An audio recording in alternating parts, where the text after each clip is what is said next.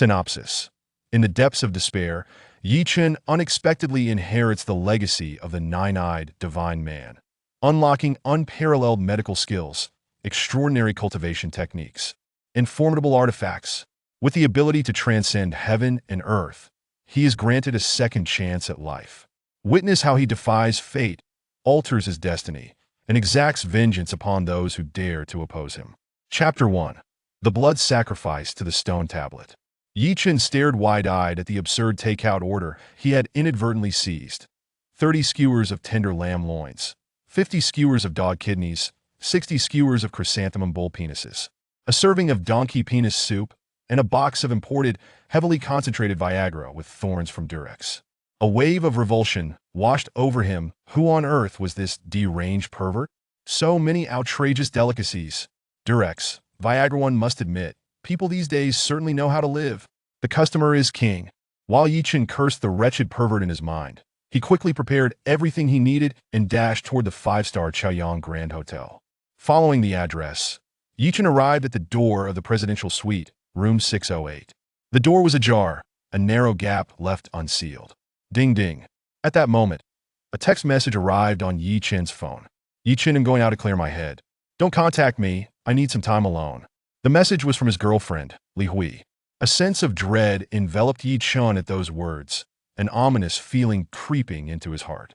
Not long ago, due to the betrayal of a brother, Chen's medical company had been forced to shut down, culminating in bankruptcy with debts exceeding $5 million. To stave off mental collapse, he had been attempting to distract himself with this manual labor during the day while pondering his next steps at night. Little did he anticipate that his girlfriend of 8 years, Li Hui, would announce she needed space, forbidding him from reaching out. Whenever someone requested solitude, it often led to an inevitable and despairing breakup. Panic surged within him. He immediately dialed Li Hui's number. The phone of Chen. A ringtone echoed from the gap in the presidential suite door. This revelation startled Chen.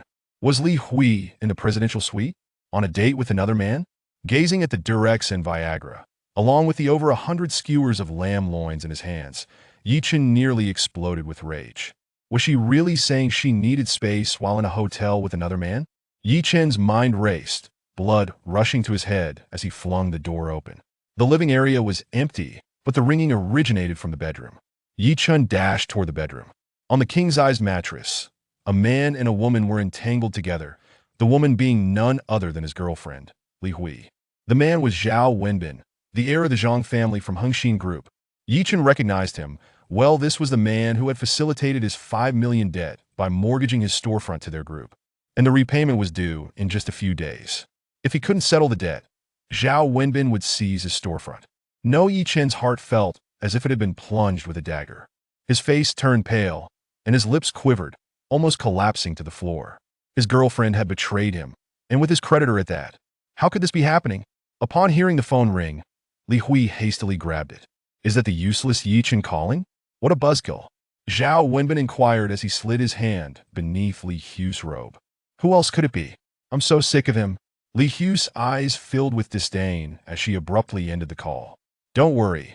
This loser won't be able to pay back the $5 million in debt. In 3 days, his company and storefront will be mine, and you'll be mine too, Li Hui. Zhao Xiao's plan is brilliant. You just had to have Zhou Wu switch this loser's medicinal herbs, and now he's bankrupt. You played your part as well. If you hadn't leaked that information, I wouldn't have easily brought this loser down. Now it's Perfect's bankrupt, and his girlfriend is gone. Zhao Xiao, what if he finds out about us? Relax. Once his company collapses and the storefront is mine, it'll take care of him. Zhao Wenbin said maliciously. You treacherous scoundrels. Chen seethed, trembling with rage as he listened to their conversation and witnessed their vile actions. He never imagined the woman he had devoted himself to would turn out to be a heartless vixen, betraying him to align with Zhao Wenbin and Zhou Wu to ruin his company. You wretched harlot. I will kill you both. Chen's eyes glazed over with fury as he charged at Li Hui. Ah! Chen. Li Hui could hardly believe her eyes upon seeing him. Caught in her guilt, she panicked and scrambled to hide behind Zhao Wenbin. Crash! Chen's takeout smashed against Zhao Wenbin, dousing him in soup and skewers. Slap! Chen slapped Li Hui across the face. Ah! You dare hit me? Li Hui shrieked, reeling from the blow, her eyes wide in shock. Yi Chen, you worthless piece of trash. How dare you strike my woman? I'll kill you right now. Zhao Wenbin leaped from the bed, howling as he lunged toward Yi Chen. Yi Chen roared in defiance and slammed his fist into Zhao Wenbin's mouth. Zhao Wenbin screamed in agony, collapsing to the floor. Puffed. Blood and two teeth erupted from Zhao Wenbin's mouth. Zhao Wenbin, you bastard! How dare you seduce my girlfriend and collude with Zhou Wu to tamper with my medicinal herbs? I'll end you today. Bang bang! Yi Chen tackled Zhao Wenbin, unleashing a flurry of punches. Bodyguards, come here! Zhao Wenbin yelled in distress. Two towering bodyguards burst in, swinging batons. Thud! One bodyguard struck Yi Chen's head with a baton. Ah! Yi Chen cried out in pain as he crumpled to the ground. Kill this dog. Zhao Wenbin. You dog of a bastard. Did you orchestrate this delivery just to humiliate me? Yi Chen seethed, his rage reaching a boiling point. Everything was plotted by Zhao Wenbin, the scoundrel. Chapter 2. Rebirth against the heavens. Awakening the divine. A million years have passed that I, the nine-eyed divine physician, the holy emperor, have finally been resurrected. That a ferocious and eerie voice echoed from the stone tablet. Whoosh! That a flash of golden light erupted, and the fragmented stone tablet transformed into a beam of golden radiance, piercing into Yi Chen's brow. Boom! Countless medical incantations, formations, and alchemical techniques surged into Yi Chen's consciousness. A golden glow instantly enveloped the unconscious Yi Chen, rapidly healing the fractures and internal injuries on his body. Da! Where am I? Yi Chen exclaimed in astonishment, suddenly awakening and sitting upright, gasping for breath. Was it merely a dream? It seemed as though I witnessed a divine being with 9 mystical eyes. This divine figure enveloped me in golden light, healing my wounds. How miraculous! Yi Chen hurriedly examined his arms and legs, and was taken aback. The injuries on his arms and legs had truly healed. Did that nine-eyed divine being cure my wounds? Yi Chen quickly scrambled to his feet and rushed to the riverbank, gazing into the water's reflection, only to be stunned again. That to me. The reflection in the water revealed a handsome young man, his eyes sparkling like stars. Moreover, his face was pristine, devoid of any injuries or traces of blood. Yi Chen gasped, feeling an ancient, fragmented stone tablet floating within his consciousness. Countless extraordinary pieces of knowledge surged into his mind. Had I encountered a fortuitous event? Yi Chen, who often indulged in fantastical web novels about immortal heroes, envied the protagonists for their serendipitous encounters, but he immediately began to meticulously explore the wondrous information within his mind, his joy escalating rapidly. The tales of miraculous physicians and immortal cultivation are indeed true. I, Yi Chen, have acquired these formidable skills. Zhao Wenbin is nothing but an insignificant insect in comparison. That a surge of warmth flooded Yi Chen's eyes. The divine eye of perspective, a mysterious, strange voice reverberated in his mind. The eye in the center of the strange man's forehead suddenly opened wide. Yi Chen beheld the distant island in the river's heart, rapidly approaching as if under a magnifying glass. Beneath the pristine white sands lay a large, dark chest. Yi Chen observed that the chest was filled with an abundance of gold, silver, jewels, and various mysterious bottles and jars. Each treasure within the chest radiated a different hue of brilliance. I zoom in. See through treasures. My eyes can actually magnify distant objects and peer into the treasures buried underground. This is my ticket to wealth. A whole chest of gold and jewels. Yi Chen's excitement surged once more. The strange man possessed 9 eyes, and with the central eye now open, granting Yi Chen the divine eye of perspective. How extraordinary would the remaining 8 eyes be? Instinctively, Yi Chen took a step forward. You must not jump into the river. That a delicate voice cried out. That a graceful figure dashed forward, wrapping her arms around him, and they both tumbled to the ground. The sweet scent enveloped him, her body soft against his. After rolling a few times, Yi Chen found himself atop a delicate figure. Due to inertia, his head leaned forward, and his lips accidentally pressed against hers. That is so sweet, that is so fragrant, that is so soft. The enchanting beauty beneath him was named Su Yanran. She was the head of the appraisal and acquisition department at the Xiangzhou Xianya Group's Jiangnan branch. Having just returned from a delivery, she was passing by, intending to visit the antique market across the street. Upon seeing Yi Chen at the riverbank, animated and seemingly in distress. She mistakenly believed he was about to take his own life. When Chen abruptly stepped forward, the kind-hearted Su Yinran rushed over, embracing him and rolling back to safety. What she did not expect was for the young man. She saved to land directly on top of her, their lips colliding that a surge of masculine fragrance left Su Yinran momentarily stunned. My first kiss is gone. Chen, too, was momentarily taken aback. Get up, that Su Yinran exclaimed in alarm, her face flushed with embarrassment. Her startled cry jolted Chen back to reality, and he pressed his hands down instinctively, wanting to rise, only to realize he had mistakenly placed them on two remarkably elastic spheres. Where are you pressing? Su Yinran cried out again, her heart racing. Chen sensed something amiss and quickly withdrew his hands. Thud. As he lifted his hands, he lost his balance once more, landing back atop Su Yinran. Remarkably elastic indeed. You scoundrel, that was intentional. Su Yinran shouted indignantly, her chest rising and falling with agitation. Chen rolled away hastily, standing up. My apologies, that I didn't mean to. He reached out, intending to help Su Yinran to her feet. This girl is truly stunning. Her heaving chest is quite impressive, being a young man full of vitality. Chen couldn't help but steal a glance at Su Yinran's bosom. In an instant, her clothing vanished, revealing pure whiteness. Chen gasped, quickly averting his gaze. One must not gaze upon what is inappropriate. This divine eye of perspective can actually see through clothing. Su Yinran glared fiercely at Chen, her delicate nose crinkling in disdain as she remarked, a grown man wanting to take his own life is utterly disgraceful. Chen realized that the beautiful girl had misunderstood him. Nonetheless, it was evident that she was kind-hearted. Despite her misconceptions, she had rushed to his aid without hesitation, which left Chen deeply impressed. Chen smiled. Do I not appear to be a radiant and dashing young man? Someone who would contemplate suicide? Su Yinran paused, scrutinizing Chen. What? You aren't attempting to take your own life? How is that possible? If I hadn't tackled you, you would have stepped into the river. Chen understood that this matter could not be clarified in an instant. My name is Chen. Su Yinran. They exchanged their names. Su Yinran. Please rise. The ground is rather cold. Chen grasped Su Yinran's hand, assisting her to her feet. As soon as Su Yinran stood, she gasped in pain, her face paling as she lifted her right foot, unwilling to place it on the ground. What happened? Chen inquired urgently. I've sprained my ankle. Su Yinran revealed her right foot, which was swollen and bruised. There was a bench ahead.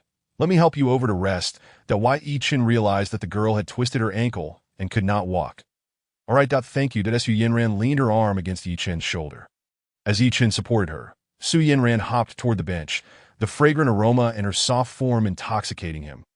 He couldn't help but inhale deeply, feeling utterly content that if only this journey could last for 1,000 miles, stretching over 3 years. Yet the bench was right before them. Sit down quickly. Let me examine your foot. Chen, acting as a gentleman, allowed Su Yinran to take a seat and crouch down to hold her foot.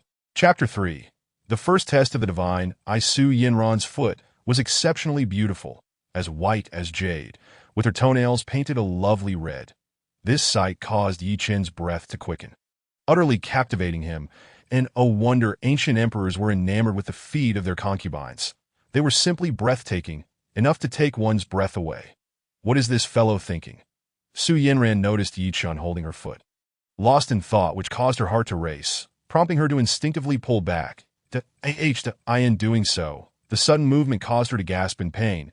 Chen quickly redirected his gaze, focusing on Su Yinran's foot with his divine eye. Whoosh! Chen saw everything beneath Su Yinran's skin. The bones were intact, but due to their earlier tumble, the fascia had been injured. No worries, it's merely the fascia that has been affected. I can massage it, and it will heal. Chen, a graduate of medical school and now the owner of a pharmaceutical company, possessed a wealth of medical knowledge. Furthermore, his mind was filled with the miraculous healing techniques he had just acquired. You can massage. You can heal my foot. Su Yinran asked in astonishment, her voice barely above a whisper. Yes, indeed. Chen began to gently massage the acupoints on Su Yinran's foot, having never been handled in such a manner by any man before. Su Yinran felt a strange sensation, causing her cheeks to flush.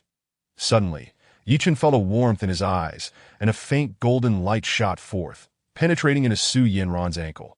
This golden light was visible only to Yi Chen. While Su Yanran remained oblivious, as the golden light entered her ankle, Su Yanran felt a warmth flooding through her, and the pain vanished instantly. The swelling in her ankle began to subside, and the bruised skin returned to its normal hue. It doesn't hurt anymore, and it's not swollen. Yi Chen, your massage is truly miraculous. Su Yanran marveled at her ankle, now restored to its original state, brimming with delight that divine I can actually emit golden light. This light can also heal? Yi Chen's heart surged with excitement, and he smiled. Take a couple of steps to test it out. Su Yanran stood up and walked a few steps, feeling light and unencumbered. Thank you, Yi Chen. Your medical skills are truly exceptional. Su Yanran expressed her gratitude profusely. Yi Chen replied with a smile. No need for thanks. My medical skills are quite ordinary. Here SUBAG.AH.MY bag. Su Yanran's expression shifted, and she quickly took back her belongings. Oh no, I mustn't let anything inside break. She hastily opened the bag, revealing a long box. Upon opening it, a gleaming, ancient bronze sword emerged, radiating a cold, ancient brilliance. Yi Chen instantly sensed an aura of antiquity emanating from the sword. Almost simultaneously, he noticed ancient yellow light flickering across its surface. What an ancient sword this is, exuding a peculiar yellow glow. Thankfully, it remains unscathed. Su Yanran secretly let out a sigh of relief. Su Yanran, is this truly an ancient sword? Yi Chen, who was not well-versed in antiques, inquired. Indeed, this is a bronze sword from the Warring States period, valued at over 1 million, I just retrieved it from another region. Su Yanran replied with a smile, proudly waving the bronze sword. Over 1 million, you say? Do all Warring States bronze swords emit a yellow radiance? Yi Chen couldn't resist picking up the bronze sword for a closer inspection. Yellow radiance? Bronze swords do not emit a yellow glow, do they? Have you seen this glow? Su Yanran regarded Yi Chen with curiosity. Upon hearing her words, Yi Chen realized that the girl was unable to perceive the yellow radiance. Could it be his special vision that allowed him to see it? Suddenly, he recalled the treasure chest beneath the beach of Jiangxin Island. That chest contained numerous antiques, each radiating different hues. Why do these antiques emit varying colors of light? Could it be due to their differing ages and values? Is this not a form of radiance? Yi Chen shook the bronze sword. Under the sunlight, the sword reflected beams of light. Su Yanran burst into laughter. The girl's laughter was enchanting, her slightly upturned lips revealing a charming dimple, leaving Yi Chen momentarily spellbound. Silly. What you see is merely sunlight reflecting off the sword. Su Yanran placed the bronze sword back into its box. Yi Chen chuckled. It seems it is indeed just sunlight reflection. Although he responded thus, he understood that every antique emanated a unique color of radiance, a phenomenon that Su Yanran simply could not witness. Yi Chen, I plan to visit the antique market. Will you accompany me? Su Yanran asked, looking at him. She was eager to explore the market. Certainly, I have the time. Yi Chen replied, keen to take a chance at the antique market. With his special vision, he was confident he could uncover valuable treasures.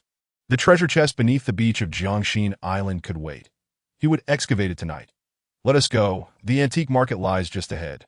Shortly thereafter, Yi Chen and Su Yanran entered the bustling antique market. It was the weekend, and the market was alive with throngs of people, vibrant and bustling, with stalls stretching as far as the eye could see. Many individuals held dreams of striking it rich, hoping to find hidden gems among the wares. After perusing half a street, they found nothing of value. Yi Chen saw no glowing treasures, as most items appeared to be counterfeits. Alas, genuine antiques are exceedingly rare these days. The entire street is filled with replicas. Su Yanran sighed.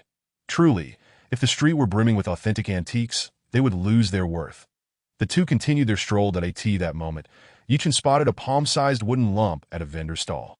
This wooden artifact emanated an ancient aura, radiating hues of gray and purple. Yi Chen was taken aback. How could this wooden lump emit two distinct colors of radiance? Could it be an ancient relic? Why did it not emit the yellow glow like the bronze sword from the Warring States period, but instead a combination of gray and purple? Leaning down, Yi Chen carefully examined the wooden artifact. It appeared to be a private seal, though its inscriptions were faded. Private seals are typically quite small, are they not? This one is rather cumbersome to carry, Su Yanran remarked, observing the wooden lump in Yi Chen's hands. As Yi Chen spoke, he activated his special vision. Upon doing so, he was overwhelmed with excitement that I've struck gold. Chapter 4, a display of extraordinary vision. Seeing Yi Chen's exuberance, Su Yinran smiled and said, "In ancient times, shopkeepers or wealthy landowners possessed large private seals, which they kept at home or in their shops, not carried around. Although this seal is indeed old, it may not hold much value. Value or not, this is the first antique I've encountered, and I intend to purchase it as a keepsake." That Yi Chen recognized that Su Yinran was unaware of the wooden lump secret. It was likely worth a fortune. "If you like it, then by all means, purchase it," Su Yinran encouraged. "How much for this?" Yi Chen inquired of the middle-aged man behind the stall. The vendor's eyes lit up at the prospect of a sale. "Ah, your eye for quality is commendable. This ancient seal is quite large, obviously a royal seal that worth a fortune." The vendor immediately began spinning a tale. Enough with the fantasies that emperors did not use wooden seals. "Just tell me the price," Yi Chen interrupted, not wanting to hear the vendor's fabrications. The vendor, assessing Yi Chen, finally said, 5,000. "It's yours." Yi Chen shook his head. "That's quite the outrageous demand." He set the wooden lump back down and turned to leave. The vendor, seeing Yi Chen's intent to depart, quickly called out, "Wait, just name your price." As Yi Chen walked away, he declared, 50.50. "Surely you jest." The vendor's face turned green upon hearing the offered price. Yi Chen continued on. "Not looking back, I'll give you 70. If not, I'll pass that it's merely a worthless wooden seal. Deal." The vendor gritted his teeth and agreed. Yi Chen returned with a smile, handed over 70 yuan, and acquired the wooden seal. Finally, he had made a successful purchase. The vendor, having bought the wooden seal for just 20 yuan from another stall, was pleased to have sold it, earning a tidy profit of 50 yuan. "At least I didn't come here for nothing. You've bought an ancient seal," Su Yinran remarked, suppressing a smile. "Shall we continue our exploration?" Yi Chen asked. "Just a little longer," Su Yinran replied, showing no signs of fatigue. They wandered a while longer until Yi Chen noticed an elderly farmer displaying 2 bamboo baskets filled with broken porcelain shards. "Can even broken porcelain be sold?" Yi Chen found this curious. "Of course, some porcelain shards can be quite valuable, especially those from the 5 famous kilns of the Song dynasty, that if you happen to find such pieces, you could strike it rich," Su Yinran explained. Approaching the elderly farmer, Yi Chen noticed that some of the shards emitted a faint glow, displaying a spectrum of colors, albeit lacking the brilliance of the Warring State's bronze sword's radiance. Could their shattered state account for this? Surely, those glowing shards must have been priceless before they were broken. Suddenly, Yi Chen's special vision revealed that among the shards in the bamboo baskets, there were actually a dozen pieces radiating a delicate purple glow. Moreover, these pieces shared an ancient aura. The soothing purple light evoked a sense of tranquility and allure. The purple hue signified utmost nobility. These dozen pieces, before being shattered, must have constituted a treasure of immense value. Yi Chen examined the shards closely.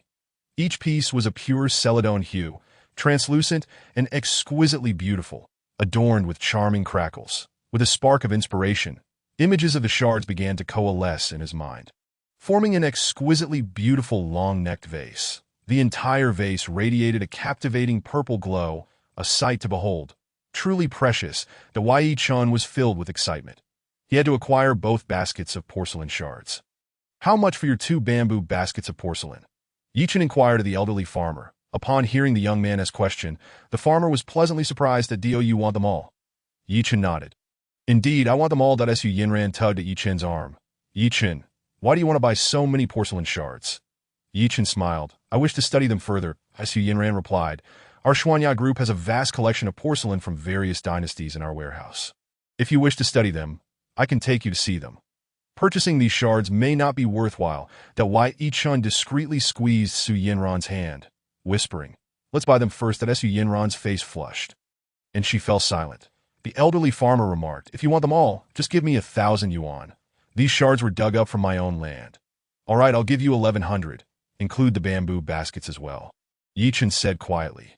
The farmer hesitated, but eventually nodded in agreement. "Very well." Yi Chen handed the farmer 1,100 yuan and requested his phone number. The farmer, pleased with the transaction, happily departed. Yi Chen hired a tricycle to transport the 2 baskets of porcelain shards. After exchanging WeChat and phone numbers with Su Yinran, They bid each other farewell.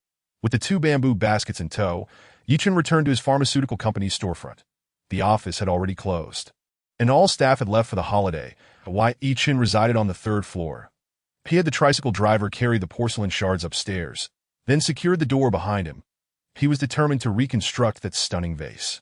Prepared with glue, he carefully laid out all the shards, swiftly locating the dozen pieces.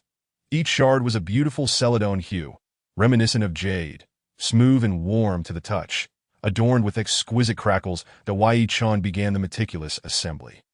1 piece, 2 pieces, 5 pieces, each shard fell into place. The vase's purple radiance intensified.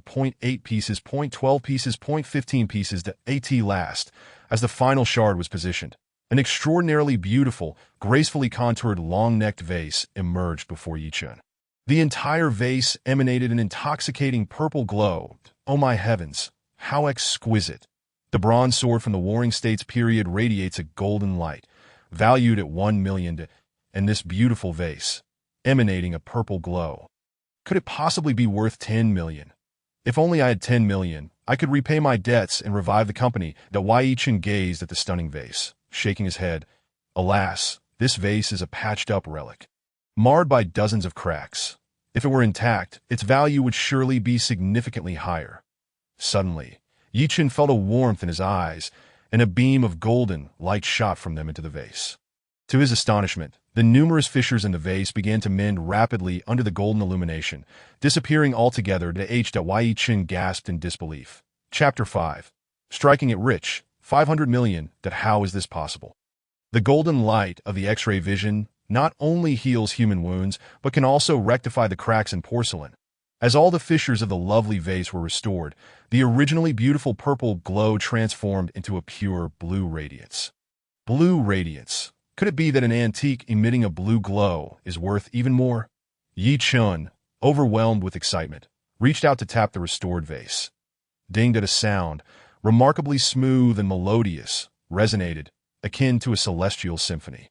This sound filled Chen with euphoria that a porcelain piece capable of producing such a harmonious tone must be a complete specimen. This means the vase is now indistinguishable from its unbroken state. Haha, this X-ray vision is truly remarkable. I wonder what this vase is called and from which dynasty it originates. Chen quickly took out his phone, snapped a few pictures, and sent them via WeChat to Su Yanran. Su Yanran had already returned to the company and was seated in her office sipping tea. Upon receiving Chen's photos, her eyes widened in astonishment, and she sprang to her feet. A Song Dynasty Ru-Kiln Sky Blue Glazed Bottle. Su Yanran exclaimed, her expression shifting dramatically. With extensive experience in antique appraisal, she immediately recognized that this Song Dynasty Ru-Kiln Sky Blue Glazed Bottle was undoubtedly genuine. There is only one such piece, currently housed in the National Palace Museum in Taipei. The one in Taipei is not a complete specimen. The rim has a small chip that was repaired with a copper hoop during the reign of Emperor Qianlong. How could Chen possess a photograph of a complete specimen? Chen, where did you get these photos? Speak quickly. Su Yanran hurriedly used voice messaging. What do you mean, where did I get the photos? This porcelain vase is right in front of me. I'll initiate a video call. Chen replied, and then activated the WeChat video. As soon as the call connected, Su Yanran beheld the Song Dynasty Ru-Kiln Sky Blue Glazed Bottle. Rare as a morning star, precious as a jewel. Where did you obtain this vase? Su Yanran's breath quickened, filled with excitement. Observing Su Yanran's fervent reaction, Chen chuckled. This vase was assembled from those 2 bamboo baskets of porcelain shards. Assembled from shards? How can that be? It looks like a complete specimen. Su Yanran could hardly believe Chen's words. Chen smiled. My patching skills are exceptional. Chen, quickly check if there's a mark on the bottom. Su Yanran exclaimed that if there is a mark, this vase could be worth a fortune. Chen picked up the vase, aligning its base with his phone. Fenghua. The bottom of the vase bore the inscription Fenghua. The Ru-Kiln bottle of the Southern Song Dynasty, specially made for the beloved concubine of Emperor Gaozong, Zhao Go. Upon seeing the mark, Su Yanran nearly fainted from excitement. Zhao Go's favored concubine, Lu Guifei, was a woman of great talent, renowned for her calligraphy and painting during the Southern Song era. Lu Guifei possessed a pair of exceedingly precious Ru-Kiln bottles, but accidentally broke one. leaving the other to be passed down, which is the one housed in the National Palace Museum in Taipei. Both bottles bear the Fenghua inscription, specially crafted for Lu Guifei by Zhao Go. Could the vase before Yi Chun be the one that was broken? Yi Chun, send me your address. I will come to you immediately. Su Yinran declared that Yi Chun sent her the address that don't leave. I'll be there shortly, that Su Yinran said, dashing toward the elevator. Could this vase truly be so valuable? Yi Chun opened his computer and began researching the knowledge of Song Dynasty Ru porcelain. A piece of Ru porcelain is worth more than 100,000 gold coins. Yi Chun chuckled at the exaggeration. However, when he stumbled upon the only recorded transaction of Ru porcelain, he was taken aback. His expression shifting. In the 1990s, an American auction house sold a slightly deformed Ru porcelain small plate with an 8-centimeter diameter for $1.54 million. My heavens, a flawed small plate sold for such an amount 30 years ago. How much could this large vase fetch at auction? Yi Chun dared not imagine that he then compared it with the one preserved in the National Palace Museum, finding them nearly identical, save for the copper hoop on the latter's rim. This vase is undoubtedly priceless. Beep beep. The sound of a car horn echoed from downstairs. Yi Chun hurried down to open the door for Su Yinran. Yi Chun, take me to see that vase. Su Yinran rushed in eagerly. Yi Chun laughed. Slow down. Be careful not to drop it. The vase is on the 3rd floor. Su Yinran sprinted toward the 3rd floor. This girl, that's such a bundle of energy. Yi Chun quickly followed. A high-pitched scream from upstairs startled Yi Chun. Oh no, she hasn't dropped the vase out of excitement. Has she? Yi Chun rushed through the door on the 3rd floor to find Su Yinran, animatedly examining the paperweight vase with a magnifying glass. Yi Chun, tell me quickly, where did you get this vase? As she spoke, she carefully tapped the vase with a slender rod. Ding! A melodious sound emerged, enchanting to the ears. Truly, it was a heavenly sound. Yi Chun sighed. I've already told you twice. It's assembled from those 2 baskets of shards, and you still don't believe me. Su Yinran shook her head. I've examined this vase closely with a magnifying glass, and combined with the sound test, if it were assembled, the cracks would be evident under magnification, and the sound would not be so melodious. Therefore, this vase cannot possibly be one you pieced together from those shards. Su Yinran simply would not accept Yi Chun's claims. This vase is clearly a complete specimen. Yi Chun smiled, choosing not to further explain. The secret of the X-ray vision cannot be revealed. Yi Chun, you're in for a windfall. This Ru kiln vase is the only known complete piece with the Fenghua mark, while the one in the National Palace Museum has a chip and is incomplete. If you auction this vase, it will certainly fetch over 500 million. Su Yinran's eyes sparkled with excitement as she gazed at the vase, unable to take her eyes off it. 500 million. Yi Chun gasped, hardly believing his ears. Seeing Yi Chun's astonishment, Su Yinran smiled. This vase's uniqueness means that if several international collectors compete for it, the price could soar even higher. I'm rich. Yi Chun never imagined that this Ru kiln vase could be worth so much. This means that the antique glowing with blue radiance is valued at over 500 million. Chapter 6. The Sacred Treasure of Kanshi. Su Yinran, eyeing the ecstatic Yi Chun, remarked, If you wish to sell, I can post it on the Antique Collectors Forum, ensuring top collectors will reach out to you. All right, I appreciate your help. Yi Chun needed the money. Su Yinran took new videos and photos with her phone and uploaded them to the Antique Collectors Forum. Su Yinran, I have another treasure. Yi Chun said, pulling out an ancient wooden block seal. As soon as Su Yinran saw the wooden block, she stifled a laugh, her chest rising and falling, causing Yi Chun to feel dizzy. This wooden block is an old item, but it's not worth much. Dante, bring it out again. Not worth much. How about we make a bet? Yi Chun looked at Su Yinran, a smile creeping onto his lips. A bet? What kind of bet? Su Yinran blinked in surprise. Yi Chun raised the wooden block. Let us bet on whether this wooden block is valuable. Su Yinran glanced at Yi Chun, then at the wooden block, and smiled. How do we bet? If it's worth a lot, I win, and you give me a kiss. If it's not worth much, you win, and you kiss me. Yi Chun smirked, shaking the wooden block. Tia said that you're not at a disadvantage either way. Su Yinran's face flushed as she shot Yi Chun a disdainful glare. Are you afraid to bet? Yi Chun continued to provoke her. Su Yinran glared at Yi Chun, contemplating before decisively stating, Why would I be afraid? However, if I win, you must do me a favor. Su Yinran was confident that Yi Chun would lose. Having appraised countless antiques, she could easily tell that the wooden block was not valuable at all. All right, I agreed that Wei Chen readily accepted Su Yanran's condition, confident she wouldn't win. After agreeing, Yi Chen took out a small knife and plunged it into one side of the ancient seal, prying it apart with force. Crack, that a dull sound of splintering echoed as the wooden block split into two. This ancient seal is in two pieces. Su Yanran exclaimed in surprise. From within, a purple satin pouch embroidered with a five-clawed golden dragon tumbled out. Inside that there is something. How do you know it is empty? Su Yanran gazed at the items that had fallen out, her eyes widening in astonishment that Wei Chen's eyesight is indeed remarkably sharp, isn't it? With his ability to see through objects.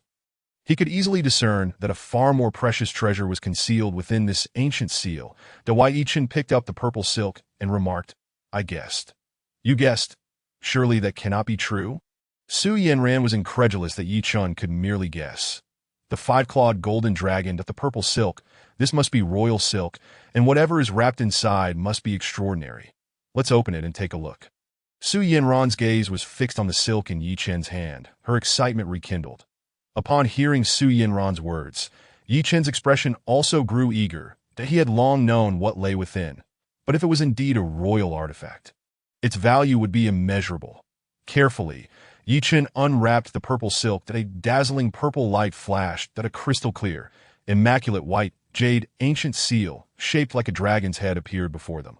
The entire jade seal radiated brilliance, exuding a captivating aura of warmth. Etched upon the seal was the head of a dragon, adorned with golden scales and two horns, howling towards the heavens.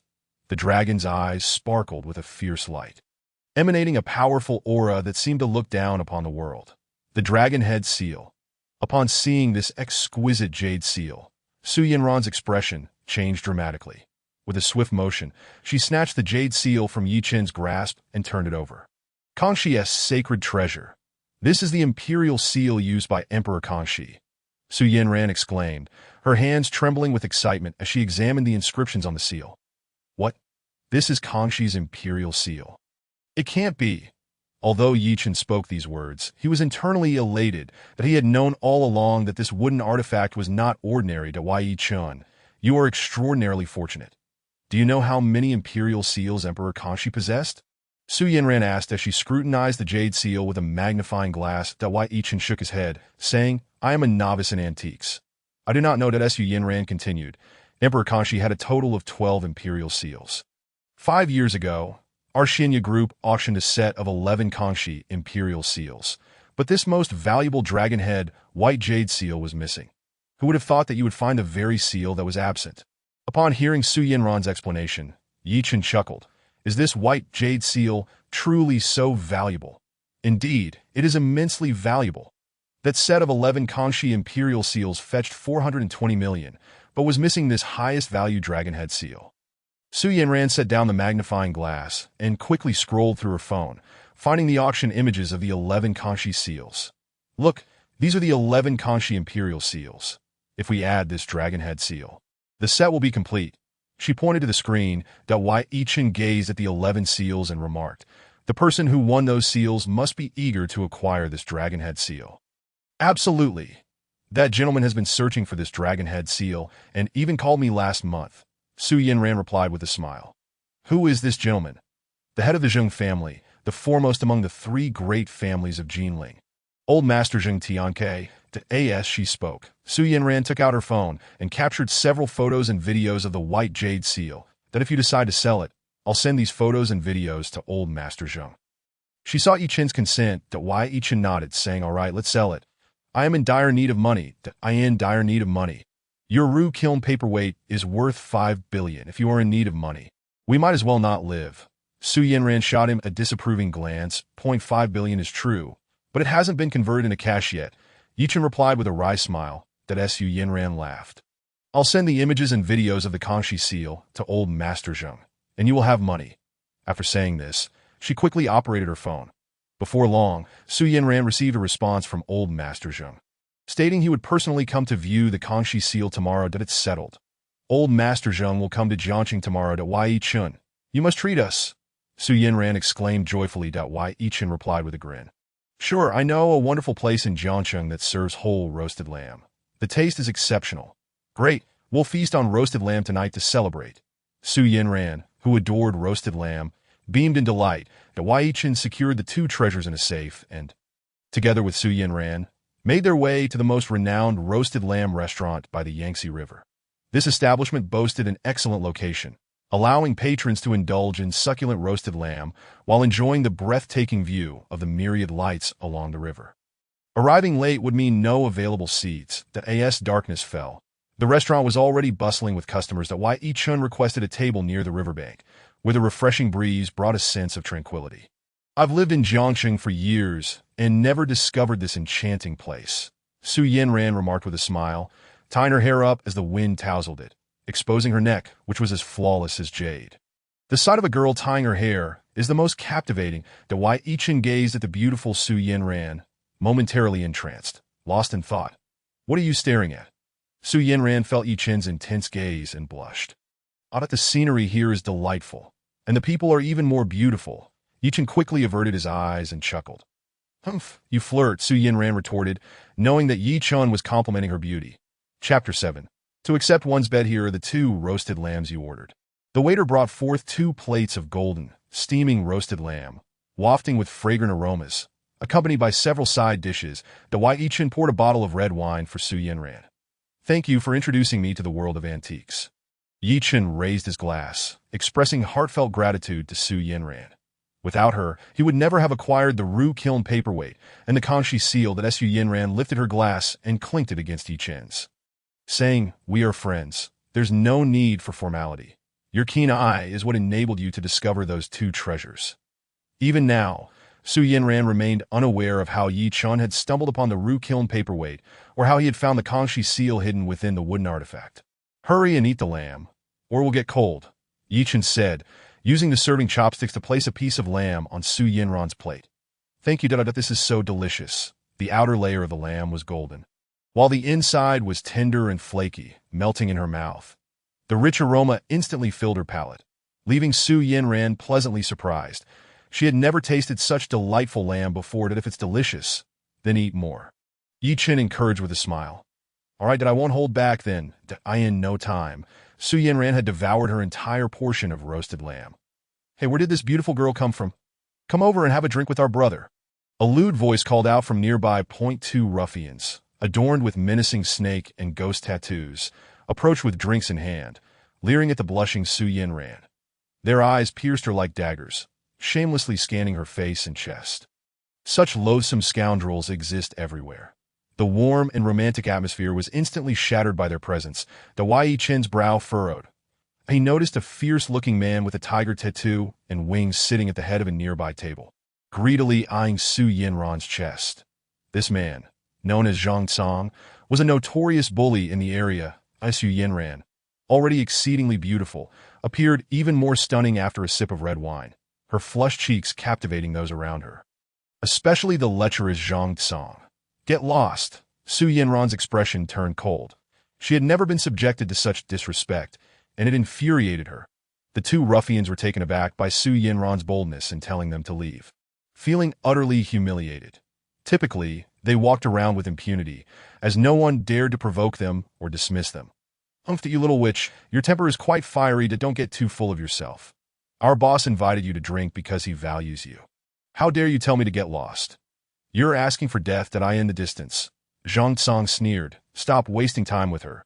Just grab her. Upon hearing Zhang Tsang's command, the 2 ruffians exchanged wicked grins, reaching out to seize Su Yinran's arms. These 2 scoundrels dared to lay hands on her.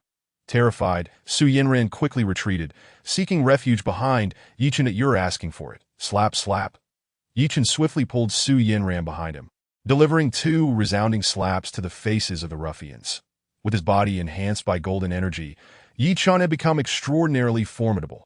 The strikes were as swift as lightning, leaving the 2 ruffians no chance to evade. Crack.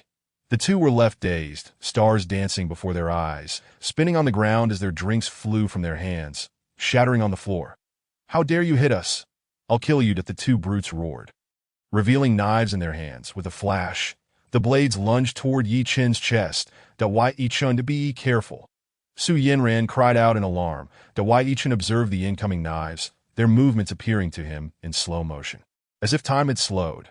Was this due to his X-ray vision? Without hesitation, he delivered two swift kicks, striking them squarely in the abdomen. Thud, thud-da. The two ruffians let out anguished screams as they were sent flying backward, akin to cannonballs crashing into Zhang Song's table. Crash. The table splintered, plates shattered, and soup splattered, drenching Zhang Song. The other diners, terrified, hastily fled the scene. Zhang Song's expression darkened, pointing at Yi Chun with a cold smirk. Break his legs and toss him into the Yangtze River. Understood. Boss. That a group of 7 or 8 ruffians came charging in, howling with abandon. Without hesitation, Yi Chun surged forward, and in but a single breath, he laid them all flat upon the ground. That Su Yinran's eyes sparkled with admiration as she witnessed Yi Chun's prowess in dispatching these miscreants. Zhang Song stood momentarily dumbfounded. This dandy had managed to incapacitate all of his subordinates. The Yi Chun then turned his attention to Zhang Song. "I will end you," Zhang Song screamed, reaching into his pocket. It was highly probable that he was armed. Thud. That Yi Chun's expression shifted dramatically as he accelerated, delivering a powerful kick that sent Zhang Song sprawling to the floor, his foot pressing down on the latter's face as he coldly commanded, "Go apologize to my friend. How dare you strike me? My elder brother is Qing Long, that if you lay a hand on me, he will not spare you. He will surely annihilate your entire family." Zhang Song howled in a frenzy, his face contorted with rage. Qing Long. Su Yinran's countenance paled at the mention of the name. This was dire. Qing Long was a formidable general under the notorious king of Jiangcheng, Li Bing, all of Jiangcheng. No one dared provoke Qing Long. This was indeed troublesome. Having entangled themselves with such a fearsome figure, Yi Chun loathed nothing more than when someone threatened him with his family. "Humph, what nonsense is this, Qing Long? You dare to use my family as leverage against me. Today, I shall cripple you." With that, Yi Chun stomped down on Zhang Song's arm, that a sickening crack echoed as bones shattered. Zhang Song screamed in agony, his arm broken beneath Yi Chun's foot. Get lost. That Yi Chun forcefully kicked Zhang Song out of the hall. That Zhang Song scrambled to his feet. He glared at Yi Chun with venomous hatred. "Dare you reveal your name?" "Yi Chun," he retorted with a scoff. "Very well, Yi Chun, just you wait." Zhang Song spat. Retreating with his men in a disheveled flight, the Yi Chun settled the bill and exited the restaurant alongside Su Yinran, making their way to the riverbank's embankment. "That fellow you just struck is known as the double-winged tiger, Zhang Song, a ruffian under Qing Long, Li Beishan's general. This could spell trouble." Su Yinran expressed her concern, glancing worriedly at Yi Chun. "That Li Batian. Is he truly that formidable?" Yi Chun queried, as if he had heard the name before. Su Yinran nodded solemnly. "Indeed, he is quite powerful. Li Batian is the underground king of Jiangqing's gray forces. No one dares to provoke him. I care not for the so-called Li Batian or his status as an underground king. Should anyone dare to bully you, I shall ensure they leave with broken teeth," Yi Chun declared, raising his fist. His words warmed Su Yinran's heart immensely. Yi Chun, thank you. Before two gleaming blades of cold steel, Yi Chun stood unflinchingly before Su Yinran, which deeply moved her, that he was a man of righteousness, willing to take responsibility. Yi Chun smiled at Su Yinran. "No need for formality. That if anyone dares to trouble you in the future, just let me know, and I shall stand up for you." Su Yinran bit her lip and softly asked, "Will you truly keep your word?" "Of course," Yi Chun assured her, patting his chest. "Thank you," Su Yinran replied with a smile, revealing her charming dimples. "But you must also keep your promise, right?" Yi Chun blinked at Su Yinran. She nodded earnestly. "I certainly will." "All right, about that bet with Guin, you lost." Yi Chun eagerly awaited her response. The bet. Su Yinran suddenly recalled their wager. This guy had the audacity to bring it up again. "Yes, I won.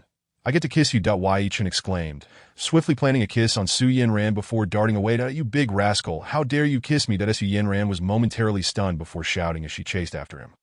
In the shadows not far from the embankment, an elderly figure cloaked in black stood watching. He had witnessed Yi Chun's audacious kiss on Su Yinran, and a deadly glint flickered in his eyes. This fool dared to kiss Su Yinran. Was he courting death? After sending Su Yinran away, Yi Chun rented a small boat at the dock and secured it to a post in the dead of night. Yi Chun prepared to venture to Hard Island to unearth a mysterious black treasure chest. Just as he locked the boat, a suffocating aura of murderous intent and death enveloped him. Oh no! Yi Chen's heart screamed as his body instinctively froze, like a compressed spring. The oppressive aura of death nearly suffocated him, cold sweat soaking his back. This was an exceptionally dangerous master, who sought to kill Yi Chen. Those who disturb Su Yinranda shall die. A chilling voice echoed in Yi Chen's ear, laden with murderous intent. Boom. The old man lunged forward, striking at Yi Chen's head with a palm that shimmered with an ancient jade hue, emanating a faint golden glow.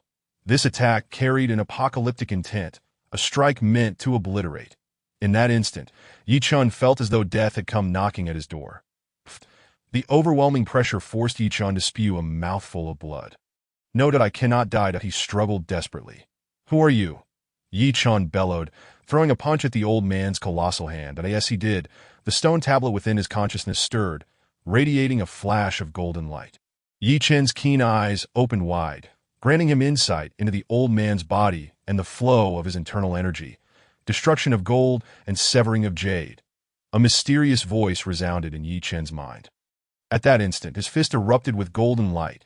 "About a master, the my golden internal energy is unleashed." The old man gasped in shock upon seeing Yi Chen's glowing fist, a hint of fear flashing in his eyes. Swish! The old man swiftly withdrew his hand and vanished into the night. Thud! As soon as he departed, Yi Chen felt as though his very essence had been drained, collapsing to the ground, nearly losing consciousness. What a formidable elder! Who was this old wretch? Why did he seek to kill Yi Chen? For disturbing Su Yinran? I love Su Yinran. For heaven's sake, could this old fellow be secretly protecting her? If not for the stone tablet lending him a glimmer of golden light to frighten off this old man, Yi Chen would have surely met his demise today. In truth, Yi Chen was far from a master. Nor could he unleash golden internal energy. The golden light emanating from his fist merely resembled the manifestation of golden internal energy that it took some time before Yi Chen could stand again. Drenched in cold sweat, as if he had emerged from a river. Returning home, he sat in the living room, reflecting on the day's extraordinary events, his emotions a tempest. Within a single day, he had not only acquired the ability of clairvoyance, but also remarkable medical skills. Befriended Su Yinran, and obtained a priceless Ru porcelain paperweight and the Kanshi imperial seal, valued at 500 million, truly surreal. With fortune came peril. That ominous elder clad in black had nearly taken his life. I am too weak.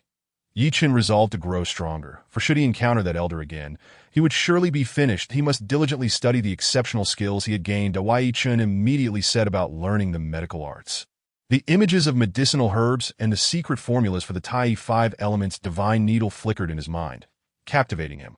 What amazed Yi Chen was the miraculous nature of the Tai 5 elements divine needle. After just an hour, he had fully mastered these extraordinary medical skills. Next, he examined the creation divine art. This cultivation method was astonishingly powerful. At its peak, one could transcend reality and ascend to the heavens. What a treasure! Yi Chen erupted into laughter. With this divine art, what did he have to fear from the likes of Qing Long Li Batian or that black-clad elder? Yi Chen promptly began practicing the creation divine art. As he did, the stone tablet in his consciousness trembled, enveloping him in golden light. An hour later, he felt a surge of energy in his dantian, having cultivated true qi. The true qi swirled within his dantian, and Yi Chen guided it along the meridians according to the prescribed path. The true qi coursed rapidly. He felt himself growing stronger, he reached the first level of gathering qi. With this accomplishment, he could begin training in the creation divine palm.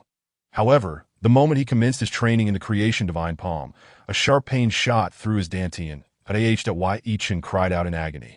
Collapsing to the ground, his true qi was insufficient, rapidly depleting, leaving him dizzy and pale. It seemed that his power was still too low, and his training time far too brief to cultivate the creation divine palm.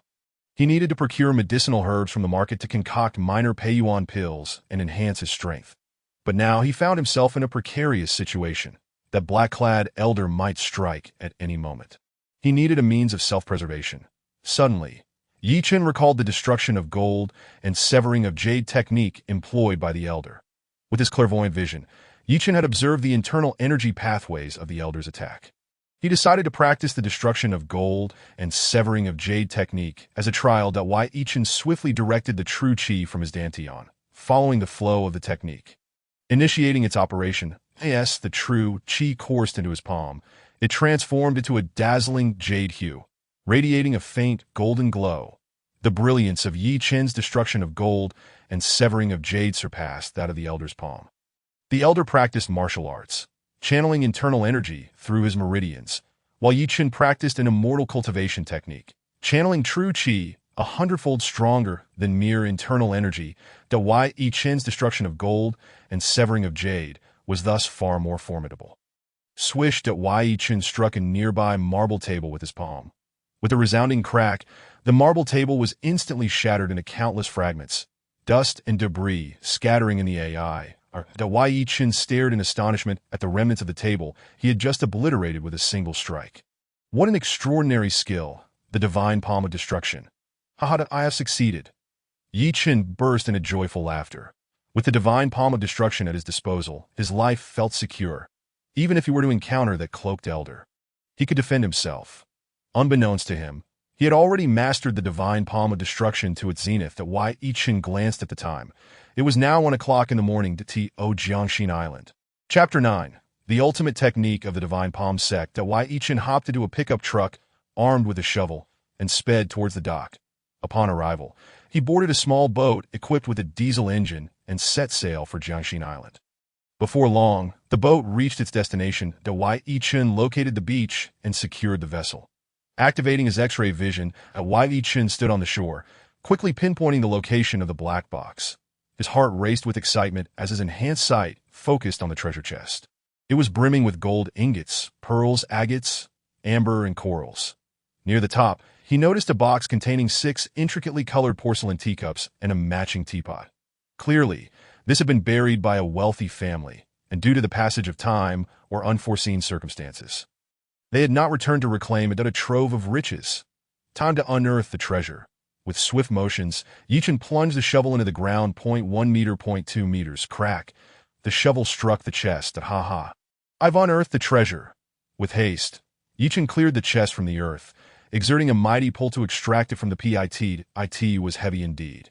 Without his training, he would never have managed to retrieve such a chest. The entire box was rusted, and the outer layers of oil paper had decayed, indicating it had been buried for centuries.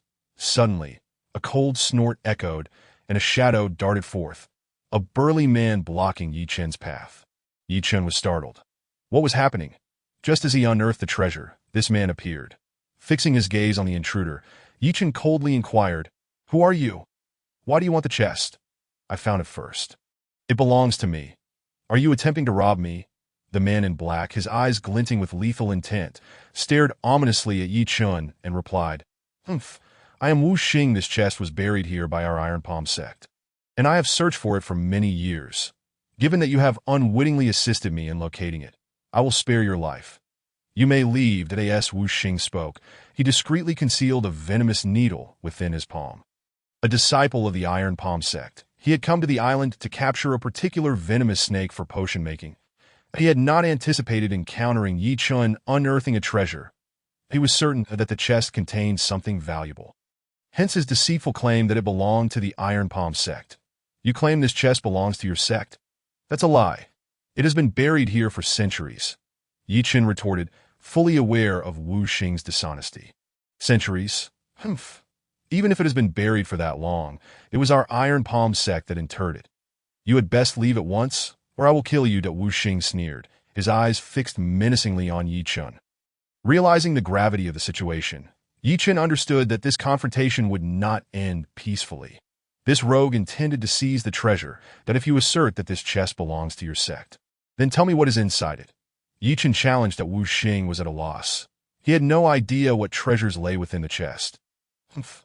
I knew you were lying. Be wise and depart at once, or I will not hesitate to kill you," Yi Chen warned, his expression darkening as he stealthily activated his cultivation technique. "My senior brother is here." Wu Xing pointed behind Yi Chen. Reacting instinctively, Yi Chen turned to look, but found only emptiness behind him. In that instant, he realized he had been deceived. Suddenly, Wu Xing thrust his hand forward. The venomous needle shot towards Yi Chen's neck with lightning speed, coated in a foul-smelling toxin. If it pierced even the slightest bit of his skin, Chen would meet his demise that Wu Xing, inherently treacherous, not only attacked with the needle, but also unleashed the full might of his iron sand palm. Striking towards Chen's chest. Boom!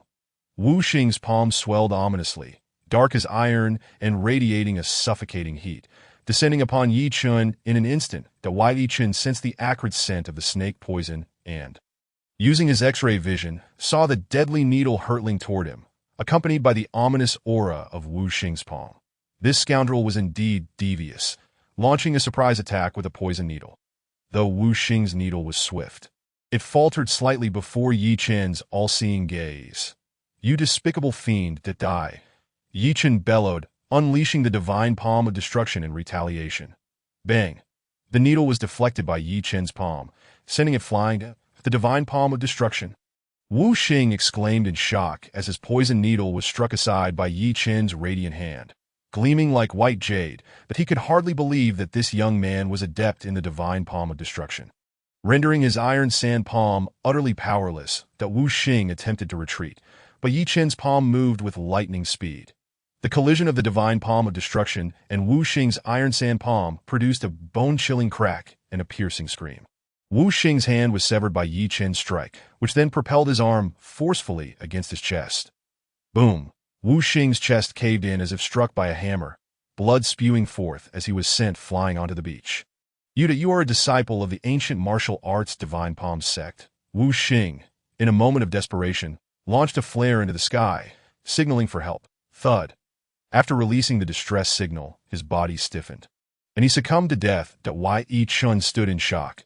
This was his first time employing the divine palm of destruction, and his first time taking a life. His heart raced, anxiety flooding his mind. This man had just signaled for aid. His comrades would surely arrive at once. Chen swiftly kicked Wu Xing's body into the pit where the treasure chest had been buried and hastily covered it up. Grasping the chest, he dashed toward the boat with the speed of lightning. He started the boat and departed from Jiangxin Island. An hour later, a speedboat surged toward the island, with 7 or 8 figures in black rushing onto the shore. Within moments, they discovered Wu Xing's lifeless body concealed beneath the sand. The divine palm of destruction, the ultimate technique of the divine palm sect. An elder among them gasped, observing Wu Xing's collapsed chest. The divine palm of destruction is an unparalleled skill of the ancient martial arts divine palm sect. The one who killed Wu Xing must be a disciple of the sect. I can sense the aura of this murderer, remarked another elder, scanning the chaotic footprints nearby, his eyes glinting with cold determination. Remember this person's scent. Even if he is a disciple of the divine palm sect, we shall seek vengeance. Our disciple Wu Xing shall not have died in vain. Revenge, that we must take revenge. The group of black-clad individuals shouted in unison.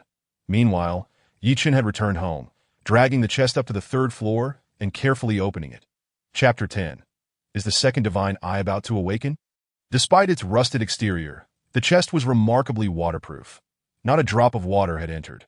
Upon opening it, Chen was greeted with a box wrapped in layers of oil paper, all intact and unharmed. As he unveiled the box, a brilliant blue glow erupted forth. Blue brilliance, just like the precious Rue porcelain vase. The vase was valued at 500 million. Could the contents of this box also be worth the same?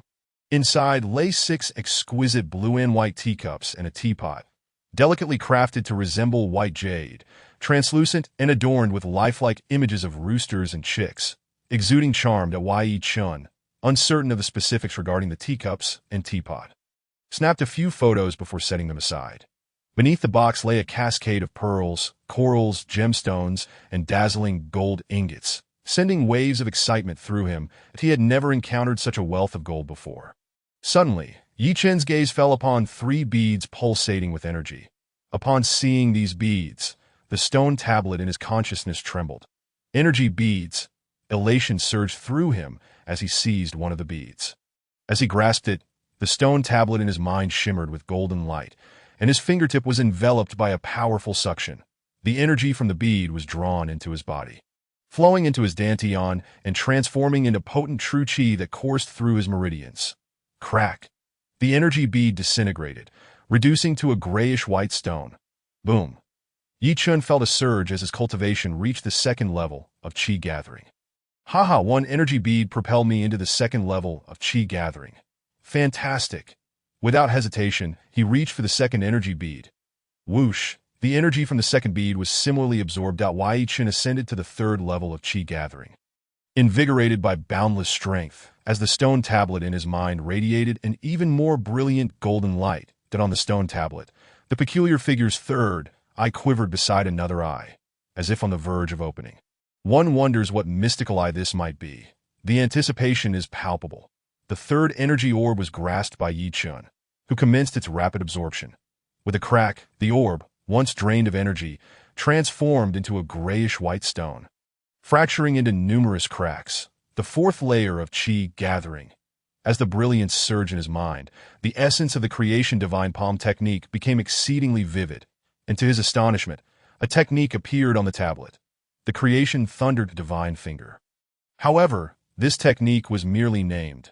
No cultivation method was provided. It seemed that as his power grew, more techniques would materialize upon the stone tablet. Now, at the fourth layer of chi gathering, Chen was poised to practice the creation divine palm. Without hesitation, he began his training following the method for the creation divine palm, which consisted of 6 forms. The first form was called the creation divine seal. Thunderous rumbles echoed as Chen channeled the full strength of his fourth layer chi gathering. Initiating the execution of the creation divine seal, that an hour passed, then 2 to why Chen became utterly entranced by the mystical palm technique that as dawn broke. He finally mastered the move that moment. Chen radiated vitality. His spirit invigorated, as if his entire being were a taut bow, brimming with formidable explosive power that I have succeeded. The creation divine seal was far more potent than the destruction of gold and jade palm.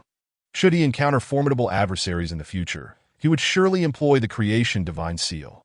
Eagerly, Chen rummaged through the chest once more, hoping to find another energy orb. Alas, it was devoid of orbs, containing only a multitude of gleaming gold ingots inscribed with characters. Ming Dynasty Gold Mint .50 taels. Who could have buried these treasures? Upon inspection, Chen estimated there to be around 200 ingots. He placed 6 teacups and a teapot into the safe, then decided to take a bath and have breakfast at 9 o'clock in the morning. Chen received a call from Su Yinran. Chen, old Master Zheng has arrived. Bring the Kanshi Imperial Seal and meet me at the Chaoyang Grand Hotel. I will wait for you in the hotel lobby. All right, Su Yinran, I will be there shortly. After concluding the call, Chen took the Kanshi Imperial Seal and drove his pickup truck to the Chaoyang Grand Hotel. Upon parking, an Audi pulled up beside him. Chen, is that you? The door of the Audi swung open, revealing a man clad in a designer's suit, wearing a mocking smile. That a heavily made-up young woman also emerged from the vehicle. Jiang Xing, it's me. Chen recognized his former high school and university classmate. Jiang Xing, Chen, I heard you went bankrupt. Are you still in debt to Zhao Wenbin for over 5 million? Jiang Xing's eyes glimmered with malicious delight. I went bankrupt. What does that have to do with you? I owe you no money. Chen retorted indignantly. This scoundrel dared to mock him. It was utterly despicable. Not only have you gone bankrupt, but Li Hui also cheated on you.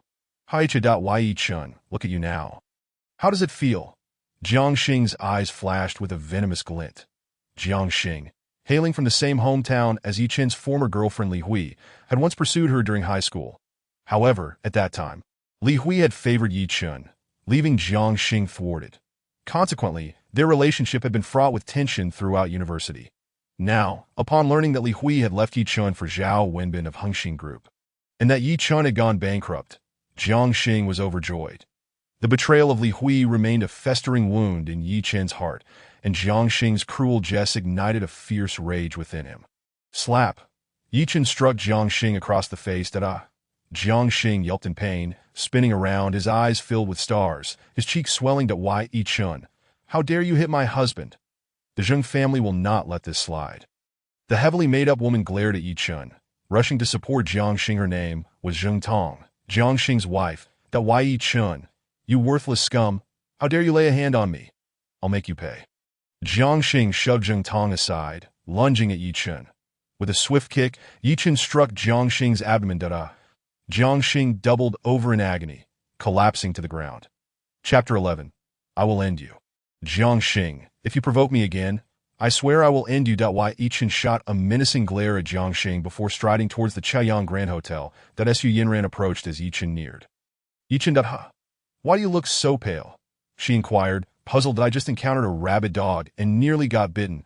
Yi Chen replied, attempting to calm himself. Rabid dog, Su Yinran gasped. In the future, steer clear of such creatures. Don't worry. If I encounter another rabid dog, I will kick it to death. Yi Chen gritted his teeth. All right, let's go. Su Yinran linked her arm with Yi Chen's as they proceeded toward the VIP passage. Yi Chen, do you know how much your Kanshi Imperial Seal is worth in the market? Su Yinran asked. Market value? I have no idea. Yinran, by the way, how much should I quote old Master Zheng? Yi Chen was uncertain of the seal's actual worth, at least 200 million. Su Yinran replied, holding up 2 fingers. What? 200 million? It's that valuable. Yi Chen exclaimed in shock that he had thought the seal was worth around 50 million. Yet Su Yinran claimed it to be worth 200 million. Su Yinran explained. 5 years ago, old Master Zheng acquired 11 Kanshi Imperial Seals for 420 million, but that was 5 years ago. Their value has since doubled. Moreover, none of those 11 seals were of the highest grade white jade, while your seal is not only of the highest quality, but also adorned with gold flecks, intricately carved into the form of a dragon's head. Therefore, your seal's value is at its peak, and quoting 200 million is not unreasonable.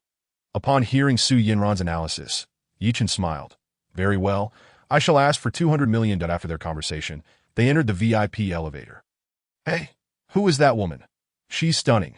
Jiangxing and Zheng Tong rushed over and were taken aback to see the elegant Su Yinran linking arms with Yi Chen as they approached the VIP passage. Could she be Yi Chen's new flame? Zheng Tong scoffed, no way. Yi Chen is just a loser, and now he's bankrupt. How could he possibly attract such a beautiful woman? Jiangxing's face twisted with jealousy as he glanced at Zheng Tong. Compared to the heavily made-up Zheng Tong, Su Yinran was like a phoenix among mere chickens. How could a worthless person like Yi Chen possibly win over such a gorgeous woman? They are using the VIP passage. Let's follow them, Zheng Tong urged, pulling Jiangxing along. Excuse me, sir, madam. This is the diamond-level VIP passage. Please present your VIP card. A front desk attendant blocked Jiangxing and Zheng Tong. Jiangxing was momentarily stunned. What? This VIP passage requires a VIP card. Sir, madam, without a VIP card, entry into the VIP passage is prohibited, the attendant reiterated. I have a VIP card. Zheng Tong proudly brandished a card, tossing it disdainfully to the attendant. The attendant examined the card and shook her head, returning it to Zheng Tong. Madam, your VIP card is of the ordinary bronze level.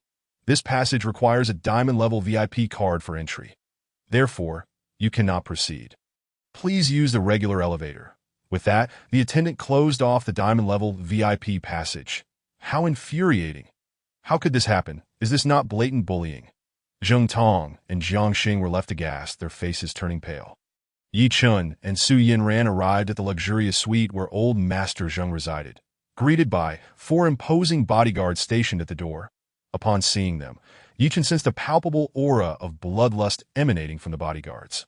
They were undoubtedly seasoned fighters. As the bodyguards caught sight of Yi Chen, they instantly adopted a vigilant stance. Greetings, I am Su Yinran, here on appointment with old Master Zheng. She introduced herself. Miss Su, please enter. Our master has been expecting you, the bodyguard announced. Opening the door, Su Yinran and Yi Chen stepped into the high-end suite. In the living room, a tall, elderly man dressed in traditional attire was conversing with 2 younger individuals, while another elder in a long gown sat nearby. The 2 powerful-looking elders stood behind the man in traditional garb. He was none other than Zheng Tiankuai, the head of the prestigious Zheng family. The 2 younger men were his eldest grandson, Zheng Chengjiang, and his 4th grandson, Zheng Qinghua. Old Master Zheng, Yi Chen and I have arrived. Su Yinran promptly greeted Zheng Tiankuai. Miss Su, Mr. Yi, you have arrived. Please have a seat. Zheng Tiankuai coughed politely. Thank you, old master. Su Yinran and Yi Chen responded as they took their seats. Zheng Chengjiang and Zheng Qinghua's eyes lit up upon seeing Su Yinran. What a beautiful and elegant woman. Zheng Qinghua thought, a glimmer of greed flashing across his gaze at Mr. Yi. Have you brought the Kanshi Imperial Seal? Please show it to me. Zheng Tiankuai urged eagerly that Yi Chen retrieve the box containing the ancient seal and placed it before old Master Zheng. The Kangxi imperial seal is right here. As Yi Chen observed Zheng Tiankui's expression, he couldn't help but feel a twinge of apprehension. Old Master Zheng was in for a surprise. Zheng Tianhui and the elderly gentleman clad in a long gown hastily opened the box, revealing a crystalline, exquisitely carved ancient seal with a dragon's head, crafted from sheep-fat white jade, before the astonished onlookers. Upon sighting the sacred seal, Zheng Tianhui and the connoisseur of antiques, Gong Changchun, were instantly overwhelmed with excitement. Zheng Tianhui reverently cradled the Kangxi imperial seal in his hands, producing a magnifying glass to scrutinize the inscriptions closely. The Kangxi sacred treasure. Indeed, this is the last of the Kangxi seals. The sparkle in Zheng Tianhui's eyes intensified, his face radiating joy. Gong Lao, take a look. Zheng Tianhui carefully handed the jade seal to Gong Changchun. Gong Changchun accepted the jade seal, examining it meticulously with his magnifying glass. True to his reputation as a venerable expert in antique appraisal, he observed with great diligence. 5 minutes later, Gong Changchun returned the Kangxi seal to Zheng Tianhui, smiling. Zheng Lao, this Kangxi seal is authentic. Gong Changchun's words finally put Zheng Tianhui's mind at ease. Splendid. The 12 Kangxi seals have finally been assembled. Zheng Tianhui was overjoyed. Congratulations, Zheng Lao, on acquiring such a treasure. Su Yanran promptly offered her congratulations. Zheng Tianhui smiled and replied, this is thanks to Miss Su's recommendation. And Mr. Yi, I appreciate your generosity. Yi Chen quickly responded. Zheng Lao, I am delighted that you are pleased. Mr. Yi, please provide me with your account number, and I shall transfer the funds to you. Zheng Tianhui's eldest grandson, Zheng Qingjiang, stated without inquiring about the price, which momentarily stunned Yi Chen. Even Su Yanran found it peculiar that Yi Chen provided his account number to Zheng Qingjiang. Ding dong, a message arrived for Yi Chen, indicating a transfer of 240 million, but this sum exceeded Su Yanran's estimate of 200 million by a staggering 40 million. What a generous gentleman! This engendered a favorable impression of Zheng Tianhui in Yi Chen's mind. Truly, the head of the foremost family among the 3 great families of Jinling is remarkably magnanimous. Mr. Yi, are you satisfied? Zheng Tianhui inquired with a smile. Yi Chen clasped his fists and replied, I am very satisfied. Thank you. Zheng Yi Chen held great admiration for the elder's generosity. Excellent. I must thank you too. It seems we are quite compatible. Lunchtime has arrived, and I shall treat you to a fine meal. In the wake of acquiring the treasure, Zheng Tianhui was in high spirits. Yi Chen hesitated for a moment before softly saying, Zheng Lao, may I have a word with you in private? Zheng Tianhui paused, surprised by Yi Chen's request. The others in the room, Zheng Chengjiang, Zheng Qinghua, and Gong Changchun, were equally taken aback, all eyes fixed on Yi Chen. Why did Yi Chen seem to harbor some secret to discuss with Zheng Lao? Zheng Tianhui then smiled. Very well. Follow me. Yi Chen followed Zheng Tianhui into another chamber. The 2 formidable elders trailed closely behind. Evidently there to protect Zheng Tianhui, Yi Chen halted, directing his gaze toward the 2 powerful figures. Mr. Yi, what is it that you wish to discuss? Zheng Tianhui asked, assuming Yi Chen had a pressing matter that required assistance. Yi Chen lowered his voice. Zheng Lao, have you been coughing recently? Zheng Tianhui nodded. I've been coughing for over 10 days. It might be a slight cold that I've taken some medication, but it hasn't helped. Yi Chen shook his head. Zheng Lao, you are not suffering from a cold. You have been poisoned. What do you mean? I am poisoned. Zheng Tianhui was taken aback by Yi Chen's statement. Liu Jiuhong and Zhang Yishir also froze. But a flicker of cold light flashed in Zhang Yishir's eyes, hinting at a murderous intent. This hint of malice was swiftly sensed by Yi Chen's perceptive gaze, upon entering the living room and hearing Zheng Tianhui's peculiar cough. Yi Chen had already deduced that he was poisoned. Zheng Lao, please press on the area an inch above your heart, Yi Chen instructed. Zheng Tianhui complied immediately. It hurts. That a sudden wave of excruciating pain elicited a startled gasp from Zheng Tianhui, his complexion shifting dramatically. What poison have I been afflicted with? Mr. Yi, are you a doctor? Zheng Tianhui grasped Yi Chen's hand in a state of urgency. The fact that Yi Chen could discern his poisoning indicated he was undoubtedly a skilled physician. Zheng Tianhui had consulted several eminent doctors for his cough, yet they had merely treated it as a common ailment. Yi Chen nodded. Zheng Lao, I am indeed a doctor. Can you cure this poison? Zheng Tianhui looked at Yi Chen with a sense of desperation. Knowing that Yi Chen could identify his poisoning gave him hope that he could also remedy it. Extend your hand, Yi Chen instructed Zheng Tianhui. Zheng Tianhui extended his right hand, and Yi Chen grasped it, beginning to take his pulse while simultaneously using his insightful vision to scan Zheng Tianhui's chest. Fortunately, the toxic black energy was merely encroaching upon the heart, without having infected it. Had the toxin reached the heart, it would have posed a grave danger. This was a covert, chronic poison, and Zheng Tianhui had been afflicted for 10 days that I can expel this toxin for you. But you will need to take several detoxification pills. Yi Chen whispered Thank you, Mr. Yi. I am truly grateful for your assistance. Zheng Tianhui expressed his gratitude fervently. All right, I will begin the detoxification process. Now, Yi Chen placed a palm against Zheng Tianhui's chest, activating his healing technique. With a swift motion, a stream of vital energy cautiously surged into Zheng Tianhui's chest, enveloping the black energy and rapidly relocating the toxin to an acupoint in his shoulder.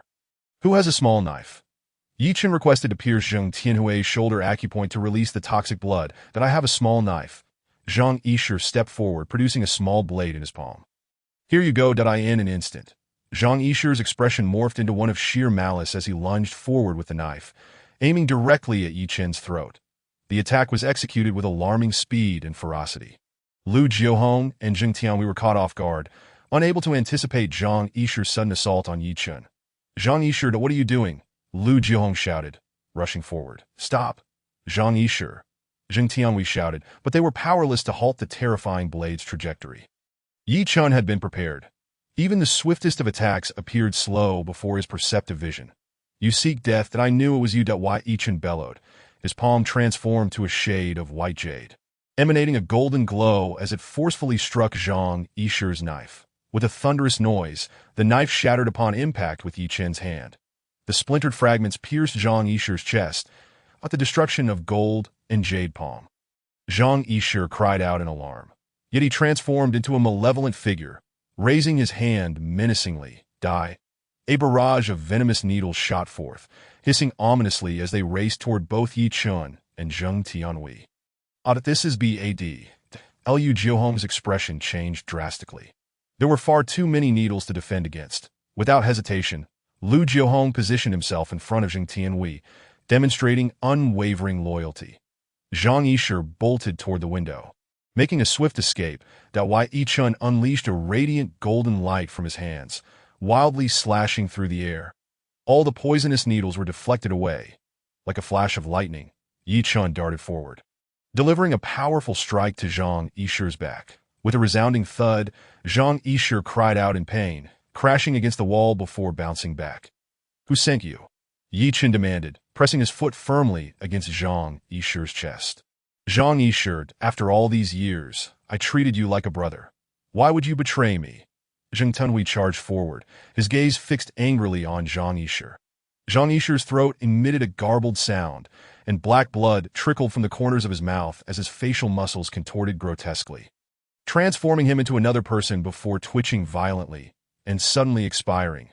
He had ingested a lethal poison that sealed the throat upon drawing blood. Oh no, he is not Zhang Yisher, Lu Jiuhong exclaimed in shock.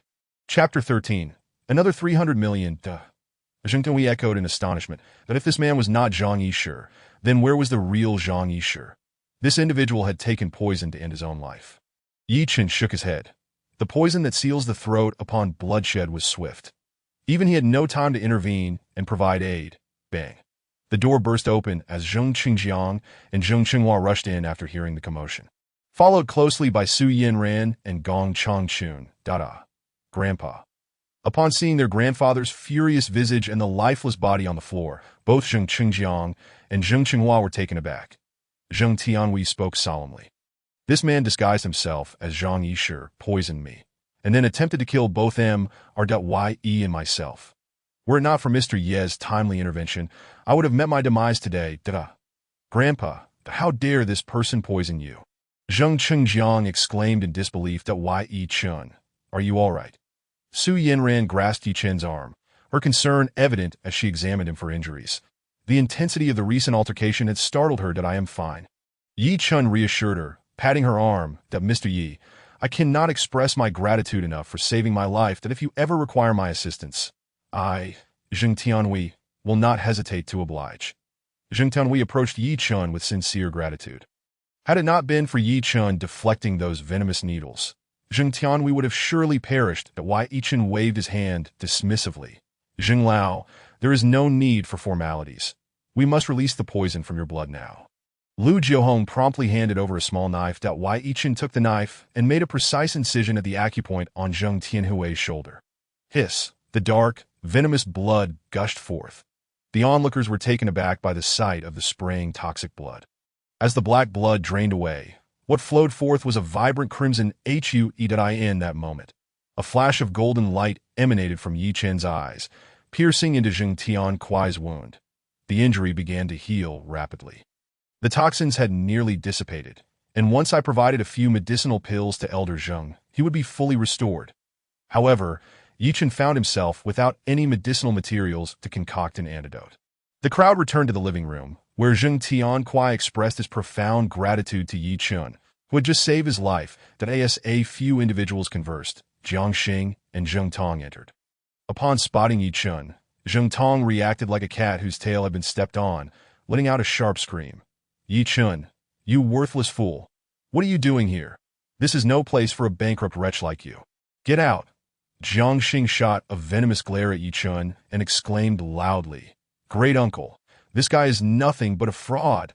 He just assaulted your granddaughter and me outside the hotel. How can you sit with him? He is bankrupt and owes a great deal of money. Don't let him deceive you. Indeed, grandfather, this person is merely a freeloader, a pauper. Hurry, throw him out. Zheng Tong yelled, rushing toward Yi Chen and attempting to scratch his face. The Zheng family of Jiangsheng had no significant ties to Zheng Tianhui of Jinling, sharing only the same surname. However, Zheng Tong's grandfather, Zheng Jianxiong, sought to ingratiate himself with the Zheng family of Jinling by gifting numerous antiques to Zheng Tianhui, who could not refuse such offerings. Consequently, Zheng Jianxiong succeeded in currying favor, leveraging the powerful connections of the Zheng family in Jinling to break into the ranks of Jiangsheng's 10 prominent families. Earlier that morning, Zheng Jinxiong had visited Zheng Tianhui with gifts in hand, but upon learning that Yi Chen and Su Yanran were to arrive, he was sent away. Zheng Tong and Jiang Xing had just returned from out of town and were eager to pay their respects to great uncle Zheng Tianhui. To their surprise, upon entering the room, they found Yi Chen present, prompting the couple to launch a vitriolic attack. Upon hearing Zheng Tong's words, Zheng Tianhui's expression darkened, and he let out a cold snort. How dare these ignorant juniors insult and attack his benefactor? Were they seeking their own demise? What do you think you are?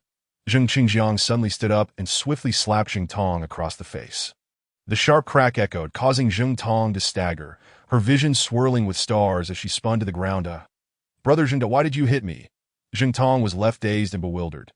Zheng Qingjiang paid no mind to the foolish Zheng Tong, and with a swift kick, he struck Jiang Xing in the stomach. Thud. Jiang Xing let out a muffled groan, collapsing to the ground. Kneel before him, RYE, and apologize. Zheng Qingjiang commanded. Brother Zheng, that you want me to apologize to this worthless fool? Jiang Xing was at a loss, still hurling insults at Yi Chen, demonstrating a complete lack of sense. Smack. Zheng Qingjiang slapped Jiang Xing's face, his voice cold as ice. You brainless fool, if you don't apologize to Mr. Yi, I'll throw you off the balcony. A fierce murderous intent glimmered in Zheng Qingjiang's eyes, causing Jiang Xing and Zheng Tong to turn pale with fear. Mr. Yi, we're sorry, we were wrong. They quickly knelt before Yi Chen, offering their apologies. Wai Yi Chen let out a cold snort. Get out of my sight. I don't wish to see you. Throw them out. Zheng Qingjiang glared at the bodyguards. The two burly men promptly seized Jiang Xing and Zheng Tong, tossing them out with a forceful heave. Thud. The pair landed in a daze, rolling a considerable distance before scrambling to their feet and fleeing. Once outside, Jiang Xing's eyes glinted with venomous resentment. How could that scoundrel Yi Chen possibly be associated with the old man Zheng Tianhui? Rubbing his bruised face, he turned to Zheng Tong. How should I know? I will not let that worthless Yi Chen off the hook. Once Zheng Tianhui is gone, I'll find someone to take care of that pauper. Fine, I'll go find someone. Jiang Xing limped away from the Chaoyang Grand Hotel. Wai Yi Chen intended to gather medicinal herbs, hoping to concoct a small cultivation pill to enhance his abilities. After bidding farewell to Zheng Lao and Su Yanran, He exited the Chaoyang Grand Hotel. Yi Chun, your medical skills are truly remarkable. You were able to discern that Elder Zheng had been poisoned, neutralized the toxin, and even eliminated that imposter Zhang Yishu, saving Elder Zheng's life. Who would have thought you were also a master? Su Yanran gazed at Yi Chun in astonishment. Yi Chun lifted his chin proudly, puffing out his chest as he replied, impressed. Are we? I, Yi Chun, am a beloved prodigy. What do you think? Will you end up falling for me? Su Yanran shot him a glare. You're such a joker. Your self-importance is laughable. I would never fall for you. Yi Chun chuckled. That may not be the case. After spending more time with me, you might secretly develop feelings. Su Yanran rolled her eyes. Just then, a message pinged on Yi Chun's phone. Upon reading it, he gasped. Elder Zheng has given an additional 300 million. Chapter 14. A brutal beating of the scoundrels. Su Yanran smiled. You saved Elder Zheng from poisoning, rescued him from that imposter Zhang Yishu. And you're set to concoct an antidote for him. 300 million is hardly excessive. Remember, the Zheng family is the foremost of the three great families in Jinling. Elder Zheng's life is priceless. Yi Chun grinned. This feels like a dream. 300 million. By the way, how much did the Kangxi Holy Seal sell for? Su Yanran inquired. Zheng Lao's grandson, Zheng Chengjiang, transferred me 240 million. 40 million more than you anticipated. Yi Chun replied, feeling quite satisfied. Not bad. You've earned over 500 million in just one day. Congratulations. Su Yanran beamed. Yi Chun scratched his head. Money is indeed easy to make. Su Yanran pinched Yi Chun fiercely, her voice dripping with disdain. Easy to make money? That is something only a genius like you would say. For ordinary people, it would take 10 lifetimes to earn 1 million. Yi Chun grinned. Let me show you something wonderful. What is it? Su Yanran asked, peering at Yi Chun's phone. A colorful teacup and a teapot appeared on the screen. Yi Chun found the photo and held his phone before her. Where did you get this teacup? Ming Chenghua Dotsai chicken cup. Dotsai Ingshun teapot. Su Yanran exclaimed, her expression shifting dramatically as she snatched the phone from Yi Chun's hand. Where is this from? Take me to see it immediately. Her excitement was palpable, her chest rising and falling rapidly. Yi Chun stole a glance at her captivating figure, swallowing hard. It's in my company. Quickly, take me to see. Su Yanran clutched Yi Chun's arm and dashed out. The two drove swiftly to Yi Chun's pharmaceutical company. From a distance, they spotted a large crowd gathered around the storefront, angrily trying to break down the door, which filled Yi Chun with rage. Who dared to vandalize his property? What audacity! Su Yanran took out her phone to record a video. Yi Chun jumped out of the delivery truck, shouting, "Stop!" His voice boomed like thunder, startling the vandals, their ears ringing as they paused in shock. The crowd parted to reveal Zhao Wenbin and Li Hui, flanked by several burly, intimidating bodyguards. I'm collecting debts. Who dares interfere? Seeking death? Zhao Wenbin barked menacingly. Seeing Zhao Wenbin and Li Hui, Yi Chun's fury surged. Just yesterday, he had narrowly escaped being beaten to death by Zhao Wenbin. If it weren't for that ancient stone tablet, he would have perished. Now, this scoundrel dared to come and vandalize his door. An opportunity for revenge had presented itself. Zhao Wenbin, who gave you the audacity to smash my door? Yi Chun fixed a fierce gaze on Zhao Wenbin, his murderous intent intensifying. Yi Chun, you're not dead. Zhao Wenbin was taken aback, retreating a step. That he had broken both of Yi Chun's legs and arms only yesterday and tossed him into a graveyard. Had wild dogs not consumed him? This scoundrel was remarkably resilient. How could he appear unscathed now? Had he encountered a deity? Li Hui, frightened, hid behind Zhao Wenbin. Yi Chun coldly snorted, locking eyes with Zhao Wenbin. I'm tougher than you think. I want to die. Yi Chun, since you're alive, pay back the 5 million you owe Zhao Xiao, plus interest immediately. Li Hui interjected, stepping out as she began to flatter Zhao Wenbin, clearly eager to curry favor. This woman was utterly repugnant. Pay back the 5 million loan along with 1.2 million in interest right now, or your storefront and company will belong to me. Zhao Wenbin, he threatened, his voice dripping with malice. Zhao Wenbin was certain that Yi Chun would be unable to repay the debt, believing he was there to collect the property. Just 620 million. Bring me the promissory note. I'll pay you right away. With over 5 billion in his possession, 620 million was mere pocket change. What? You're going to pay Zhao Xiao immediately. You bankrupt fool. After just one day, you've learned to boast. How laughable, Li Hui scoffed, her expression one of disdain. What? Yi Chen, you have 620 million. Are you dreaming? Zhao Wenbin sneered, unable to believe Yi Chen's claim.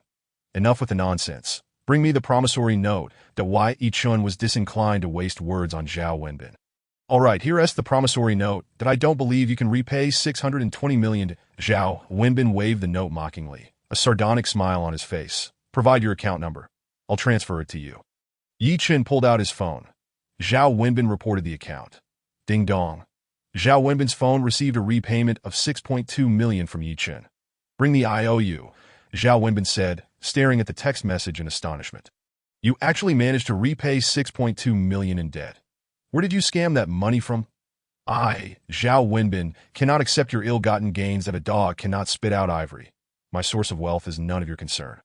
Yi Chen abruptly snatched the IOU, glanced at it, and tore it to shreds at Li Hui immediately shrieked, You gold-digging scoundrel. You must have used that woman's money. Tisk. Your attire is nothing to boast about. Your looks are mediocre, and your taste is deplorable. You must be selling your body, right?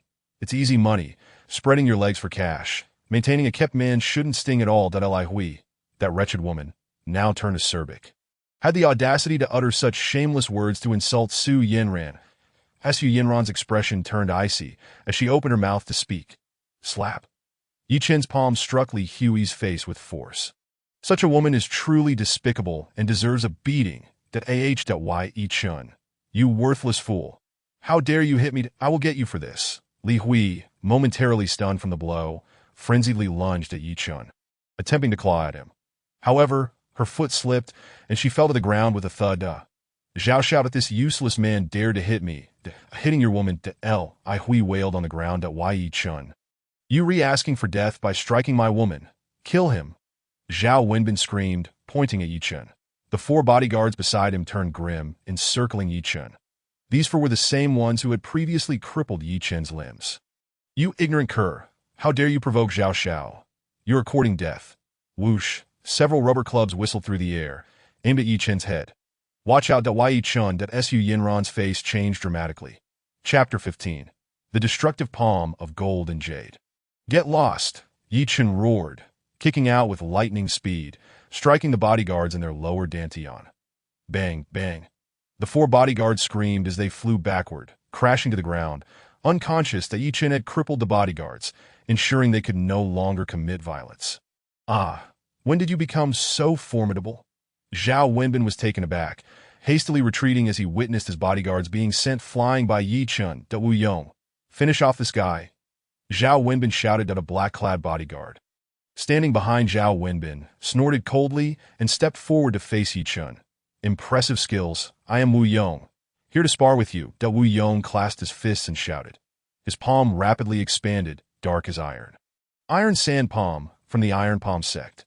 This man, Wu Yong, could he be related to Wu Xing, the one who was killed on Jiangxin Island? Whoosh! Wu Yong let out a roar, his enlarged dark palm emitting a piercing whistle as it struck towards Yi Chen.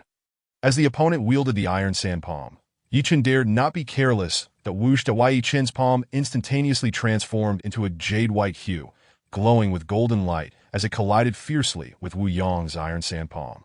Boom! The sound erupted like muffled thunder. Yi Chen remained unmoved. Crack! A sound of shattering bones mixed with a scream echoed through the air. Wu Yong was sent flying, crashing to the ground, but he rolled before rising.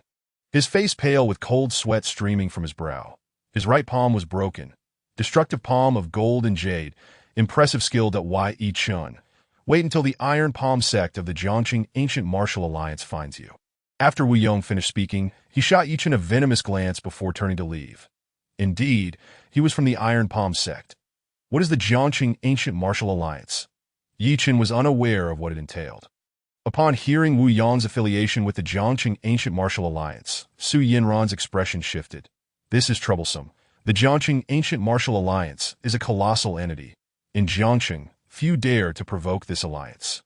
In the crowd not far away, an elderly man in black widened his eyes, staring intently at Yi Chen, astonished. This elder was none other than the one who had assaulted Yi Chen using the destructive palm of gold and jade. How is this possible? How could Yi Chen also master the destructive palm of gold and jade? Furthermore, he has cultivated it to perfection. This matter must be reported to the sect leader. Whoosh! The elderly man vanished in a flash. Zhao Wenbin, witnessing Yi Chen severing Wu Yang's palm, was astonished. What is going on? How did this useless man become so powerful? Soon after, Zhao Wenbin grinned maliciously at Yi Chen. You are doomed.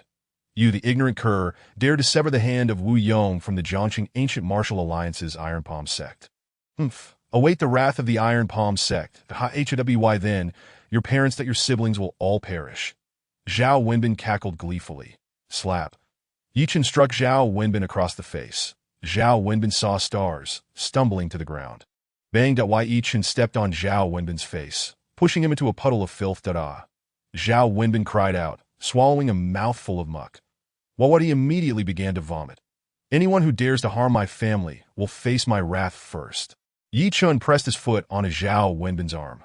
Cracked. Zhao Wenbin let out a chilling scream as his arm was crushed under Yi Chen's foot. Get lost! Yi Chen kicked Zhao Wenbin, sending him flying several meters away. Crashing to the ground. The awakened bodyguards hurriedly pulled Zhao Wenbin to flee at Li Hui. Terrified, quickly followed, disappearing in an instant at Yi Chen. Do you know about the Jiangqing Ancient Martial Alliance? Su Yinran grasped Yi Chen's arm. Her face filled with worry. Not really? Are they formidable? Yi Chen looked at Su Yinran, inquiring. Very formidable. The Jiangqing Ancient Martial Alliance controls many sects in Jiangqing, and numerous masters from prominent families are part of the Ancient Martial Alliance. Furthermore, above the Jiangqing Ancient Martial Alliance is the Ancient Martial Alliance of the 7 provinces of Jiangnan, and above that is the Huaxia Ancient Martial Alliance, Su Yinran explained softly. Upon hearing Su Yinran's description, Yi Chen was taken aback. My goodness, this is a nationwide alliance. However, Yi Chen patted Su Yinran's arm and said, what nonsense is this ancient martial alliance, as long as they do not provoke me. We will coexist peacefully. If they dare to come after me, I will ensure they find their teeth scattered everywhere. Now, let us head upstairs to see the good stuff. After finishing his words, Yi Chen led Su Yinran up to the 3rd floor. Upon reaching the 3rd floor, Yi Chen retrieved the 6 colorful teacups and teapot from the safe. When Su Yinran saw these treasures, she gasped, my heavens, there are actually 6 Ming Chenghua Dotsai chicken cups. And the world's only Ming Chenghua Dotsai Ingshun teapot. Yi Chen's photos had made Su Yinran believe there was only 1 teacup. She hadn't anticipated there were 6. Su Yinran quickly took out a magnifying glass. Inhaled deeply to calm her heart, and began her careful appraisal. Yi Chen watched the excited Su Yinran and asked, are these colorful teacups worth a lot? Su Yinran shot him a glare, saying, what do you mean by worth a lot? Do you know how much a Ming Chenghua Dotsai chicken cup auction recently in Xiangzhou sold for? Yi Chen shook his head, asking, how much?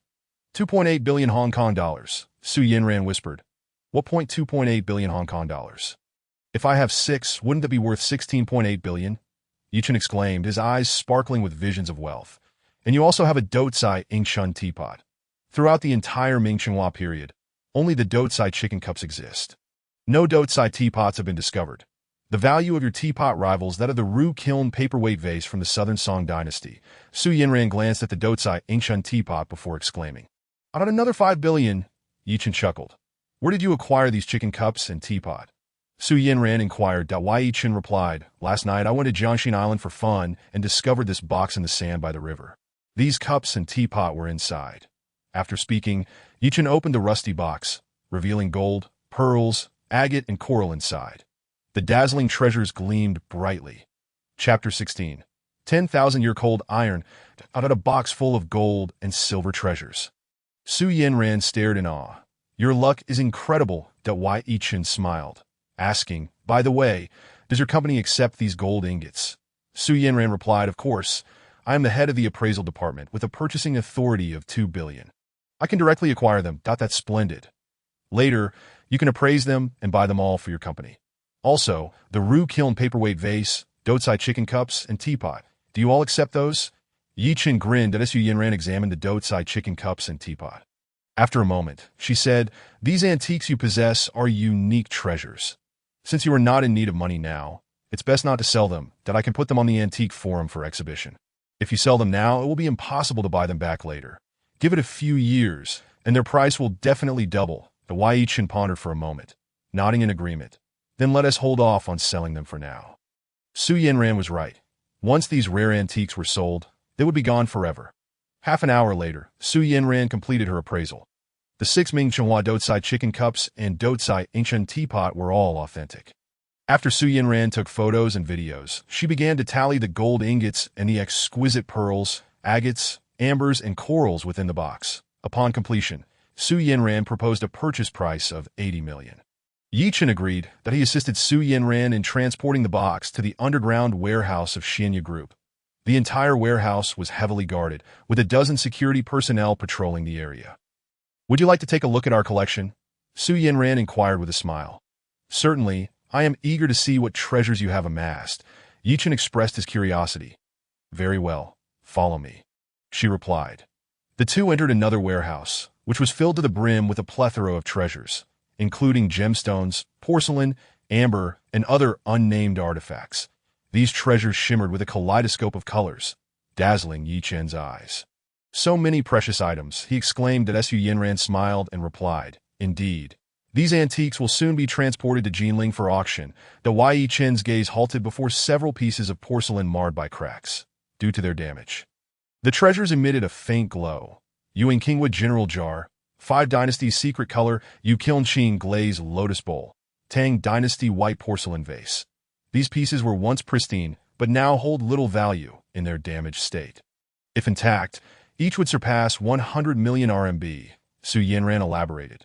Are these damaged porcelain pieces for sale? Yi Chen inquired with a chuckle. Of course. Are you interested in purchasing these flawed pieces? Su Yanran reminisced about the porcelain shards Yi Chen had previously acquired. Little did she know that Yi Chen's penetrating vision could restore these porcelain items. Yi Chen nodded, stating, I'll buy them for research. Su Yanran continued. For these 3 pieces, the price is 5 million. Although damaged, these porcelain items were from esteemed official kills, akin to fragments of priceless artifacts. Her offer of 5 million for the 3 pieces was quite reasonable. All right, I'll take them, Yi Chen decided, intent on restoring them for a potential worth exceeding 300 million. Are these stones also treasures? Yi Chen noticed a shelf lined with dozens of stones, each marked with a number. Some emitted various hues of light, while others appeared dull and lifeless. Su Yanran explained, these are raw jade stones. Once opened, they reveal exquisite, translucent jade inside. These are raw jade stones. Did you acquire these for the company? Yi Chen reached out, instinctively touching a stone that shimmered with a purple aura. Inside, it resembled ice, radiating a vibrant green energy. Suddenly, Yi Chen felt a powerful suction emanate from his fingertips, swiftly draining the jade stone of its energy. The once vibrant interior was instantly depleted, fracturing into a web of fine cracks. The jade stone was rendered worthless. Yi Chen felt a slight surge in his power. I didn't mean to do that, he exclaimed, astonished that his fingers could absorb the jade's energy, albeit it was far inferior to that of an energy orb. Su Yanran chuckled. These jade stones were procured by me, but regrettably, my ability to assess raw jade is lacking. In a few days, a batch of raw jade will arrive at Jiangxing Antique Market. Shall we try our luck together? Yi Chen responded, sounds great. Suddenly, Yi Chen noticed a dark object in the corner. His mind resonated with a jolt, as if the stone tablet within was reacting. What is this? It causes the stone tablet to tremble. Anything that could provoke such a reaction must be extraordinary. As he approached the dark object, a chill ran down his spine. The temperature in this area was several degrees cooler than the surroundings. Su Yanran. What is this? It looks ominous, he asked, reaching out to move the object. However, it felt icy and exceedingly heavy. He was unable to lift it. This small object likely weighs over 1,000 pounds. It is a meteorite, also known as eternal cold iron. It has been here since before I joined Xianya Company. Su Yanran explained. Eternal cold iron? The material for forging divine swords and martial arts novels. With the knowledge I possess, could I forge a divine sword from this meteorite? Yi Chen thought, grasping the meteorite with both hands. I'll take this. Su Yanran laughed. You have a penchant for acquiring peculiar items. This meteorite is priced at 1 million by our company. Yi Chen smiled. Price is not an issue. Include those 3 porcelain pieces in the total. Having made significant gains, he felt his visit was worthwhile. All right, the total comes to 6 million. Your box of gold ingots is 80 million. After deducting 6 million, I will transfer you 74 million. After Su Yanran completed the transfer, Yi Chen received a notification on his phone. All right, I will have someone assist you in loading the meteorite and porcelain into your transport vehicle, she said as they exited the underground treasure vault. Su Yanran, thank you. Yi Chen grasped her hand momentarily. What are you thanking me for? We are friends, she replied with a smile, waving him off. After delivering his acquisitions home, Yi Chen drove to the herbal market. Elder Zheng from Jinling awaited him to concoct an antidote. Chapter 17. The southern sorcerer in the Fengming Lake Villa district of Jiangxing, the Zhao family mansion of Hengxin Group, stood prominently. In the spacious living room, Zhao Wenbin's grandfather, Zhao Jingrong, was seething with rage. Who broke your arm? How dare they provoke our Zhao family? I will annihilate their entire lineage. As one of the 10 prominent families in Jiangxing, the future heir of the Zhao family had his arm broken, 4 bodyguards incapacitated, and even Wu Yong, a skilled bodyguard from the Iron Palm sect, had his hand shattered. Such news would tarnish the Zhao family's reputation. Their dignity was paramount and could not be compromised. Grandfather, the perpetrator is named Yi Chen. Zhao Wenbin gritted his teeth. Yi Chen, mobilize all our resources to investigate his background. Zhao Jingrong commanded with a fierce wave of his hand. Understood, sir, several black-clad individuals replied as they departed. Zhao Master, please examine my grandson's arm. Zhao Jingrong turned to a middle-aged man sitting cross-legged on a cushion. This man, clad in bizarre attire, radiated an eerie aura. The gaps in his clothing revealed colorful, terrifying poisonous insects. This man was Zha Tuken, a feared sorcerer from the south, skilled in curses, poisons, and summoning spirits. Such individuals were notoriously dangerous. Offending them could lead to the sudden demise of an entire family. Zha Tuken opened his eyes, his triangular pupils glinting with a chilling light, that he approached Zhao Wenbin, muttering cryptic incantations as he waved his fingers over the young man's arm. With a flash of gray light, Zhao Wenbin's broken arm was miraculously restored. It no longer hurts, that I can move it. Zhao Wenbin exclaimed in excitement upon realizing his arm had healed. Thank you, Master Zha, for your timely assistance. Zhao Jingrong expressed his gratitude upon witnessing his grandson's recovery. Zha Tuken merely grunted and resumed his meditation. Yi Chen, I will not let you off so easily. Zhao Wenbin clenched his fists, his eyes reflecting a venomous resentment. I end the Jiangxing Ancient Martial Alliance Hall. An elder sat in a grand chair, his face dark and grim. This elder was Zhou Xingyo, the Grand Elder of the Iron Palm sect and Vice President of the Jiangxing Ancient Martial Alliance, as well as Wu Yong's mentor. Wu Yong, kneeling before his master, recounted the events leading to his injury. Zhou Xingyo's anger surged as he listened. That damned Yi Chen had the audacity to break my disciple's hand. This is an outright challenge to our Iron Palm sect and the Jiangxing Ancient Martial Alliance. We shall not let this arrogant scoundrel go unpunished. As Zhou Xingyo raged, he examined Wu Yong's hand, which bore a faint golden palm imprint, the palm of destruction. Yi Chen is a member of the Divine Palm sect. Zhou Xingyo exclaimed in shock. What? A nearby elder rushed over, alarmed by Zhou Xingyo's revelation.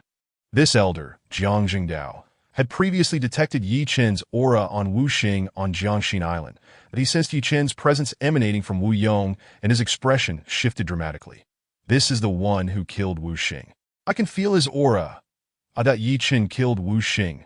Zhou Xingyo's expression darkened further, a murderous intent swelling within him. Uncle Master, my brother was killed by Yi Chen. Are you certain? Wu Yong's face contorted with rage. Jiang Jingdao nodded, affirming, the killer is indeed Yi Chen. I will definitely kill that bastard Yi Chen. Wu Yong howled. Issue a command to the disciples of the Iron Palm sect and the Ancient Martial Alliance. Immediately track down Yi Chen's whereabouts. Capture him without mercy. Zhou Xingyo's aura intensified with rage. Yes, Elder, at this moment, Yi Chen had already arrived at the herbal market. The herbal market, antique market, and pet market were all located along the same street. In close proximity, Yi Chen aimed to gather all the necessary ingredients for the small Peiyuan pill and the antidote. With the acquisition of the minor Peiyuan pill, one's martial prowess could soar dramatically, allowing the practitioner to master the formidable technique known as the Divine Finger of Heavenly Thunder. The herbal medicine market is vast, with numerous pharmaceutical groups establishing their outpatient pharmacies here. Each pharmacy employs highly esteemed traditional Chinese medicine masters to attend to patients. The foremost establishment in this herbal market is the Minghui Pharmaceutical Group, the largest in Jiangxing. Standing outside the Minghui Pharmaceutical Group, Chen utilized his divine sight to inspect their grand pharmacy. Searching for the herbs he needed, truly deserving of its reputation as Jiangxing's premier pharmaceutical group, Chen found that all the necessary herbs for concocting the minor Peiyuan pill and the detoxification pill could be sourced here. Although a few of the wild herbs had insufficient age, they could still be used in a pinch, which was certainly better than having none at all. That's why Chen approached the Minghui pharmacy when suddenly a loud, ominous crash resonated from the street. "Oh no, did a car accident?"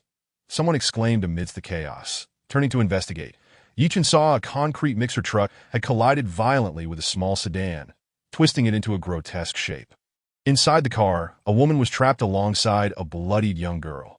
Drip, drip, but the fuel tank of the sedan began leaking. "This is bad, the car is going to explode." Chen's expression shifted dramatically as he dashed forward like lightning. "Help me, save my child." The woman inside it caught a whiff of the potent gasoline and, upon seeing her bloody daughter, frantically cried out for assistance. Several individuals desperately attempted to shatter the car windows and wrench open the door. But the door was too deformed and simply would not budge. Even the glass seemed impervious to their efforts. "The car is leaking fuel. It's going to explode," someone shouted in alarm. The men, who had been valiantly trying to rescue the occupants, heard the warning and, upon smelling the potent fumes, were gripped by fear and fled, their own families in mind. Only a disheveled, limping man remained by the door. Unlike the others, he did not flee but relentlessly struck the car window with a stone. Thud, thud. Yet, this was a luxury vehicle, and the glass was exceptionally sturdy, rendering his efforts futile. The man's hands were soon bloodied from the repeated impact. But he pressed on, undeterred. "Step aside, let me," he called out as he heard a voice that Chen bellowed, yanking at the door, but it remained obstinately shut. Sparks flickered from the car's electrical system with ominous crackles. A pool of gasoline had formed on the ground beneath the vehicle. "Get back, it's going to blow," Chen shouted, shoving the limping man aside. With a powerful kick, Chen struck the window, shattering it with a resounding crash. Had he not cultivated the art of transformation, he would never have been able to break through the glass. In a flash, he leapt into the vehicle, landing atop the woman inside. This was not intentional. The confined space had become even smaller due to the collision. "Please, save my daughter," the young woman cried, her once hopeless gaze now filled with a glimmer of hope upon seeing Chen. With a fierce shout, Chen kicked the door from within. The door flew open at last. Grabbing the woman, he hurled her towards the limping man, commanding, "Get her out of here." The limping man caught the woman and fled to safety. "No, I must save my daughter," the young woman screamed, struggling against him. The little girl in the passenger seat was pale, covered in blood, her vitality waning rapidly. Chen realized that, due to the violent impact, the car's front and seats had warped severely, trapping the girl's legs tightly. Suddenly, flames erupted beneath the car. "Young man, the vehicle is about to explode. Hurry and get out," the limping man shouted, clutching the woman as they limped away. Calling for Chen, "Get out now," the crowd yelled, their hearts racing with dread. My daughter. The young woman broke free from the limping man's grasp, madly rushing back towards the car. Up," Chen shouted, summoning all his strength to lift the seat. At last, the girl's legs were freed. With a swift motion, Chen scooped up the injured girl and sprinted from the vehicle. The young girl was gravely injured, with multiple fractures and severe internal injuries. Her organs riddled with cracks. As he ran, Chen channeled his divine sight into the girl's body. My daughter. The woman, witnessing Chen rescuing her child, was overwhelmed with joy, tears streaming down her face. Chen knew the explosion was imminent. With a sudden leap, he tackled the girl's mother to the ground just as the car detonated. Boom! A deafening explosion echoed as a blinding mushroom cloud ascended. Debris flying in all directions. The shockwave shattered nearby windows, sending shards flying. Ignoring the danger, Chen clutched the girl and dashed towards the Minghui Group's outpatient facility. The girl's injuries were critical, and her life was slipping away. Chen unleashed the divine light of his sight into her. But it was not enough to halt her decline. Only the Tai 5 Elements divine needle could save her, but he had none on him. Surely the Minghui pharmacy would possess them. "Help, I need silver needles," Chen shouted as he burst through the doors of the pharmacy, his eyes ablaze with urgency that a middle-aged man, cold and indifferent, blocked his path. "We don't treat the dead here, to go to a major hospital," he said, eyeing the bloodied child in Chen's arms. This man was Wang Mingli, the pharmacy manager, who sensed the girl's fate was sealed and wanted to avoid any association with a death in his establishment, fearing for the reputation of the Minghui group. "Please, I need silver needles. There's still hope," Chen cried, attempting to push past him, but Wang Mingli remained resolute. "Get out of here, we don't have silver needles." Wang Mingli barked, refusing to let Chen enter. In a fit of desperation, Chen shoved Wang Mingli aside and rushed into the pharmacy. "I need silver needles. Now," he shouted, his eyes ablaze with determination. "Who are you to shout like that? The girl is dead. There's no saving her." An elderly man in a blue robe approached, shaking his head with a sigh. This was Xiao Jiuzhen, a renowned physician in Jiangnan, employed by the Minghui group for his esteemed skills. "I am a doctor too. This girl is still alive. She can be saved. Silver needles now," Chen insisted vehemently. Xiao Jiuzhen's face darkened at Chen's defiance. "If I say she is dead, then she is dead. How dare you oppose me, you insolent child?" Chen, infuriated by the obstinacy of this so-called physician, shouted, "What kind of doctor are you? Give me the silver needles. I swear I can save her." "You dare insult me?" Xiao Jiuzhen's rage boiled over, unaccustomed to such disrespect. "Your skills are woefully inadequate. Who has silver needles? Bring them to me." Chen urged frantically, time slipping away. "Very well, that if you can save her, I, Xiao Jiuzhen, will bow to you and acknowledge you as my master," he sneered, unimpressed. "Xiao Jiuzhen, please save my daughter. Please." The distraught woman burst in, tears streaming down her face as she grasped Xiao Jiuzhen's arm. Shaking him desperately, "Monsieur, is this your daughter?" Xiao Jiuzhen exclaimed in shock, recognizing the elegant woman before him as Shi Mulan, the esteemed chairwoman of the Shi family, one of Jiangqing's top 10 families. "Yes, it is my daughter. Please save her." Shi Mulan cried out, her voice filled with desperation. "I'm sorry, but she has already departed," Xiao Jiuzhen replied, shaking his head. "No, please. If you don't help, my family will not let you go." Shi Mulan's eyes blazed with intensity, her expression fierce. "Very well, I will attempt to save her." Xiao Jiuzhen relented, fearing the wrath of the Shi family. However, as long as one makes an effort to rescue, the demise of the little girl would not be one's concern. Contemplating this, Xiao Jiuzhen hastily produced a set of precious silver needles, exuding an ancient aura. Just as he intended to administer aid, the silver needles were snatched away by Chen. "Get aside," Chen forcefully pushed Xiao Jiuzhen aside. "Ah!" Xiao Jiuzhen stumbled and fell onto the ground. "You!" Xiao Jiuzhen trembled with fury. Chen, cradling the little girl, once again infused her body with the golden light of his X-ray vision, mending her internal organs. Whoosh! One silver needle after another darted into the little girl's acupoints with the swiftness of lightning. The Tai 5 elements divine needle buzzing. The tails of the 5 silver needles trembled violently, vibrating rapidly, producing a resonant hum.ah.u.is. This the long-lost Tai 5 elements divine needle. Xiao Jiuzhen exclaimed in shock, his complexion shifting dramatically. The Tai 5 elements divine needle is a legendary ancient technique, the ultimate skill of the heavenly medical sect. The 5 needles determine life and death. Xiao Jiuzhen had once encountered this in an ancient medical text. Such a technique was akin to that of deities, and now, this young man could perform it. Cough, cough. Suddenly, the little girl in Chen's arms began to cough violently, spitting out a mouthful of congealed blood. The pallor of her face began to gain a hint of color, and her breathing resumed. With Chen's X-ray vision and the combined efforts of the Tai 5 elements divine needle, they had finally snatched this little girl back from the gates of death. My daughter. She is saved.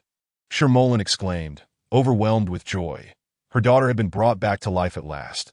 Shi Mulan reached out, eager to embrace her daughter. "Do not move. You cannot hold her." Chen prevented Shi Mulan from embracing her daughter. Is she truly alive? Upon seeing the little girl begin to cough and expel blood, Xiao Jiuzhen was utterly astonished. He could hardly believe his eyes. This young man had actually revived a girl who was presumed dead. He was indeed a divine physician. Nearby, the manager Wang Mingli was equally astonished, his expression darkening considerably. Who is this young man? Give me a quiet room, that quickly. Why Yi Chen shot a glare at Xiao Jiuzhen. All right. Xiao Jiuzhen promptly led Yi Chen to a quiet room. Shermolin also rushed in. Why Yi Chen placed the little girl on the bed, seized a pen from the table, and swiftly wrote down the necessary medicinal ingredients.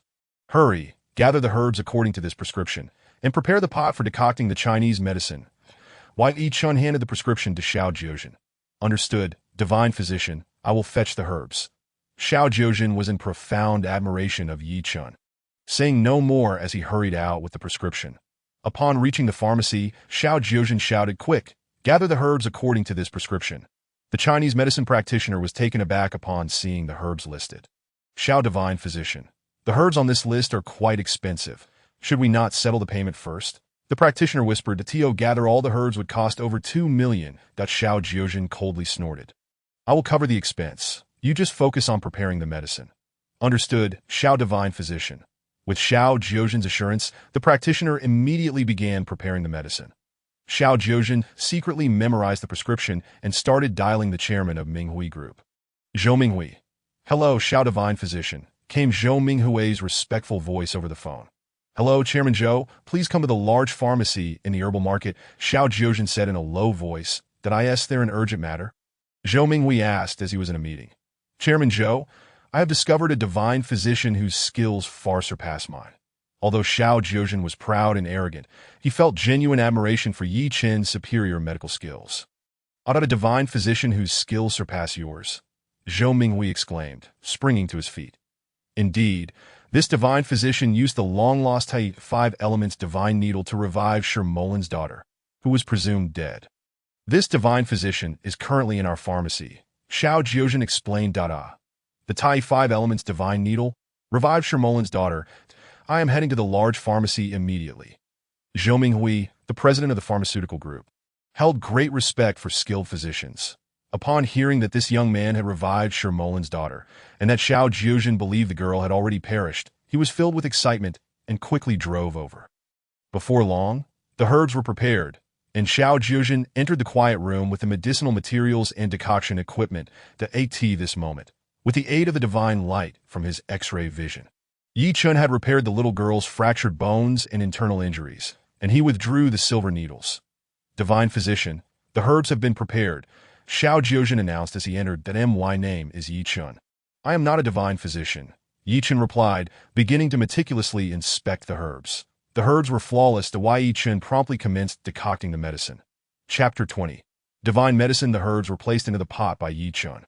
Xiao Jiuzhen attentively noted the order and timing of the ingredients being added. Guarding her daughter, Shermolin watched Yi Chen with gratitude in her eyes. Had it not been for Yi Chen's desperate rescue, both she and her daughter Tingting would have surely perished.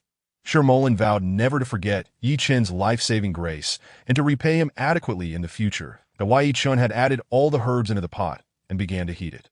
At that moment, Zhou Minghui entered the room. He observed a young man engrossed in decocting medicine. Xiao Jiuzhen was intently monitoring every movement of the young man. Zhou Minghui refrained from disturbing Yi Chen's work, respectfully cupping his fist towards Shermolin. Despite Minghui Group being the largest pharmaceutical company in Jiangqing, it still could only be considered a junior compared to the Shi family, the third most prominent family in Jiangqing. The Shi family's connections, power, and wealth far surpassed those of Zhou Minghui. Soon, the pot emitted a rich aroma of medicine. This fragrance wafted into the air. Everyone felt their bodies lighten, as if bathed in a gentle spring breeze, invigorating their spirits and dispelling all fatigue. What a remarkable medicine! Xiao Jiuzhen marveled inwardly. Zhou Minghui was equally astonished. The concoction crafted by this young divine physician was undoubtedly divine medicine. Although Shermolin had not sustained severe injuries in the accident, she had numerous cuts from debris that were excruciatingly painful.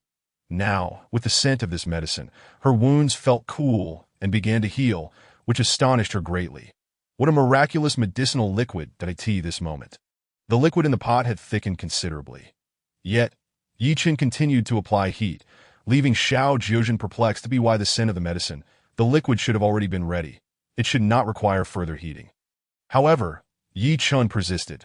Suddenly, everyone witnessed Yi Chen extend his hands, rhythmically striking the pot. Buzzing. The pot vibrated, emitting a humming sound. This left everyone utterly dumbfounded. They had never seen such a method of decocting medicine. With a series of pops, the liquid inside the pot transformed into a paste-like consistency. Buzzing. Due to the pot's vibration and the evaporation of moisture, the paste-like medicine morphed into 18 pill-sized globules. Rolling within, the aroma intensified. The 18 pills became more rounded, surrounded by a mystical aura. This was alchemy. Observing the 18 fragrant pills, Xiao Jiuzhen gasped in astonishment, utterly shocked. Those who could refine pills were akin to deities. Zhou Minghui, gazing at the swirling pills, was equally thrilled and astonished. This young divine physician could even refine pills. Each pill was worth a fortune. Bring me several porcelain vials. Chen glanced at Xiao Jiuzhen. Here are 3 porcelain vials. Xiao Jiuzhen, who often carried emergency medicinal pills, had empty vials on hand. He quickly handed 3 vials to Chen. The pills are ready, Chen exclaimed, striking the pot. Whoosh! 18 ore-enveloped pills soared into the air. 1 pill landed in one porcelain vial, 16 in another, and the final pill entered Chen's mouth. Chen bit down on the pill, and a rich aura instantly filled his mouth, rushing into his dantian. Boom! With a resounding crash, the powerful aura transformed into true energy, swirling rapidly within Chen's dantian. His dantian began to expand, becoming a tumultuous sea. The potent true energy surged into Chen's meridians. Cycling swiftly, Chen's cultivation level began to rise sharply, gathering qi to the 5th level, gathering qi to the 6th level. Initially intending to test the effects of a small Peiyuan pill, Chen was surprised to find that one small Peiyuan pill had elevated him by 2 minor levels. Surpassing the energy beads in potency, an exceedingly formidable aura radiated from Chen, causing Zhou Minghui to instinctively take a step back. As a martial artist himself, Zhou Minghui sensed the immense power emanating from Chen. This young man was not just a divine physician. He was also a master alchemist and a formidable powerhouse. Chen produced a small Peiyuan pill, contemplated briefly, then split it in half, placing 1/2 into the little girl's mouth. The potency of a whole pill was too strong. The little girl could only take half. Chen then struck his hand. The pill transformed into streams of rich aura that surged into the little girl's body. The small Peiyuan pill not only enhanced cultivation, but was also a miraculous remedy for healing wounds. The dense aura swiftly repaired the injuries on the little girl. Shermolin's eyes were glued to her daughter. The little girl's long, beautiful eyelashes fluttered slightly as she opened her bright, dark eyes. Mother, mother. The little girl saw her mother. Ting, my daughter, you can finally call me mother. You have come back to life. Shimo Lan cried out, tears streaming down her face as she tightly embraced her daughter, weeping uncontrollably. Mother, Dio not cried. Your face has turned into a little flower cat from crying. Ting reached out her small hand to wipe away her mother's tears. All right, Ting, my dear daughter, mother will not cry. Shimo Lan fought back her tears and smiled as she kissed her daughter Ting's cheek. Chen smiled and said, Director Shi, your daughter is fine now. Holding Ting, Shimo Lan suddenly knelt before Chen, exclaiming loudly, Thank you, Mr. Yi, for saving both me and Ting. This sudden kneeling startled Chen. Thank you, uncle. Thank you for saving me and mother. Ting, very clever, immediately understood that the uncle before her was the one who had saved her and hurriedly expressed her gratitude to Chen. Director Shi, please rise. I am also a doctor. It is my duty to save lives, Chen replied, pulling Shimo Lan back up. Congratulations, Director Shi and Ting, for turning peril into safety. Zhou Minghui approached. Thank you, Director Zhou. Shimo Lan also expressed her gratitude towards Zhou Minghui. After all, this was Zhou Minghui's grand pharmacy. Thud. Xiao Jiuzhen suddenly knelt before Chen, declaring loudly, Master, please accept my bow. This action shocked Zhou Minghui and Shimo Lan. Zhou Minghui was unaware that Xiao Jiuzhen had previously boasted that if Chen saved Ting, he would bow and acknowledge Chen as his master. Xiao Jiuzhen, a stubborn and proud divine doctor, was utterly obsessed with the art of medicine. Chen's medical skills and the Tai 5 elements needle left Xiao Jiuzhen in awe that he wanted to fulfill his promise and apprentice under Chen. Chen stepped aside and shook his head. Xiao Jiuzhen, your medical skills are not worthy of being my disciple. Chen had no intention of taking Xiao Jiuzhen as a disciple. His expression resolute. Chapter 21, A Medicine Boya. Both Zhou Minghui and Shimo Lan were taken aback. Xiao Jiuzhen was the most renowned divine doctor in Jiangnan, yet he was deemed unworthy to be Yi Chen's disciple. Bang, bang, bang. Xiao Jiuzhen quickly kowtowed 3 times, still respectfully saying, "Master, if you do not accept me as your disciple, I can serve as your medicine boy, assisting you while you concoct medicines." That Wai Yichen looked at Xiao Jiuzhen, thought for a moment, and replied, "Fine, you may rise." Thank you, master. Xiao Jiuzhen stood up, filled with excitement. Although Yi Chen refused to take Xiao Jiuzhen as a disciple, Xiao Jiuzhen still referred to Yi Chen as master.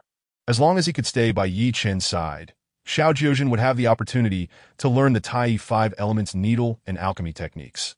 The fact that the divine Dr. Xiao Jiuzhen was willing to serve as Yi Chen's medicine boy left Zhou Minghui astounded. "Your silver needles." Wai Yichen returned the silver needles to Xiao Jiuzhen. Xiao Jiuzhen quickly replied, "Master, you currently have no handy silver needles, so please use this set for now." Wai Yichen nodded. "Very well. I will keep them for now. Here is a small Peiyuan Dan for you." Wai Yichen tossed a porcelain vial containing a small Peiyuan Dan to Xiao Jiuzhen. Wai Yichen knew that the materials for concocting the small Peiyuan Dan were extremely precious. Valued at over 2 million, since Xiao Jiuzhen had helped Yi Chen pay the bill and willingly became his medicine boy, this small Peiyuan Dan was a gift for him. "Thank you, master." Xiao Jiuzhen was overjoyed and quickly accepted the small Peiyuan Dan.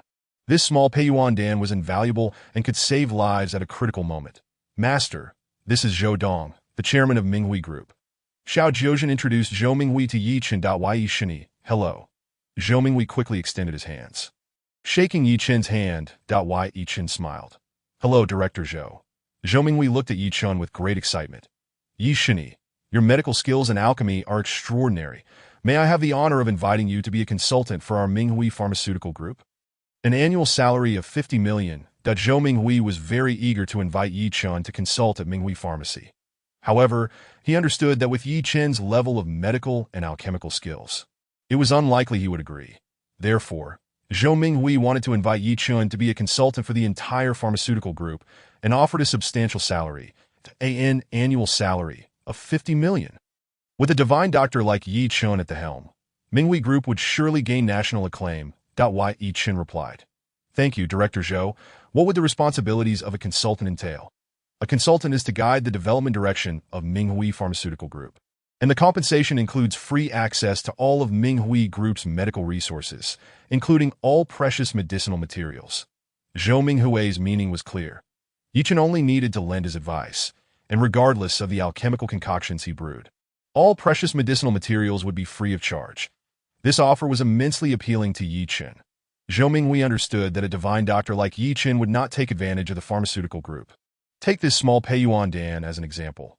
The value of one pill was undoubtedly above 10 million. The key was that this small Peiyuan Dan could save lives, that if a prominent figure was saved using this small Peiyuan Dan, Minghui Group would soar to new heights. Wai Yichen nodded. "All right, I could be a consultant for your Minghui Group, and I will not take advantage of you. Each time I successfully concoct a pill, I will share one with you. This is wonderful. Thank you, Yi Chen." Zhou Minghui was overjoyed upon hearing Yi Chen's words. Although the cost of the materials for a small Peiyuan Dan was 2 million, the finished pill was worth its weight in gold. The critical point was that with Yi Chen as a divine doctor, Minghui Pharmaceutical Group could have him represent them in the Jiangnan Divine Doctor competition. If Yi Chen secured first place, Minghui Pharmaceutical Group would ascend to greatness. Wai Yichen quickly wrote down the formula for the detoxification pill and handed it to Zhou Minghui. "Director Zhou, this is a formula for a detoxification pill. Please prepare the ingredients and a set of herbal decoction equipment for me." "All right, Yi Chen." Zhou Minghui accepted the formula. "Zhou Dong, I will go gather the herbs." Xiao Jiuzhen expressed his eagerness to see the formula for the detoxification pill. "Good, Xiao Chen, you may go." Xiao Jiuzhen went to collect the herbs. Bang. The door to the quiet room was suddenly pushed open, and a tall, imposing middle-aged man along with a stylishly dressed young girl rushed in. "Sister. Tingting, are you all right?" The beautiful girl grabbed Shimo Lan's hand. And, Tingting leaped into the arms of this young girl, bursting into tears. This stunningly fashionable young girl was named Shi Xiaoqiong, Shimo Lan's younger sister. "Did you not see our white Tingting? Did you not cry?" Shi Xiaoqiong held Tingting tightly in her embrace, a look of deep affection on her face. "Are you injured?" The middle-aged man looked at Shimo Lan with concern. This man was Shimo Lan's father, Sherding Tian. Upon receiving news of his daughter and Tingting's car accident, he rushed over immediately. Shimo Lan's eyes turned red as she whispered, "If it were not for him, RDYE and another brave brother risking their lives to save us, neither my daughter nor Tingting would have the chance to see you." Father. Sherding Tian's expression turned cold as he snorted, "I will certainly investigate the mastermind behind this." Shimo Lan's expression also darkened as she gritted her teeth. "There is no need for an investigation." Shi Xiaoqiong, holding Tingting, exclaimed loudly, "It must be Shi Dingjie and his son who are responsible." Shi Ding Tian shouted, "Xiaoqiong, do not speak recklessly." Shi Ding Tian's expression turned icy as he glared at his daughter. Shi Xiaoqiong. The internal strife within the Shi family must not be leaked. Father, this is Mr. Yi, our savior. Shimo Lan quickly introduced Yi Chen, recounting how he miraculously healed Tingting. This left Shi Ding Tian astonished. This young man's medical skills were truly remarkable, and he was also a courageous hero. Shi Ding Tian was immensely grateful to Yi Chen. Had it not been for him, he would have lost both his daughter and granddaughter. Mr. Yi, thank you very much for saving my daughter and granddaughter. Shi Ding Tian quickly bowed in gratitude, that Yi Chen smiled. Uncle Shi, there is no need for such formality. Director Shi, greetings. Zhou Mingwei quickly offered his respects to Shi Ding Tian. Shi Ding Tian looked at Zhou Mingwei and said, "Thank you, Director Zhou." Although Tingting was healed by Yi Chen, this was, after all, Zhou Minghui's grand pharmacy. Shi Ding Tian certainly had to express gratitude to Zhou Mingwei as well. After some mutual pleasantries, Shi Ding Tian said, "Mr. Yi, thank you for saving my daughter and granddaughter Tingting. Please accept this gift from me. The password is 6 sixes." Shi Ding Tian, filled with gratitude, handed a card to Yi Chen. This card contained 50 million. Yi Chen smiled and waved his hand. "Uncle Shi, I am a doctor. Saving lives is my duty. I cannot accept this." Yi Chen directly declined. Chapter 22. 1 pill, 10 million. This, Shi Ding Tian was taken aback, not expecting Yi Chen to refuse the money. Beside him, Shi Xiaoqiong looked at Yi Chen in astonishment, tapping his shoulder. "This divine doctor, your character is truly noble. This card holds 50 million. The girl was quite curious as to why Yi Chen would refuse money. Yi Chen smiled. "If someone comes to me for treatment, I will charge them, but I do not take payment for saving lives on the road." Shi Xiaoqiong gave Yi Chen a thumbs up. What an adorable fool.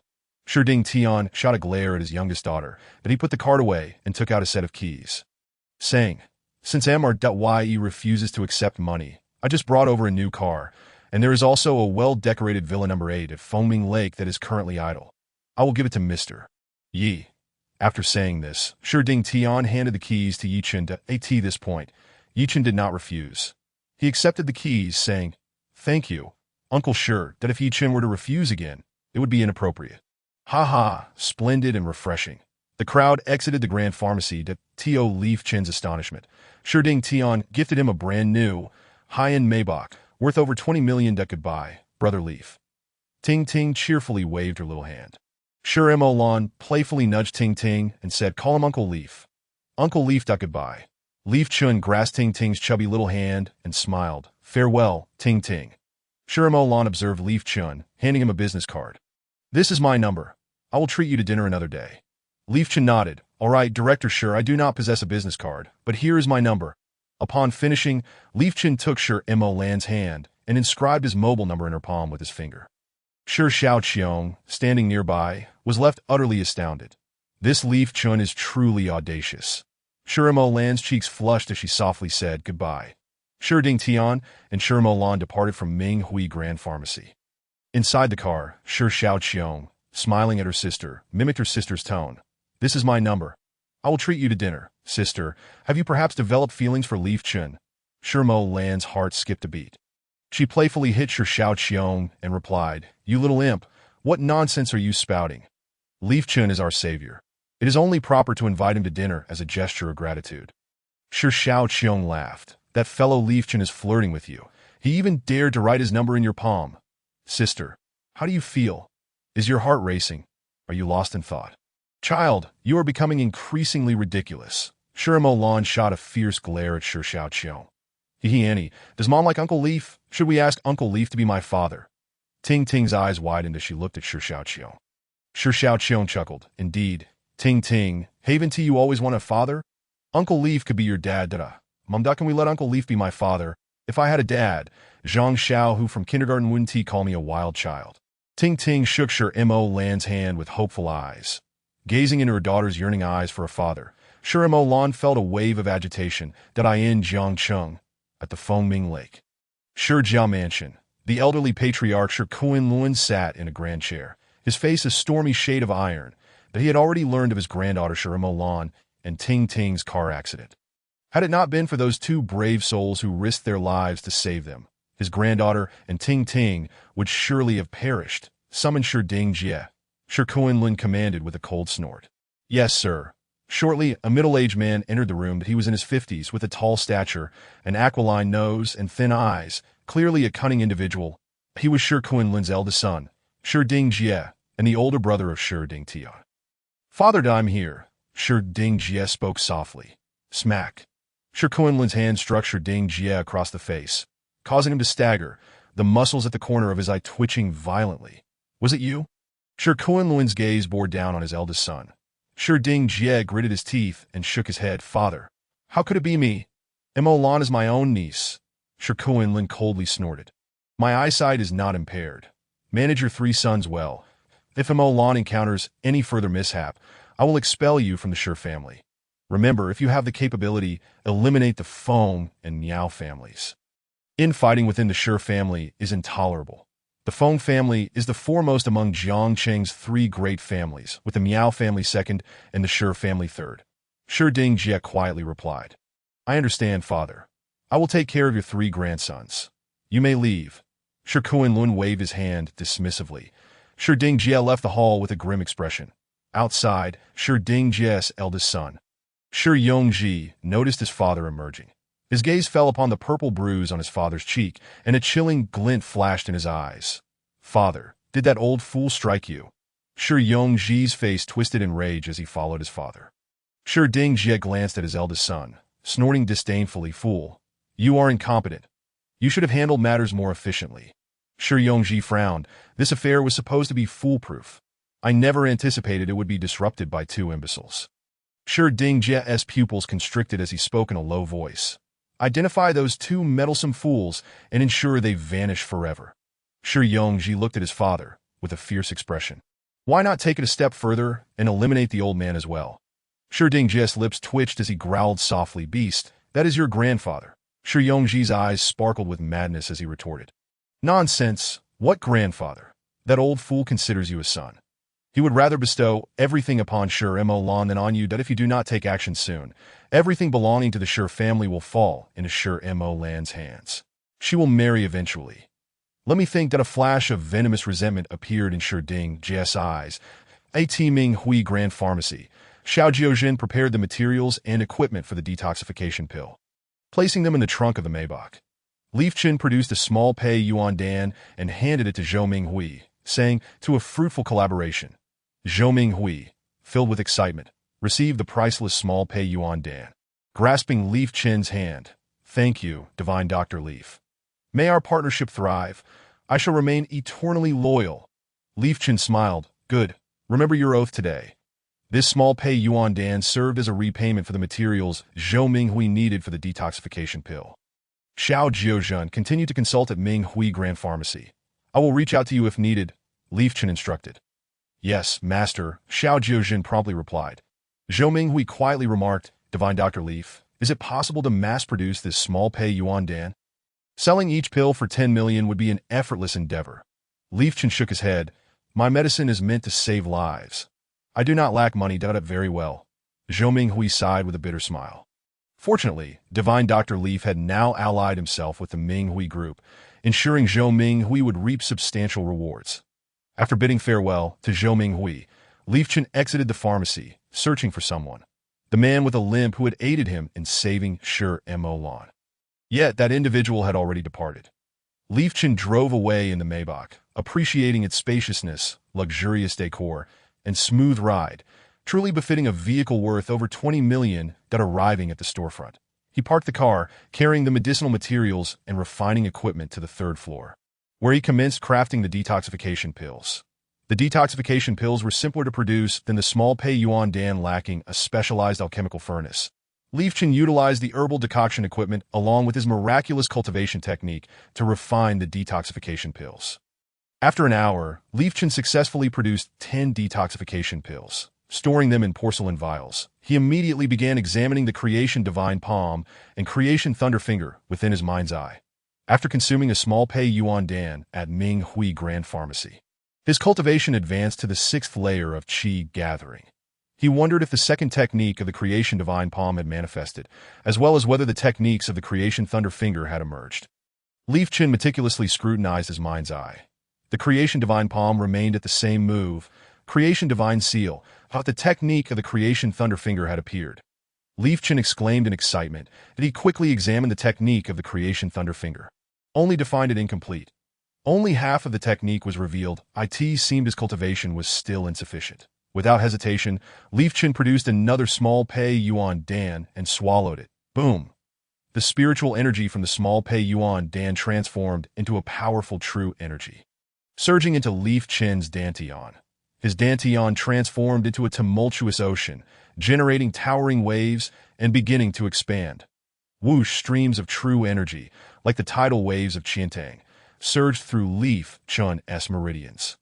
Cycling at high speed, waves of brilliant golden light erupted from Chen's body. Qi gathering 7th layer. Qi gathering 8th layer. Boom! The techniques of the Creation Thunderfinger in Chen's mind's eye manifested in their entirety. The technique of the Creation Thunderfinger is finally complete. Chen rejoiced. Ready to commence his training, that he immediately followed the instructions from his mind's eye, beginning to cultivate the Creation Thunderfinger. Creation Divine Technique. Boom! Chen's Creation Divine Technique reached its zenith. The powerful true energy transforming into a bolt of lightning that surged toward Chen's index finger. Crackle! Chen's index finger emitted a faint arc of lightning. Buzz! The sound of thunder erupted from his finger, a fierce heat radiating from it. Almost simultaneously, Chen felt his true energy depleting, dizziness washing over him, his complexion paling. The technique of the Thunderfinger had not fully materialized before Chen's true energy was exhausted. Thud!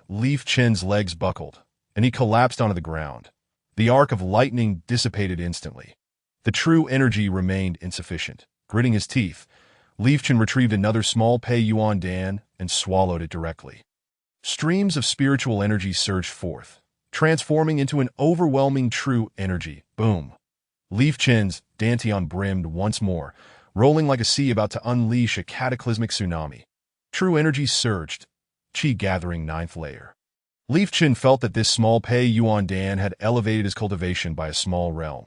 The formidable true energy, akin to a tempest of thunder and fire, surged toward Chen's index finger. Boom! An explosive sound echoed. Chen's index finger once again radiated a dazzling arc of lightning. Creation Thunderfinger! Chen shouted with fervor. With a resounding thud, Chen's index finger emitted a deafening crack. Forcefully striking the cast-iron dumbbell he regularly trained with, boom!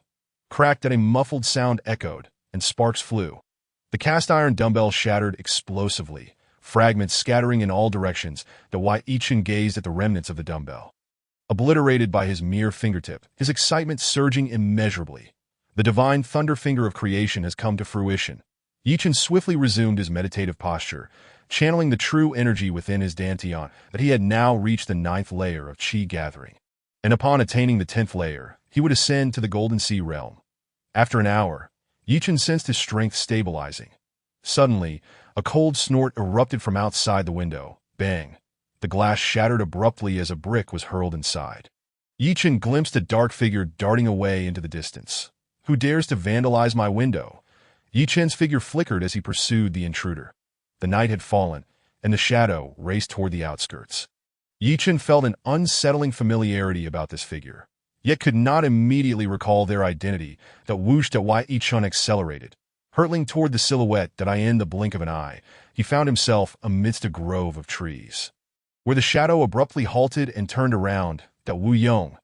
Under the moonlight, Chen recognized the individual who had smashed his window. None other than Wu Yong, whose arm he had previously broken, that he sneered. Chen, you broke my arm and killed my brother Wu Xing on Jiangxin Island. Today, You shall meet your end. The Wu Yang's expression twisted into a grotesque snarl. What? The Wu Xing from Jiangxin Island was actually Wu Yang's brother? Had they found Wu Xing's corpse? What are you saying? I do not comprehend your words. That Yi Chen could not admit to his involvement in Wu Xing's demise. That Wu Yang's voice dripped with malice. Whether you acknowledge it or not, there's no escape for you today. Shadows flashed, and figures emanating formidable auras surrounded Yi Chen. This is a trap, he realized, feeling an intense sense of danger. That I, in particular, the two elder figures flanking him, exuded a suffocating aura of death. These were powerful masters. Yi Chen immediately heightened his defenses, channeling his divine powers to their utmost, and fixed his gaze on the elder cloaked in black before him. Who are you? The elder responded with a cold snort, his murderous intent and aura surging violently. That I am Zhou Xingyo, the Grand Elder of the Iron Palm Sect and Vice Alliance Leader of the Jiangqing Ancient Martial Alliance. Yi Chen recognized the Iron Palm Sect from his conversations with Su Yanran, and sensed that Zhou Xingyo posed a significant threat, as did the other elder behind him. Surrounded by these formidable foes, Yi Chen knew he must eliminate the two elders first to escape this predicament. Otherwise, he would surely face dire consequences today. With this in mind, he scoffed. Zhou Xingyo, Jiangqing Ancient Martial Alliance, Iron Palm Sect. Sounds like quite an illustrious organization. Are you suggesting that you forsake martial ethics and the rules of the martial world? Ganging up on a single individual? Should word of this reach the outside world, it would tarnish your reputation, wouldn't it? I advise you to tread carefully. Zhou Xingyo's sinister grin widened. Rest assured, we have no concern for our reputation. We shall simply kill you and bury you in this grove. The news will never reach anyone. Yi Chen noticed a freshly dug pit not far away, clearly intended for his grave. The malevolence of these individuals ignited a surge of killing intent within him. Elder Zhou, why are you wasting words on this foul brat? Just kill him. Jiang Jingdao, standing behind Yi Chen, barked viciously. Hearing the words of these two elders, Yi Chen understood that there would be no peaceful resolution today. It was a life-or-death situation. One of them must perish. He resolved to strike first. Anyone who sought to kill him, Yi Chen, would find themselves facing his wrath first. With a thunderous roar, Yi Chen's figure surged forward like a bolt of lightning. Launching his attack, Yi Chen's right palm transformed into a lustrous white, glimmering with a golden hue, as he struck fiercely toward Zhou Xingyo. Indeed, the broken gold and shattered jade palm. Unfortunately, you are too young and lack sufficient power. You are no match for me. Today, you shall perish. Zhou Xingyo scoffed, his palms swelling ominously, dark as iron, emitting a chilling howl of murderous intent as he swung it toward Yi Chen.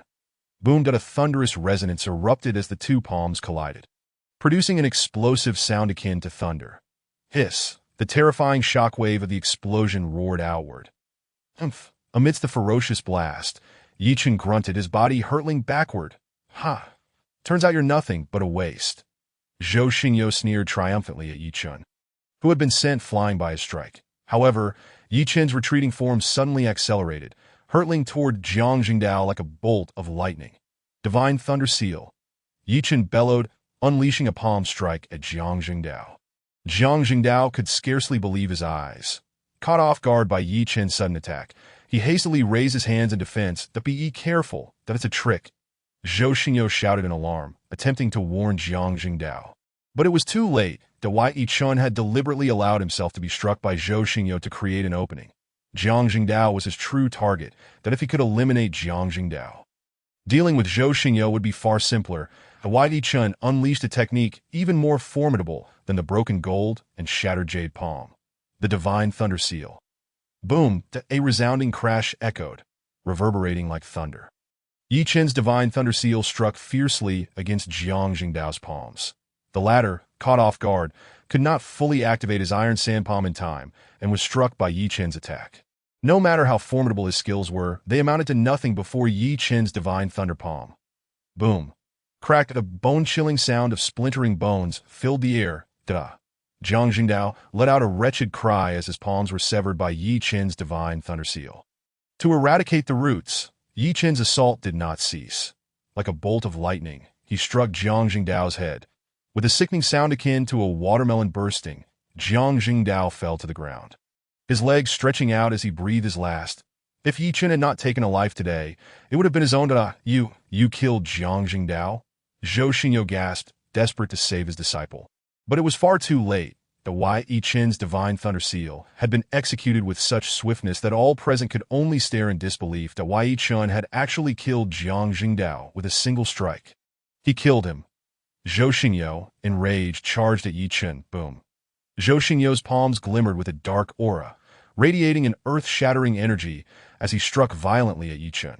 You seek death. Yi Chen roared, once more unleashing the divine thunder seal. The massive palm, resembling a radiant divine seal, crashed down upon Zhou Xingyo's iron sand palm. Bang! Deafening crack reverberated as their palms collided. In the midst of the explosive sound, Yi Chen remained unyielding. While Zhou Xingyo staggered back, his palms in agony, blood surging forth as he stumbled 3 steps backward. Pfft. Zhou Xingyo coughed, spraying blood in disbelief. How could this be? Yi Chen had deceptively played the fool. After killing Jiang Jingdao, he now inflicted a grievous wound upon Zhou Xingyo. Wu Yong, terrified, retreated into the shadows, poised to flee. Zhou Xingyo, filled with rage and disbelief, could hardly accept that after decades of honing his iron sand palm without finding an equal, he had been forced back 3 steps and injured by this seemingly insignificant brat. You seek death. Zhou Xingyo roared in humiliation, suddenly producing a dagger, exuding an ancient aura. The moment he drew the blade, a chilling light radiated, causing the surrounding temperature to plummet. Whoosh! The razor-sharp dagger hissed as it zipped toward Yi Chen's throat with blinding speed. The strike was both swift and ruthless, its angle treacherous. Yi Chen found himself unable to evade in time. Zhou Xingyo's eyes glinted with a sinister smirk. Countless experts had perished beneath his fish-intestine dagger, and now this brat would meet the same fate. No matter how formidable he was, he could not escape the assault of the fish-intestine dagger. The blade was almost upon Yi Chen's throat when, in that critical moment, he extended a finger. Divine Thunderfinger of Creation. Ding! Yi Chen struck the back of the dagger with his fingertip, that a flash of lightning erupted, and a terrifying electric arc surged into the fish-intestine dagger. Zhou Xingyo screamed. Feeling as though he had been struck by lightning, his body convulsing uncontrollably. Clatter. The dagger fell to the ground. Yi Chen roared, thrusting his finger toward Zhou Xingyo's brow. Paralyzed by the electric shock, Zhou Xingyo could not evade. No! Zhou Xingyo screamed, a mix of fear and anger flooding his eyes as despair seeped in. That a sickening sound of crushed bone echoed as Yi Chen's finger penetrated Zhou Xingyo's skull. Zhou Xingyo's body stiffened, his eyes wide with terror, before he collapsed lifelessly to the ground. Facing death, Yi Chen retrieved the fish-intestine dagger, discovering a sheath on Zhou Xingyo's person. Bang! With a swift kick, Yi Chen sent Zhou Xingyo tumbling into the freshly dug pit. The remaining figures cloaked in black turned and fled in terror. Wu Yong had long since vanished without a trace. In this encounter, both Jiang Jingdao and Zhou Xingyo lay dead. With another kick, Yi Chen sent Jiang Jingdao into the pit as well. Boom! Yi Chen struck the mound with a palm, burying the 2 individuals beneath it. This battle had significantly bolstered Yi Chen's confidence. The so-called Iron Palm sect and the ancient martial alliance of Jiangsheng were utterly ineffectual. Yi Chen swiftly departed from the forest and returned to the facade of his residence. Continuing to stay here felt increasingly perilous. Having killed Jiang Jingdao and Zhou Xingyo, the Iron Palm sect and the ancient martial alliance of Jiangsheng would not let this transgression go unpunished. Hence, he decided to investigate the villa that Shi Ding Tian had gifted him. Yi Chen quickly tidied up, transferring all valuable possessions, including the safe, onto a cargo vehicle. The Maybach could not accommodate the safe. After driving the Maybach into the rear courtyard, Yi Chen headed straight for the Fengming Lake Villa area. Chapter 25, A Grave Situation. Jiangsheng, Ancient Martial Alliance back mountain. Atop a peak, an elder stood before a colossal rock, emanating an extraordinarily formidable aura. As the thick mist approached within 5 meters of the elder, it was forcefully repelled by his murderous intent. The mist formed a gigantic vortex, emitting a low, thunderous hum as it circled around the elder incessantly. The elder, who had his eyes half closed, suddenly opened them wide, radiating brilliance. Boom! The elder's aura surged violently once more. His palm expanded dramatically, shimmering with dark brilliance. Crack! With a thunderous roar, the elder's palm, dark as iron, struck the massive rock before him. Bang. The sound was deafening, akin to a thunderclap. Crack. The massive rock exploded, shards flying in all directions, revealing a charred pit beneath. Congratulations, Sect Master. You have ascended to the pinnacle of the great martial master realm. Just a step away from the Grand Master, an elder clad in tattered robes approached with a smile. The elder who shattered the rock was named Qin Zhiwu, the sect master of the Iron Palm sect and the leader of the ancient martial alliance of Jiangqing. The elder in tattered robes was Huang Yuping, the deputy leader of the Iron Palm sect. The realms of ancient martial cultivation are divided into martial artist, martial master, great martial master, grand master, and supreme grand master, each with early, mid, late, and peak stages. Qin Zhiwu remarked with a smile, "This step is truly challenging that I wonder how many ancient martial experts are stuck here. Even if they spend their entire lives, they may never ascend to the Grand Master realm. Throughout Huaxia, there are only a handful of Grand Masters."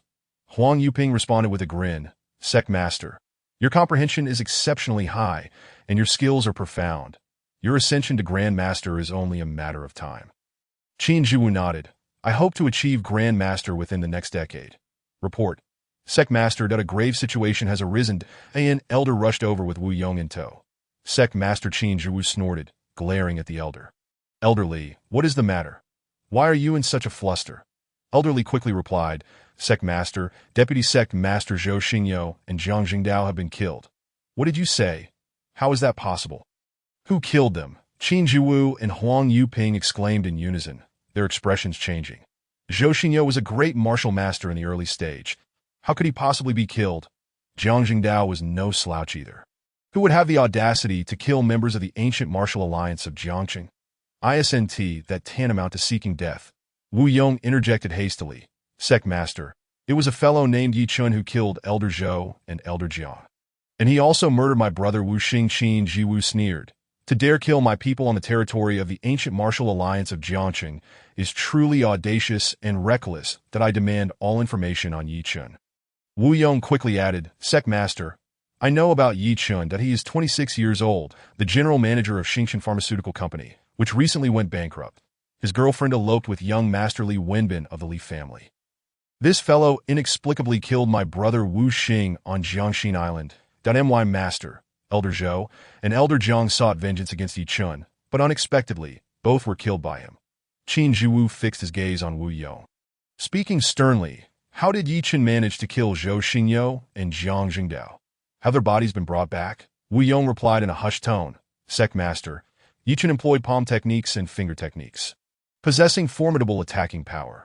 Recalling Yi Chun's terrifying palm strike and the lightning-encircled finger technique sent shivers down Wu Yong's spine."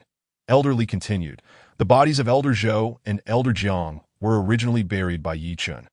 We have now retrieved them. Let us see the bodies." Qin Zhiwu descended the mountain with his entourage, in a room at the rear courtyard. Qin Zhiwu looked at the bodies in shock. Such terrifying palm strength and dreadful finger techniques. Zhang Jingdao's arm and head had been shattered by Yi Chun's immense palm strength. Meanwhile, the gaping, bloodied hole in Zhou Xingyo's forehead made Qin Zhiwu's heart race. The surrounding area of the wound was charred, as if struck by lightning, with bone fractures radiating ominously outward. What kind of fearsome finger technique is this? Does it contain the essence of thunder and fire? Qin Zhiwu waved his hand, dismissing the crowd. His gaze remained fixed on the horrifying wound on Zhou Xingyo's forehead, his expression darkening to an extreme. Could it be that Yi Chun is a powerful Grand Master? If Yi Chun truly is a formidable Grand Master, even I, Qin Zhiwu, might not be able to defeat him, that no, there are only a handful of Grand Masters in all of Huaxia. How could someone like Yi Chun from such a small place possibly be a Grand Master? As long as Yi Chun is not a Grand Master, I, Qin Zhiwu, can eliminate him. Should I summon my reclusive master? After a moment of contemplation, Qin Zhiwu proceeded towards the cave in the back mountain. Inside the cave, an emaciated elder sat cross-legged, his hands constantly shifting, crafting mysterious hand seals. The elder's palms, dark as iron, emitted an unsettling black glow as the seals transformed. Boom, boom. Each change in the elder's hand seals resonated with a piercing sound of wind and thunder. The transformations grew increasingly rapid, culminating in a whirlwind of hand seals spinning at high speed. Boomed at a thunderous sound erupted, echoing like a massive explosion. The elder let out a long howl, his form soaring into the air. "Break!" he bellowed, and his originally dark palms erupted with a dazzling flame. Banged at a tremendous sound followed as the elder's colossal palm, ablaze, struck a 1,000-pound boulder. Crack. The sound of earth-shattering fracture reverberated. The enormous boulder was shattered into countless pieces. Dust and debris flying everywhere. The entire cave trembled violently, resembling an earthquake. The MY iron sand palm has finally absorbed the fire attribute from the iron sand, successfully advancing to the flame god palm. The elder was overjoyed, bursting into laughter. Tai Wujia, the old scoundrel of the Divine Palm sect. "Just wait. I have been waiting 10 years for this revenge." Having spoken, the elder approached the cave entrance. Just as he reached the entrance, Qin Jiwu suddenly heard an earth-shattering explosion from within the cave. The entire cavern shook violently, buzzing ominously. Such a commotion. Could it be that my Master-S Iron Sand Palm has advanced? Has he reached the Grand Master realm? This would be fantastic. If my master successfully ascends, Yichen will be doomed. Boom, boom. The cave's entrance swung open, and Yuan Sifang emerged, laughing heartily. Master, you have advanced. Qin Jiwu hurriedly approached. Chapter 26. Villa number 8. Yuan Sifang chuckled. It's merely the iron sand palm advancing to the flame god palm. Congratulations, master. Joyous tidings. Upon hearing that his Master-S Iron Sand Palm had successfully advanced, Qin Jiwu was immensely pleased. Now, even if Yichun were extraordinarily powerful, he could not withstand his Master-S formidable Flame God Palm. The power of the Flame God Palm surged 100-fold compared to the Iron Sand Palm. Yichun. This time, there's no escape for you. You are doomed. Nothing much to celebrate, but it's a pity I haven't ascended to Grand Master. Yuan Sifang lamented, shaking his head with a look of dissatisfaction. Despite being in seclusion for 10 years, he had not broken through to the Grand Master realm. However, his combat prowess had increased 100-fold compared to the past. Qin Jiwu quickly assured him, "Master, your ascension to Grand Master is only a matter of time." Yuan Sifang nodded. "Jiwu, has anything significant occurred in the alliance during my prolonged seclusion?" Although Yuan Sifang had been in seclusion, he still cared deeply about the alliance's affairs. Qin Jiwu spoke softly. "Master, I happen to have something to report. There is a fellow named Yi Chun from the Divine Palm sect who has killed our deputy alliance master Zhou Xingyo and Jiang Jingdao." Qin Jiwu believed Yi Chun to be proficient in the Divine Palm technique, and thus assumed he was a disciple of the Divine Palm sect. "What? A member of the Divine Palm sect has slain Zhou Xingyo and Jiang Jingdao." Upon hearing this, Yuan Sifang was instantly engulfed in rage, his murderous intent surging. How dare the Divine Palm sect invade and kill members of the Iron Palm sect? This is absolutely outrageous. "Yes, master," Qin Jiwu replied quietly. "I shall personally eliminate this Yi Chun and then seek vengeance on Tai Wujia for the grievance of that palm strike 10 years ago." Yuan Sifang's eyes glinted with an overwhelming killing intent that a decade ago he had clashed with Tai Wujia of the Divine Palm sect, battling fiercely for 3 days and nights along the banks of the Yangtze River. Yuan Sifang had been struck by Tai Wujia's palm, resulting in his defeat. This left him deeply unsatisfied, prompting him to enter seclusion. After 10 years, although he had not ascended to Grand Master, his Iron Sand Palm had advanced. Even if Tai Wujia were formidable, he could not withstand Yuan Sifang's newly advanced Flame God Palm. "All right, master. With your direct involvement, Yichen is undoubtedly doomed. That I will immediately investigate Yichen's whereabouts."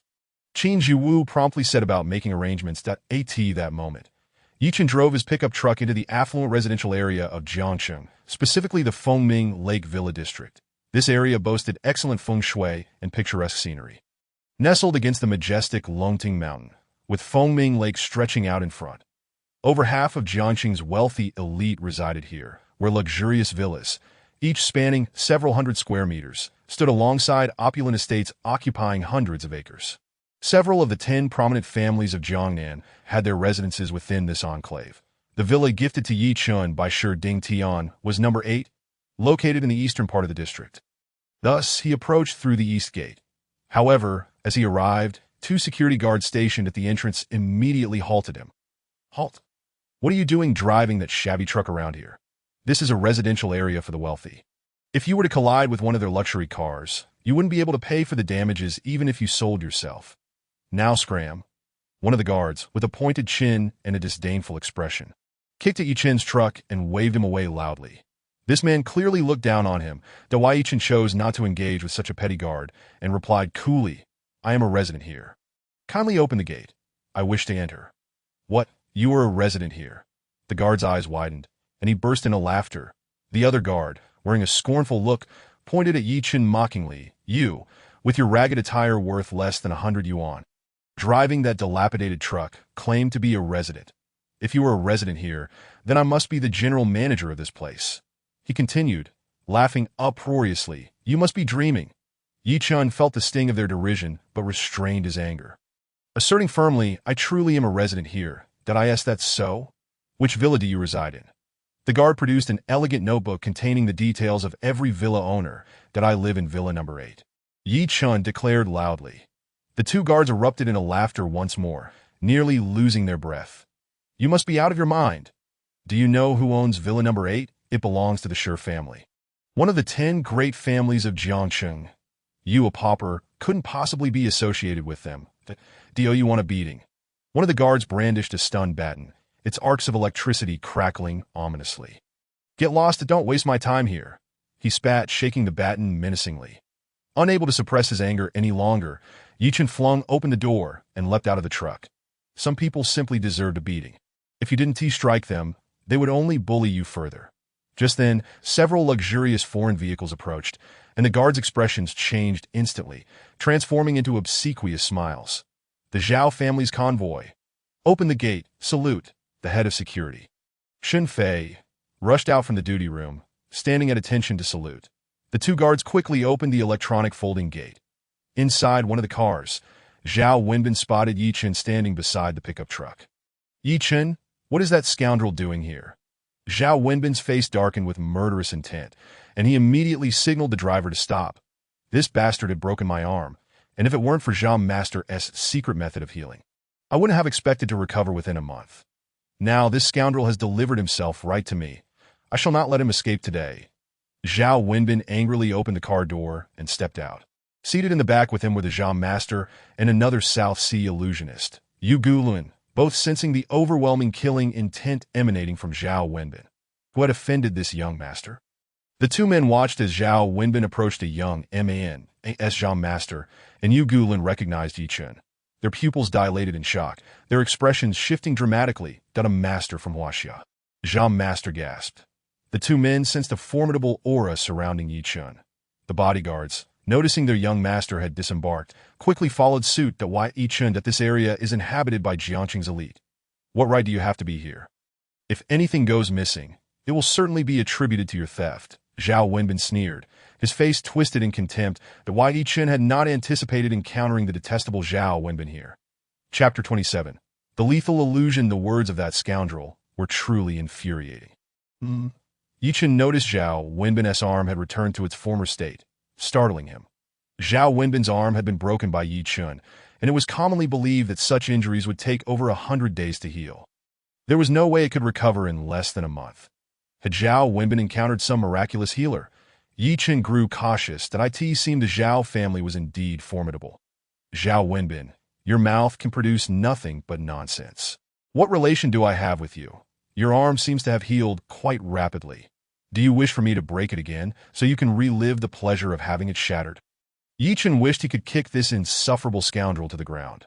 Upon hearing Yi Chen's words, Zhao Wenbin's expression darkened, his hatred flaring intensely. "Yi Chen, since you've chosen death, I shall grant you your wish." Zhao Wenbin shouted, eyes ablaze, "Break this bastard's limbs." "Yes, young master." The 7 or 8 bodyguards charged toward Yi Chen, howling in unison. Truly seeking death. Yi Chen snorted coldly, his expression turning icy as he delivered a swift kick to the stomach of the foremost bodyguard. With a resounding crash, the bodyguard was sent flying, crashing to the ground. In the blink of an eye, all the bodyguards lay sprawled on the ground, groaning in pain. Yi Chen advanced toward Zhao Wenbin, who paled visibly and turned to flee. "Zhao Master! You master! Help!" Zhao Wenbin yelled as he ran. Suddenly, two figures flashed before Yi Chun, blocking his path. "Stop!" Yu Gulun declared with a cold snort, seeing the two men in peculiar attire exuding an uncanny aura. Yi Chun halted, instinctively going on guard. Activating his X-ray vision, he discerned that Zha Master was cloaked in a swirling miasma, concealing a myriad of colorful poisonous insects and curse-infused creatures beneath his clothing. Each insect and creature exuded a terrifying killing intent that a South Sea curse master. Yi Chun exclaimed in alarm, instinctively taking a step back. The Zhao family had actually employed such a nefarious curse master. These masters not only commanded venomous creatures to launch ambushes, but also employed deadly poisons and bizarre curses. Such potent curses could infiltrate a person's body, consuming their internal organs and brain. Killing without a trace, truly insidious. The other individual astonished Yi Chun even more.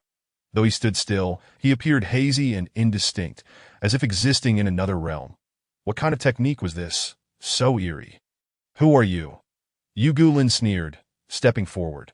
With a thunderous roar, Yi Chun felt the ground tremble beneath him, and the world spun chaotically as countless vengeful spirits and ancient demons roared toward him. "Illusion," Yi Chun gasped, his face paling, that he struggled desperately to escape the hallucination, but it was futile. Seeing Yi Chun ensnared by his illusion, Yu Gulin grinned maliciously, producing a cold, sharp dagger aimed at Yi Chun's throat. Zhao Wenbin watched with glee as the dagger advanced toward Yi Chun, laughing sinisterly. "Haha, Yi Chun, no matter how powerful you are, you will perish at Yu Gulin's hands." The dagger, swift and merciless, carried with it an aura of death, poised to pierce Yi Chun's throat. That in that perilous moment, a brilliant light erupted from the stone tablet within Yi Chun's consciousness. The second eye among the 9 divine eyes on the forehead of the peculiar figure on the stone suddenly opened wide. "Break the illusion," a voice echoed in Yi Chun's mind. The second divine eye has finally awakened. "It's the break illusion eye." Yi Chun exclaimed in astonishment. With a thunderous clap, beams of dazzling golden light shot forth from Yi Chun's eyes, striking the terrifying apparitions. With a cataclysmic explosion, countless demons were reduced to ashes, and the illusion shattered. Yi Chun regained his senses, only to find the lethal dagger mere inches from his throat. This scoundrel, who wielded illusions, had attempted a treacherous assault. "Heavenly Thunderfinger, break!" Yi Chun roared, his index finger crackling with radiant lightning as he thrust it forward. That Yu Gulin's dagger was almost at Yi Chun's throat when the despicable man believed he had secured a kill. Yet, just as Yu Gulin's cruel smile emerged, he was met with an earth-shattering explosion. With a thunder-like crash, Yi Chun's eyes unleashed a blinding golden light, shattering Yu Gulin's illusion. That golden lightning. "My illusion!" Yu Gulin screamed, his face transforming in horror. He would never have imagined that at the brink of death, Yi Chun could awaken and shatter his illusion, just as this fellow thought of retreating. Yi Chun's finger, imbued with a terrifying surge of thunder and fire, struck fiercely against his arm. Bang! Cracked, a series of resounding explosions and shattering sounds echoed. Uglin let out a blood-curdling scream. The dagger in his hand was obliterated, and his arm snapped with a sharp crack. In a single move, Uglin was utterly defeated. Yi Chun harbored a deep-seated hatred for this ambusher, and he stepped forward, letting out another thunderous roar. Boom! Yi Chun's divine thunderfinger struck out once more. Whoosh! The menacing arcs of lightning converged upon Uglin's forehead in an instant. Nearby, Zaetukin witnessed as Yi Chun's eyes radiated golden light, breaking Uglin's illusion. Furthermore, Yi Chun's finger unleashed arcs of lightning that shattered Uglin's dagger and arm, leaving Zaetukin utterly astonished. What incredible prowess Yi Chun possesses! What kind of finger technique is this? So fearsome and powerful. Boom! Yi Chun unleashed his second strike of the divine thunder finger, with a loud shout. Zaetukin extended his hand, swiftly pulling Uglin away. Whoosh! Zaetukin flicked his finger, and several vividly colored snakes, spewing venomous fangs, shot towards Yi Chun's face. Upon seeing the southern sorcerer saving that nefarious illusionist, Yi Chun's expression turned icy. Whooshed at Yi Chun's divine thunder finger, crashed into the venomous snakes. All the snakes were reduced to mere fragments, dissipating into plumes of black smoke. "Who are you?" Yi Chun sneered, glaring at Zaetukin. Zaetukin replied in stilted Huaxia. "I am Zaetukin, a southern sorcerer, Yi Chun. You shall pay for breaking Uglin's illusion and shattering my arm, that I will surely kill you. Uglin roared with a twisted face, his eyes bursting forth with a pitch-black glow. Chapter 28. Encountering trouble beeped that a few cars approached from a distance. Someone is coming. Zayatukin restrained Uglin, who was about to attack Yi Chun, that there's no time. We can discuss this later. Zayatukin glanced at Yi Chun and ushered Uglin into a car. Zhao Wenbin could hardly believe that Yi Chun had defeated Uglin in a single move and even shattered one of his arms. Now, as Zayatukin and Uglin entered the car, he too slipped into a vehicle. The Zhao family's convoy hurried into the villa area. Yi Chun observed the Zhao family's convoy and furrowed his brow. Could it be that Zhao Wenbin and the others reside here? Mr. Yi, you've arrived? A car window rolled down, revealing Shi Mulan smiling at Yi Chun. Director Shi, do you live here as well? Yi Chun approached. Shi Mulan stepped out of the car. Your villa is number 8. I live next door, in villa number 9. Shi Mulan pointed in the direction of the villa. How do you live next to me? Yi Chun exclaimed in surprise that he never expected that Shi Mulan would be his neighbor. Shi Mulan smiled brightly. Yes, from now on, we are neighbors. Huh. Why are you not going inside?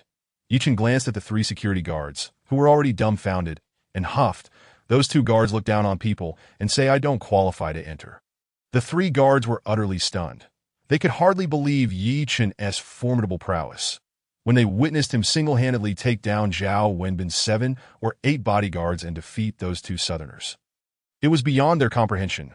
Was this real? It felt like a scene from a movie. This seemingly ordinary individual was indeed so powerful. Now, hearing Shi Mulan say that this young man actually resided in villa number 8 and was also her neighbor, the guards and the head of security, Xin Fei, were drenched in cold sweat. This was bad. They were in trouble that if they offended Shi Mulan, their jobs would be at stake. This luxurious villa area was developed by the Shi family. A mere glance from Shi Mulan could send them packing. Now, upon hearing Yi Chun say they looked down on him, it was clear he was already angry. You 2 blind fools dared to block Mr. Yi? Go apologize immediately, or I'll have you both fired. Shun Fei kicked the 2 guards harshly. The guards turned pale, trembling, and scurried in front of Yi Chun, resembling eager hounds, saying, We apologize, Mr. Yi. We truly did not know you lived here, that we offended you, and we are indeed blind to your stature, that we beg your forgiveness. Yi Chun shot a disdainful glance at the 2 loathsome individuals and remained silent. As he would be living here henceforth, he wished to avoid encountering these 2 sycophants again. Shi Mulan snorted coldly. Xin Fei, make them pack their things and leave. Yes, Director Shi. Xin Fei's expression turned icy as he declared loudly. Pack your things and get out immediately. Ah, Captain. The 2 guards were left dumbfounded. Shi Mulan turned to Yi Chun. Mr. Yi, please follow me in your CR. Yi Chun smiled. Certainly, Director SHI. Yi Chun drove his utility truck into the foaming lake villa area. In no time, he arrived at his villa. Number 8 Villa number 8 boasts an excellent location, spanning 3 floors, excluding the underground garage. The entire villa is perched on a high slope, with the shimmering foaming lake just 50 meters in front.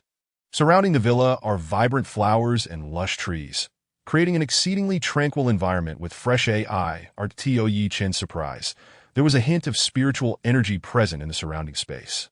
He instantly fell in love with this place. Shi Mulan observed Yi Chun's astonishment and smiled. So, do you like it? It's fantastic, thank you. Yi Chun exclaimed with genuine delight. That as long as you like it. Get acquainted with the surroundings. I have matters to attend to and will take my leave. Shi Mulan, looking pleased, drove away.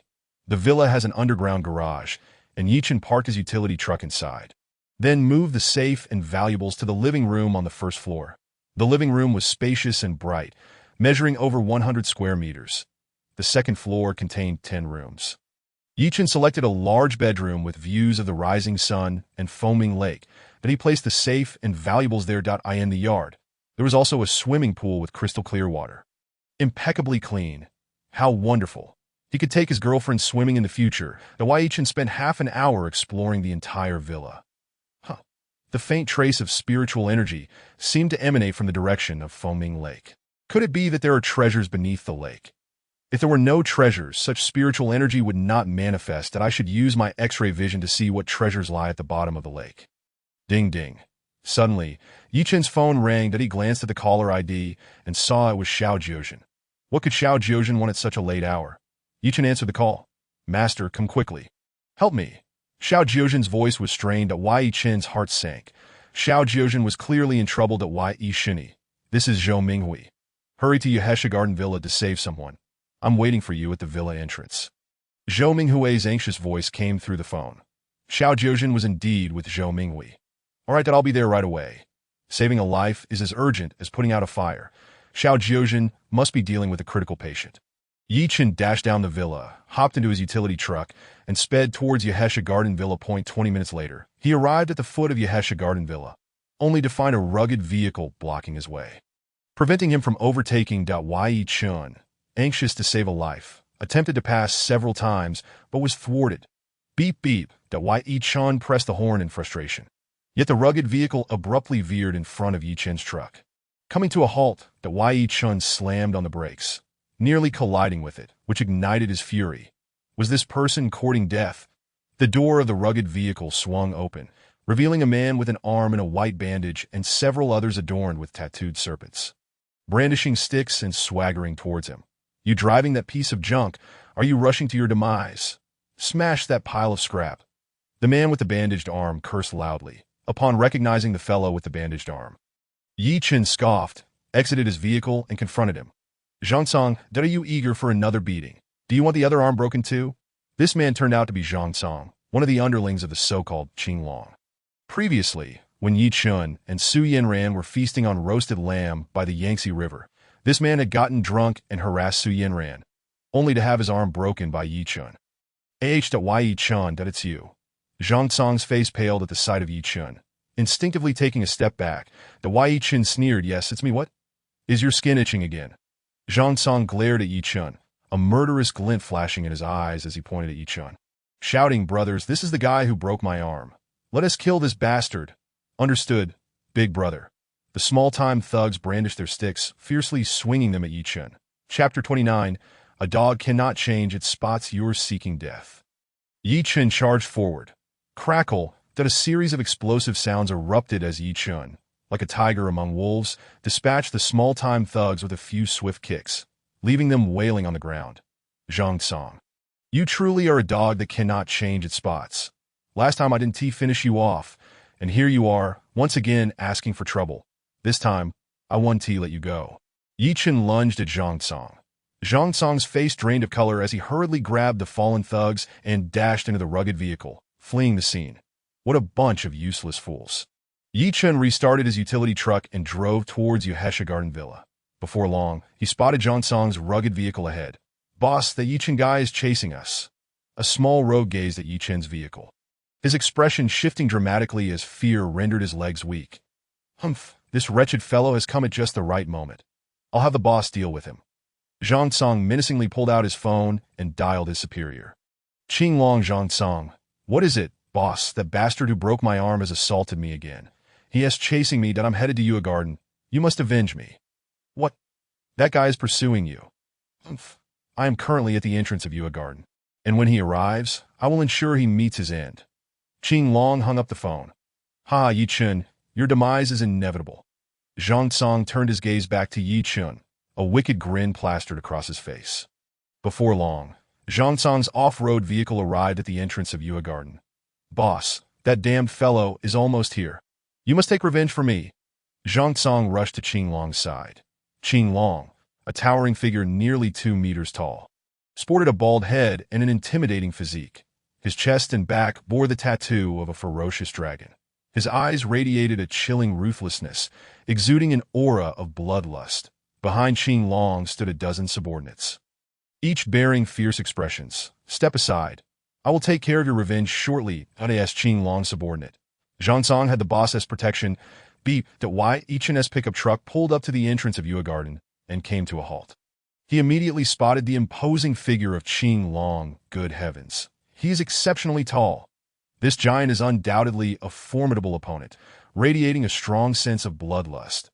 This man must have taken lives. Yi Chen stepped out of the pickup and surveyed Yua Garden, but he did not see Zhou Minghui. Umph, you must be Yi Chen. Qinglong sneered, his eyes glinting with hostility. Yi Chen glanced at Qinglong and replied, I am Yi Chen. Is this Yua Garden? Umph, Yi Chen. Indeed, this is Yua Garden. You broke my brother Zhang Tsang's arm, and now you dare to bully him at our doorstep. Today, I shall shatter your limbs in retribution for my brother." Upon finishing his words, Qing Long's aura and murderous intent surged violently. Dawai Chen regarded Qing Long with a cold smile, stating, "Though you are formidable and have taken lives, you are not my match. I have no time for idle chatter. I must enter Yue Garden to save someone. Stand aside." After saying this, Yi Chen disregarded Qing Long entirely and attempted to breach Yue Garden. "Big brother, kill him. Avenge me!" Zhang Tsang shouted loudly. Qing Long's expression darkened as he stepped forward. "Save someone? You, a mere child, could possibly save anyone. You cannot enter Yue Garden as you please. Receive my blow before you leave." With a thunderous roar, Qing Long unleashed a colossal fist that buzzed through the air like a massive hammer, striking towards Yi Chen's chest. This punch was swift and fierce, executed with utmost simplicity, akin to a cannonball, and it landed directly on Yi Chen's chest. Yi Chen felt the tremendous force of the blow, and the resulting wind pressure inflicted a sharp pain on his face. What a powerful strike! With a mighty roar, Yi Chen's palm transformed into a lustrous white hue, delivering a fierce strike against Qing Long's massive fist that a thunderous explosion echoed, resonating like a muffled thunderclap, causing everyone's ears to ring. Yi Chen's form swayed slightly. Humph. Qing Long let out a muffled grunt, stumbling back 5 or 6 steps before regaining his balance. That he felt as though his fist had collided with an unyielding steel plate. His fist throbbed with pain, his entire arm vibrating from the impact. "You are no match for me. Step aside, but if you delay my rescue, you will regret it." Yi Chen glared fiercely at Qing Long. Qing Long had not been defeated in years, and to have been pushed back by a 20-something young man infuriated him beyond measure. "You seek death," Qing Long bellowed, his body swelling with fury. Emitting a piercing dragon roar, his palm transformed into a deep green hue, muscles rippling as his nails elongated into ferocious claws. Qing Long's divine claw. With a resounding cry, Qing Long's sharp claws hissed through the air, aiming for Yi Chen's throat. Qing Long was desperate. "Even if you exert every ounce of effort and employ your so-called green serpent ghost claw, it will amount to nothing. That I will still make you eat dirt." Yi Chen retorted, stepping forward. "Stop." Just as Yi Chen was about to unleash the divine transformation seal, a loud shout interrupted him. Yi Chen quickly retreated and saw a Rolls-Royce Phantom with its windows down speeding towards them. The car door swung open, and Zhou Minghui emerged alongside a middle-aged man clad in a moon-white robe. "Qing Long, did you not be rude?" The man in the white robe shot a glare at Qing Long. Mr. Ouyang." Upon seeing the man in white, Qing Long hastily retracted his claws and took a step back. The white-robed Mr. Ouyang approached Yi Chen, bowing respectfully. "I apologize, Dr. Yi. We have arrived late and caused you distress." Yi Chen looked at the middle-aged man with a smile. "And you are?" Zhou Minghui quickly introduced. "Dr. Yi, this is Mr. Ouyang Ji, the steward of Yue Garden." "Hello, Mr. Ouyang," Yi Chen greeted. "Qing Long, I instructed you to welcome Dr. Yi at the entrance. How did you come to blows with him?" "Quickly apologize to Dr. Yi," Ouyang Ji admonished, glaring at Qing Long. "He is Dr. Yi, such a young divine physician. I thought divine physicians were all elderly men with white beards." Qing Long sheepishly scratched his head, unable to believe he had fought with Dr. Yi. "Dr. Yi, I am truly sorry. I apologize to you." Qing Long deeply bowed to Yi Chen, suppressing all his ferocity. Yi Chen smiled at the nearly 2-meter-tall man, sincerely apologizing to him. "No harm done. I shall go save someone now." Yi Chen waved his hand dismissively. Zhang Tsang, hiding at a distance, was left utterly dumbfounded. Chapter 30. The mantis stalks the cicada, while the yellow bird awaits. What is happening? How could this Yi Chen be Dr. Yi? Mr. Ouyang personally came to invite him. I've stirred up trouble. Realizing this, Zhang Tsang's face turned ashen, his legs buckled, and he collapsed onto the ground. "Dr. Yi, please get in the car," Zhou Minghui urged anxiously. "Dr. Yi, hurry and save the person." The three quickly boarded the Rolls-Royce, speeding towards the interior of Yue Garden. Not far from Yue Garden, on the roadside, a car was parked. Inside, a person was peering through binoculars, watching as Yi Chen and the others entered Yue Garden. Report: Yi Chen has entered the residence of Jiangqing's kingly Batian at Yue Garden. The person promptly relayed the information upwards. "I in the hall of the Jiangqing Ancient Martial Alliance," the leader exclaimed. "What? Yi Chen actually went to Yue Garden. Is he colluding with King Li? Could it be that Yi Chen killed Zhou Xingyou and Jiang Jingdao on Li Batian's orders? The leader, Qin Jiwu, stood up abruptly, his expression shifting rapidly. Leader, 5 years ago, the attack nearly finished off Li Batian.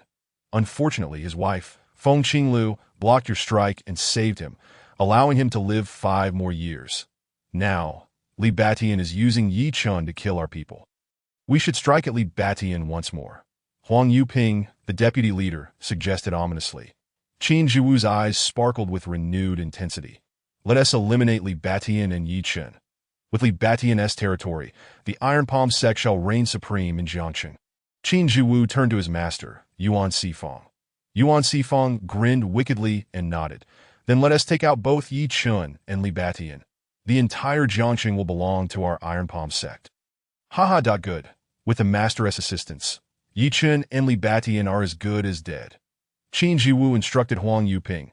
Immediately mobilize the Iron Palm sect and all elite martial artists from the Jiangqing Ancient Martial Alliance to eradicate Yi Chen and Li Batian. Yes, leader. Huang Yuping swiftly departed to make preparations. Let us go. We're heading to Yue Garden. Yuan Sifang flashed out alongside Qin Jiwu, leaving the Jiangqing Ancient Martial Alliance at Fengming Lake within the Zhao family estate. Ogu Luan, whose arm had been broken by Yi Chen, raged with a pale face, shouting, Yi Chen, I will surely kill you. The voodoo master, Zhatu Kan, replied, I'll heal your arm first, then we can discuss revenge. Zhao family head, Zhao Jingrong, nodded in agreement. Yes, Master Ogu, let us heal your arm first. Ogulin grinned wickedly. Good. Once my arm is healed, we shall go hunt down that damned Yi Chen. Zhatu Kan began muttering an incantation. Waving his fingers over Ogulin's arm, as the incantation progressed, Ogulin's arm began to heal, returning to its original state. Zhao Wenbin looked at Zhao Jingrong, saying, Grandfather, that Yi Chen must die. We should go kill him today. Zhao Jingrong nodded. Leave the matter of killing Yi Chen to Master Zha and Master Ogu, and we shall strike in the dead of night. Zhatu Kan declared vehemently.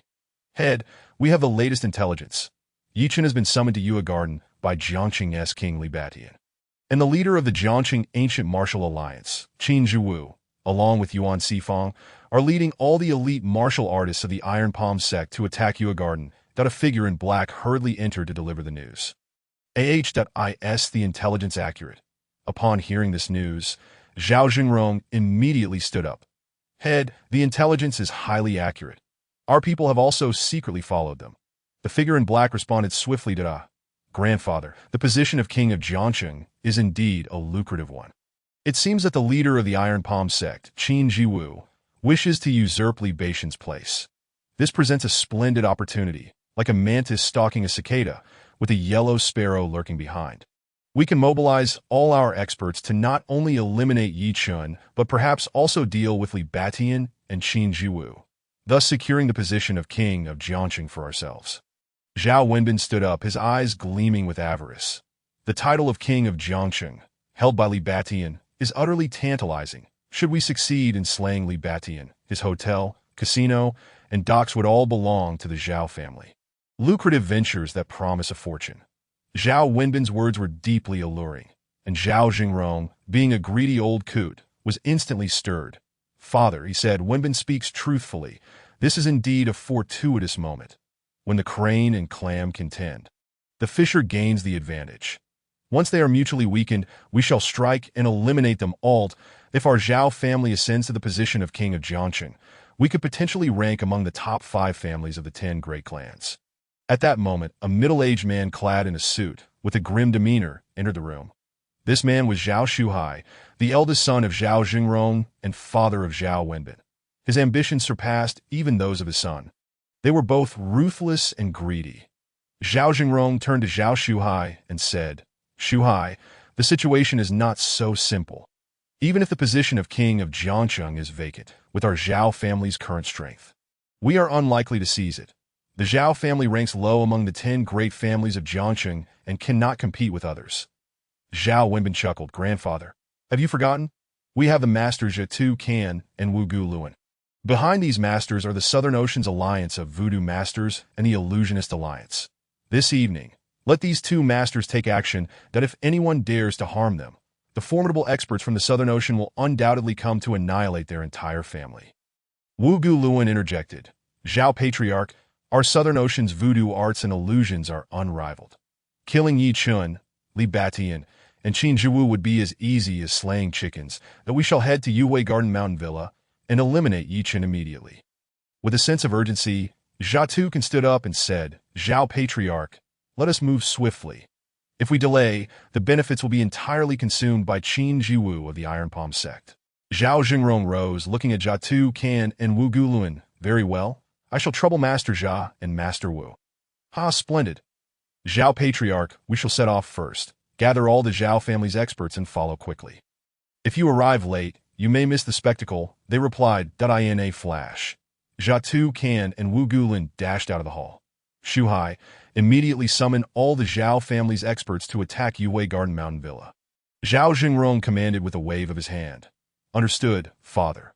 Zhao Shuhai quickly departed to gather the experts. The rise of the Zhao family would commence this very night. The aura surrounding Zhao Jingrong surged wildly. Chapter 31. King of Jiangsheng, Li Batian inside a Rolls-Royce. Yi Chun was observing Zhou Minghui. What is going on? How did you end up here with Xiao Jiuzhen? What is the condition of the patient? Zhou Minghui replied with a bitter smile. Master Yi, my sister-in-law has been unwell for several years that I administered a Peiyuan pill to her, but an unforeseen incident occurred, so I requested your presence to take a look. Yi Chun furrowed his brow. Typically, a patient would not experience complications from a Peiyuan pill, but given the current situation, he needed to investigate thoroughly that moment. The car came to a halt in front of a building. Master Yi, please follow me, Ouyangji urged, leading the way briskly toward a room. Inside the room stood an elderly man in a blue robe with a white beard and Xiao Jiuzhen by the bedside. Staring at a skeletal, gasping woman lying on the bed, a tall, imposing middle-aged man held the woman's hand. His eyes reddened as he spoke softly. This man, exuding an aura of quiet authority, was none other than Li Batian. The king of Jiangsheng, Mr. Li, Master Yi has arrived. Ouyangji announced quietly, A Master Yi has come. Quickly, please. Upon hearing that the divine doctor had arrived, Li Batian stood up hastily. Yi Chun and Zhou Minghui entered the room at a brisk pace. Ah, Master, you've finally come. Please take a look at Madame Feng. As soon as Xiao Jiuzhen spotted Yi Chun, he breathed a sigh of relief. However, Li Batian was momentarily taken aback upon seeing Yi Chun. A doctor so young? The elderly man in the blue robe, known as Wu Dechuan, hailed from a prestigious family of traditional medicine in Jinling and was often referred to as the divine Dr. Wu. The relationship between Wu Dechuan and Xiao Jiuzhen was fraught with tension. Upon seeing Yi Chen's youth, he immediately launched a scathing attack on Xiao Jiuzhen. Xiao Jiuzhen, you are truly irresponsible. Is this the divine doctor you found for the king of Jiangsheng? He seems far too young. Xiao Jiuzhen retorted coolly. Wu Dechuan, the skill of a doctor is not determined by age, is it? You are nearing 70, yet have failed to cure Madame Feng. Wu Dechuan's face darkened, his countenance turning ashen with fury. Yi Chen glanced at Wu Dechuan, choosing to ignore the disrespectful old man. Zhou Minghui hurriedly interjected. Brother Li, this is Master White. Li Batian spoke softly. I apologize for the trouble. Master Yi, please examine my wife. Yi Chun was astounded to encounter the legendary king of Jiangsheng in such circumstances, and even more so, to treat his wife. Li Batian held a position of immense power in Jiangsheng, and few dared to provoke him. Yi Chun nodded and approached the bedside, using his divine sight to assess the ailing woman. She was suffering from severe poisoning and internal injuries. Yi Chen quickly discerned that Li Batian's wife was afflicted with both internal damage and poisoning. The condition had persisted for too long. Had it not been for Zhou Minghui administering the Peiyuan pill, she would not survive the night. Any doctor could see that Madame Feng is suffering from poisoning and internal injuries. But it requires true skill to detoxify and heal her. Wu Dechuan scoffed again. Master Yi, can you treat my wife's internal injuries? She has been in a coma for 5 years, Li Batian inquired softly. Yi Chen nodded. I can detoxify her and heal her internal injuries. Is that true? Master Yi, Li Batian's excitement was palpable. Young man, you must be boasting. This poison is not merely one type but a composite of over a dozen lethal toxins.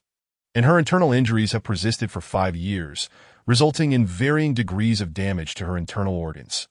Healing her internal injuries would be an endeavor akin to climbing the heavens. Wu Dechuan remarked disdainfully, gazing at Yi Chen. Yi Chen retorted, just because you cannot detoxify does not mean I cannot. Your inability to heal internal injuries does not equate to my failure. That IT would be best if you kept quiet and stepped aside. Are you insulting me? Wu Dechuan's face turned a shade of deep crimson, his beard bristling in indignation. Li Batian cast a cold glance at Wu Dechuan, his eyes flashing with a fierce glint. Divine Dr. Wu, take a step back and refrain from speaking. Yes, Mr. Li. Wu Dechuan quickly retreated. He may not fear Yi Chen, but he certainly feared Li Batian. Master, I have already administered a Peiyuan pill to Madame Feng. Why is she not awakened? And her condition worsened. Xiao Jiuzhen queried quietly. Yi Chen observed Feng Qinglu and replied, Madame Feng has been in a deep coma for 5 years, her vital energy extremely weak, and her body frail. She simply cannot endure the full potency of a whole Peiyuan pill. Fortunately, my method of refining the Peiyuan pill is through decoction, making the pill gentle. Had it been refined in a pill furnace, we would be in serious trouble. In my haste, I overlooked Madame Feng's capacity. Xiao Jiuzhen said, a look of chagrin on his face. Yi Chen cast a glance at Li Batian. It is fortunate that Director Zhou and Xiao Jiuzhen administered the Peiyuan pill to your esteemed wife. Otherwise, she would not survive tonight. Is that true, Master Yi? The hidden fury in Li Batian's eyes dissipated, gradually replaced by a hint of gratitude. Zhou Minghui and Xiao Jiuzhen's actions, which had exacerbated his wife's condition, had caused Li Batian to harbor resentment towards them. However, Yi Chen's statement completely alleviated his discontent, and he felt a sense of gratitude towards them. Certainly, it is true. Director Zhou and Xiao Jiuzhen are indeed your wife's saviors. Yi Chen affirmed. Thank you, Minghui. Thank you, Master Xiao. Li Batian expressed his gratitude hurriedly. Zhou Minghui and Xiao Jiuzhen felt immensely grateful towards Yi Chen upon receiving thanks from Li Batian. Brother, I only wish to save my sister-in-law. Zhou Minghui said quickly, that I understand that I do not hold any grievances against you. Li Batian replied with a smile, that Mr. Li, time is of the essence. I shall detoxify your esteemed wife first. Having said that, Yi Chen opened Feng Qingliu's mouth and inserted a detoxifying pill. Then flicked her throat. The pill slid down smoothly. Yi Chen retrieved the set of silver needles gifted by Xiao Jiuzhen, quickly disinfecting them. With swift precision, he sent the silver needles flying from his hand, accurately piercing into Feng Qingliu's acupoints. The needle tips vibrated violently, emitting a resonant hum. How is this possible? You possess the 5 elements Tai divine needles, Wu Dechuan exclaimed in astonishment, his expression shifting dramatically. Chapter 32. The Lost Divine Needle. The 5 elements Tai divine needle had been lost to the annals of time for over a millennium, yet Yi Chen astonishingly mastered this long-lost technique. Wu Dechuan's eye muscles twitched violently, revealing a profound greed. Having encountered references to the Tai 5 elements divine needle in ancient medical texts, he had never witnessed anyone wielding such miraculous needlework until today. The shock he experienced was beyond measure. Xiao Jiuzhen gazed at the astonished Wu Dechuan and mocked, truly an unsophisticated old fool. Have your eyes been opened today? Just moments ago, you looked down upon my master. Your vision is indeed lacking. Wu Dechuan was momentarily rendered speechless by Xiao Jiuzhen's words. Yi Chen, with both hands forming seals, flicked his nails against the 5 divine needles, causing all the toxins within Feng Qinglu to coalesce around the silver needles, allowing the medicinal properties of the minor Peiyuan pill to penetrate deeply into her internal organs, rapidly mending her internal injuries while expelling the heat toxins. The dark hue on Feng Qingliu's face gradually receded, revealing a hint of rosy color. Almost simultaneously, a faint black handprint began to emerge on her back. Iron sand palm. Yi Chen exclaimed in astonishment. The internal injuries Feng Qinglu sustained were inflicted by the iron sand palm. The assailant had mastered this technique to perfection, deliberately concealing the heat toxins at the moment of striking, thus leaving no visible trace of the iron sand palm's black handprint on Feng Qinglu. However, with Yi Chen's application of the 5 elements Tai divine needle to expel the heat toxins, the handprint had now revealed itself. What? Iron sand palm. Was it the iron palm sect that attacked me 5 years ago? Li Batian roared, his killing intent soaring. The terrifying ambush from 5 years prior had been meticulously orchestrated by the enemy. had it not been for his wife, Feng Qinglu, who risked her life to shield him at a crucial moment. Along with those poisonous needles, Li Batian would have perished, but he had spent 5 years investigating that attack, yet had unearthed no leads. Until now, when Yi Chen had finally uncovered a clue, Iron Palm sect. "I will not let you escape unscathed. Begin," Yi Chen commanded loudly. Whoosh whoosh. The 5 silver needles soared into the air. Hiss from the needles' tips, 5 jet-black streams of blood erupted, splattering against the walls. The once pristine white walls were now stained a deep black. Such potent toxins. Suddenly, a chilling sound of crawling insects sent shivers down Yi Chen's spine. That it resembled the frenzied approach of countless venomous creatures, closing in rapidly. What is that sound? Li Batian also heard the horrifying noise. Then, piercing screams echoed from outside the entrance of Yuhua Garden. Yi Chen activated his X-ray vision and beheld thousands of vividly colored poisonous snakes, spiders, centipedes, scorpions, and a myriad of unidentifiable venomous insects surging towards Yuhua Garden like a tidal wave. Almost simultaneously, over 100 masked black-clad experts stormed in, surrounding the entire building. "This is bad. We face formidable foes," Yi Chen exclaimed in alarm. Cackling laughter, eerily unsettling, echoed through the AI or Yi Chen. Li Batian. "Come out and face your doom." The voice resonated like thunder, causing a ringing in the ears of everyone present. Enemies had infiltrated Yuhua Garden.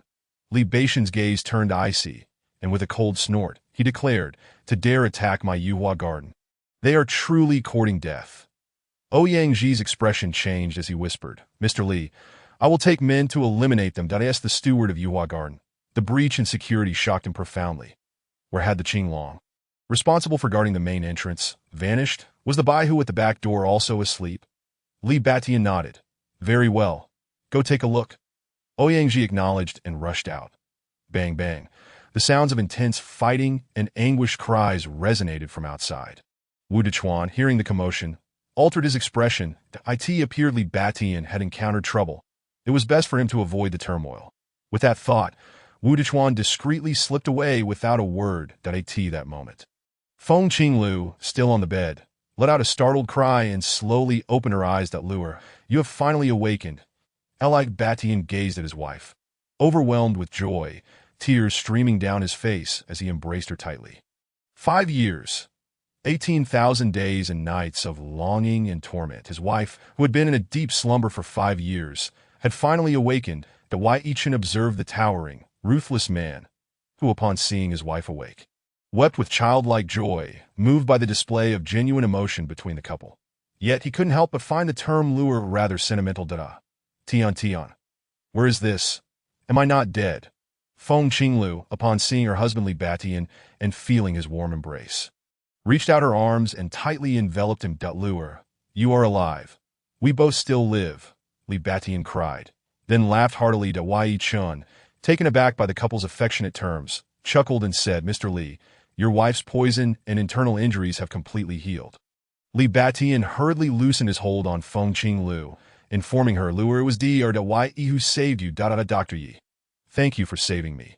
Feng Qinglu, seeing Yi Chen, struggled to get out of bed to express her gratitude. Yi Chen quickly supported her, saying, "Madame Feng, there is no need for such formality. You have just awakened and are still weak. You must not get out of bed. You dare to lure me away and attack Yuhua Garden. I will kill you." Bang! A furious roar from Qinglong reverberated through the air, accompanied by violent crashing sounds. Yi Chen's X-ray vision revealed Qinglong engaged in a fierce battle with 4 to 5 masked experts. Qinglong's attacks were bold and fierce, showcasing immense valor. 2 powerful masked individuals darted into the first-floor hall like lightning. Their skills were exceptional, their presence formidable, and their eyes gleamed with intensity. 2 more experts are approaching. Yi Chen exclaimed softly. Li Batian commanded several bodyguards, "Protect Yi and those inside the room. I will go down to investigate." Feng Qinglu, with concern in her eyes, cautioned, Tian, be careful. It will be fine." Li Batian replied before charging down. Yi Chen turned to Zhou Minghui, saying, "Director Zhou, you and the bodyguards protect Madame Feng. I will also go down." Zhou Minghui responded, "Be careful." Zhou Minghui understood that Yi Chen was not only a divine physician, but also a formidable fighter. He had sensed the powerful aura emanating from Yi Chen while he was refining the minor Peiyuan pill at Minghui Pharmacy. Chapter 33. A One-Way Journey Master. I will go down too. Xiao Jiuzhen insisted on following Yi Chen. Ensure Madame Feng's safety. Yi Chen instructed before rushing downstairs that Yi Chen's X-ray vision did not linger on the two experts in the hall. Instead, he swiftly scanned the surroundings of Yuhua Garden, where a tide of various venomous creatures surged forth. An eerie, ancient bamboo flute sound reached his ears. The sound was sharp and urgent. The frantic notes of the flute echoed. An increasing number of poisonous insects surged out from the deep mountains and forests. Following the sound of the flute, Yi Chen spotted two bizarre, twisted figures lurking in the shadows. Zatukin, Wugulin. Yi Chen exclaimed in shock. The flutist was none other than Zatukin. These terrifying poisonous creatures have been summoned by this sorcerer. What was their purpose? Revenge? Humph. I will ensure that you have no way back. Yi Chen's eyes burned with an insatiable killing intent. This moment, Li Batian had reached the hall below, encountering two masked figures rushing upward.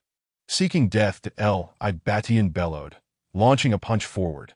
The masked figure in front, upon seeing Li Batian, sneered, Li Batian, we meet again. The right palm of the black-clad figure suddenly swelled, turning black and emanating a bright, dark radiance, releasing a piercing shriek as it struck fiercely against Li Batian's fist. Banged at a dull thud echoed, resembling a muffled thunderclap. Li Batian grunted, staggered back a few steps from the impact. You, Iron Sandpalm. It was you who attacked me 5 years ago. Li Batian's pupils constricted, his gaze fixed intently on the masked figure, his killing intent surging wildly, the muscles around his eyes twitching uncontrollably. The voice of the black-clad figure was one Li Batian would never forget. Upon hearing Li Batian's words, the masked figure paused momentarily. Li Batian, your memory serves you well. I left you alive 5 years ago. But today, you shall surely die. The masked figure's expression turned cold, and in an instant he transformed into a streak of lightning, the iron sandpalm emitting a mournful shriek, akin to a black door slamming down towards Li Batian's head. Die! Li Batian roared in fury, his body springing into the air, his massive fist descending like a hammer towards the masked figure's skull. Seeing Li Batian charge recklessly, without attempting to block the iron sandpalm, the masked figure was consumed by rage. Die, he howled, abruptly altering the trajectory of his iron sandpalm to strike Li Batian's fist. Bang! Cracked at a thunderous explosion echoed, mingled with the dreadful sound of bones fracturing. Li Batian let out a wretched scream, blood spraying forth like an arrow from his mouth. His arm was severed by the iron palm of a figure cloaked in black. Staggering, Li Batian clutched his right arm, his complexion ashen and his breath shallow. Retreating rapidly, he was gravely injured. From this day forth, the king of Jiangsheng shall belong to my Iron Palm sect. The masked assailant sneered at Li Batian, delivering a blow aimed at his chest. Do not harm my brother, a loud shout echoed, as Qing Long and Ouyang Ji, both bloodied, charged towards the cloaked figure. They had managed to evade the attacks of the Iron Palm sect's masters and rushed forward to rescue Li Batian. However, another masked figure coldly uttered, "Get lost." With a resounding thud, the black-clad assailant struck Qing Long and Ouyang Ji with both palms, sending them flying and spurting blood. This masked figure was even more terrifying. In a flash, the enormous iron palm of the first assailant descended upon Li Batian. Desperately attempting to evade, Li Batian, already battered and bleeding, could not escape the impending strike. Despair filled his eyes that perilous moment. He felt a powerful hand grasp his back and yank him away. He caught a glimpse of a golden light. Yi Chen's palm glimmered with radiant gold as he struck the iron palm of the masked assailant. Ah, Dr. Yi, Li Batian exclaimed in astonishment. That it was Yi Chen who had saved him. Yi Chen was, in fact, a master among masters. A deafening crash reverberated through the air, akin to a thunderclap. The entire stairwell trembled with a resonant hum. A chilling sound of shattering bones accompanied by a blood-curdling scream pierced through the chaos. The masked assailant let out a wretched cry as Yi Chen's divine strike shattered his palm, broke his arm, and caved in his chest. Even the black cloth covering his face fell away. With a splatter of blood, the assailant was hurled against the wall and then collapsed at Qinglong's feet. Ah, Qin Zhiwu, the leader of the Iron Palm sect, Li Batian gasped in shock. His enemy was none other than that scoundrel, Qin Zhiwu. Qing Long roared, brandishing a sharp knife. With a swift thrust, he pierced Qin Zhiwu's throat. The blade emerged from the back of his neck, and blood gushed forth. Qin Zhiwu screamed in agony, his legs kicking out as life slipped away. Yuan Sifang was unable to save him in time. Yi Chen.it was you. Yuan Sifang's eyes fixed on Yi Chen, his pupils constricting that he could hardly believe that Yi Chen had killed Qin Zhiwu with a single strike. Qin Zhiwu was indeed at the pinnacle of martial prowess. What formidable technique had Yi Chen unleashed? It was terrifying beyond measure. This technique was certainly not the destruction of gold and jade palm. Yi Chen regarded the masked figure with a cold scoff, saying, "I am Yi Chen. Remove your mask. I have no desire to duel with a coward hiding in the shadows." Yuan Sifang snorted disdainfully and pulled down the black cloth. "You are Yuan Sifang," Li Batian exclaimed, his expression shifting dramatically. Qin Zhiwu's master uncle was still alive. Yuan Sifang glanced at Li Batian, smirking. "I am indeed Yuan Sifang. You have slain Qin Zhiwu, and I shall ensure that each of you meets your end." A thunderous sound erupted as Yuan Sifang's aura surged violently, his palms flickering with a blazing flame. "The flame divine palm, that your iron palm has ascended."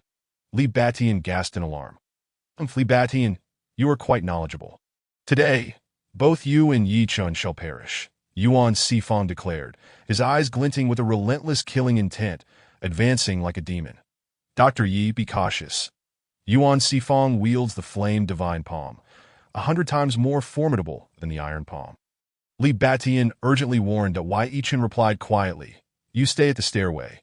Do not let anyone from the iron palm sect ascend. Take this." With that, he swept his palm over Li Batian's fractured arm.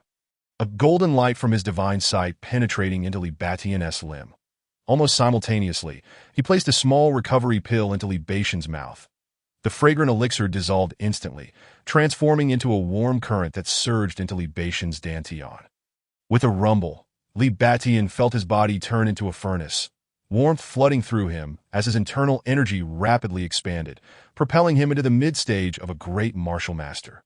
His injuries healed instantaneously, and his previously broken arm was restored to perfect condition. Li Batian swung his arm, marveling at its newfound mobility, his eyes wide with disbelief. How could this be possible? Was Dr. Yi a celestial being? Was that pill a divine elixir?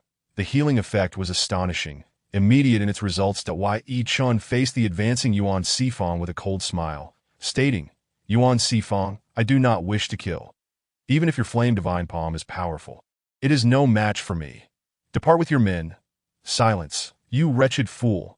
My flame divine palm is divine skill. Killing you is as easy as squashing an ant. Prepare to die." Yuan Sifang roared, rapidly forming a series of intricate hand seals. With a thunderous boom, his palm erupted in a blinding blaze. "Die!" Yuan Sifang shouted, the fiery palm surging towards Yi Chen, emitting a deafening roar that nearly suffocated him with its heat. "Dr. Y, be careful," Li Batian cried out. Instinctively, Li Batian, Ouyang Ji, and Qinglong recoiled. The Wai Chen's divine technique surged to its zenith as he let out a long howl. "If you seek death, I shall grant it." He stepped forward, extending his finger as a dozen dazzling blue arcs of lightning flickered to life. With a crackling sound, Yi Chen's finger, surrounded by electric energy, pointed forward. He bellowed, unleashing the lightning arcs. Yuan Sifang, witnessing the lightning arcs on Yi Chen's fingertip, was taken aback. What kind of technique was this? Li Batian, Qinglong, and Ouyang Ji gaped in astonishment. How could lightning arcs emanate from a human finger? Li Batian's eyes sparkled with fervor, that a celestial being indeed. With a series of explosive sounds, Yi Chen's finger, crackling with electricity, struck Yuan Sifang's fiery palm. The earth shook and the air thundered to the sound akin to a balloon bursting echoed, as Yi Chen's thunderous strike pierced through Yuan Sifang's palm. With a resounding boom, Yuan Sifang's hand shattered, blood splattering. He howled in agony, clutching his mangled wrist, his face drained of color as he turned to flee, vanishing into the night. With a single move, he had severely wounded the Iron Palm sect's master uncle. The sight of Yuan Sifang fleeing sent shockwaves through the ranks of the Iron Palm sect, causing them to scatter in terror. In the blink of an eye, they had all fled. Wai Yichen staggered but quickly regained his balance. Ah, Yuan Sifong has been defeated and has fled. Dr. Yi, are you all right? Li Batian rushed to support Yi Chen. That I am fine, Yi Chen replied, though he had sustained internal injuries from the backlash of his technique. He quickly swallowed a small recovery pill. Dr. Yi, it is a pity that Yuan Sifong escaped. Qing Long lamented as he approached, that as long as Dr. Yi is unharmed. That old scoundrel's flame divine palm has been shattered. He is now a cripple, his life effectively over. Ouyang Ji added with a smile, though Yi Chen surveyed the darkness with a cold smile, saying, Yuan Sifong may not have escaped after all. Just as Yi Chen finished speaking, a chilling scream pierced the air from the depths of the shadows that Li Batian, Qing Long, and Ouyang Ji were gripped with horror as they heard a sound akin to countless demons and beasts feasting on something. What is that terrifying noise? It sounds as if venomous creatures are devouring something, Qing Long exclaimed. Ouyang Ji and Li Batian were equally startled that Yi Chen's keen sight revealed Yuan Sifong, besieged by a multitude of venomous serpents, colossal spiders and thick centipedes, all ravenously tearing at him. Yuan Sifong writhed on the ground in madness. Overwhelmed by the swarm of creatures that in an instant, he was engulfed, reduced to a lifeless heap of bones. The venomous creatures summoned by Zhao Dukan were drawn to the scent of blood, and upon detecting it, they descended into a frenzy, tearing with abandon. Before long, Yuan Sifong had been transformed into a skeletal remains devoid of life. Bossed at the area outside the villa is swarming with venomous creatures. A blood-soaked man shouted as he rushed in with a dozen subordinates. By who? Where have you been? Are you unhurt? Li Batian quickly supported Bai Hu, one of his most trusted aides. That I'm fine. Boss, I was merely stung by a scorpion, Bai Hu replied. After Bai Hu finished speaking, his legs weakened, nearly causing him to collapse onto the ground. That you've been poisoned with a lethal toxin. Do not move. Swallow this. Yi Chen swiftly produced an antidote pill, forcefully inserting it into Bai Hu's mouth, and with a sharp pat on his back, the antidote slid down into Bai Hu's stomach. The previously ashen face Bai Hu began to regain a hint of color. Rustling sounds echoed ominously as countless venomous creatures crawled forth. Swarms of poisonous snakes, scorpions, centipedes, and toads, their blood-red eyes glimmering, advanced rapidly, the onlookers, upon witnessing such a multitude of toxic insects, were instantly gripped by a chill, their hair standing on end to Yi Shini. How could there be so many poisonous creatures rushing towards us? Li Batian exclaimed in alarm. Yi Chen quickly instructed everyone, stand behind me. This is the work of the South Sea sorcerer Zhao Jiaqin hired. These vile creatures were summoned by this old fiend. What, a South Sea sorcerer? Zhao family, Zhao Jingrong. Does that old rascal intend to take advantage of the chaos? A glint of cold light flashed in Nan Baishan's eyes, a murderous aura surging forth. Chapter 35. The eye of illusion breaking, Yi Chen cast a glance into the darkness, where countless masters were concealed. There were many who sought to profit from the turmoil, and it was evident that the position of king of Jiangsheng was exceedingly tempting. Yi Chen turned to Li Batian, who also surveyed the distance, sneering, if they wish to seize my title as king of Jiangsheng, they must possess the capability to do so. Suddenly, the eerie sound of a flute ceased, the vividly colored, menacing snakes and centipedes halted before the building. Zhao Jiaqin had arrived. Yi Chen scoffed softly. The entire space seemed to warp unnaturally. Two figures flickered, emerging from the shadows. Zhao Jiaqin and Uguluan, their expressions twisted with malice. Yi Chen stared at Zhao Jiaqin, a cold smile creeping across his face. Have you finally lost your patience? Uguluan's form twisted violently, resembling a venomous serpent writhing in agitation, his blood-red eyes flashing with a savage glint. Yi Chen, you broke my arm. Today, your death is assured, and all here shall perish, that they shall accompany you to the grave. Uguluan howled frantically. Yi Chen regarded the deranged Uguluan and coldly retorted. Uguluan, no matter how loud your cries, they are meaningless. That if you have the guts, come at me. I will ensure you find yourself missing teeth. That I will kill you. Uguluan shrieked, his form twisting violently as he lunged at Yi Chen like a venomous serpent. The gods descend. Uguluan roared, chanting obscure incantations. Everyone, close your eyes. Yi Chen commanded. He urged Li Batian and the others to shield their eyes to avoid falling prey to Uguluan's terrifying illusion. Yet, it was too late. Li Batian, Qing Long, Bai Hu, and Ouyang Ji felt the entire space tremble, their heads spinning, the world around them swirling. They suddenly beheld countless towering divine beings radiating with immense light before them. These formidable deities were majestic and solemn, making them feel like mere specks of dust in their presence, that an overwhelming sense of worship and submission surged within them. Weak in their legs, they collapsed before the colossal figures. Ugaluan unleashed his divine descend illusion attack. Zhao Jiaqin joined in, the sound of his bamboo flute erupting once more. Hiss, hiss, countless venomous snakes, scorpions, toads, and centipedes released piercing shrieks, lunging towards Yi Chun and Li Batian. Yi Chun had long anticipated Ugaluan's illusion. The moment the incantation was uttered, Yi Chun activated the Eye of Illusion Breaking. The Eye of Illusion Breaking, boom. The stone tablet within Yi Chun's mind trembled violently. The Eye of Illusion Breaking of the divine idol opening wide. Two dazzling beams of golden light shot forth like twin bolts of lightning, fiercely striking Ugaluan's illusion.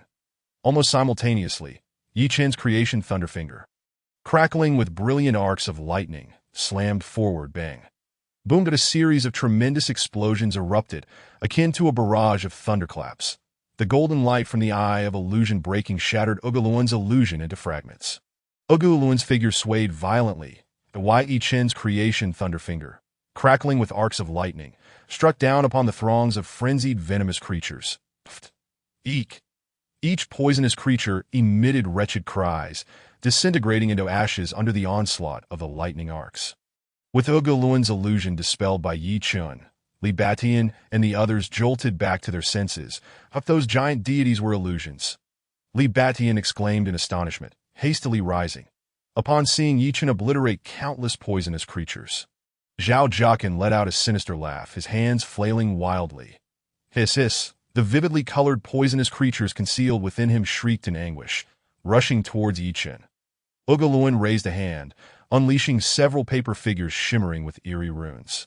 Hurtling toward him, Zhao Jiaqin and Ugaluan launched their most terrifying combined attack once more.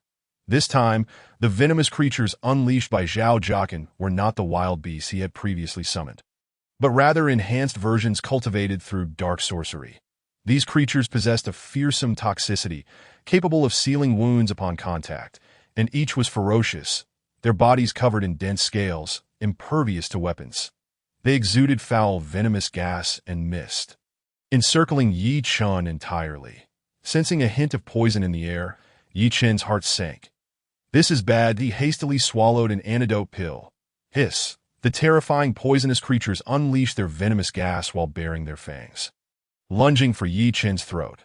Meanwhile, the vibrant paper figures hurled by Ugaluan appeared almost alive, uttering strange incantations and opening their eerie eyes. Each paper figure's pupils were black and white, spinning rapidly, forming countless black and white whirlpools of death. Yi Chen's consciousness was drawn into these dreadful whirlpools. The black and white whirlpools of death violently tore at Yi Chen's soul. He felt as though his essence was being shredded, his body plunging into a frigid underworld. Countless malevolent spirits surged forth, tearing his form apart. Yi Chen felt as if he had died, his fragmented body and soul drifting in the void. Had he truly perished? Memories of his parents and the countryside flooded back, but he seemed to see the beloved Su Yinran gazing upon him. Yi Chun, you cannot give up. Do not abandon me. That I am waiting for you. No, that I cannot die. I must not die.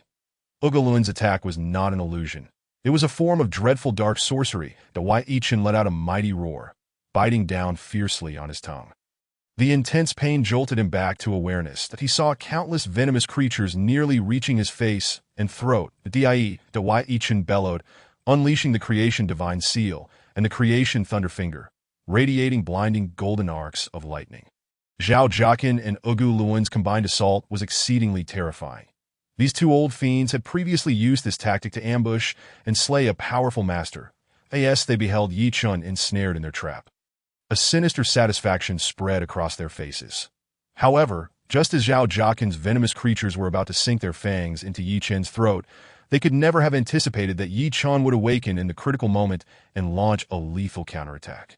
Boom! A tremendous sound erupted as Yi Chen's creation Thunderfinger, infused with dazzling golden lightning, struck the swarming venomous creatures, Crack, crack, cracked at a chorus of shattering sounds resonated as all the venomous creatures were obliterated by Yi Chen's thunderous assault. Scattering into fragments. Chapter 36. 10th layer of Qi gathering bang. Bang. Yi Chen's creation divine seal also crashed down upon Ugalun's eerie paper figures. Crack, crack, crack. Point one by one. The paper figures shattered into pieces. H.M.Y. divine insects.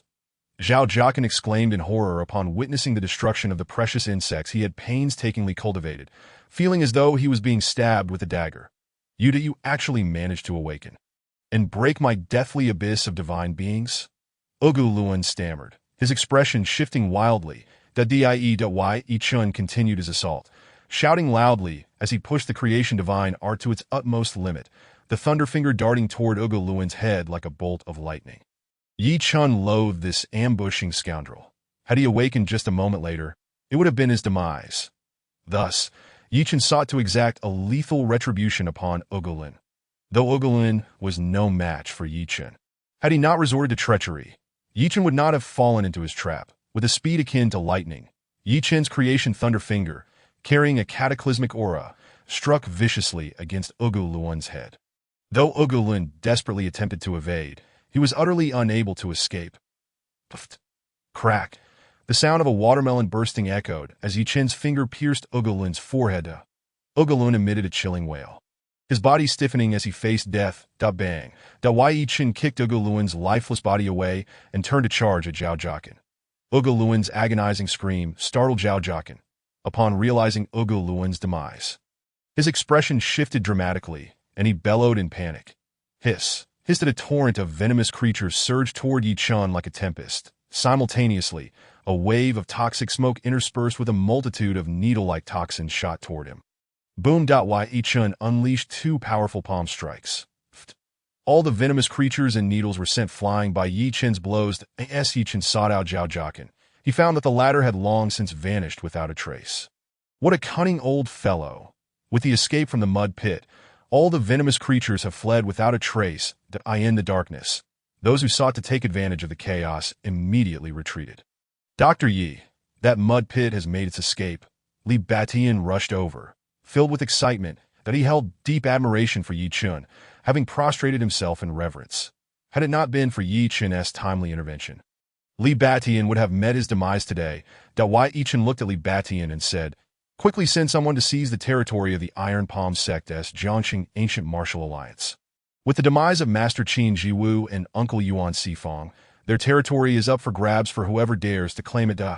Qinglong, Baihu. Oyangjit, hurry and lead the charge for the territory. Li Batian issued commands without hesitation. Understood. Boss. Qinglong and Baihu Oyang Ji swiftly gathered their men and dashed out. The remaining individuals began to clean up the battlefield. In this battle, with the deaths of Qin Jiwu and Yuan Sifang from the Wugulan faction, Yi Chen emerged victorious. Master. Congratulations. Xiao Jiuzhen dashed over to extend his greetings, but he had not anticipated that while his master's medical skills were formidable, his martial prowess was even more transcendent. Observing the entire battle from a window, Zhou Minghui had his eyes open to the extraordinary spectacle. The techniques employed by Yi Chun were far from ordinary, particularly that finger technique crackling with arcs of lightning. Such power could not be cultivated through ordinary means. Could it be that Dr. Yi practiced celestial arts? Is there truly divinity in this world? With this thought, Zhou Minghui's eyes sparkled with fervent brilliance that he resolved to follow Dr. Yi from that moment onward. "Dr. Yi, we have triumphed," Zhou Minghui exclaimed, brimming with excitement. Yi Chen responded with a smile. "It was a close call. I nearly fell into Wugulan's trap." Li Batian laughed heartily. "It was a thrilling escape, Dr. Yi." Yi Chen nodded. "Indeed, it is a pity that the mud pit managed to flee. Dr. Yi, I am eternally grateful for your salvation of my wife and me. Had it not been for your timely intervention today, we would have surely perished. Dr. Yi, you should take the position of Jiangqing King. Allow us, along with my brothers, to follow you." The position of Jiangqing King was coveted by all forces in Jiangqing. Yet Li Batian's offer to relinquish it to Yi Chun took everyone by surprise. Yi Chen shook his head. "Li Batian, my ambitions do not lie in the title of Jiangqing King. You should continue in your role." Li Batian did not expect Yi Chun to decline. Tonight is crucial. The power dynamics in Jiangcheng will surely undergo a significant reshuffle. You must hurry, for I too must take my leave. Chen understood that Li Batian would have much on his plate that night. All right, big brother. I shall henceforth refer to you as such. Despite being significantly older than Yi Chen, Li Batian felt compelled to address him as big brother, given Yi Chen's formidable prowess. Yi Chen chuckled. You may call me M.R.Y.E instead. After a moment of contemplation, Li Batian called out, Very well, Mr. Yi Chen departed from the Yuhei Garden Villa and returned to the Fengming Lake residence. The news of Qin Jiwu and Yuan Sifang's assault on Jiangcheng King Li Batian, only to meet their demise at his hands, spread like wildfire throughout the city. Jiangcheng was in an uproar. How audacious was Qin Jiwu and Yuan Sifang to challenge Jiangcheng King Li Batian? Was this not a death wish? However, Li Batian's actions in eliminating them were undeniably risky, considering that above the Jiangcheng Ancient Martial Alliance loomed the Ancient Martial Alliance of the 7 provinces of Jiangnan, a formidable entity led by a powerful master. Would Li Batian not fear retaliation from this master? Many factions in Jiangcheng began to frantically vie for control over the resources of the Jiangcheng Ancient Martial Alliance. Seated in the living room of his villa, Yi Chen gently closed his eyes, replaying the events of the battle with the mud pit and Wugulin. He had let his guard down during the fight and had nearly fallen victim to Wugulin's lethal intent. Ultimately, it boiled down to his insufficient cultivation. Having killed Qin Jiwu and Yuan Sifang, he needed to be wary of the Jiangnan 7 provinces' Ancient Martial Alliance's potential revenge. Furthermore, the illusionist Wugulin undoubtedly commanded an even more terrifying force behind him. He must enhance his own power and swiftly advance to the Golden Sea realm. Without hesitation, Yi Chen consumed a small Peiyuan pill to further elevate his strength by the latter half of the night. Yi Chen's power had surged to the 10th level of Qi gathering, and he began his ascent towards the Golden Sea realm. However, after consuming 3 small Peiyuan pills in succession, his cultivation stagnated. It appeared that he would need to refine a large Peiyuan pill, for only it could facilitate his advancement to the Golden Sea realm. Yet, the ingredients required for the large Peiyuan pill were exceedingly rare. Even with wealth, acquiring them was not guaranteed.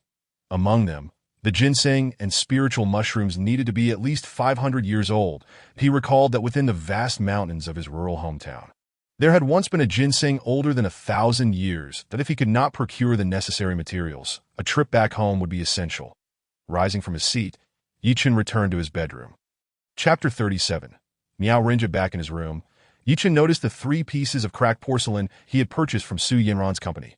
First, he needed to restore these 3 pieces. Repair. Yi Chen uttered. And with a flicker of his vision, the power of his perspective surged forth. 3 beams of golden light penetrated the porcelain, swiftly mending the cracks that as the fissures healed. The porcelain radiated an enchanting blue luminescence. 5 minutes later, the 3 pieces were restored to perfection. Their cracks entirely vanished. The ding, Yi Chen tapped on the porcelain, producing melodic tones that were exceedingly pleasant to the ear. Ha, it's done. The flawed porcelain, bought for 5 million, had been restored and could undoubtedly fetch several billion. That this was a lucrative venture indeed, that he resolved to find time to visit Jingdezhen, to uncover the location of the official kiln that specialized in producing porcelain for the royal family. For beneath that kiln lay buried countless shards. Continuing his cultivation, Yi Chen ascended to the top floor of the villa, his gaze instinctively drifting towards Villa Number 9, where Shermoli resided. The lights are still on. It was quite late. Why had Shermoli not yet retired? What could she be doing? Yi Chen's perspective vision focused as the image zoomed in. He gasped. Shermoli was taking a shower. Yi Chen exclaimed in surprise, his heart racing. One must not gaze upon that which is forbidden. He quickly retracted his perspective vision, not daring to look further. Why had he not seen Shermoli's daughter, Tingting? It puzzled Yi Chen. For Shermoli had clearly never been pregnant. How could she have a daughter? Tingting could not possibly be Shermoli's biological child, but he sought to ascertain Tingting's whereabouts. Once again, Yi Chen activated his perspective vision. After a thorough search, it was evident that Tingting was not present in the villa. Someone's here. Yi Chen noticed 3 shadowy figures stealthily slipping into Shermoli's villa. Alarmed, he thought, what are these 3 figures doing entering Shermoli's villa at this hour? This can only mean trouble. With a swift movement, Yi Chen dashed forward. Shermoli often worked late into the night. Her grandfather, Sher Kunlun, had entrusted her with managing the entire Sher family's enterprises, placing immense pressure upon her shoulders. Additionally, an internal struggle within the Sher family weighed heavily on her heart. Her uncle, Sher Dingjie, was vehemently dissatisfied with her grandfather's decision that he believed that as the eldest son of the Sher family, all assets should rightfully belong to him. The fact that his niece, Shermoli, had been appointed as the chairperson of the Sher family only fueled his resentment, along with that of his sons. Sher Dingjie's three sons, Sher Yongji, Sher Yongliang, and Sher Yongxian, were each treacherous and cunning, brimming with malice. Their discontent with their grandfather's favoritism only deepened, and they had made multiple attempts against Shermoli. The previous car accident had been orchestrated by Sher Yongji. Had it not been for Yi Chen's timely intervention, both Shermoli and her daughter Tingting would have met their end. Today, Shermoli had received news of the fierce confrontation between Li Batian and the Jiangqing Ancient Martial Alliance. However, as the battle unfolded within the confines of Yuhe Garden, many families were not fully aware of the specifics. They only knew that Li Batian had emerged victorious, having eliminated Qin Zhiwu and Yuan Sifang. The Sher family, as one of the 10 prominent families of Jiangqing, was not idle. They too were mobilizing swiftly. Thus, Shermoli had retired late that night after a long day. After finishing her shower and donning a beautiful nightgown, she made her way towards her bedroom. However, upon reaching the living room, she was startled by 3 shadowy figures. With a loud thud, the door to the living room was forcefully pushed open, and 3 masked figures rushed in. "Ah!" Shermoli gasped in shock, letting out a scream. "Who are you? What do you want?" She quickly retreated, seized this wretched woman, and dragged her into the bedroom. The foremost figure, clad in black, fixated on Shermoli. Swallowing hard as he issued the command, 2 black-clad figures swiftly grabbed Shermoli, muffling her cries, and dragged her into the bedroom, binding her to a chair with alarming speed. "Search to find that bid document." The masked figure barked another command. "Yes, young master." The 2 subordinates began ransacking the place. Shermoli's gaze bore into the commanding figure, and she sneered. "You seek the Jiangqing New City project?" The masked figure nodded. Stepping closer, his eyes glinting with intense greed and desire as he scrutinized the striking Shermoli. "Not only do I want this project, but I also desire you," as he spoke. He reached out towards Shermoli's chest. "You are Miao Renja." Shermoli evaded his grasp, a cold scoff escaping her lips. The masked figure froze for a moment, his hands suspended midair. "How could you recognize me? That I left no trace, did I?" Miao Renja sneered, peeling away the black cloth from his face, revealing a sinister grin as he stared at Shermoli. Shermolin coldly remarked, "Your dual-colored eyes betray your true nature." The moment I laid eyes on them, I knew it was you. Upon hearing Shermolin's words, Miao Renjie immediately smirked. "Indeed, every time I encounter the stunning Sher, I am filled with an insatiable desire to possess you. Today, I finally have that opportunity." With that, Miao Renjie turned to glare at the 2 men in black, commanding, "You two, leave us." "Yes, young master." The 2 men exchanged glances before hastily exiting. That a flicker of despair flashed in Shermolin's eyes. Yet she maintained her composure as she fixed her gaze on Miao Renjie. "The Miao family is the 2nd most prominent clan in Jiangqing, and you, as a 3rd-generation elite, the future heir, educated and refined. How could you stoop to such base actions? To force yourself upon me? It seems your past declarations of affection were mere fabrications." Miao Renjie had persistently pursued Shermolin, yet she held no affection for this cunning and deceitful man. Shermolin, I truly admire you, but alas, my affections have been repeatedly dismissed. Now that I have this chance, I will not let it slip away. Today, I intend to savor you fully." With that, the malevolence in his eyes intensified as he lunged forward. "Miao Renjie, have you considered the consequences? The Sher family will never forgive you for this." Shermolin struggled desperately. "The Sher family will not spare me. Your clan is on the brink of collapse. You cannot contend with the Miao family. Once I have my way with you, the old man Sher will surely be delighted. From henceforth, the union between the Sher and Miao families will enable us to eradicate the Feng family, the current foremost clan at Ha. At that point, your grandfather, Sher Kunlun, will not harbor any resentment towards me. Rather, he will express his gratitude." Miao Renjie laughed heartily, tearing at Shermolin's nightgown. Crack! The fabric was rent asunder, revealing her alabaster skin. Chapter 38. Fortune or fate? Miao Renjie's eyes glimmered with lust as he seized Shermolin. With a crash, a chair toppled over. That no meow Renja, you beast. Let go of me. Shermolin fought valiantly. Tears streaming down her cheeks that boomed. In that perilous moment, the door burst open with a thud. Why Chen stormed in. Beastie bellowed, delivering a kick to Meow Renja's back. Banged out a resonant thud, and a cry echoed as Meow Renja was sent flying into the wall. Losing consciousness that H.Y. Chen. Shermolin gasped, her cheeks flushing. Sherdan.Y. Chen rushed to support Shermolin. Don't look. Turn away quickly. Shermolin shrieked, her attire having been torn apart by Meow Renja. H.Y. Chen froze, panic overtaking him as he instinctively loosened his grip. Thud. Shermolin collapsed onto the floor, inadvertently causing Yi Chun to stumble atop her. The scene descended into chaos. Shermolin was momentarily stunned, her heart racing as Yi Chen's face pressed against her chest. You. Shermolin's heart raced uncontrollably, leaving her momentarily dazed. Yi Chun, too, was taken aback, time seeming to halt as their minds blanked. They stood motionless, akin to statues that if a century had passed. Shermolin was the first to regain her senses. Her face flushed, she whispered, "Get up, is it not enough yet?" Yi Chen scrambled to his feet.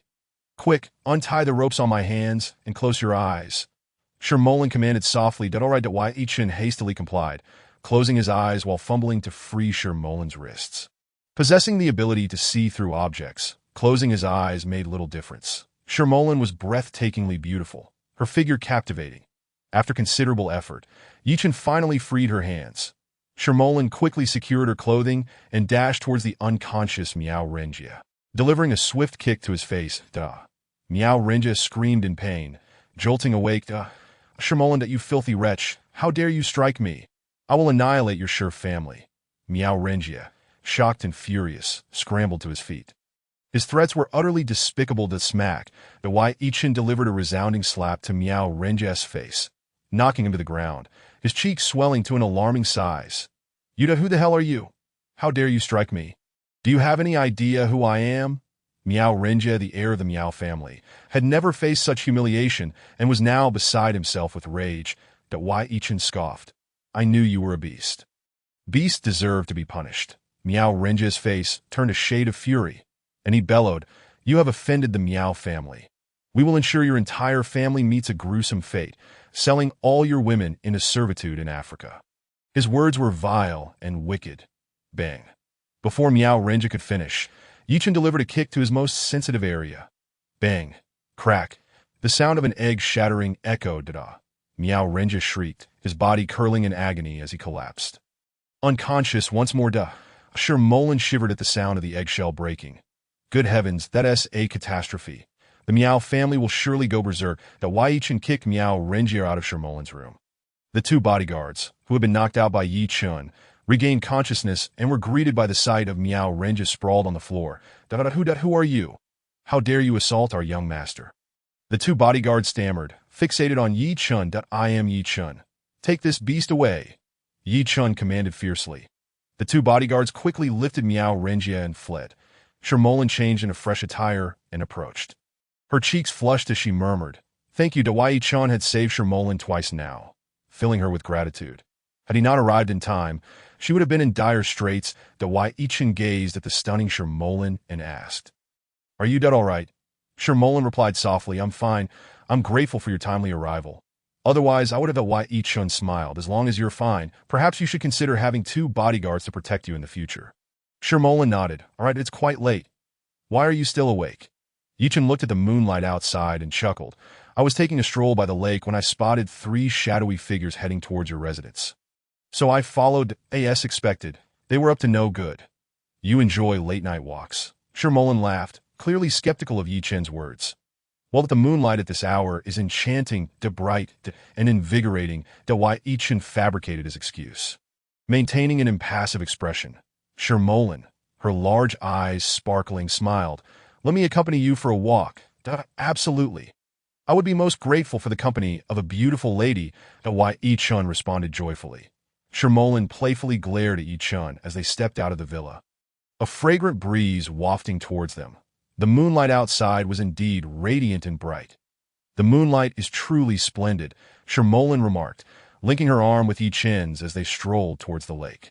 With a gentle breeze caressing them, Yi Chen felt the softness of Shermolin's figure and the sweet scent emanating from her, causing his heart to race and his steps to falter. They walked in silence, attuning themselves to the rhythm of each other's heartbeats. The scenery of Foaming Lake was breathtaking, with willow trees swaying gracefully amidst the mist. Yi Chen, are you alone? Shermolin halted. Gazing earnestly at him, Yi Chen nodded. Yes, at present, I am alone. My girlfriend ran off with someone a few days ago. I'm sorry that I had no idea. Shermolin quickly apologized. Yi Chen chuckled ruefully. It's all right.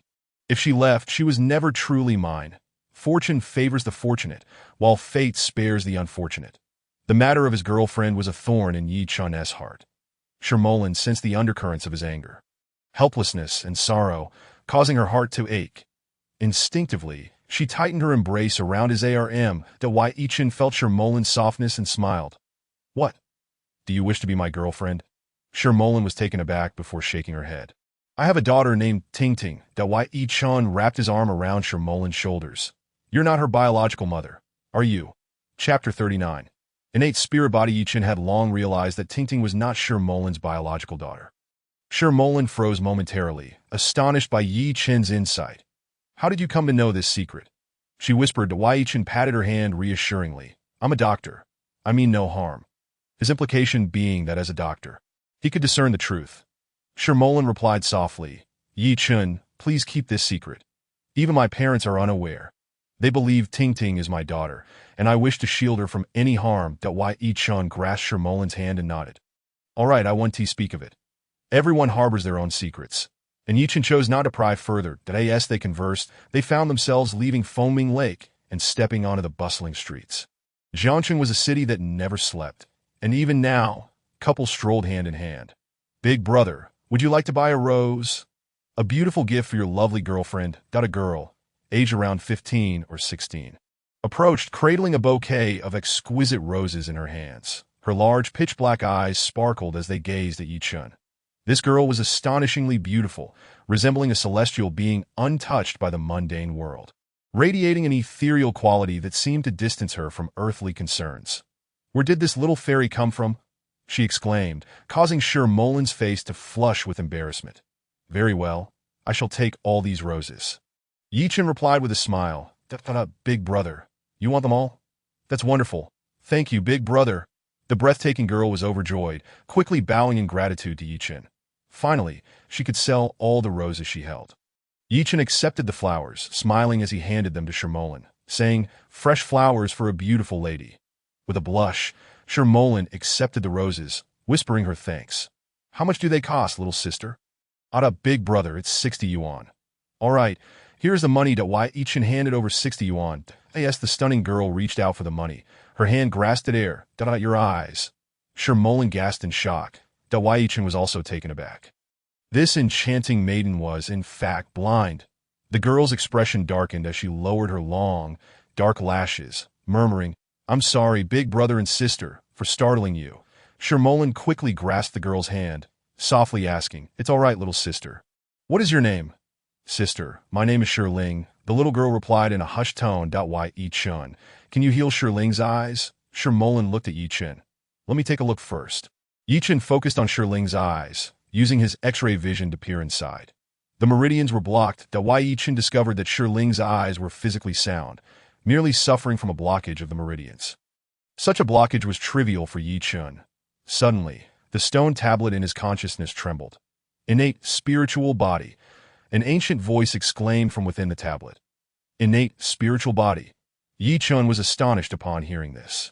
An innate spiritual body cultivates significantly faster than an ordinary person. By a factor of 10, the Sherling was indeed a rare prodigy. Suddenly, Yi Chen felt a drastic drop in the temperature around him, as thick fog enveloped the area, obscuring visibility just a few meters away. Dark clouds gathered in the sky, obscuring the moon and transforming the once bright night into a pitch-black void. Sherling, terrified, rushed into Shermolin's embrace, but a sense of danger surged within Yi Chen's heart. Through his X-ray vision, he saw an eerie old man, exuding a chilling aura, rushing out of the fog like a specter. Grinning malevolently as he lunged toward Sherling, who was this old fellow? Why had he created such dense fog, and why was he targeting Sherling? Not good, come with me. Chen shouted, unleashing his transformation technique to the fullest. Pulling Shermolin and Ling as he dashed towards Foaming Lake, Chen moved with incredible speed, swiftly breaking free from the fog's grasp. The dark-clad old man exclaimed in surprise, utterly bewildered. What was happening? He had been tracking this innate spiritual girl for days, ready to strike today, only to have her snatched away by this damned young man. This person was not an ordinary foe. Stop! The eerie old man roared, transforming into a streak of black light as he pursued. Realizing that the dark-clad old man was closing in rapidly, Chen noticed Shermolin and Ling lagging behind. He swiftly bent down, scooping them up, and accelerated. Shermolin gasped in fright, her arms instinctively wrapping tightly around Chen's neck. Ling clung to Chen's arm. The trio soared through the streets like clouds in the sky. This time, Chen did not head directly into the Foaming Lake Villa area, but veered into an alley that if he entered the villa area directly, the eerie old man and his accomplices would discover Chen and Shermolin's whereabouts, leading to endless troubles that Chen leaped over several walls, taking a few twists and turns, successfully shaking off the dark-clad old man before jumping over the wall into the vicinity of Villa No. 8. Shermolin, take Ling upstairs that I will deal with that dark-clad old man. Chen instructed as he opened the villa's door, handing the room key to Shermolin that he knew that unless he eliminated the dark-clad old man, there was a high possibility he would attempt to capture Ling again. All right, Chen, be careful. Shermolin grasped Chen's arm. Don't worry, that dark-clad old man is certainly no match for me. With that, Chen dashed back out over the wall. Sister who is chasing us? Ling asked nervously, gripping Shermolin's hand. Ling, don't be afraid, it's just a dark-clad old man, Shermolin reassured her, gently patting the girl's head as they entered the villa. The dark-clad old man, known as Lung Yiming, had never anticipated Chen's formidable power. After pursuing for a while, he had unexpectedly lost track of Chen. This left Lung Yiming both astonished and furious. The innate spiritual girl was specifically requested by Fan Jinshuan, the leader of the Jiangqing branch of the underworld sect, if a master were to dual cultivate with her. Their speed of cultivation could increase tenfold. Having tracked this girl for 2 days, he was ready to act today, only to have her whisked away by that young master. That was utterly outrageous. If he failed to bring back this innate spiritual girl, Fan Jinshuan would undoubtedly not let him off easily. With that thought, Lung Yiming hastened his search. However, as he turned around, he found Chen standing before him. A cold smile etched on his face. Lung Yiming exclaimed in shock, jumping as if his tail had been stepped on. Humph! Who are you? Why are you trying to capture my friend? Chen scoffed, fixing his gaze intently on Lung Yiming. You insolent cur! Lung Yiming bellowed furiously. How dare you ruin our underworld sect's plans and rescue a target we desire? You are courting death. What kind of organization is the underworld sect to dare abduct people? Clearly, they are not good folks. Chen retorted with a sneer, charging toward Lung Yiming. Chen had no intention of wasting words. He would capture him first and interrogate him later. Seeing Chen rush at him, Lung Yiming shouted, "Die!"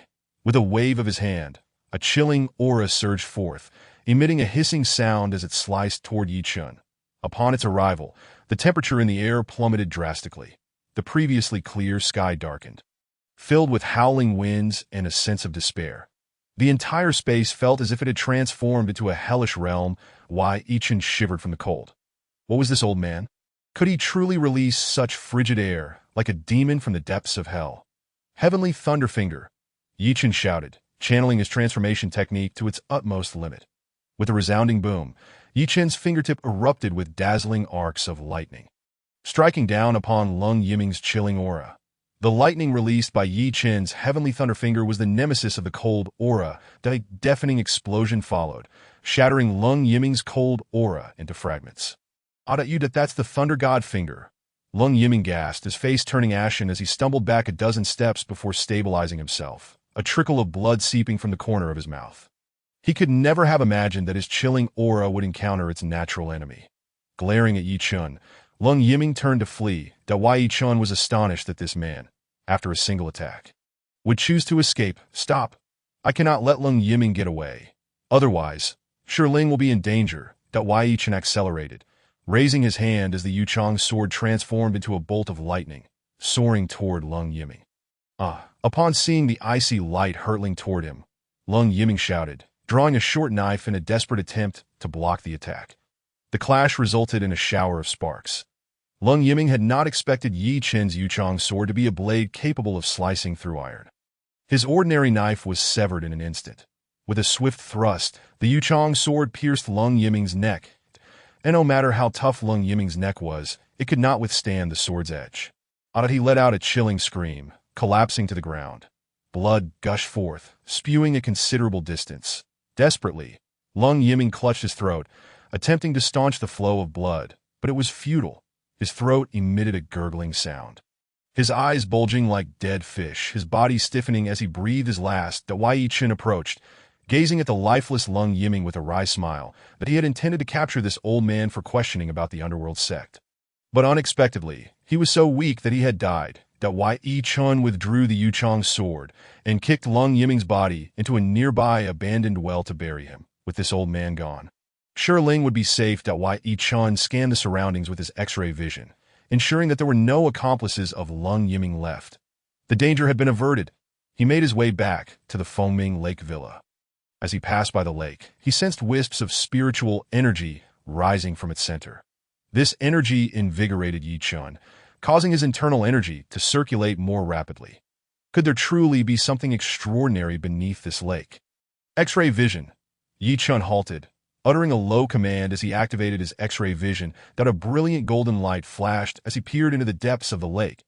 Yi Chen's mystical eye of perception delved into the depths of the lake, uncovering a hidden spring where wisps of spiritual energy emanated from its depths. A spiritual spring.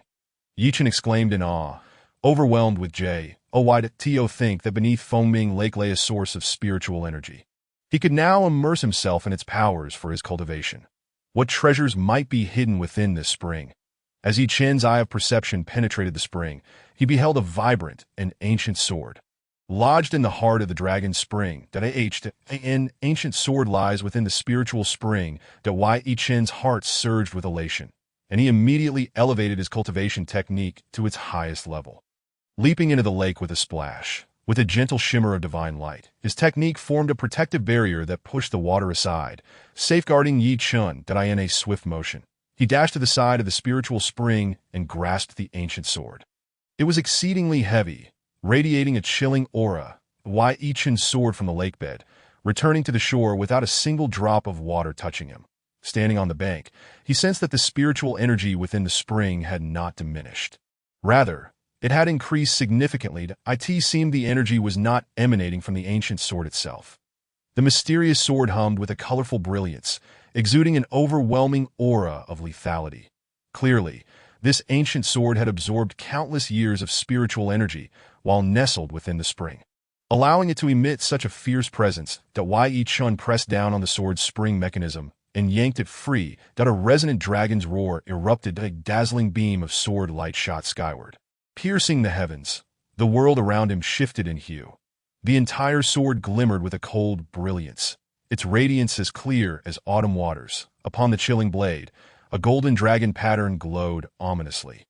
Exuding a spine-chilling malice. 3 ancient bird-like characters were etched upon the sword's body. Divine Dragon Sword. This divine blade is indeed called the Divine Dragon Sword.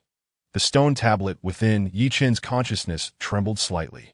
In an instant, he felt a flash of divine light from the tablet, revealing an ancient sword technique. The god-slaying sword technique. Yi Chen gasped in astonishment, just as he acquired the Divine Dragon Sword. The ancient stone tablet bestowed upon him an entire set of sword techniques.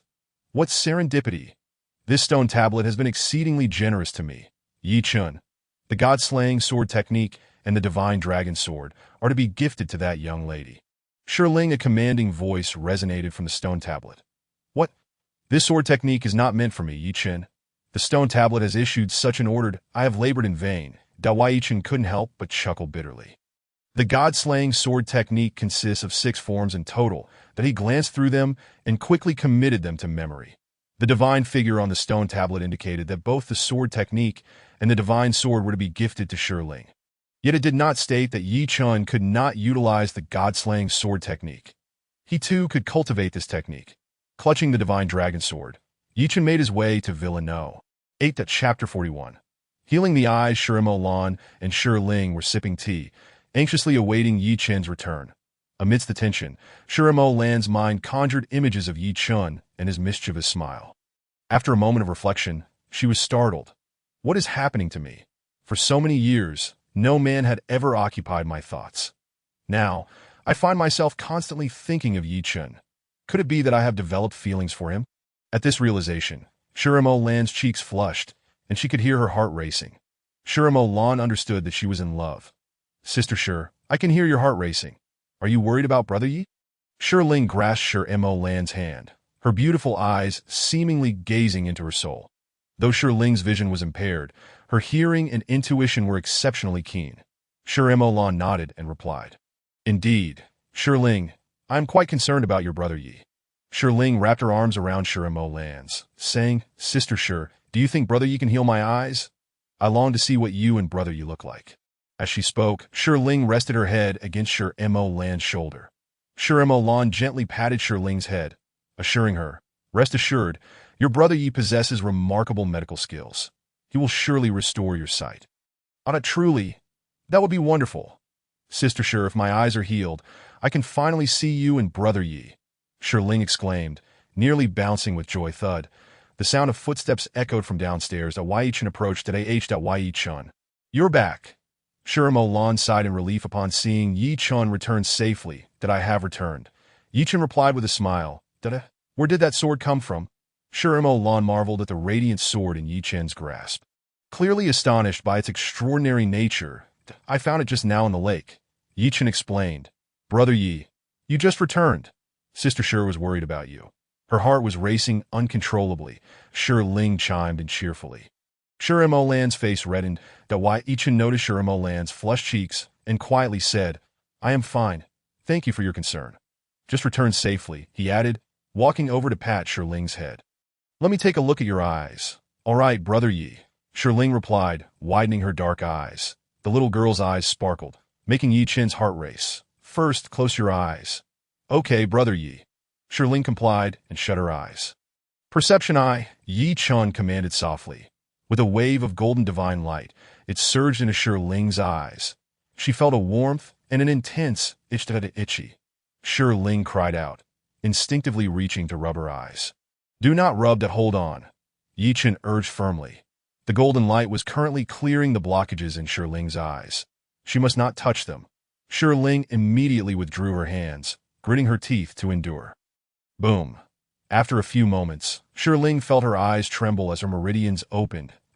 It's so refreshing, Shi Ling exclaimed, feeling a wave of coolness wash over her, akin to the touch of sweet dew.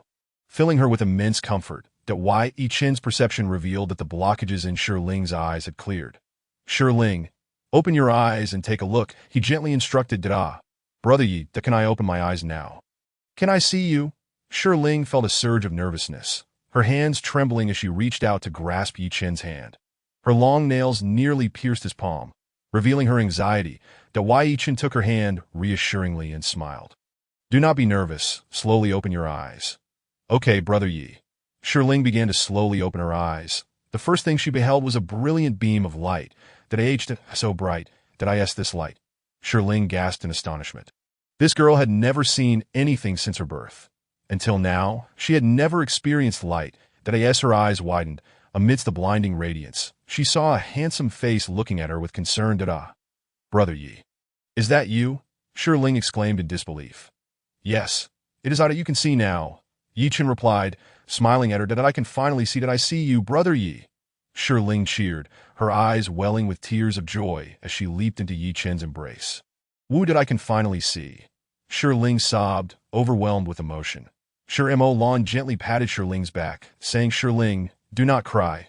Your eyes are healed, and we should celebrate. Sister Shi, you are so beautiful, Shi Ling exclaimed. Spotting Shirimo Lan, and instantly leaped into her embrace. Yi Chen chuckled. Shi Ling, why are you still selling roses at this hour? Shi Ling's expression darkened as she replied softly, Brother Yi, my mother is hospitalized. I need to earn money for her treatment. What? Your mother is ill? Where is she? Yi Chen inquired urgently. She is at the People's Hospital. I have run out of money, and the hospital has stopped her medication for 2 days. Shirling's eyes brimmed with tears once more. They've stopped her medication for 2 days. This is outrageous. How can they deny treatment for lack of funds? Shirimo Lan remarked, pulling out her phone. Which department is your mother in? What is her name? What bed number? My mother's name is Xiaoyu Lan. She is in the respiratory department, bed 26. Shirimo Lan stepped onto the balcony and dialed a number. Once connected, she firmly stated, transfer Xiaoyu Lan from the respiratory department, bed 26, to a VIP room and administer her medication immediately. Yes, Ms. Shir, we will take care of it right away, came a respectful voice from the other end. Shirimo Lan hung up and returned, saying, Shirling, I have arranged for your mother to be transferred to a private room, and her medication will be administered. Really? Thank you, Sister Shir, Shirling exclaimed, hugging Shirimo Lan with immense gratitude. Shirling, tomorrow we will go together to bring your mother home. I will ensure that your mother's illness is treated, Yi Chen promised, confident in his medical abilities. That sounds wonderful. Thank you, Brother Yi. Shirling rushed over to embrace Yi Chen's arm, shaking it joyfully. Yi Chen looked at Shirimo Lan and Shirling, smiling. It's almost dawn. Shouldn't you both rest? Let's go to my villa to rest. Shirimo Lan replied. All right, I will escort you both, Yi Chen said, grasping the divine dragon sword as the three made their way to Shirimo Lan's villa.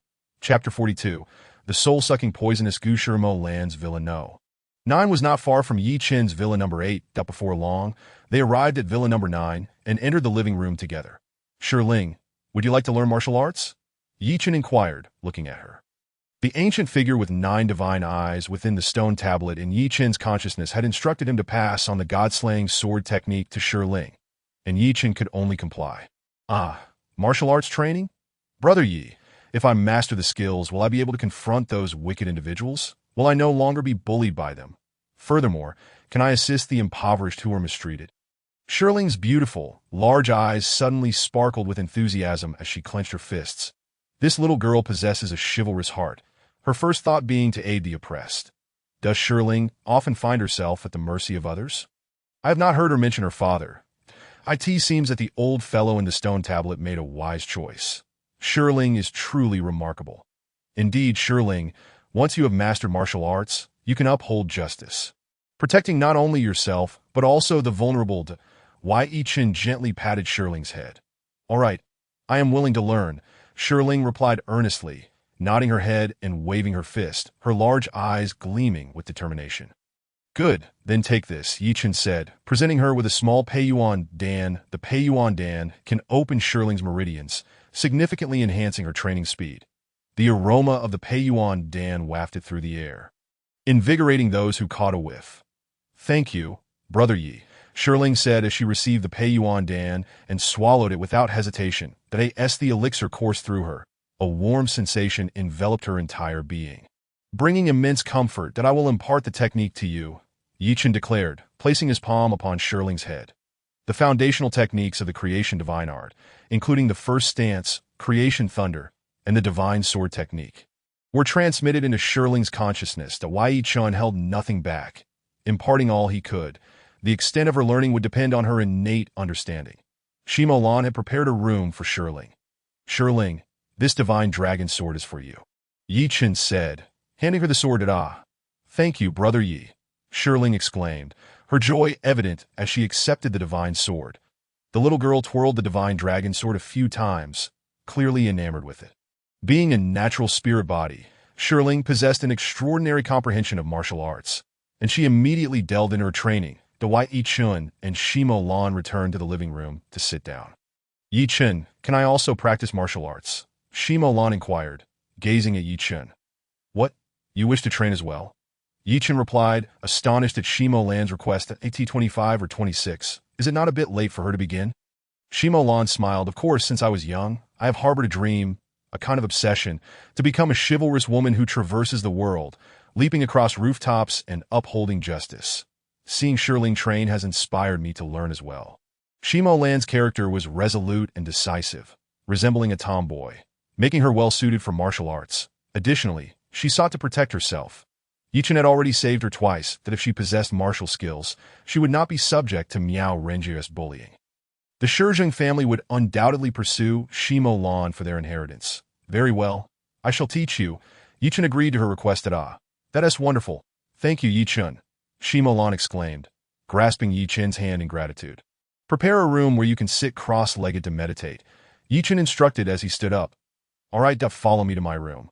The two entered Shimolan's elegantly adorned chamber, featuring a spacious and comfortable bed at its center. Take this small Peiyuan Dan. Consume one, Yi Chen said, handing Shimolan a Peiyuan Dan. Very well, she replied, taking the elixir and swallowing it promptly. Sit cross-legged on the bed.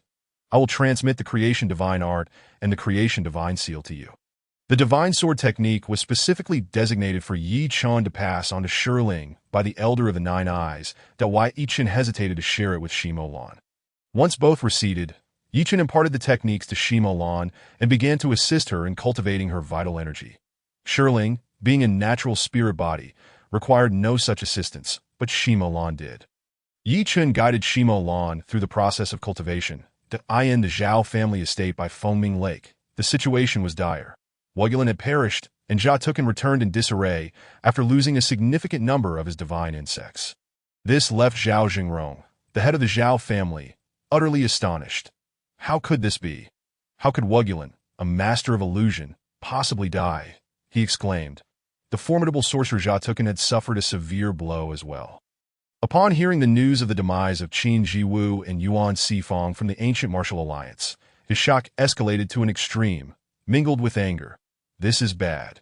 The Zhao family has provoked a formidable enemy. Had he known it would come to this, he would never have sent his son, Zhao Shuhai, with Jia Tukin to eliminate Yi Chen. Zhao Jingrong fixed his gaze on his son.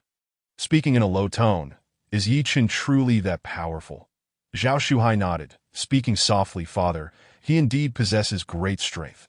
However, this time, the approach taken by Qin Jiwu, Yuan Sifong, Wugulin, and Jia Tukin was erroneous, that an erroneous approach.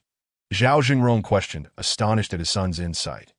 Zhao Shuhai explained, yes, they all chose to confront Yi Chen head-on. Given Yi Chen's prowess, it was inevitable they would falter. Why did the two masters not resort to ambush tactics? Their arrogance was their downfall. Zhao Jingrong sighed. Perhaps they were unaware of Yi Chen's true strength.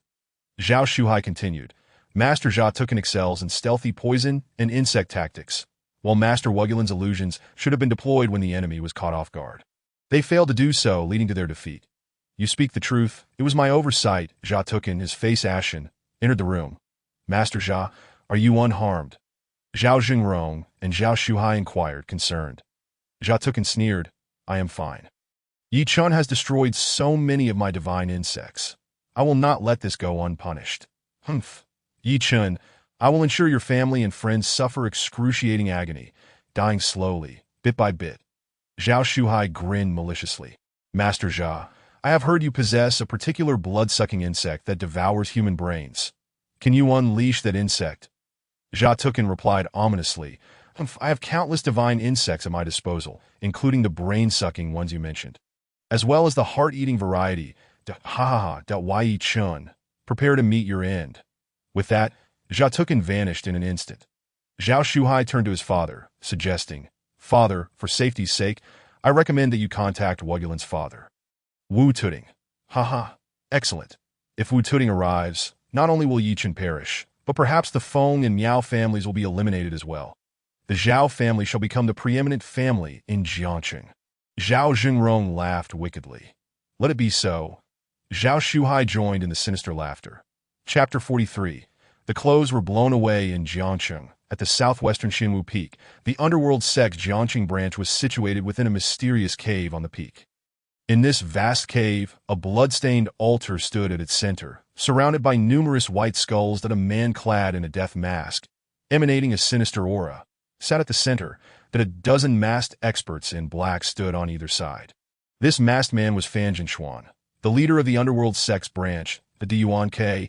Lung Yiming has been gone for quite some time to capture that innate spirit body. Why has he not returned? Fan Jinshuan coldly remarked, his chilling gaze fixed on a black-clad figure. Duan paled in fear, quickly bowing, Master, I shall investigate immediately. If you delay my cultivation. Fan Jinshuan's killing intent surged violently. Rest assured, Master, it will not hinder your training. I will descend the mountain at once. To Duan, wiping his cold sweat, hurried out of the cave and raced down the mountain. Unbeknownst to them, Lung Yiming had already fallen to Yi Chen's hands. Fan Jinshuan cast another glance at a different black-clad figure, coldly demanding, Gu Qingxian, how goes the capture of the spirit children? There are only 10 days left until the altar opens. If you fail to secure enough spirit children, I will hold you accountable. The Jiyu Qingxian trembled in fear.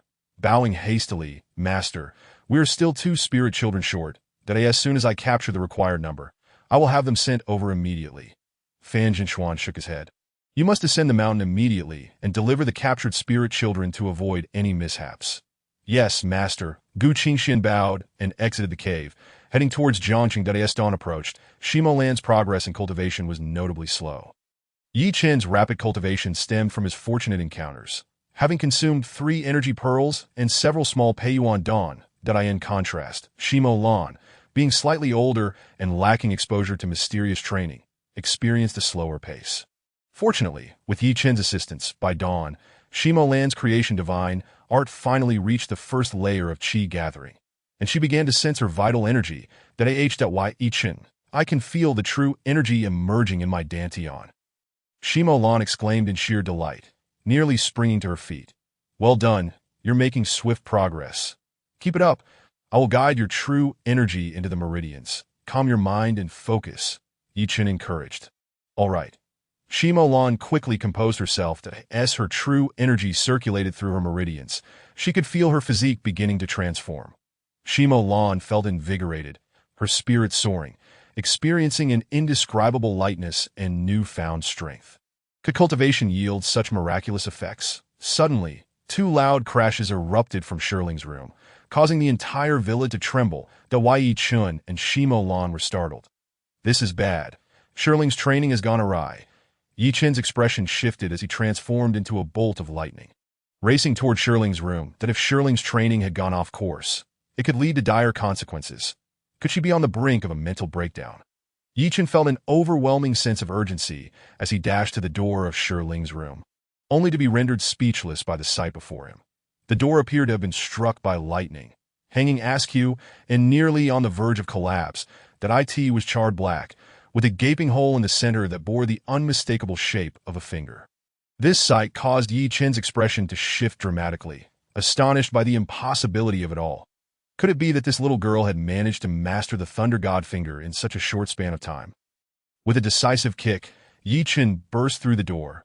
Upon entering Shirling's room, a startled gasp escaped his lips. The entire space was in disarray, debris scattered everywhere. In the center stood Shirling.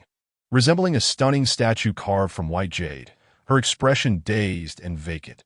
Her garments had been reduced to mere strips of fabric, indicating that in her first attempt at using the Thunder God finger, she had failed to control the lightning, resulting in the destruction of her clothes. This girl was truly beautiful, akin to a celestial being descended to the mortal realm. Yi Chen's face flushed crimson as he turned and fled. Ah, Brother Yi, Shirling's voice called out, filled with excitement, I did it. Her jubilant exclamation roused her from her stupor, and she leaped up in delight. Shimo Lan rushed over, her expression one of confusion. Yi Chen, what happened to Shirling?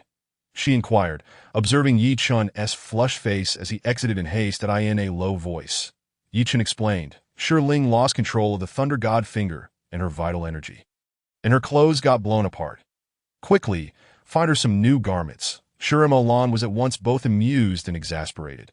She hurriedly retrieved a smaller outfit and dashed back into Shirling's room. Sister Shir, I did it. I learned the Thunder God finger and the Divine Seal. Shirling exclaimed upon seeing Shimo Lan, wrapping her arms around her in a fervent embrace. Overcome with excitement, she was blissfully unaware of the chill in the air, her body having been tempered by the divine transformation technique. Shimo Lan, despite being a woman herself, couldn't help but feel her heart race at the sight of Shirling's exquisite figure. Congratulations, Shirling. Quickly, put on some clothes. Shimo Lan gently reminded her that it was only then that Shirling realized her attire was in tatters. She cried out, her face turning a deep shade of crimson. Panic washing over her. Don't worry, sister will help you get dressed. Shimo Lan promptly assisted Shirling in donning her clothing. Flustered yet determined, Shirling managed to dress herself, her expression one of shyness. Come, let me take you to bathe. Shimo Lan led Shirling to the bathroom. While Shirling washed herself, Shimo Lan found several outfits from her own youth, still in pristine condition and quite lovely.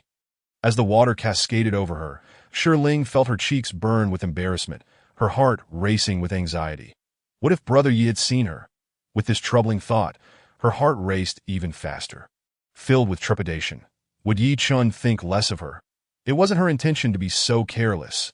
It was merely her first attempt at the Thunder God finger, and she had failed to manage it properly.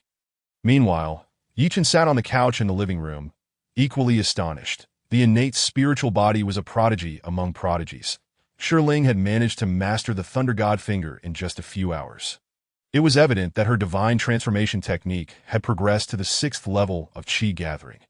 Without doubt, she had also mastered the divine seal, that in mere days, Ling would surpass him, becoming a formidable expert in her own right. After a while, Lan and Ling returned. The girl was clad in a dress as white as snow, her beauty reaching new heights. Ling felt a bit bashful, standing behind Lan. Her cheeks flushed as she stole glances at Yi Chen. Yi Chen stood up, smiling warmly. Ling, congratulations on reaching the 6th level of Qi gathering with your divine transformation technique. You've successfully mastered the divine seal and the Thunder God finger, haven't you? Looking at Yi Chen's composed demeanor, Ling felt a wave of relief wash over her. Thankfully, Brother Yi hadn't mocked her. Brother Yi, I did it. I never expected the Thunder God finger to be so powerful that it could cause such damage to your room. That I'm so sorry, Sister Yi. Ling said apologetically to Lan. No matter, I'll have it repaired immediately. Ling, why don't you have a chat with Yi Chen while I prepare breakfast? Lan replied with a smile, that I can cook, Sister you two just talk. The little girl said before darting into the kitchen. Make sure to prepare enough for your mother as well. Yi Chen called out, that I know, Brother Yi. Came the cheerful reply from the kitchen that the sounds of cooking filled the air. Lan turned to Yi Chen with a wry smile, that why Yi Chen? Do you think I'm foolish? Why do you say that? You're quite clever, he reassured her. Lan sighed. Ling has reached the 6th level of Qi gathering in just a few hours. While I'm still at the 1st level, Yi Chen looked at her thoughtfully. Achieving the 1st level of Qi gathering in just a few hours is an impressive feat in its own right. Do you know how long it took me to reach that level? Lan asked eagerly. How long? An entire night, Yi Chen admitted sheepishly, scratching his head that oh, you're even slower than I am. Lan laughed, her spirits lifting a bit. Indeed, I am rather slow, Yi Chen conceded, a hint of a smile playing on his lips. Then why is Ling progressing so rapidly? Lan asked. Perplexed that we can't compare ourselves to Ling. She possesses an innate spiritual body, Yi Chen explained. Innate spiritual body? What does that mean? Lan inquired, confused that an innate spiritual body is a rare talent born specifically from martial cultivation. Their speed of progress is 10 times faster than ours, with an extraordinary capacity for comprehension. They can master any martial skill with ease. Yi Chen elaborated that that's simply incomparable. Lan realized, coming to terms with the disparity between herself and Ling. Breakfast is ready, Ling announced, bringing forth a delicious spread that a delightful aroma wafted through the air. The young girl's culinary skills were remarkable. The eggs were perfectly golden, the ham exuded a mouth-watering fragrance. And the noodles were cooked to perfection, adorned with vibrant green spinach leaves, immediately stimulating their appetites. That I'm really hungry, Yi Chen remarked as his stomach grumbled. Everyone, hurry and eat. After breakfast, we'll head to the hospital. Lan urged. After the three of them finished their meal, they made their way directly to the People's Hospital, the residence of the second most prominent family in Jiang City. The Miao family at the Xia Villa. The family head, Miao Wujiang, was livid, his face a deep shade of rage that a dozen black-clad bodyguards knelt tremblingly before him, their faces pale with fear. His most beloved grandson, the future heir of the Miao family, had been beaten nearly to death by members of the Shi family, and worse, had suffered a grievous injury. Was this not a slap in the face to the Miao family? Anyone who dared to offend the Miao family would face dire consequences, their entire clan obliterated, leaving them to regret their actions for eternity. Miao Wujiang had quietly eliminated any family that opposed the Miao family, leaving no trace behind. The Shi family would be no different. As the door to the quiet room opened, an elderly man dressed in a long robe and an elderly woman clad in colorful attire, leaning on a pitch-black cane, emerged at Mr. Jia. How is my grandson? Miao Wujiang asked urgently. Mr. Jia clasped his hands together, responding, "His life is secure, but the injury is severe. He has become incapacitated." Miao Wujiang let out a furious roar, his complexion turning a sickly green. "You two are useless. If you can't even protect the young master, what good are you to me?" Miao Wujiang's expression darkened, his murderous intent palpable. "Please spare us, sir," the two black-clad bodyguards pleaded, their faces ghostly pale as they prostrated themselves in frantic supplication. Ignoring their pleas, Miao Wujiang flicked his finger, and two fiery sparks shot forth, striking the bodyguards. Their screams echoed through the hall as they were engulfed in flames, their cries of agony reverberating around them. Within moments, the two bodyguards were reduced to ashes, their remains swept away by a gentle breeze, as if they had never existed. The elderly woman, her eyes resembling those of a venomous serpent, glimmered with a chilling green light. "Anyone who dares to harm our Miao family will meet their demise," she declared ominously. With a fierce thump of her cane, a menacing triangular snake head emerged from her wild hair, its crimson tongue flicking in a menacing hiss. Miao Wujiang turned to the elderly woman. "Sister, I entrust that Chen to you. Bring him to me. I shall flay him alive and draw out his tendons." "Understood," she replied, a green flash in her eyes as she stepped forward. This formidable woman was Miao Hohat, Miao Wujiang's elder sister, and one of the most troublesome figures in the Miao family. Miao Wujiang's voice dripped with malice. "Anyone who dares to lay a hand on my family will face utter annihilation." Yi Chun, Shi Ling, Shi Mo Lan, and a few bodyguards arrived at the ground floor of the respiratory ward in the hospital. Dean Shirishan, accompanied by a dozen experts, was already waiting for them. "Aunt, you're here!" Shirishan exclaimed, rushing forward to greet them. Shirishan was a younger member of the Shi family from Jiang City, currently serving as the dean of the People's Hospital.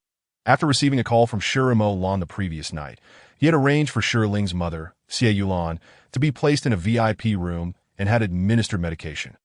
Although Shirishan was unaware of the connection between Xie Yulan and the Shi family, the fact that his aunt had called him in the middle of the night indicated that this patient was extraordinary. "Shirishan, how is the patient?" Shi Mo Lan inquired. "Aunt, rest assured the patient's condition is stable, and I have dispatched an expert specifically to oversee all matters concerning this patient." Shirishan spoke in a subservient tone. "Very well, let us proceed to the ward." Shi Mo Lan made her way towards the elevator, with Shirishan hastily leading the way. In a short while, they arrived at the VIP single-room ward. "Mother," Shi Ling exclaimed as she rushed in, carrying breakfast prepared for her mother, at the bedside. Two nurses were cautiously feeding Xie Yulan her breakfast. That a distinguished expert in his 50s stood by the bed, furrowing his brow as he examined Xie Yulan's medical report. Xie Yulan's complexion was sallow, her breathing labored, her eyes devoid of spirit, and her body exceedingly frail, rendering her unable to consume anything. "Shi Ling, you've come." Xie Yulan, initially in a stupor, immediately brightened upon seeing her daughter. "Mother, I'm here." Shi Ling grasped her mother's hand tightly, reluctant to let go, tears streaming down her face. Yi Chen felt a potent aura of despair emanating from Xie Yulan, startling him. Chapter 45. Step aside, this is dire. Xie Yulan's condition is critical and requires immediate intervention. Yi Chen produced a Peiyuan pill and rushed into the ward. Shirishan and Shi Mo Lan were momentarily taken aback, hesitating to follow him inside due to the crowd. "Shi Ling, please step aside. I must administer medication to your mother." Yi Chen gently pushed Shi Ling aside and brought the Peiyuan pill to Xie Yulan's lips. "Who are you?" "The patient is currently under treatment, and her condition is improving. You must not administer random substances. If anything goes awry, it will not be taken lightly." Dr. Xiaoyan, Xie Yulan's attending physician, furiously obstructed Yi Chen, his expression darkening. The patient's condition was precarious, and any change could occur at any moment. That Dr. Xiaoho was vigilant. During treatment, no medications could be given without his consent. Seeing the elderly doctor in a white coat block his way, Yi Chen's expression turned icy as he spoke sternly. "The patient is in danger. Without my medication, even if you attempt to revive her, it will be too late." Upon hearing this, Dr. Xiaoho retorted vehemently, "Get out of the way. Do you think you're a deity? You believe a single pill can save a life. This is a hospital, where we adhere to science, that if you wish to peddle your snake oil, you have come to the wrong place. Leave immediately, or I will summon security." Dr. Xiaoho glared at Yi Chen, his face filled with fury. Where did this wild brat come from, causing a ruckus in the hospital? If you delay any further, and something happens to the patient, you will be responsible. Step aside and do not hinder my efforts to save her. As Xie Yulan's breath weakened, Yi Chen, filled with urgency, pushed Dr. Xiaohou aside. Stumbling from the shove, Dr. Xiaohou erupted with indignation. After decades of practice, he had always been respected by both patients and colleagues. Now, being nearly toppled by this impudent youth was utterly unacceptable. To security, that moment, a crisis unfolded for Xie Yulan. Beep, the various machines by the bedside blared alarms. Red lights flashing. Xie Yulan's face turned pale. Her breathing became frantic, cold sweat poured down her brow, and she lost consciousness. Mother, to please save my mother. Shiling's face paled in terror as she grasped her mother Xie Yulan's hand. Everyone was taken aback, including Dr. Xiaohou, who was also startled. When he took over the case, although the situation was grave, the patient had shown signs of stabilization. How could she suddenly be in critical condition? Quickly, initiate rescue, Dr. Xiaohou shouted as several doctors rushed in, immediately beginning to revive Xie Yulan. The VIP ward was well-equipped for emergencies. Just moments ago, Dr. Xiaohou had claimed that Xie Yulan's condition was improving, and now she had slipped into unconsciousness. This was nothing short of a slap in the face. Standing outside the door, Shirishan's expression was grim.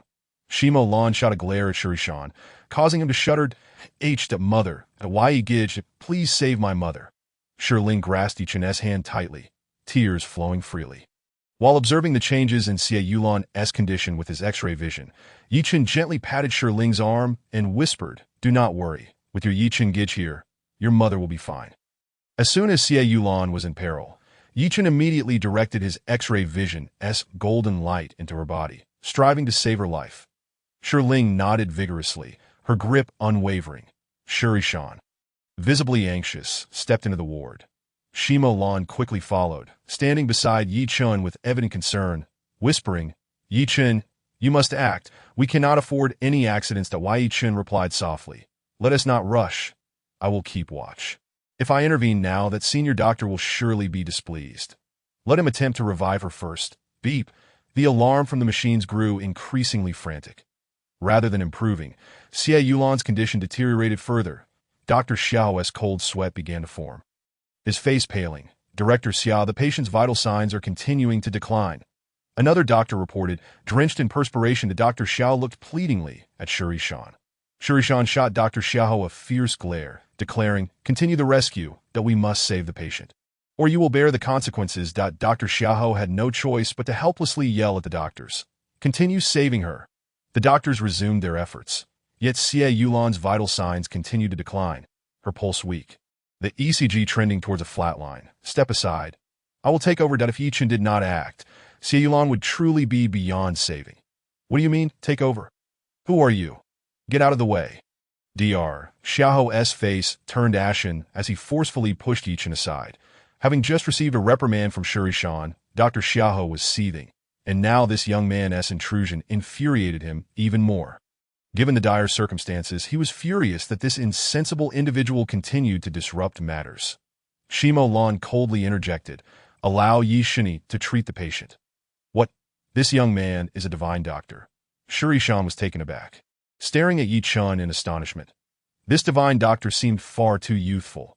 With Shimo Lan's command, Shirishan wasted no time glaring at Dr. Xiao. "Director Xia, step aside and let Yi Shini save the patient." Hearing the hospital director refer to the young man as Yi Shini left Dr. Xiao momentarily speechless. This reckless youth was a divine doctor.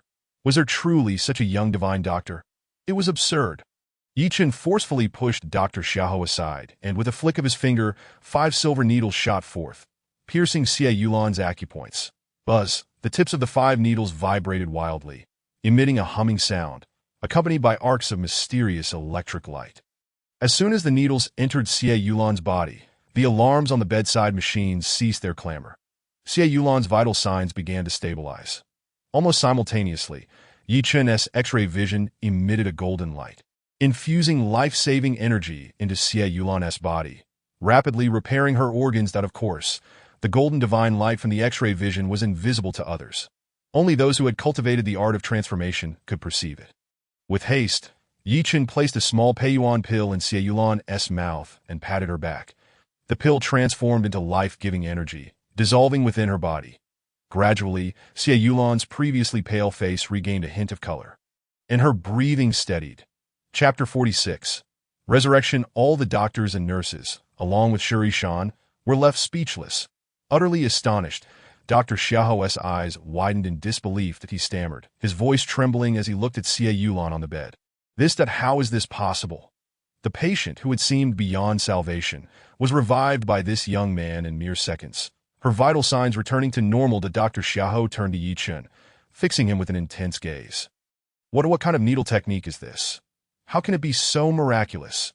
Dr. Xiao had witnessed esteemed traditional medicine masters administer acupuncture, but had never seen anyone launch 5 silver needles with a mere flick of the wrist. Each needle striking the correct acupoint with precision, and the needles trembling with pulsating electric light. It was as if a celestial being were wielding divine needles. These are the 5 elements Tai divine needles, Yi Chen declared as he retracted the 5 needles. Xie Yulan opened her eyes, spotting her daughter. Shirling, I'm hungry.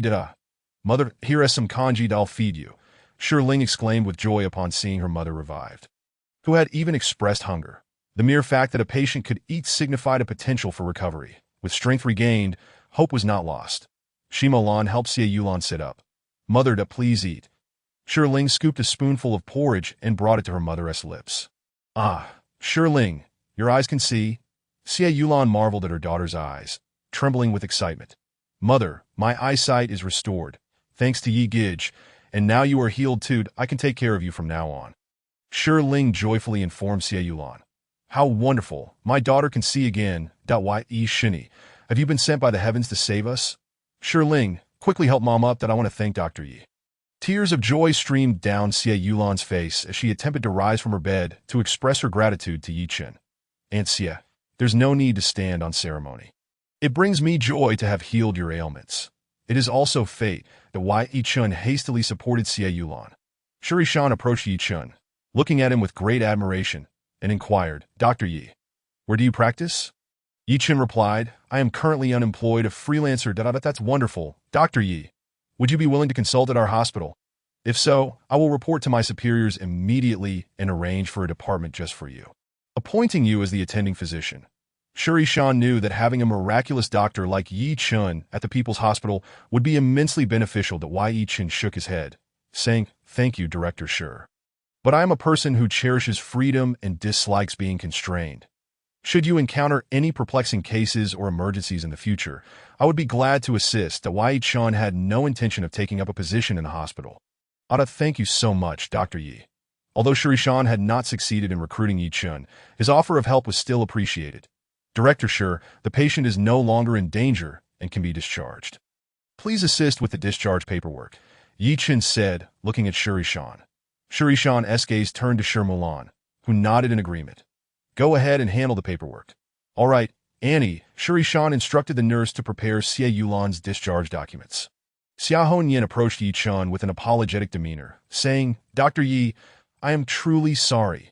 My attitude earlier was inappropriate.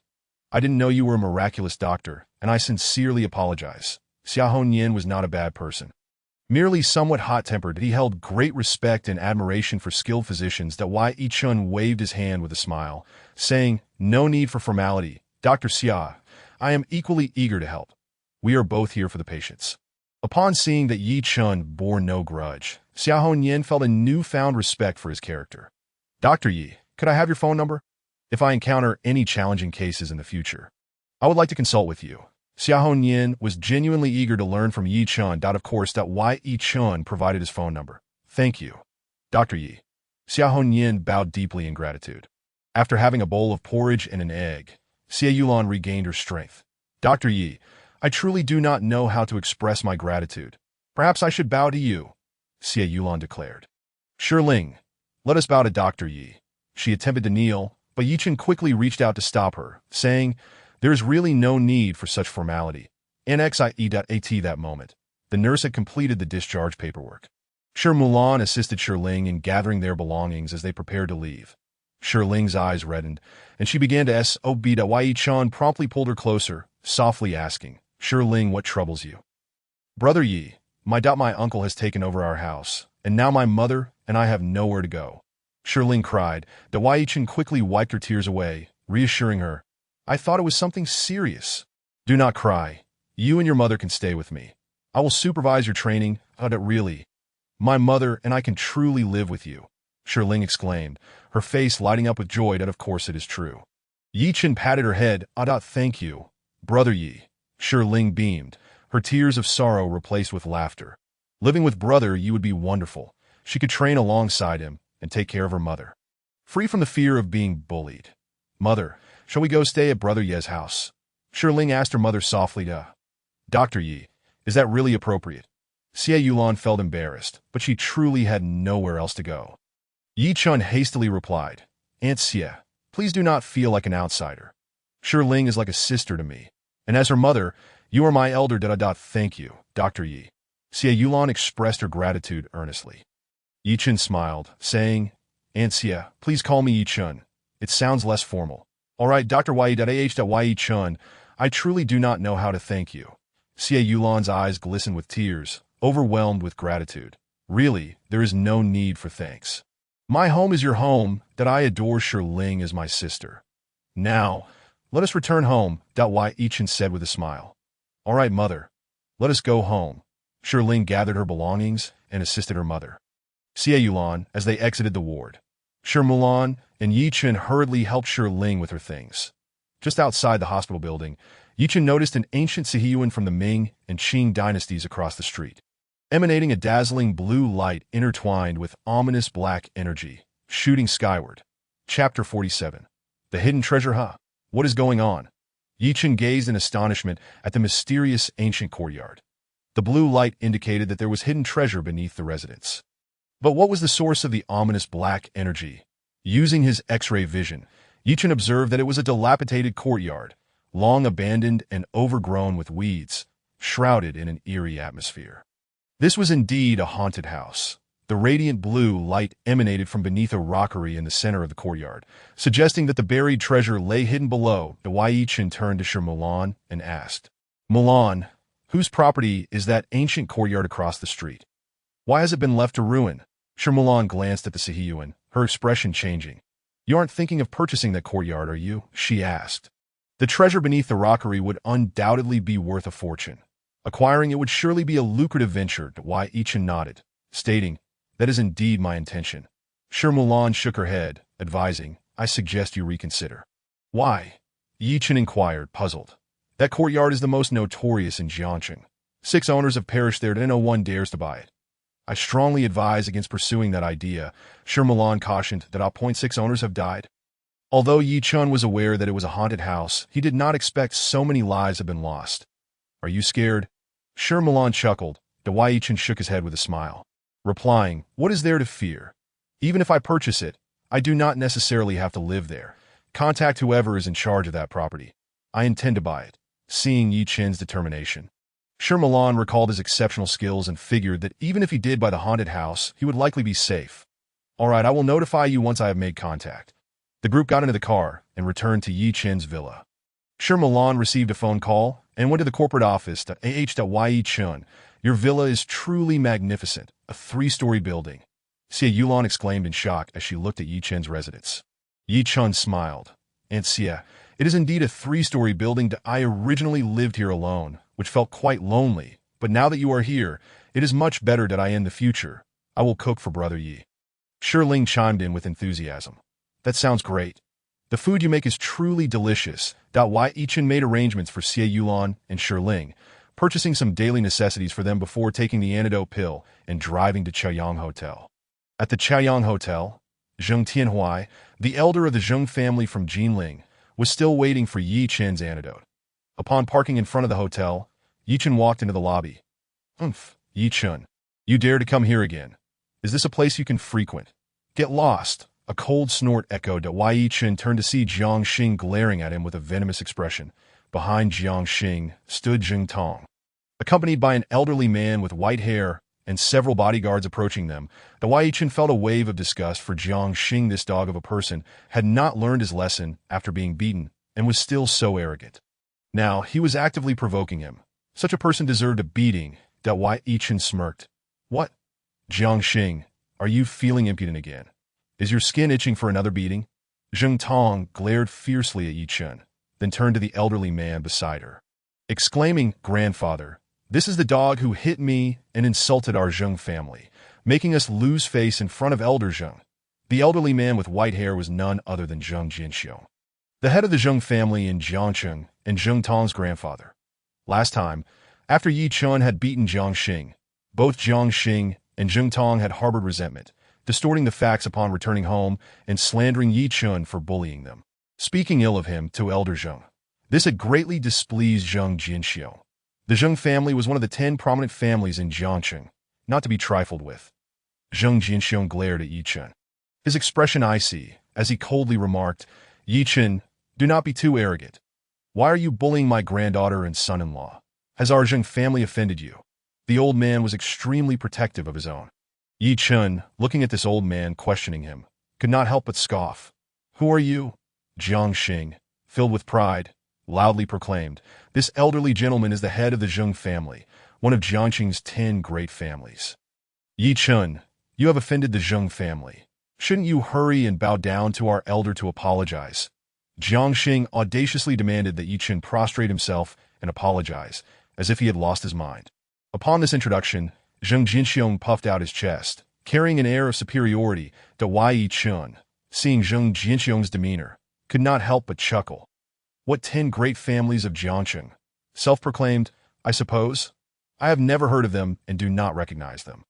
You, Zheng Jinxiong, nearly choked with rage at Yi Chen's words. Wai Yi Chun, you naive fool who has never seen the world, dare to insult our Zheng family. You are truly courting death, Jiang Xing bellowed. His expression, I see why. Wai Yi Chun scoffed, saying, what nonsense is this Zheng family? Does it concern me? I have no time to waste on you. So step aside. Wai Yi Chun intended to deliver a detoxification pill to Jing Tianke before heading to the herbal market to gather ingredients. The remaining Xiao Pei Yuan Dan was running low, and he needed to refine more, while also checking if he could gather the materials required for the Grand Pei Yuan Dan if fortune favored him. He would concoct some remedies from ancient prescriptions as well. Ignoring Jiang Xing, Yi Chun proceeded towards the VIP passage. Young man, how rude of you. Zheng Jinxiong's countenance darkened upon realizing Yi Chun disregarded him and even spoke mockingly. Yi Chun was deliberately insulting the Zheng family. If we do not teach Yi Chun a lesson today, how will our Zheng family maintain a foothold in Jiangcheng? The two elders behind Zheng Jinxiong exchanged glances, their expressions cold, as one stepped forward to block Yi Chun's path. Kneel and apologize to Elder Zheng. One elder commanded sternly. The powerful aura radiating from this elder pressed mercilessly upon Yi Chun. Both of these elders were formidable martial artists, having reached the realm of Grand Martial Master. Their boisterous shout resonated throughout the hall, causing many to wince in agony, as if their eardrums were being torn apart. These two old men were using their might to force Yi Chun to bow and beg for forgiveness. Wai Yi Chun glared at the elder, stating, we have no enmity. Why must you provoke me to take action? With your meager skills, you are hardly a match for me. Wai Yi Chun spoke the truth, and the elder, enraged, retorted, you insolent brat. If I do not teach you a lesson today, you will not comprehend the vastness of the heavens and the earth. With a roar that echoed like a tiger's roar, the elder's bones cracked as his aura surged wildly. Suddenly, the elder's hand shot out like a tiger's claw, aiming for Yi Chun's arm with lightning speed. Chapter 48. The leaders of the first two families. The fearsome claw shimmered with a cold light, emitting a hissing sound. This elder was Qiao Dejiang, a skilled practitioner of the Tiger Claw sect. Upon seeing Qiao Dejiang take action, Zheng Jinxiong's eyes gleamed with satisfaction. Qiao Dejiang was indeed a master, having advanced to the realm of Grand Martial Master. With this claw strike, Yi Chen's arm would surely be broken. This was the consequence of daring to insult the Zheng family. We, the Zheng family, are not to be trifled with. Wai Yi Chen coldly snorted, I have no desire to engage you in combat. Yet you insist on provoking me? Truly delusional. Wai Yi Chen's palm suddenly turned a lustrous white, radiating a golden glow, and struck downwards at the destructive golden palm. Qiao Dejiang exclaimed in shock. Thud. A muffled thud resounded as Yi Chen's massive palm struck Qiao Dejiang's claw fiercely.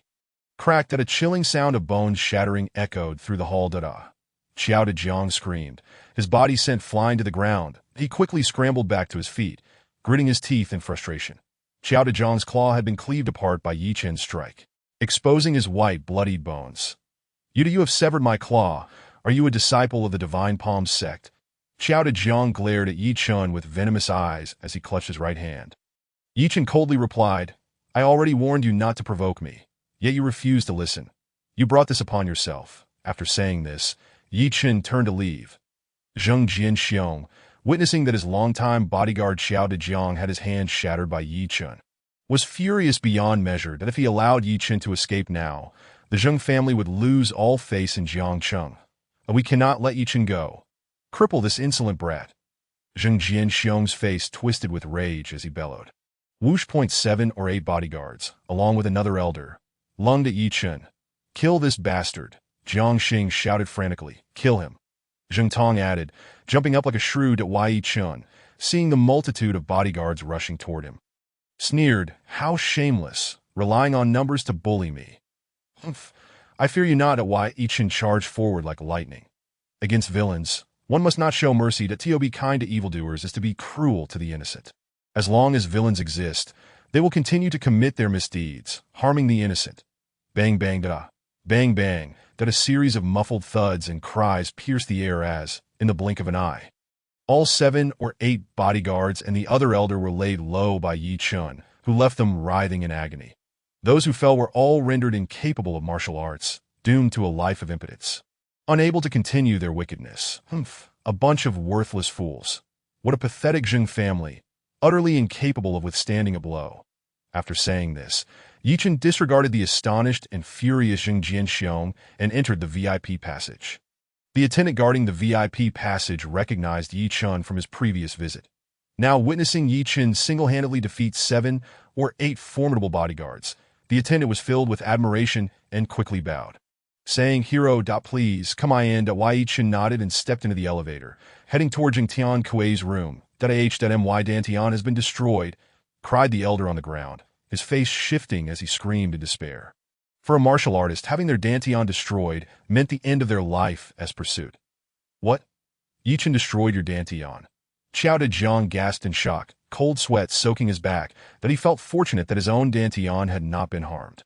Zheng Jianxiong, seeing that all his bodyguards had their Dantians destroyed, turned ashen with rage and shouted, Summon Elder Du! Elder Du, known as Du Xiao Tian, was the chief patron of the Zheng family and the leader of the Tiger Claw sect. If Du Xiao Tian intervened, Yi Chen would surely be doomed. Yi Chen arrived at Jing Tian Kuei's room, where he found numerous unfamiliar bodyguards exuding powerful auras. Why were there so many bodyguards today? They appear to be locals, not from Jinling. Could it be that Elder Zheng had received guests? The bodyguards outside quickly reported Yi Chen's presence. Zheng Chengjiang and Zheng Chenghua personally came out to greet him. Dr. Yi has arrived. Please come in.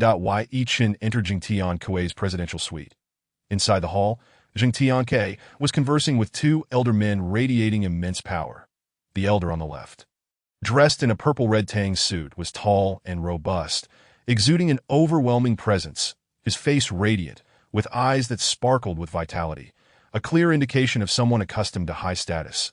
The elder on the right wore a blue robe, with an eagle-like nose and narrow eyes, his pupils resembling slits, bearing a sinister countenance. What astonished Yi Chen even more was the eerie green glow and mysterious runes shimmering around this man. Within the green light, countless vengeful spirits appeared ghastly, emitting howls of despair. Naturally, those without cultivation could not perceive the green light, runes, or spirits. This individual was no ordinary man. He was undoubtedly a ruthless figure. Having taken countless lives, the spirits of those he had slain were bound to him through specially crafted runes, summoned to attack his enemies. Dr. Yi has arrived. Upon noticing Yi Chen, Zheng Tian Kui quickly rose to greet him. Yi Chen smiled. Elder Zheng, how do you feel now? Much better now. I feel invigorated and full of strength, Zheng Tian Kui replied, waving his arm. Here are 2 detoxification pills. Take one, and you will fully recover. Yi Chen handed a small vial to Zheng Tian Kui. Thank you, Dr. Yi. Zheng Tian Kui gratefully accepted the detoxification pill. No need for thanks. Elder Zhao Yichen observed the elder in the blue robe raise an eyebrow upon hearing the name of the detoxification pill. Who was this person? He seemed particularly interested in the detoxification pill. Zheng Tianque smiled, holding Yi Chen's hand, and introduced the two elders, Elder Feng and Elder Miao. Let me introduce you. This is Dr. Yi Chen. Dr. Yi, this is Elder Feng, the leader of Jiangcheng's foremost family, and Elder Miao, the head of the second family. Zheng Tianque proceeded to introduce the two elders to Yi Chen. Yi Chen was taken aback. What a surprise to meet the leaders of the first and second families in Jiangcheng here. Clearly, they had come to pay their respects to Elder Zheng. After all, Zheng Tianque was the head of the most prominent family in the provincial capital, Jinling. Although the Feng and Miao families were the first and second families in Jiangcheng, they were but juniors in the presence of the Zheng family. For their businesses to thrive in the provincial capital, they still depended on the Zheng family. Yi Chen clasped his fists in respect, saying, I am Yi Chen, pleased to meet Elder Feng and Elder Miao. Yi Chen politely performed the gesture of respect befitting a younger generation. Chapter 49. I will treat you to a drink another day. I never expected to encounter the leaders of Jiangcheng's first and second families here today. Indeed, a promising young talent, to achieve such prowess at a young age. Elder Feng nodded slightly, expressing his admiration. Elder Feng Dechang had come to pay his respects to Zheng Tianque, due to his formidable strength. Yi Chen was merely a young man in his 20s. And in Elder Feng's eyes, he was hardly worth mentioning. Were it not for Zheng Tianque's introduction, Elder Feng would hardly have spared him a glance. You appear to be in your 20s. A divine doctor? Are you pulling our leg? Elder Feng Dechang was accompanied by a strikingly beautiful young woman in her early 20s. This proud young lady cast a disdainful glance at Yi Chen, curling her lip in contempt. This young woman, named Feng Yingzi, was the granddaughter of Feng Dechang. Upon noticing Elder Feng Dechang's indifference toward him and the young woman's direct dismissal of him as a fake doctor, Yi Chen merely returned a glance at the young woman, stepping back and choosing to ignore them. Upon hearing the name Yi Chen from the young man, Miao Wujing's pupils constricted sharply, an overwhelming aura of murderous intent emanating from him as his eyes twitched violently. Yi Chen, the very perpetrator who had shattered his grandson Miao Renjia's manhood. How could this wretched individual appear here? Truly, it is said that enemies are fated to meet. In an instant, Yi Chen sensed the terrifying malice radiating from Miao Wujing. I have not encountered this old fellow.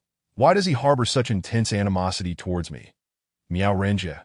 Suddenly, Yi Chen recalled that when Miao Renjia had bullied Shermolin, he had indeed kicked Miao Renjia where it hurt. That Miao Renjia is none other than Miao Wujing's grandson. This is bad.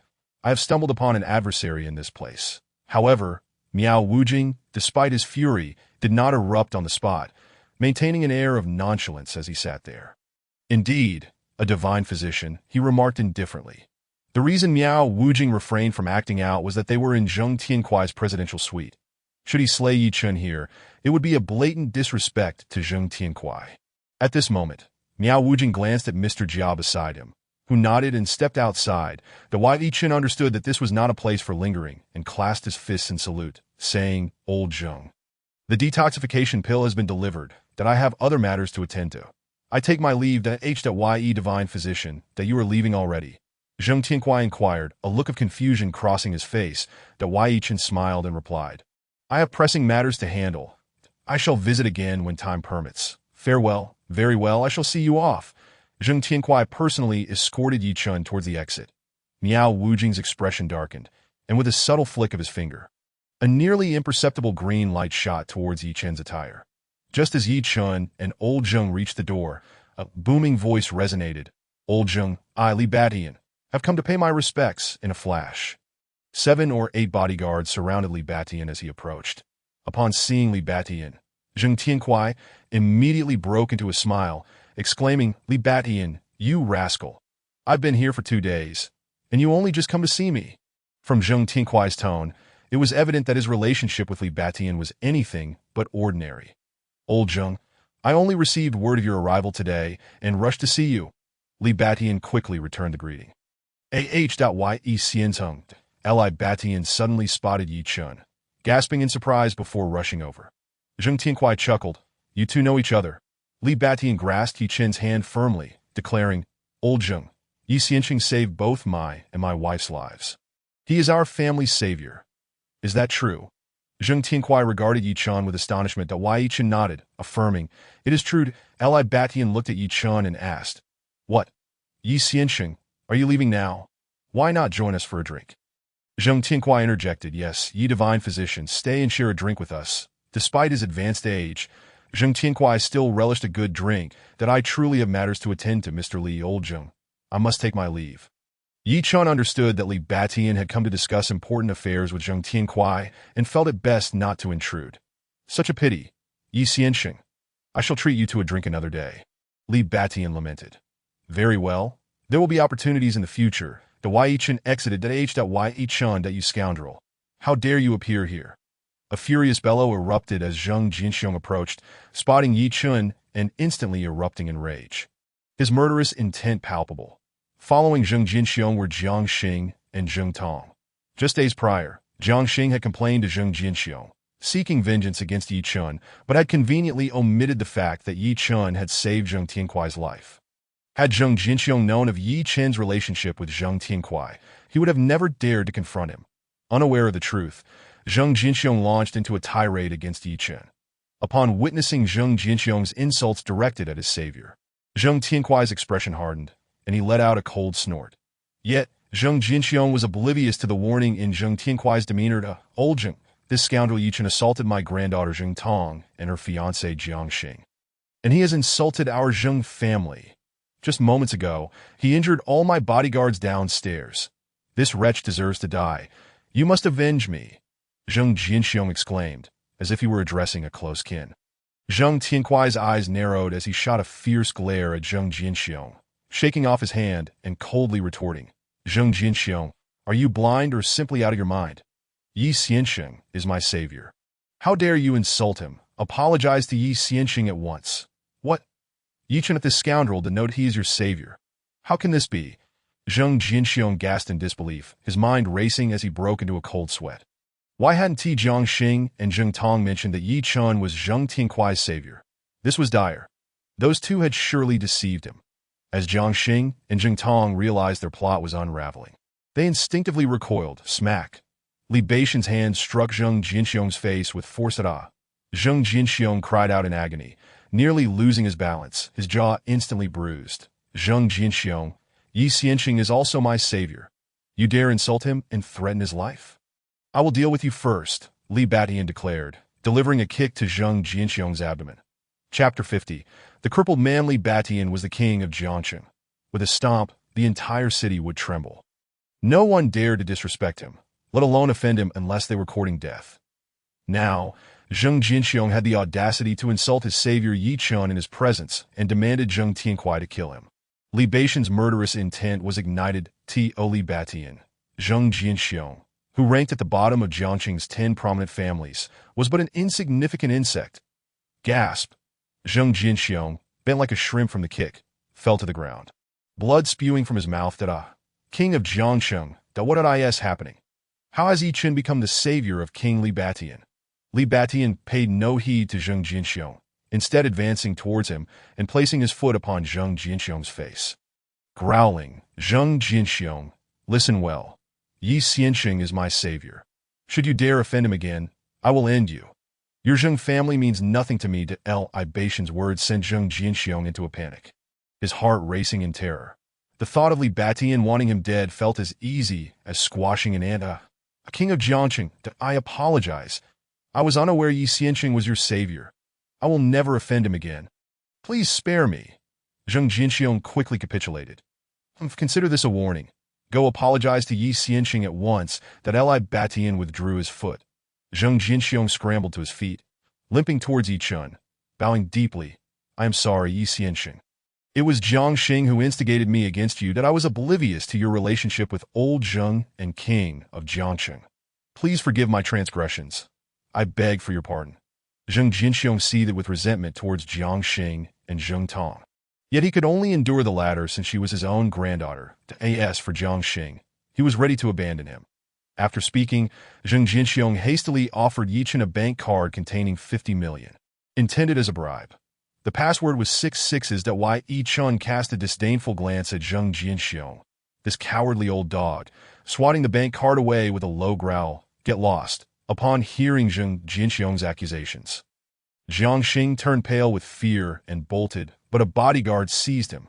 "Break his limbs and toss him into the river," Li Batian coldly commanded. "Spare me. Spare me, king of Jiangxing." Jiang Xing trembled, pleading for mercy. Thud!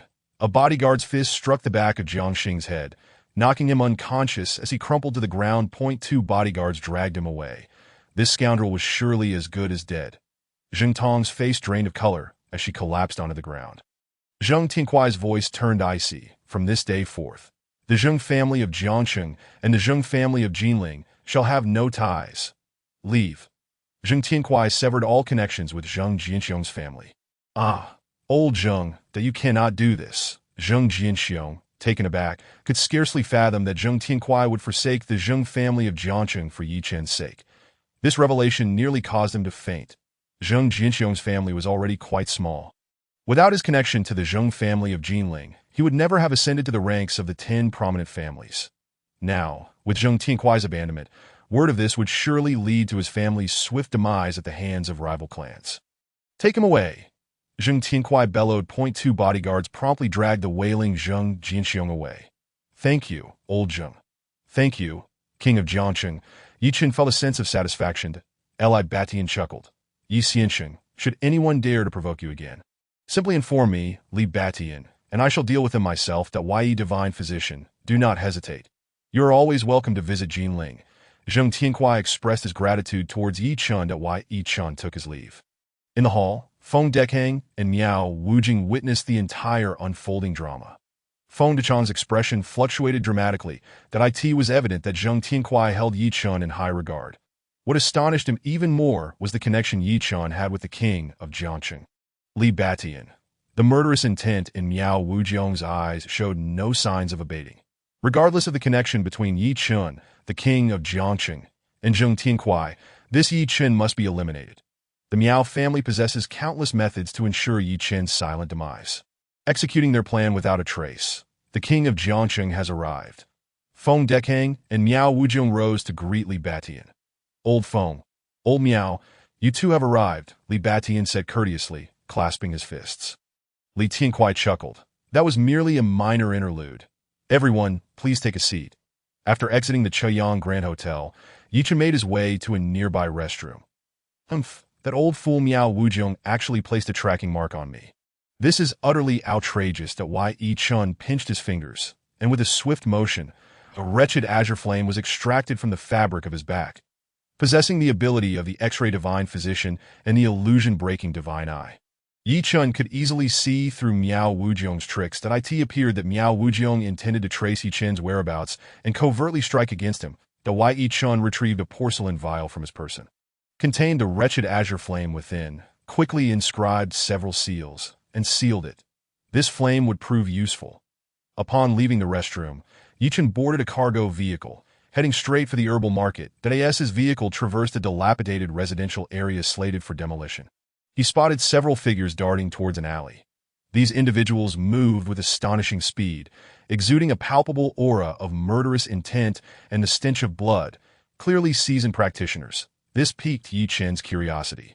Could these individuals be the fabled assassins? What purpose did they serve? Yi Chen gradually slowed his vehicle, opened the door, and stepped out. Yi Chen exclaimed, sensing a hint of familiarity in the air, though he could not discern whose aura it was. Could it be that the individuals being pursued by the assassins were acquaintances of his? This thought spurred him to investigate further. With a swift motion, Yi Chen dashed after them. This area was desolate. The previous residents had vacated, leaving behind dark, old houses awaiting demolition. Yi Chen's speed was remarkable, and in an instant he burst into the alley. Bang-da-bang. Suddenly, he heard the sounds of intense combat and the chilling whistle of blades slicing through the air from within a courtyard. Good heavens, a fight is underway. In a flash, Yi Chen scaled the wall to peer inside, where he recognized a familiar figure engaged in a fierce confrontation with 3 men clad in black wielding blades. Nearby stood a black-clad leader, exuding a commanding presence. The limping man, no wonder he sensed a trace of familiarity. This limping man was the one who had helped Yi Chen rescue Shermolin. Yi Chen held great admiration for him, in that perilous moment. When the vehicle trapping Shermolin was on the verge of exploding, the limping man disregarded his own safety, desperately smashing the glass to rescue Shermolin and Tingting. Chen had wished to befriend him after that day, but they lost contact. How fortunate that they encountered each other again now. Chapter 51. Gung Jinglei upon observing the battle blades in the hands of the three black-clad men. Chen was momentarily taken aback. The blades were unmistakably from the country of San. Haha. Gung Jinglei, you have hidden for 5 years, and today I have finally found you. Your time is up. The leader of the black-clad men glared ominously at the limping man, the murderous intent within him surging wildly. The three gleaming blades encircled the limping man once more. So, the limping man's name is Gung Jinglei. How did he come to be at odds with these Sanction assassins? Gung Jinglei stood firm, his aura surging like a volcano ready to erupt. Umph. You four buffoons think you can kill me? Such delusions. Gung Jinglei's voice thundered like a clap of thunder. Whoosh! His fist erupted with immense force, emitting a deafening buzz as it struck the blade of the foremost black-clad man. Crack! A piercing sound of metal fracturing echoed. Sparks flew. The black-clad man's weapon and arm were obliterated in an instant. The severed blade and arm collided with the black-clad man's chest. Crack! Ah! The black-clad man let out a blood-curdling scream as his chest caved in, spewing forth foul blood before he was sent flying, crashing to the ground, his legs flailing as he departed this world. What a formidable Gung Jinglei! With one punch, he severed blade, arm, and life. This was a true display of lethal efficiency. Chen had never witnessed such rapid and powerful strikes. Gung Jinglei was at the mid-stage of a grand martial master, but his combat prowess was even more formidable. His fists could deliver fatal blows. Damn it to shatter him. Upon witnessing Gung Jinglei's lethal punch eliminate one of his companions, the black-clad leader was filled with both shock and fury. With a howl, he drew his blade and joined the fray. The three blades emitted a piercing howl as they viciously attacked Gung Jinglei. However, Gung Jinglei grew increasingly fierce in battle, his fists moving with both speed and ferocity, resembling a heavy hammer. Bang! Another explosive sound resonated, causing Chen's ears to ring. Gung Jinglei's fist, akin to a cannonball, struck another black-clad man's blade. The weapon shattered into 2 pieces, embedding itself in the man's neck. Crack! Pft. Ah! The horrifying sound of metal shattering mingled with the anguished screams. The severed blade penetrated the neck of the black-clad man. Blood gushing forth, he collapsed to the ground, his body stiffening as he departed for the afterlife. The black-clad leader was taken aback, his hands faltering momentarily. Bang! Gung Jinglei's fist, like a bolt of lightning, struck his throat with great force. Crack! The bones of the black-clad leader's throat shattered, his neck snapping. Whoosh! The head, eyes wide open, flew off and crashed against the wall, bursting like a shattered watermelon. The final black-clad man's expression changed, fear washing over him as he turned to flee. Gung Jinglei seized a half-broken blade from the ground and flung it with precision. Whoosh! The weapon transformed into a streak of cold light, piercing through the last black-clad man's back and emerging from his chest. The man let out a chilling scream before collapsing to the ground, lifeless. Humph, he's shuging. The buffoons you've sent are truly no match for me, that if you have the courage, come out and fight me to the death. Gung Jinglei bellowed, his voice resonating like thunder, causing the very air to tremble. Clap, clap from a distance atop a roof. A strikingly handsome man dressed in a white robe, white socks, and blue shoes approached, applauding that he moved with the grace of a swallow, his steps silent as smoke, the Chen's pupils constricted. This was a formidable swordsman. Gung Jinglei, you truly are the war god of Huaxia. Your skills remain undiminished, but alas, you have become a cripple. Haha. You are no match for me. He Shujing spoke. He stepped forward. Swish! He Shujing soared through the air like a wisp of white smoke, a flash of sword light slicing toward Gung Jinglei. The brilliance of the blade altered the very colors of the heavens. In that instant, Gung Jinglei felt as though the entire world had vanished, leaving only this world-destroying strike. The universe seemed cleaved in two by the sword. Upon seeing Shujing's impending attack, Gung Jinglei let out a long howl. His aura surged with ferocity, akin to a volcanic eruption, heaven-shattering. Gung Jinglei roared, his massive fist emanating a deafening roar, emitting metallic glimmers, striking toward Shujing's sword light. Humph, Gung Jinglei. Although your heaven-shattering punch is formidable, it is insufficient to withstand my world-destroying divine sun sword. Prepare to meet your end. The corners of Shujing's mouth twitched violently, his eyes gleaming with boundless murderous intent and coldness. Whoosh, his sword light surged forward, radiating a blinding white, resembling the divine light of the sun, illuminating the surroundings in a blinding white. Puff, puff, puff. Before the white sword light even struck, countless old houses crumbled under the immense pressure of the sword's intent, turning to dust. Gung Jinglei's voice resonated like a dragon's roar as he ascended into the sky to Shujing. Even if you can kill me, I will ensure you pay a bloody price for it. Boom! Gung Jinglei's colossal fist once again erupted with radiant brilliance, colliding with the dazzling white sword light amidst a thunderous roar. Bang! A cataclysmic explosion reverberated, shaking the earth and sending dust and debris flying. In the midst of the violent explosion, streams of sword energy whistled, scattering in all directions. Boom! The furious sword energy obliterated all structures in its path, reducing them to mere dust. Humph! A muffled grunt escaped Gung Jinglei's lips as he staggered back 3 steps before regaining his footing. His fist was bloodied, riddled with several gashes. What an astonishing, world-destroying divine sun sword! Amidst the haze, Shujing gazed at Gung Jinglei in astonishment. Your leg is crippled, yet you can withstand my world-destroying divine sun sword. This is truly unexpected, that if your leg heals, your power will surely surge.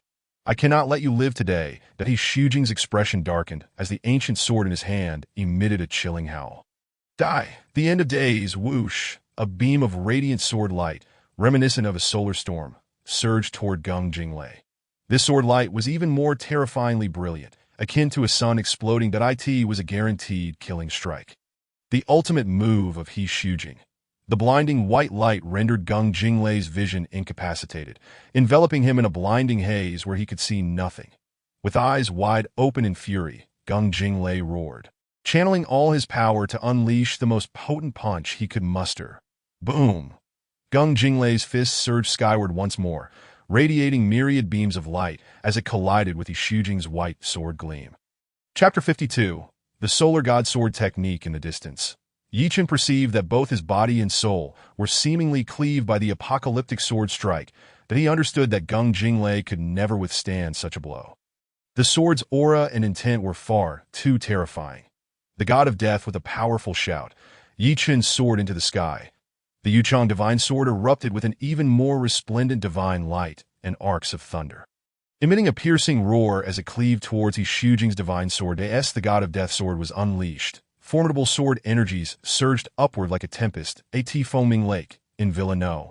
8. Shiling was in the midst of her training when she suddenly opened her eyes and gazed towards Chen's direction.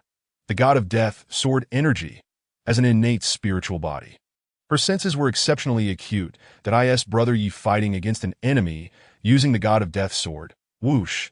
Shiling grasped the divine dragon sword and transformed into a beam of divine light. Rushing forth, the god of death sword was unleashed. The entire space trembled violently. The heavens and earth changed color. The cries of spirits echoed, and thunder roared. Waves of energy surged in Chen's mind. The stone tablet stirred. This was the Solar God Sect's Solar God Sword Technique, which had seized the sword manual. A voice emerged from the stone tablet. The Solar God Sect's Sword Technique. How delightful. With a mighty roar, Chen swung his left hand as he unleashed the god of death sword technique.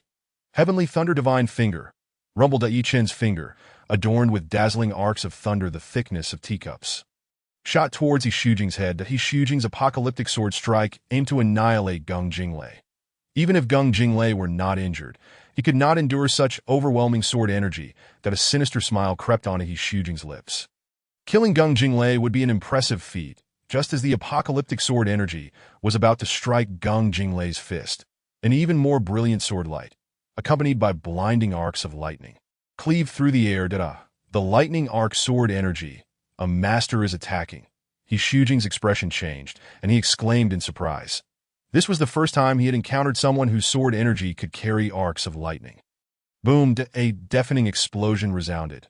akin to the collapse of the heavens and the earth, or the explosion of a planet. Yi Chen's god of death, sword energy collided fiercely with He Shujing's apocalyptic sword energy, resulting in a violent explosion. The point of explosion radiated blinding light, reminiscent of a solar flare. Hiss. The terrifying shockwave and sword energy obliterated all surrounding rooms and walls into dust. He Shujing felt as though he had been struck by a heavy hammer, letting out a muffled groan as he was propelled backward by the force of the explosion. What a fearsome sword! He Shujing tasted blood in his throat and spat out a crimson arrow of blood. Before he could regain his footing, he saw a colossal finger crackling with arcs of lightning and exuding a cataclysmic aura crashing towards him. What is this finger? He Shujing realized he could never withstand such a powerful strike and hurriedly retreated. However, the speed of Yi Chen's heavenly thunder divine finger was too swift. Just as He Shujing attempted to escape, the finger slammed into his chest with great force. Boomed, and a muffled explosion accompanied by a piercing scream erupted. He Shujing was sent flying. Yi Chen reached out his hand and found himself holding a radiant divine sword in a slender tome. He Shujing felt a lightness in his hands as the divine sword was seized from him. Terrified, he turned to flee. Yet just as he had barely escaped, a flash of light appeared. He Shujing beheld a stunning girl in a snow-white dress, holding a vividly colored divine sword, as if a celestial being had descended to earth. A divine maiden. So beautiful. He Shujing was momentarily entranced. Whoosh. The white-clad girl, her gaze sharp, deftly drew her ancient sword.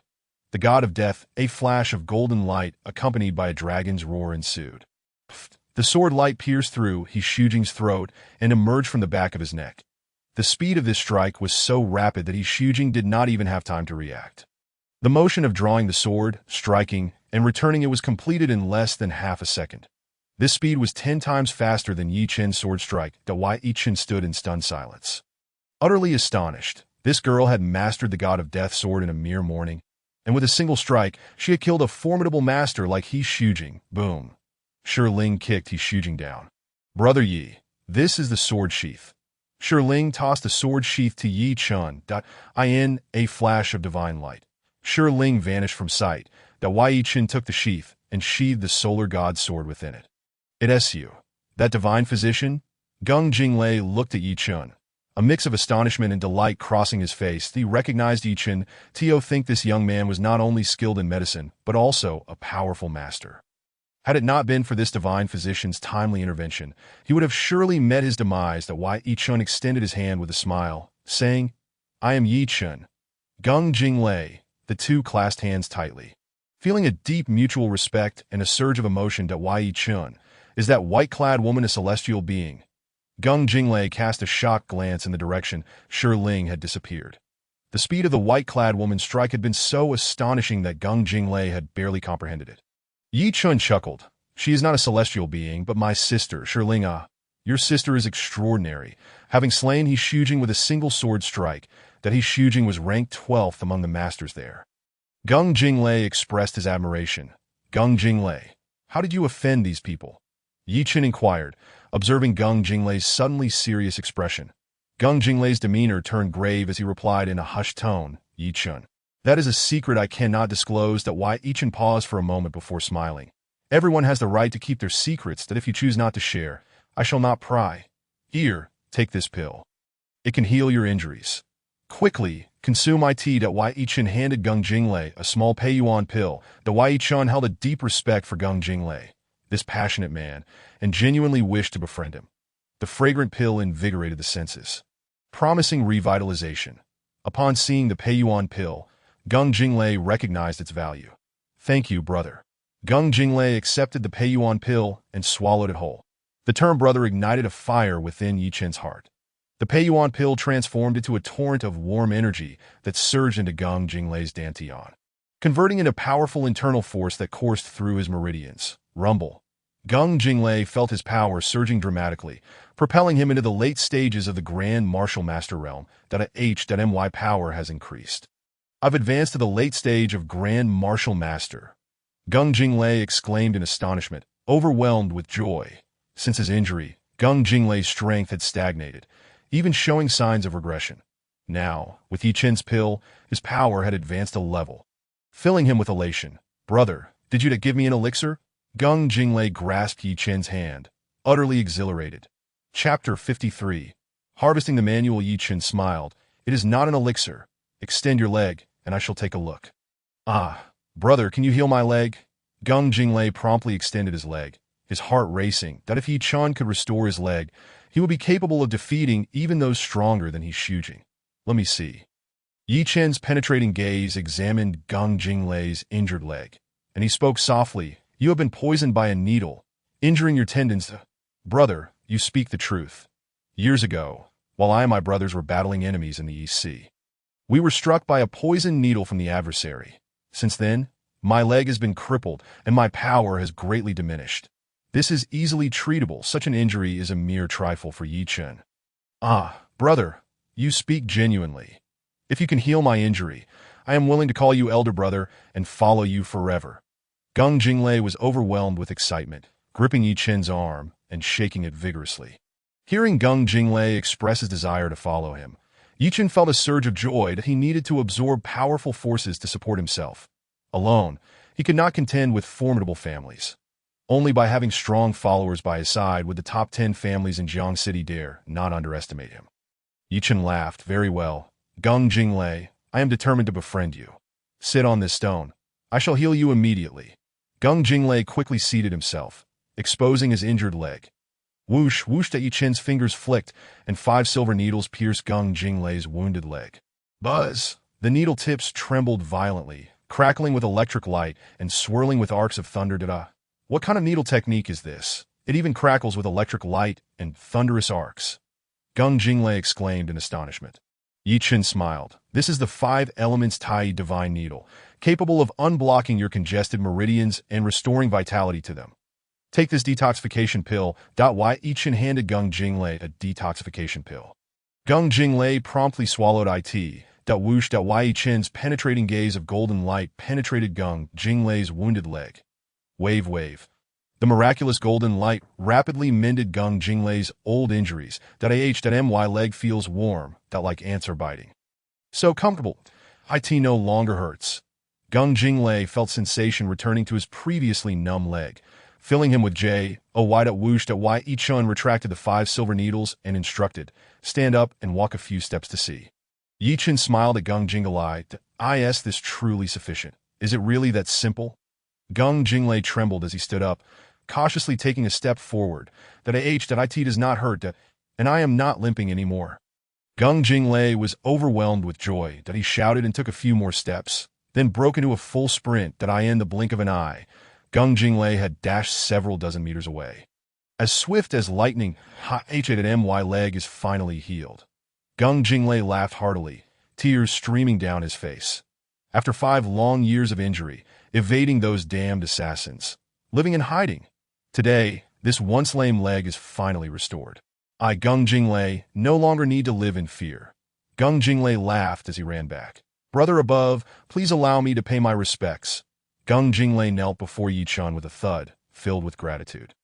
Jinglei, please rise that we are brothers now, sharing our hearts and souls, never to betray one another. Yi Chen smiled as he extended a hand to assist Gung Jinglei. Very well, brother, sharing our hearts and souls, never to betray. Gung Jinglei laughed heartily as he stood up. Yi Chen was equally exhilarated. Today marks a promising beginning. From this day forth, I, Yi Chen, shall establish my own formidable power. Brother, I have a few more comrades.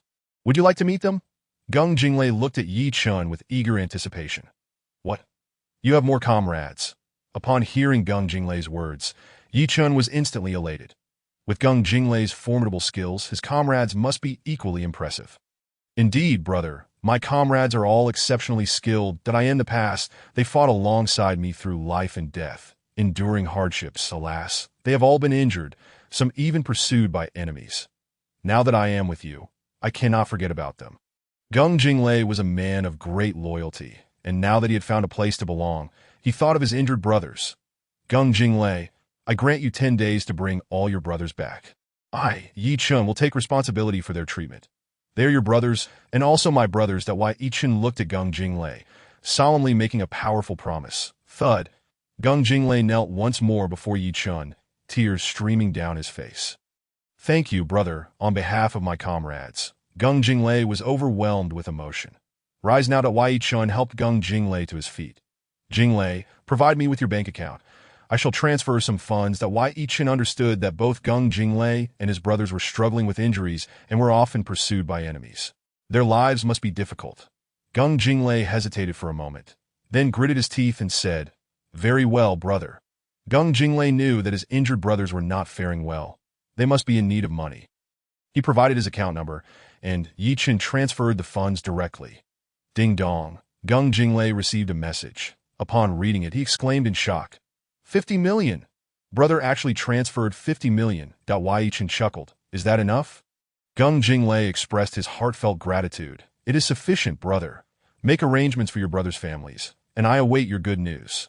Once you have them, give me a call. Yi Chun provided his phone number to Gung Jinglei. Understood, brother. I shall go find them and bring them over. With that, Gung Jinglei swiftly departed. Yi Chun dealt with the corpses of several black-clad men and took out the stolen manual. The manual was soft to the touch. Made of unknown materials, yet it exuded an ancient and mysterious aura. It was thin, consisting of only 3 pages. The text within was written in an ancient pictographic script. Yi Chun recognized it immediately. It was not from He Shujing's country, but rather from Huaxia. He Shujing must have employed some means to acquire this manual. The first page detailed the overview and cultivation methods of the Sun God sect. This manual was not merely a martial arts manual, but a genuine cultivation manual. While martial arts manuals focus on combat, cultivation manuals aim at achieving immortality. He Shujing was truly a genius, having developed 2 powerful sword techniques using martial arts methods. Unfortunately, his sword techniques were cultivated using internal energy. Although they appeared formidable, the true power of these techniques had never been realized. If these 2 sword techniques were practiced using true energy, Gung Jinglei would not be able to withstand the Sun God sword technique. He would be killed by the first move. The second page detailed the first technique of the Sun God sword, the Annihilation Divine Sun Sword Chi. The third page described the second technique, the Apocalypse Destruction. Regrettably, the manual was incomplete, containing only these 2 techniques. Yi Chun set aside his thoughts and immediately began to practice the 2 sword techniques. Chapter 54. The 2 Great Sword Techniques. With the support of the Creation Divine Art and having reached the 10th level of Qi gathering, Yi Chun found it effortless to practice these 2 sword techniques. An hour later, he fully comprehended both techniques. Excellent. I have gained 2 powerful sword techniques. The next time I encounter that despicable old man, I shall not allow him to escape again. Yi Chun sheathed the Sun God sword and made his way to the herbal market. Before long, he arrived at Minghui Pharmacy. He noticed a high-end armored vehicle parked outside, with 2 unfamiliar bodyguards standing at the entrance. These 2 bodyguards stood as straight as arrows, their eyes gleaming with vigilance as they scanned their surroundings. Yi Chun could tell at a glance that these 2 bodyguards were indeed experts. Moreover, their waists were bulging, suggesting they were concealing something. With a sweep of his penetrating gaze, Yi Chun discerned the presence of firearms. Good heavens, they are armed with firearms. Could they be soldiers? As Yi Chun approached, one of the bodyguards fixed his hawk-like gaze upon him. Yi Chun immediately concealed his aura and approached slowly. The bodyguard scanned Yi Chun a few times, failing to detect any dangerous energy, and then shifted his focus. Upon entering the pharmacy, the manager, Wang Mingli, spotted Yi Chun. Dr. Yi, you have arrived. Wang Mingli beamed with a smile, bowing and scraping as he greeted Yi Chun. Wang Mingli was shrewd and extremely sycophantic.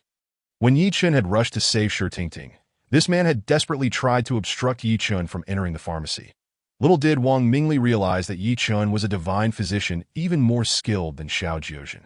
Chairman Zhou Minghui had recognized Yi Chun's medical prowess and offered him a position as a consultant to Minghui Group with an annual salary of 10 million. Now, upon seeing Yi Chun, Wang Mingli began to curry favor, his demeanor dripping with flattery. Yi Chun nodded and said, I am looking for Xiao Jiuzhen. Dr. Yi, Dr. Xiao is currently attending to a distinguished guest. Wang Mingli replied hurriedly. Yi Chun glanced at Wang Mingli and said, You may carry on with your duties. Of course, Dr. Yi. Wang Mingli had initially intended to ingratiate himself with Yi Chun, but now that Yi Chun had dismissed him, he could only leave reluctantly. What is so impressive about him? It's just a matter of knowing a bit of medical skill. Once I master medicine myself, I won't bother with you. You scoundrel! Wai Chen entered Xiao Jiuzhen's consultation room and saw him taking the pulse of a middle-aged man. The moment Yi Chen laid eyes on the man, his heart skipped a beat that a strong scent of blood and murderous intent emanated from this individual. The blood scent here did not refer to the actual smell of blood, but rather a lingering aura of slaughter left behind after taking lives. This man was definitely a soldier and had likely killed many Dada. Master, you have come! Xiao Jiuzhen exclaimed with delight upon seeing Yi Chen.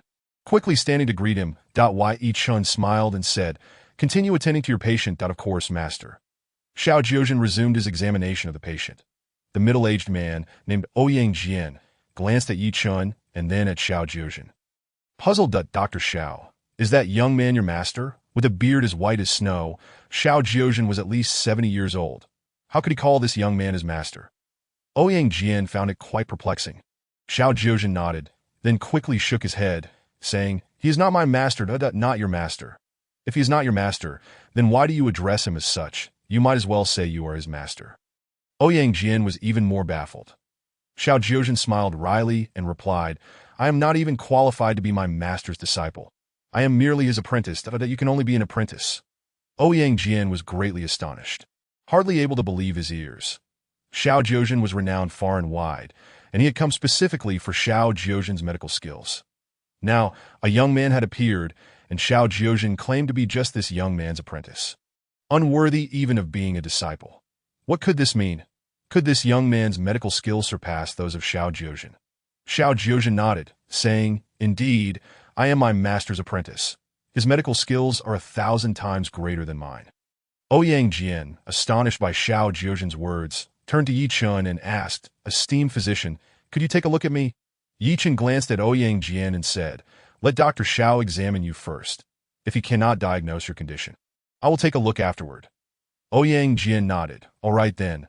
Xiao Jiuzhen examined Ouyang Jian and said, "You have accumulated old injuries over time, and you have been injured more than once, over the years. All these old injuries have converged at a critical point, causing a simultaneous outbreak. Due to the atrophy of your meridians, you are experiencing all-over pain, sleepless nights, and frequent coughing of blood. Even worse, as your body's meridians contract. Your height will gradually diminish. Dr. Xiao, you are absolutely correct. Please treat me quickly." Ouyang Jian was astonished by Xiao Jiuzhen's accurate diagnosis and felt a glimmer of hope in his eyes.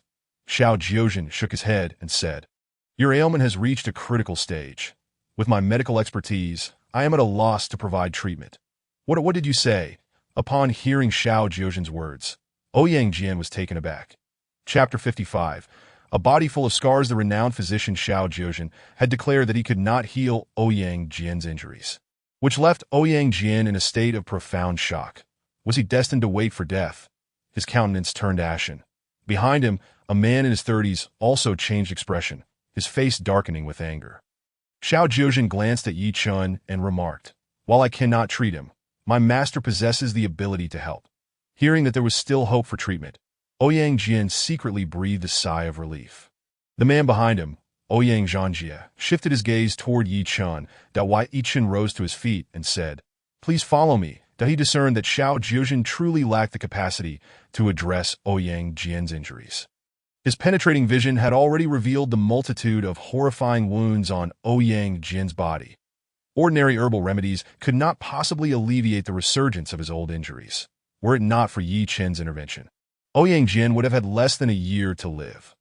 Ouyang Jian and his son, Ouyang Zhanjie, trailed behind Yi Chen as they made their way to the quiet room. Xiao Jiuzhen hurriedly followed. Once inside, he closed the door behind them. Yi Chen looked at Ouyang Jian and introduced himself. "I am Yi Chen. I am Ouyang Jian, and this is my son, Ouyang Zhanjie." Ouyang Jian replied, "Please remove your shirt. I need to examine you," Yi Chen instructed Ouyang Jian. After a moment of hesitation, Ouyang Jian began to unbutton his shirt, with Ouyang Zhanjie swiftly assisting his father. When Yi Chen and Xiao Jiuzhen beheld the multitude of scars and gunshot wounds on Ouyang Jian's body, they could not help but gasp in shock, their hair standing on end. The old wounds crisscrossed like a grotesque centipede, horrifying to behold that a few of the wounds were located in critical areas near the heart. Had they been even slightly deeper, Ouyang Jian would not have survived. Yi Chen inquired, "Are you a soldier? Did these injuries result from your service to the country?" Ouyang Jin nodded to I in an instant, respect shown in Yi Chen's eyes. How could one speak of peaceful times? It is these valiant individuals who bear the burden. I can treat your injuries, Yi Chen declared as he began to disinfect the silver needles that Dr. Yi, can you truly heal my father's wounds? Ouyang Zhangji asked, his excitement palpable. Why? Yi Chen nodded. To me, these wounds are merely minor injuries. Minor injuries? The muscles on Ouyang Jian and Ouyang Zhangjia's faces twitched. Ouyang Zhangjia had sought the help of many renowned doctors, all of whom had deemed themselves incapable of offering assistance. How could Yi Chen dismiss them as minor? Yi Chen quickly wrote a prescription and handed it to Xiao Jiuzhen, saying, please gather these herbs and bring them to me. Xiao Jiuzhen accepted the prescription, responding, understood, master, that I will first fetch the herbs from this newly written prescription. This medicine is for Ouyang Jian. Very well, master, Xiao Jiuzhen said, departing to prepare the medicine. De Peiyuan Dan, Xiao Jiuzhen exclaimed internally, astonished by the prescription. Not only did it contain the formula for the miraculous Xiao Peiyuan Dan, but it also included a recipe for the De Peiyuan Dan. If the Xiao Peiyuan Dan was so extraordinary, then the De Peiyuan Dan must be a divine elixir. However, the ingredients required for the De Peiyuan Dan were not easily obtainable. The recipe demanded lingzhi and ginseng that were at least 500 years old. Yet the pharmacy possessed only those around 100 years old. They would need to procure them from other pharmacies. Yi Chen had already commenced the acupuncture on Ouyang Jian. Swish .5 Tai divine needles were inserted into various acupoints, revitalizing the flow of energy within Ouyang Jian's meridians. Buzz. Each silver needle emitted a resonating hum, crackling with electric energy as arcs of lightning danced around them. What kind of needle technique is this? Ouyang Jian and Ouyang Zhangjia stared in astonishment at the silver needles. Yi Chen formed a hand seal and shouted, spiritual energy to come forth. Boom! A sudden clap of thunder echoed above the pharmacy, causing a commotion in the surroundings. A massive vortex of spiritual energy formed high in the sky, spinning rapidly. Swish! The invisible spiritual energy whirled downwards at high speed, plunging into Ouyang Jian's body, beginning to repair and nourish his meridians and bones. Many bystanders were startled by the thunderclap. The sky was clear, with no clouds in sight. How could there be thunder on such a sunny day? Was it the sound of a plane breaking the sound barrier? But there were no planes in the sky. Both Ouyang Jian and Ouyang Zhangjia were taken aback by the thunderous sound. Yet, as the thunder rumbled, the silver needles on Ouyang Jian's body vibrated even more violently, the electric arcs becoming increasingly brilliant. Suddenly, Ouyang Jian felt waves of warmth flooding into his body. This warmth surged through him. He felt a comforting heat enveloping him, akin to the arrival of spring. Unbeknownst to Ouyang Jian, this warmth was the spiritual energy that Yi Chen had gathered from the air. Due to the multitude of old injuries on Ouyang Jian's body, natural 5-element spiritual energy was necessary for their treatment. Master, the medicine for generating flesh and stopping bleeding has been prepared, Xiao Jiuzhen announced as he entered the room. Prepare it in a paste form, Yi Chen instructed, casting a glance at the completed herbs to ensure everything was in order. Very well, master, Xiao Jiuzhen replied, beginning the process of concocting the medicine. Here, take this, Yi Chen said, handing Ouyang Jian a Xiao Peiyuan Dan. All right. Ouyang Jian swallowed the pill. Boom. The Xiao Peiyuan Dan transformed into a torrent of warmth, flooding Ouyang Jian's entire body. This feels wonderful. So warm. Ouyang Jian exclaimed in delight, feeling his meridians and bones relax as the pain throughout his body began to diminish. Yi Chen rapidly formed mysterious hand signs, directing the spiritual energy from above to subtly enter the medicinal paste prepared by Xiao Jiuzhen. Merging with its potency, to outsiders, this infusion of spiritual energy was invisible. Without this energy, the resulting medicinal paste would not yield the desired effects. Swish! After a short while, Yi Chen removed the 5-element Tai divine needles and infused Ouyang Jian's body with the golden light from his penetrating vision, swiftly mending all internal injuries. Before long, the heavy numbness and cold, excruciating pain that plagued Ouyang Jian vanished completely. He felt invigorated, as if he had shed hundreds of pounds of shackles. All done. Yi Chen smiled at Ouyang Jian. It really over? So soon? Ouyang Zhangjia gazed in astonishment at his father, then at Yi Chen. Xiao Jiuzhen shot a glare at Ouyang Zhangjia, saying, what do you mean, so soon? That is the result of my master's exceptional medical skills. That do you think anyone can wield the Tai 5 elements divine needles? And that Xiao Pei Yuan Dan is worth over 10 million. What? A single pill is worth 10 million. Ouyang Zhanjie exclaimed, taken aback by Xiao Jiuzhen's words. Chapter 56. No charge. Xiao Jiuzhen remarked, surprised are you? If my master had not fortuitously arrived, even with 100 million, you would not have been able to procure a divine elixir like the Xiao Pei Yuan Dan. Your father's life was fortunate to have encountered my master. Otherwise, his fate would have been uncertain. Dawai Yichen waved his hand, signaling Xiao Jiuzhen to refrain from further commentary, and turned to Ouyang Jian, saying, Mr. Ouyang, please stand and give it a try. Ouyang Jian stood up, and his joints crackled with sound. His body felt significantly taller, his posture more upright, and his eyes sparkled with vitality. His presence became more formidable, and even his strength had improved considerably. With a hearty laugh, Ouyang Jian exclaimed, excellent. I am fully healed. I, Ouyang Jian, can return to the battlefield once more. His voice resonated like a thunderclap, causing Xiao Jiuzhen's eardrums to tingle. Thank you, Dr. Yi. Ouyang Jian grasped Yi Chen's hand. Filled with gratitude, Dawai Yi Chen replied with a smile. No need for thanks. However, those scars on your body, especially those around your heart and lungs, must be entirely removed. If they remain, external evils and coldness may infiltrate through those old scars, damaging your lungs and heart. Over time, your meridians and bones will suffer. How can these old scars be removed? Ouyang Jian inquired, looking at Yi Chen. While Yi Chen pointed to the medicinal paste prepared by Xiao Jiuzhen, saying, this paste will treat the scars on your body. Apply it, and the scars will completely disappear. Scars can vanish. Is that true? Ouyang Jian asked incredulously. Dawai Yi Chen nodded confidently. Indeed, they can disappear. Ouyang Zhanjie felt a surge of excitement at the prospect. If his father's scars could truly be eliminated, the economic value of this paste would be immense. This presented a remarkable business opportunity. Unlike his father, Ouyang Zhanjie had chosen a path in commerce rather than the military. Ouyang Jian had established a nationwide business conglomerate, with Ouyang Zhanjie serving as the chairman. Master, the paste is ready, Xiao Jiuzhen announced as he brought the concocted medicine forward. Please fetch a medicine spoon. Yi Chen instructed. Xiao Jiuzhen handed over the spoon, and Yi Chen began to cool the paste. Here it is, Xiao Jiuzhen said, offering the spoon to Yi Chen. Perfect temperature, Mr. Ouyang. I will now apply the paste to your scars. All right, Dr. Yi, Ouyang Jian replied, resuming his seated position. Yi Chen carefully applied the paste to Ouyang Jian's scars. After 5 minutes, he finished applying the medicine. Mr. Ouyang, do you have any other scars elsewhere? Yi Chen inquired. Yes, on my legs, Ouyang Jian said as he removed his trousers. His legs were similarly covered with an array of scars, a heart-wrenching sight. Ouyang Jian has endured countless battles, each one fraught with peril. Why not apply the ointment liberally? Yi Chen began to administer the medicinal salve to Ouyang Jian.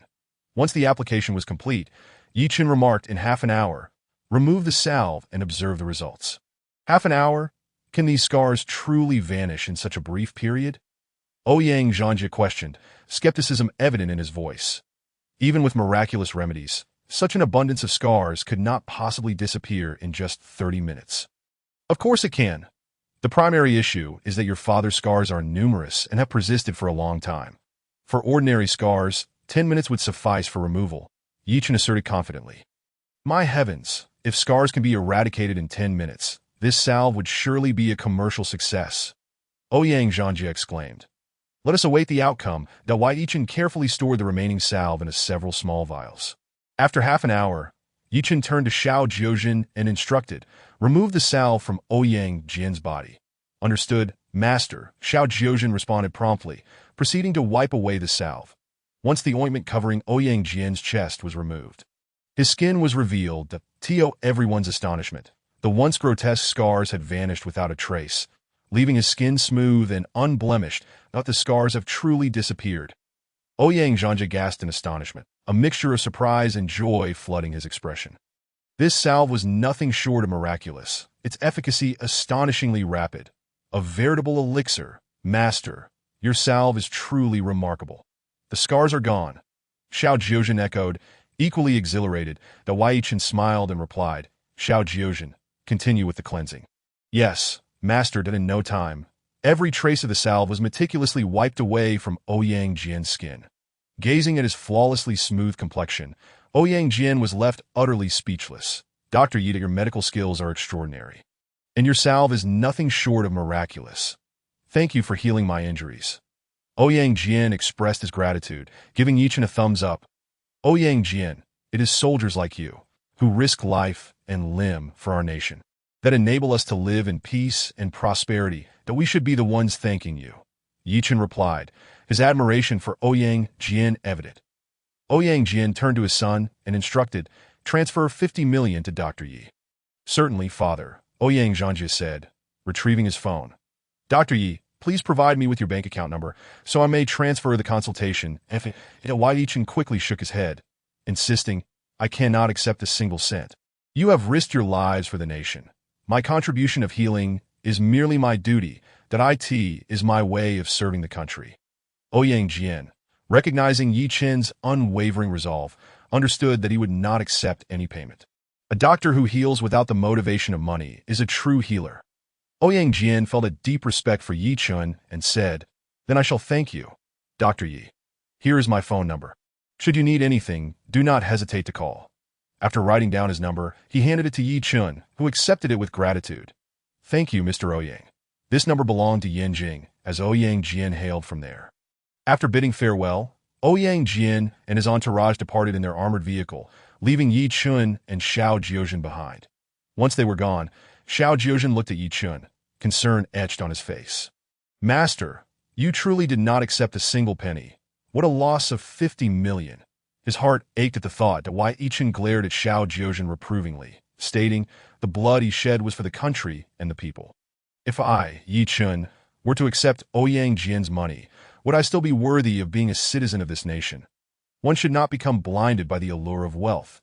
Xiao Jiuzhen's face flushed, and he murmured, Master, I was merely jesting. Please do not be upset. Have all the other prescriptions been prepared? Master, the other prescriptions are ready. However, the ginseng and reshape in the great Peiyuan pill are not mature enough.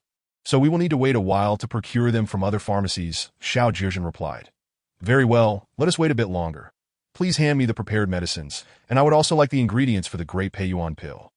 Yi Chen planned to return home in a few days, confident that the mountains behind his ancestral home would have ginseng and reshape aged over 500 years. Understood, Master. Xiao Jiuzhen diligently loaded all the medicines into Yi Chen's vehicle. After leaving the herbal market, Yi Chen drove directly to the cultural market. Miao Wujing, the head of the second-largest family in Jiangcheng, was well-versed in the dark arts. After Yi Chen had kicked Miao Wujing's grandson, Miao Renjie, in a sensitive area, it was certain that Miao Wujing would seek retribution. Additionally, various alliances connected to the Zhaoda Kankan Wugulin would soon come knocking at his door. Chapter 57. The Damaged Alchemy Furnace. At this juncture, Yi Chen needed to inscribe talismans specifically designed to counteract dark magic. This required specialized wolf hair brushes and vermilion talisman paper, all of which could be found in the cultural market. The cultural market, antique market, and herbal market were all in close proximity to each other. After parking his vehicle, Yi Chen entered the cultural market, only to be taken aback by the first shop he encountered, a pharmaceutical company. The Jiangnan Pharmaceutical Group's Jiangqing branched out. Yi Chen paused, puzzled by the presence of a pharmaceutical company in the cultural market, as such establishments typically resided within herbal markets. His curiosity piqued, he took a closer look and noticed a peculiar announcement, offering a handsome reward for the restoration of an alchemy furnace. Beneath the announcement was an image of a three-legged alchemy furnace, etched with mysterious runes. Upon seeing the furnace, Yi Chen's eyes lit up. This was a standard entry-level alchemy furnace. However, it bore a crack, rendering it damaged. Yi Chen had been using a regular decoction pot to concoct the lesser Peiyuan pill, which had not yielded the results he had hoped for. Consequently, even after reaching the 10th level of qi gathering, consuming the lesser Peiyuan pill had not advanced his powers further. If he were to use an alchemy furnace for the lesser Peiyuan pill, its efficacy would increase tenfold. Consuming a lesser Peiyuan pill produced in an alchemy furnace would undoubtedly elevate his powers into the Golden Sea realm. He wondered if the radiant light of his clairvoyant eye could mend this furnace. Yi Chen stepped into the Jiangnan Pharmaceutical Group's branch. The sound of a melodious guqin resonated through the air, as if transcending countless historical epochs and traversing innumerable starry rivers. The music was profound and ethereal, a delightful symphony akin to pearls cascading onto a jade plate. The faint yet fragrant sandalwood incense wafted through the space, invigorating the senses and enveloping one in a refreshing embrace, akin to a gentle spring breeze. Who was playing such enchanting music? The company's lobby was adorned in an antique style, exuding elegance. As Chen entered, he immediately spotted a young woman clad in a blue qipao, gracefully playing the guqin. She was breathtakingly beautiful, rendering everything around her pale in comparison. Sunlight streamed through the windows, casting a soft golden glow upon her figure. Before the guqin lay a purple sandalwood incense burner, from which wisps of fragrant smoke curled upward. The Chen chose not to interrupt the young woman as he became entranced by her playing. The enchanting melodies captivated him, transporting him into a realm of tranquility, where he felt as though he had dissolved into the music itself. Time seemed to stretch infinitely, as if he had traversed countless lifetimes. Suddenly, with a thunderous surge, Chen felt his powers break through into the Golden Sea realm, that in a moment of profound realization. He sensed his dantian expanding infinitely, transforming into an endless golden ocean, shimmering with radiant waves of light, surging with overwhelming tides. Powerful true energy swirled within, racing through his meridians in a rhythmic cycle that he sensed that his clairvoyant IS range had multiplied several times, granting him a divine perspective that allowed him to scrutinize everything within a kilometer radius. He observed 2 ants beneath distant leaves, communicating with their antennae, and 2 earthworms in a flower bed, singing in harmony. He even glimpsed a simple room in the distance, where a lovely girl was helping her boyfriend extract blemishes from his face. Among these visions, he saw the cracked alchemy furnace lying quietly in a safe, alongside 2 lesser Peiyuan pills. That Chen's powers continued to ascend, and before long, he reached the second tier of the Golden Sea realm. The guqin's music abruptly ceased, signaling the end of the performance. Chen awoke with a start, astonished to find himself at the second tier of the Golden Sea realm.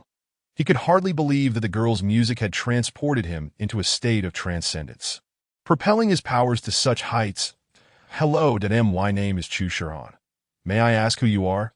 The exquisite young woman stood and, with her long, dark lashes fluttering, fixed her captivating eyes upon Chen. Her voice was clear and ethereal, reminiscent of water cascading over jade. That a gentle breeze drifted through the window, causing her golden-tipped hair to dance gracefully, creating a stunning sight. That Chen sensed the aura of a cultivator emanating from Chu Shirhan. She, like him, was a practitioner of the arts. My name is Chen. May I take a look at your alchemy furnace? Chen inquired softly. That you wish to see the alchemy furnace. Are you a practitioner or an alchemist? Can you repair the furnace? Chu Shirhan's eyes sparkled with excitement as she regarded Chen, sensing his aura as a fellow cultivator. In a world filled with martial artists, true practitioners were a rarity. To encounter one today was indeed a stroke of fortune. Since the day her grandfather had damaged the furnace, the Chu family had suffered greatly. Many affluent martial artists seeking to purchase elixirs returned disheartened. The announcement regarding the repair of the alchemical furnace had been displayed for nearly a year. Numerous fraudsters had come forth, yet none could mend the furnace. That Chen smiled and said, I need to inspect the furnace to ascertain whether it can be repaired. Very well, senior brother Yi, please take a seat, Chu Shirhan replied, offering him a fragrant cup of tea which she placed before him. That I shall summon my grandfather. After speaking, Chu Shirhan stepped behind a screen. Shortly thereafter, she emerged with an elderly man, adorned in a purple tang suit, whose white hair and youthful visage radiated vitality. That welcome esteemed guest. I apologize for not receiving you in a fitting manner, the elder said with a smile directed at Chen. Grandfather, this is senior brother Yi. Chu Shirhan promptly introduced. Greetings, Senior Chu. I am Chen. Chen said, bowing respectfully to Mr. Yi, please enjoy some tea, the elder replied, his gaze warm. Thank you, Senior. Please just call me Chen, he said as he took a seat. Very well, Chen. Senior Chu settled down as well. This Senior Chu Hongxian was indeed a formidable figure at the late stage of the Golden Sea realm. Chen, just now Shirhan mentioned that you wish to examine the furnace. Are you a weapon craftsman? Chu Hongxian inquired. Only a craftsman could repair the damaged alchemical furnace. That a weapon craftsman specializes in refining weapons, magical instruments, treasures, alchemical furnaces, and armors. Indeed, Senior. Chen nodded in affirmation. The knowledge Chen acquired from the stone tablet encompassed not only martial arts, medicine, formations, and talismans, but also crafting techniques. That stone tablet was a veritable treasure trove of cultivation knowledge, containing everything imaginable. "Shirhan, please fetch the furnace," Chu Hongxian instructed his granddaughter. "Certainly, grandfather," she replied, moving toward the screen. Moments later, Chu Shirhan returned, cradling the damaged alchemical furnace. "Senior brother Yi, here is the furnace," she announced, placing it before him. As soon as the furnace was set down, Yi Chen felt a faint aura of the minor Peiyuan pill emanating from its center, but he realized that this furnace had cracked during the refinement of the minor Peiyuan pill due to excessive heat and mismanagement of the flames. "What kind of fire could have caused such a rupture, Senior Chu? Are you an alchemist?" Yi Chen sensed Chu Hongshuan's presence from the furnace that it was evident that the damage was a result of his mismanagement. With a rueful smile, Chu Hongxian admitted, "I am indeed an alchemist." Yi Chen examined the furnace closely. The rupture occurred due to inadequate temperature control, resulting in an explosion. "Yes, I acquired a rare flame from an auction in another region. It was my first time using this exotic fire for alchemy, and I made a mistake that led to the explosion," Chu Hongxian lamented. "Exotic fire?" Yi Chen exclaimed, his heart racing. For an alchemist, possessing an exotic fire was essential for crafting genuine pills. The higher the grade of the exotic fire, the more potent the resulting elixirs. Using ordinary flames might yield pills, but their efficacy would be greatly diminished. Exotic fire is a rare and spirited flame that exists within nature, difficult to obtain. Such fire, imbued with consciousness, often possesses a volatile temperament, making it challenging for most to tame. That a misstep could not only ruin the furnace, but also reduce a person to ashes. The fact that Chu Hongxian had managed to acquire an exotic fire suggested that the auction house was under the purview of cultivators, likely offering other remarkable items as well. Chu Hongxian nodded. "Indeed, it is an exotic fire." Yi Chen, having never encountered such a fire, was eager to see what it looked like. Noticing Yi Chen lost in thought, Chu Hongxian inquired, "Yi Chen, are you capable of repairing this furnace?" Yi Chen snapped back to reality, carefully lifted the furnace, and discreetly unleashed a glimmer of transformative golden light from his perspective eye, directing it at the furnace's fissure. He wished to test whether this golden light could indeed mend the crack. Upon contact, the fissure began to heal slightly, filling Yi Chen with elation. His transformative golden light could indeed repair the furnace. "Senior, I can repair the furnace," Yi Chen said with a smile. "That's splendid. Yi Chen, my alchemy room is stocked with repair materials, and the exotic fire is also prepared. Let us proceed to mend this furnace," Chu Hongxian exclaimed, brimming with excitement as he made his way toward the alchemy room. The prospect of needing repair materials and the exotic fire for the furnace brought Yi Chen immense joy. He would finally witness the exotic fire mentioned by Chu Hongxian. "Very well, Senior," Yi Chen replied eagerly, following him. Chu Shirhan carried the furnace and trailed behind. They entered a multi-story building, revealing numerous laboratories bustling with staff clad in white coats. "Ah, Senior, what are these individuals doing?" Yi Chen inquired curiously. Chu Shirhan chimed in. "These are researchers from our subsidiary, developing new medicines." Yi Chen's heart stirred at this revelation, that he had obtained numerous ancient prescriptions from the stone tablet, capable of treating various ailments. These formulas could also be developed into new medicines to benefit the populace. The Jiangnan Pharmaceutical Group was among the largest in the nation. Should he consider collaborating with them to develop new drugs? "Chu Shirhan, do you have many pharmaceutical factories?" Yi Chen asked, turning to her. "Senior brother Yi, we operate 3 pharmaceutical factories in Jiang City," she replied. "3 factories is quite impressive. They all produce traditional Chinese medicine?" Yi Chen inquired. "Indeed, Senior brother Yi, we do not engage in Western medicine, but exclusively produce traditional Chinese medicine," Chu Shirhan stated, gesturing towards the laboratories. "These individuals are all involved in developing new traditional Chinese medicines." "We have arrived at the alchemy room." Chu Hongxian pressed a switch on the wall that a hidden door opened with a rumble. "Please come in." The 3 entered the alchemy room, where a potent aroma of herbs filled the air. The shelves were adorned with an array of precious Chinese medicinal materials and numerous jars and vials. "There are so many precious materials here, including several century-old ginseng and lingji," Yi Chen noted, spotting a tray on a table that held several small pieces of mysterious metal, radiating an enchanting glow. Beside the tray was a purple-gold gourd emanating a shimmering light. Chu Shirhan placed the furnace next to the tray. "Yi Chen, the tray contains some metallic ingredients similar to the furnace. while the exotic fire is contained within the purple gold gourd. Exercise caution when using it, that we will wait outside. Once you have repaired the furnace, simply call out, and we will hear you from the adjoining room. This room is equipped with a sound transmission system, Chu Hongxian explained, aware that a craftsman would employ secret techniques during repairs that were not meant for others to witness. Understood, Senior, Yi Chen affirmed. Chu Hongxian exited, and Chu Shihan turned to Yi Chen, whispering, that exotic fire is called Shaoqing. It has a volatile temperament and extremely high temperatures, so be cautious. The gentle fragrance of her breath brushed against Yi Chen's face, causing his heart to flutter. After she left, Yi Chen scrutinized the mysterious metals on the tray. Drawing upon his knowledge of crafting, he recognized their significance. The shimmering silver metal was known as secret silver. The golden one was called profound gold, and there was a small piece of eternal cold iron, no larger than a peanut. The aura of this cold iron was identical to that of the massive piece he had purchased from Su Yanran's company. Yi Chen carefully grasped the purple gold gourd, feeling an intense heat radiate from it. Drawing upon his crafting knowledge, he swiftly formed hand seals and recited incantations to prevent the exotic fire from scorching him. Transformative divine art. Yi Chen exclaimed, unleashing streams of transformative golden light from his palm. He opened the lid of the purple gold gourd, releasing a pea-sized blue flame that surged forth. With a tremendous roar, the entire alchemy room trembled. The temperature soared, akin to being in a vast furnace, the oppressive heat nearly suffocating Yi Chen. What a terrifying temperature, he gasped. Suddenly, he extended his hand, a flash of golden light engulfing Shaoqing. With a resounding crash, Shaoqing swelled dramatically, emitting an enraged roar.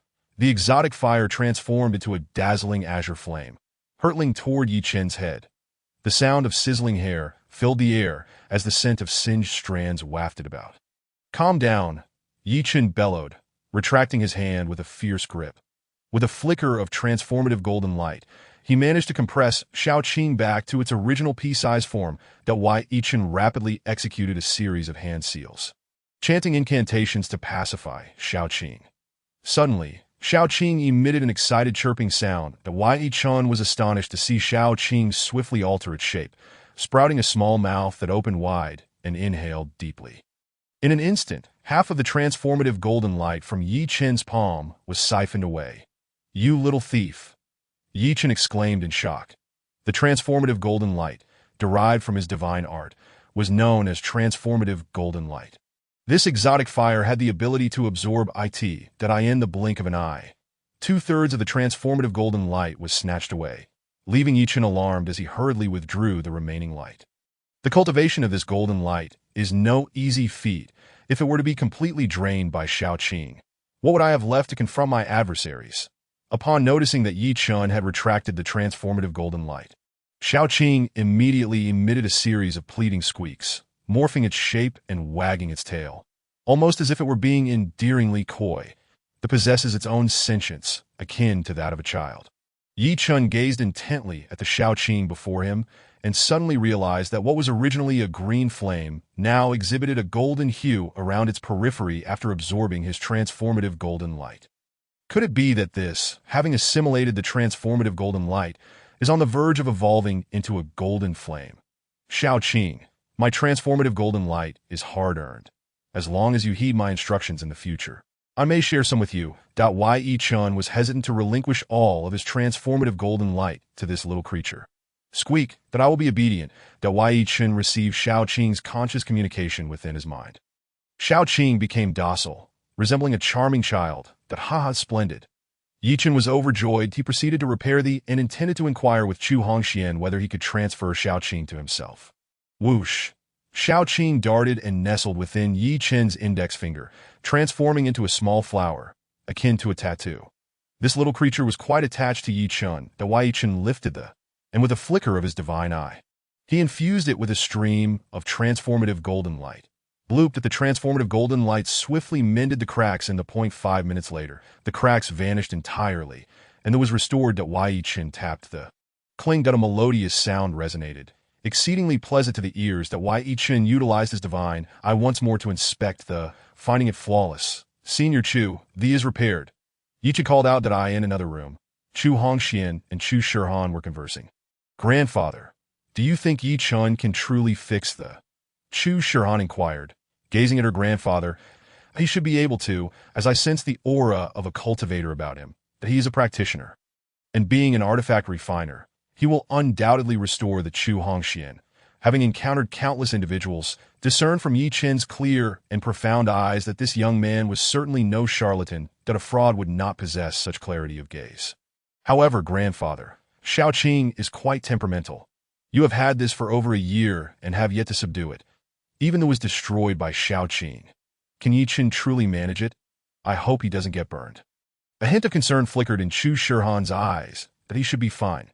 After all, Yi Chen is and will surely have a way to control the. Although Chu Hongxian spoke with confidence, he was nonetheless startled by his granddaughter's words. Xiaoqing, this, has a notoriously volatile temperament. During the auction, it once ignited the entire venue. Its temper is rather fearsome. Should we go in and take a look? Chu Shihan stood up. Let us remain here and wait.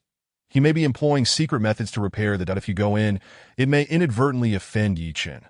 Chu Hongxian waved his hand, that yes, they conversed.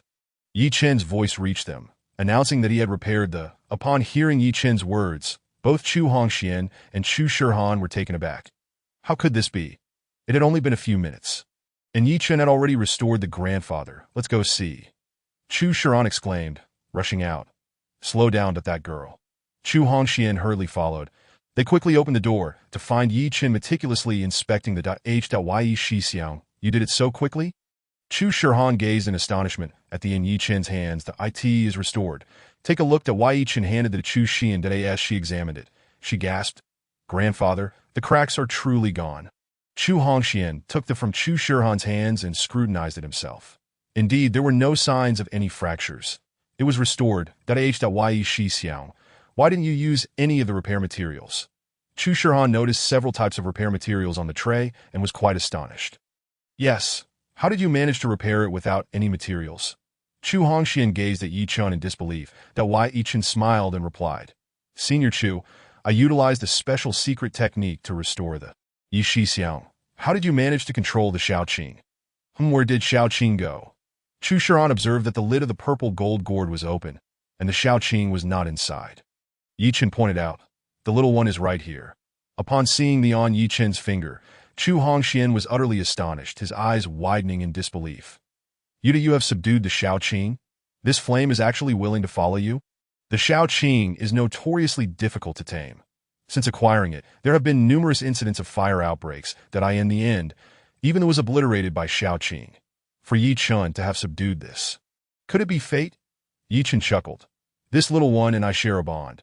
It now clings to my finger today as he spoke. He flicked his finger, and Xiaoqing dashed around Yi Chen in a playful manner before swiftly returning to his finger. Transforming once more into a Chu Shihan watched in awe. Utterly speechless, it truly is a case of fate. Chu Hongxian understood that he could not control this. Now that Yi Chen had fixed the and tamed the, he might as well do him a favor. Yi Chen, since you share a connection with Xiaoqing, I shall gift you this. Thank you, Senior Chu. Yi Chen expressed his gratitude with urgency. These are a rare treasure. With it, I can utilize this to concoct the. Chu Hongxian smiled. No need for thanks. By the way, Yi Chen, do you know how to refine? Yi Chen nodded. I suppose I know a bit. A bit? Yi Xixiang, what kind of have you refined? Did you use and? Chu Shihan inquired, her eyes sparkling with curiosity. That I have refined using a regular and ordinary. What did you say? You refined using ordinary and a. How is that possible? Chu Hongxian stared at Yi Chen in disbelief, shaking his head. Yi Xixiang is truly joking. Chu Shihan shook her head, appearing utterly unconvinced. That Yi Chen chuckled and produced a small vial. Pouring out a. This is the eye refined. Chapter 60. Beginning to refine. The moment that was revealed, its enchanting fragrance permeated the entire room. You have created an 8-pattern advanced. Chu Hongxian exclaimed, his eyes fixated on the Yi Chen's hand. This is replete with spiritual energy, its aroma captivating, and it subtly glimmers with 8 mysterious. You refined an 8-pattern advanced using an a. This is simply beyond belief. Chu Shihan was equally astonished. Yi Chen smiled. Indeed. I have no reason to deceive you. Is it really so difficult to refine an 8-pattern advanced? Upon hearing Yi Chen's words, Chu Hongxian's mouth twitched violently. Chu Hongxian, have spent a lifetime refining, and I could only manage to produce a one pattern using A and with an exceedingly low success rate. Yet this Yi Chen has concocted an 8-pattern advanced using A and the disparity between people is astounding. Chu Shihan looked at Yi Chen and asked, Yi Shixiao, could you possibly refine a batch of? My grandfather has the necessary materials ready. Yi Chen contemplated for a moment before nodding. Sure, please trouble the senior to bring the materials that Yi Chen had never used or before, and he was eager to try and see what level of he could produce using them. Upon hearing Yi Chen's agreement to refine, Chu Hongxian was ecstatic that Yi Chen would undoubtedly be able to produce an even higher grade. Chu Hongxian promptly fetched 3 sets of materials and presented them to Yi Chen. Upon examining the materials, Yi Chen noted that they were similar to what he needed for, with only a few variations. However, the medicinal properties were identical and could be interchanged. Yi Chen placed them on a specially designed heat-resistant stand and summoned Shao Qing. Boomed that the Shao Qing instantaneously expanded to the size of a fist, enveloping the beneath it, commencing the preheating process. Initially, the temperature should not be too high. It needs to be evenly heated. Why has the outer flame of Shao Qing turned golden? Chu Shihan exclaimed in surprise, feeling quite puzzled. The original Shao Qing was a pure green, devoid of the golden glow. Yi Chen remained silent, focusing intently on discerning the medicinal properties of these materials. Even among the same variety, the properties can vary depending on the environment in which they grow. After a few minutes, Yi Chen restructured the 3 sets of materials into one, discarding any that were subpar. Yi Shixiao, are those materials you discarded not up to standard? These are premium materials prepared by my grandfather. Chu Shihan regarded Yi Chen with curiosity. Yi Chen nodded. Yes, they are subpar. Chu Hongxian, too, was perplexed and inquired softly, why? Yi Chen produced one of his own retained materials and compared it with the discarded one, offering it to Chu Hongxian. Senior, please assess the differences between these 2 materials. Chu Hongxian carefully examined both specimens. After a moment, he forced a smile and said, the medicinal properties of this herb you left behind are exceptionally potent and yang in nature, while the one you discarded possesses relatively weak medicinal qualities, even harboring a chilling energy. What could be the reason for this?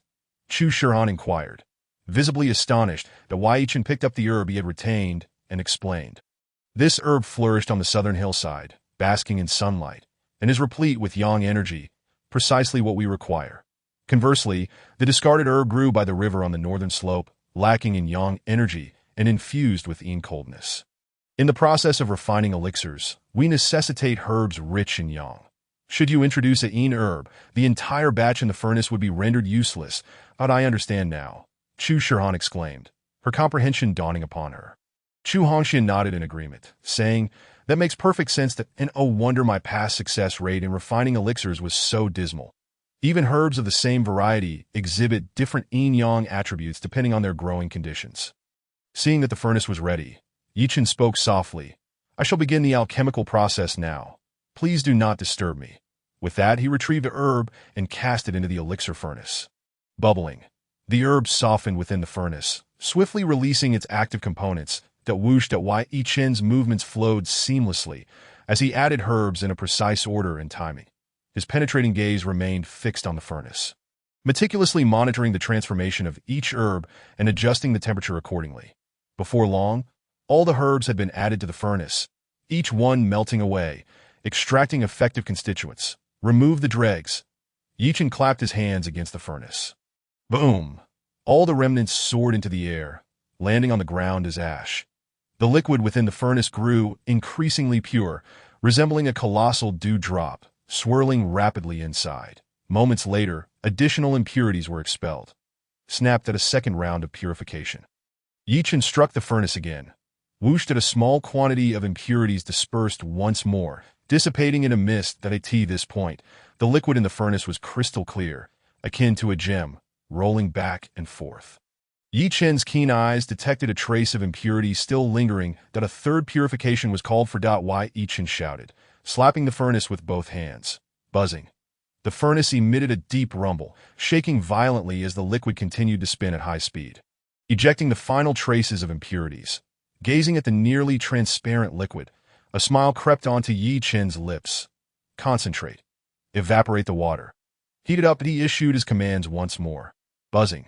The flames beneath the furnace surged dramatically, engulfing it in an intense blaze. Sizzle. The crystalline liquid thickened as moisture evaporated away. Spiritual energy. Yi Chen's hand shot upward. Boom! That a massive vortex of spiritual energy materialized in the sky, swirling at high velocity.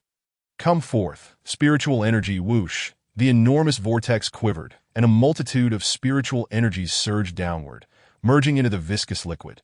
Particle separation. The Yi Chen clapped his hands against the furnace. The furnace trembled violently as the thick liquid absorbed the spiritual energy, instantaneously fragmenting into pill-sized orbs that rolled within. The pills spun faster and faster, releasing an intoxicating fragrance from the furnace. More spiritual energy. The Yi Chen reached skyward once again. Boom! The vortex above expanded tenfold, swirling rapidly. Streams of spiritual energy dove into the furnace, merging with the elixirs inside. Compression. Dan patterns. The Yi Chen bellowed once more. Boom! Bubble. Each orb, once the size of a soybean, was compressed to that of a mung bean, becoming rounder and richer in spiritual energy as they rolled at high speed, mysterious patterns emerging on each pill's surface. The aroma of the pills intensified, invigorating all who inhaled it. Elixirs complete. Yi Chen shouted, his penetrating gaze flashing as golden light of creation infused the furnace. Bubble. The pills inside instantly absorbed the golden light, gaining an ethereal quality, with the patterns becoming even more distinct. Ready for release. Whoosh! All the elixirs, imbued with spiritual resonance and brilliance, soared from the furnace. Yi Chen caught them in a jade plate, the sound of their landing akin to pearls dropping onto a jade platter. Melodious and delightful. In Chapter 61. The aroma of the elixirs wafted through the air, refreshing and invigorating. 22 small Peiyuan pills, glistening with mysterious patterns, resembled lustrous black pearls within the jade plate. 16 9th pattern elite pills and 6 8th pattern advanced pills sparkled with 9 distinct patterns, denoting their exceptional quality. Chu Shihan and Chu Hongxian gazed in disbelief, their eyes wide with astonishment. This was the work of a master alchemist. Yi Chen had produced 16 9th pattern elite pills and 6 8th pattern advanced pills in a single batch, with not a single failure among them. Such a feat was undeniably unparalleled in the realm of cultivation. The value of the 9th pattern elite pills produced by Chu Hongxian was 12 million each at the auction. If these 16 9th pattern elite pills and 6 8th pattern advanced pills were to be auctioned, they could fetch several billion. Brother Yi, you are truly remarkable to have refined 22 elixirs in one batch. All of them complete, Chu Shihan exclaimed, marveling at the round Peiyuan pills in the jade plate. Yi Chen, why do your Peiyuan pills emanate a hint of golden radiance? Chu Hongxian asked, equally intrigued by the pills. Yi Chen replied, Elder, my method of refining differs from yours, resulting in elixirs that, while still Peiyuan pills, possess unique qualities. The golden glow is due to the infusion of the golden light of creation. Yi Chen modestly claimed that their effects were similar, while in truth, the Peiyuan pills he refined were far more extraordinary. Chu Shihan, please prepare the jade vials to contain the elixirs, Yi Chen instructed. Leaving the elixirs exposed will cause their efficacy to dissipate. They must be sealed in jade vials. Understood, Brother Yi, Chu Shihan replied, gathering several small jade vials. Elder Chu, as you provided the herbs and the furnace, please take charge of distributing the invaluable Peiyuan pills, Yi Chen respectfully suggested to Chu Hongxian. Startled, Chu Hongxian had not expected Yi Chen to allow him to allocate the Peiyuan pills, though the herbs and furnace were his. The elixirs were the result of Yi Chen's alchemical prowess. The ability to transform herbs into pills was paramount. Chu Hongxian inwardly commended Yi Chen, recognizing his noble character as he faced the prospect of pills worth billions without showing a hint of greed. Elder Yi, the elixirs are your creation.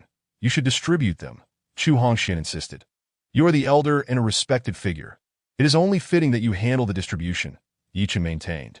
Chu Hongxian relented, saying, very well, according to the conventions of the cultivation world, the alchemist retains 2/3 of the refined elixirs, while the provider of the herbs takes 1/3.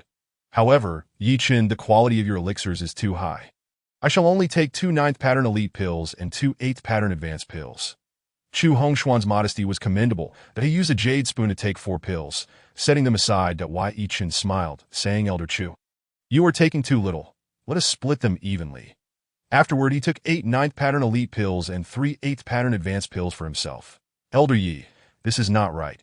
You are at a disadvantage. Chu Hongxian quickly shook his head. Yi Chen reassured him. Elder Chu, we will have many opportunities to collaborate in the future. Please do not be so formal. Chu Shihan gazed at Yi Chen with admiration. Brother Yi possesses exceptional character. Chu Hongxian chuckled. No, you are taking too little. Yi Chen gathered the remaining elixirs, placing them in Chu Shihan's hands. Then the rest shall be for Chu Shimi, for me. Chu Shihan was momentarily stunned, her face flushing. She had not contributed in any way, yet Brother Yi had gifted her so many elixirs that in truth, Yi Chen had divided the elixirs such that he retained half, while the other half was offered to Chu Hongxian. Indeed, they are for you, Yi Chen affirmed with a smile. Chu Hongxian, being a generous and decisive man, did not press the matter further, saying, Thank you. Yi Chen, by the way, I will transfer the cost of repairing the furnace to you. No need for compensation. I would prefer to have the legendary spirit brush crafted from the dual-element fur of the lynx, Yi Chen replied. Suddenly, a ripple of energy surged through his consciousness, accompanied by the voice of the nine-eyed deity. What? Elder Chu possesses such a treasure. The dual-element lynx. The lynx is a mythical beast, naturally imbued with lightning and flame. A spirit brush made from its fur would surpass that made from wolf or fox fur by 100-fold. Yi Chen quickly waved his hands, saying, Elder Chu, there is no need for compensation. I'm not in need of money. Not in need of money. Then what do you desire? Anything I possess is yours. Chu Hongxian offered. Indeed, one who could effortlessly produce over 20 Peiyuan pills would hardly be lacking in funds. Senior, I have heard you possess a lynx spirit brush. Yi Chen inquired, you don't actually know I have a lynx spirit brush? What purpose do you have for this divine brush? Chu Hongxian gazed at Yi Chen with astonishment. This divine brush, which he had cherished for several years, was generally unknown to most. Senior Chu, I require it for inscribing talismans. Yi Chen replied softly. What? Inscribing talismans? You are a talisman master. Chu Hongxian looked at Yi Chen in disbelief.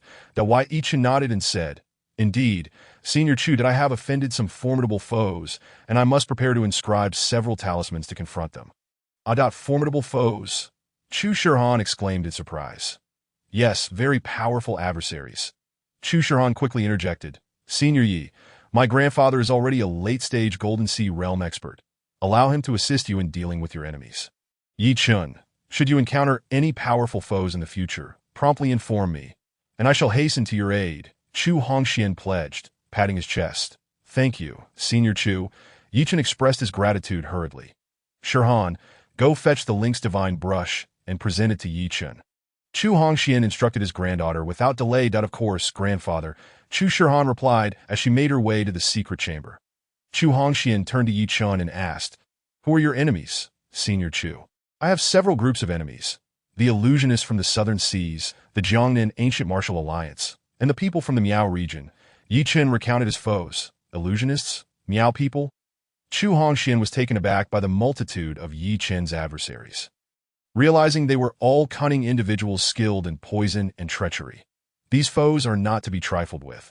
They excel in covert poisonings and ambushes. Yi Chen, you must exercise extreme caution. Should you find yourself in peril, do not forget to contact me. This is a talisman. If you cast it into the sky, I will arrive post-haste. Chu Hongxian handed Yi Chen a talisman. Senior Chu, you possess a communication talisman? Yi Chen was astonished as he held the talisman in his hand. It was a gift from a friend, Chu Hongxian replied. Thank you, Senior Chu. Senior Yi, the lynx divine brush has arrived. Chu Shihan approached, holding a rectangular brocade box. Chapter 62. The paper effigy shop. Chu Hongxian took the brocade box and opened the lid. With a burst of ancient, malevolent energy, a divine brush emerged, shimmering with faint arcs of lightning and flames. An exquisite brush. This ancient lynx divine brush surpasses the power of wolf and fox hair brushes by several thousandfold. The talismans inscribed with it are immensely potent. Yi Chen. This is the lynx divine brush. Chu Hongxian smiled as he handed the brush to Yi Chen. Thank you, Senior Chu. Yi Chen accepted the lynx divine brush with gratitude. Yi Chen, I have a friend who specializes in selling talisman paper and vermilion. He possesses various attribute brushes. Let Shihan take you to see him, Chu Hongxian suggested. Certainly, Senior CHUW. By the way, may I borrow your alchemy furnace? I wish to refine some additional minor vitality pills and other elixirs. Yichen inquired. Doubt of course that just take the furnace with you. Although the alchemy furnace was invaluable, Chu Hongxian did not hesitate and directly entrusted it to Yi Chun, which moved him greatly. Without further ado, Yi Chun exited the building with the furnace that he drove the delivery vehicle to the entrance, where Chu Shihan donned a white shawl and carried some snacks favored by the elderly, along with 2 bottles of Mao Tai. The young lady was breathtakingly beautiful. Shihan, let us get in the car. Chu Shihan showed no disdain for Yi Chen's delivery vehicle. She climbed in and sat beside him, a fragrant aura wafting over, enchanting and delightful. Shihan, where is the shop selling talisman paper and vermilion? Yi Chen took a deep breath to calm himself. That I in the suburbs, at 12-Piece Road. Chu Shihan pointed in the direction. Yi Chen drove straight towards the suburbs. 20 minutes later, he spotted a paper effigy shop nestled in an alley.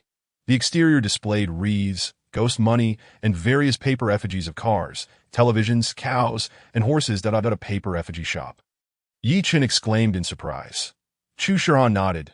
Indeed, this is the paper effigy shop. The talisman paper and vermilion from my grandfather Gongsun are the finest in all of Jiangqing. You'll see for yourself. Very well. The two disembarked and entered the shop. Grandfather Gongsun, that I've arrived. Come see what good things I brought for you. Chu Shihan announced as she stepped inside, that an elderly man with disheveled hair and a hunchback, clad in patched clothing, was intently painting a pair of golden boys and jade maidens. The figures he depicted were remarkably lifelike, as if they were real. Upon seeing the hunchbacked elder, Yi Chen instinctively took a step back, his pupils contracting. This man was a master. Yi Chen's divine vision revealed that the elder was enveloped in a shimmering aura of talismanic light, emanating a formidable presence. Upon hearing Chu Shihan's call, the elder raised his head. His face bore the marks of countless years, yet his eyes shone with a sharp, penetrating light. Shihan, you've come. Mao Tai. Upon seeing the Mao Tai, the elder's eyes lit up, and he eagerly grabbed it. Haha, my granddaughter knows how to show filial piety. The old man laughed heartily. That of course, I've been thinking of you. Chu Shihan replied, wrapping her arms around the elder's. That is your grandfather well. The elder's eyes instantly softened with a kind smile. Grandfather Gongsun, my grandfather is doing well, that he asked me to bring a friend to ask you for some brushes, talisman paper, and vermilion. Please don't be stingy. Chu Shihan shook Gongsun Tuo's arm and then introduced Yi Chen. Yi Chen, this is my grandfather Gongsun. Greetings, esteemed elder.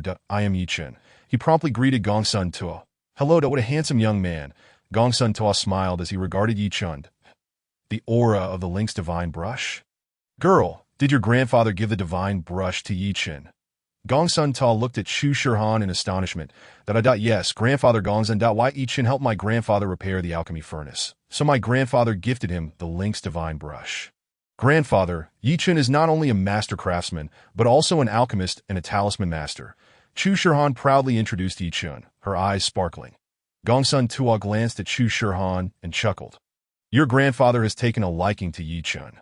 Gongsun Tuo understood the preciousness of the Link's divine brush, that he had asked Chu Hongxian for it several times, but the latter had refused, claiming he wanted to reserve it for his granddaughter's future husband. This girl had found herself an excellent partner.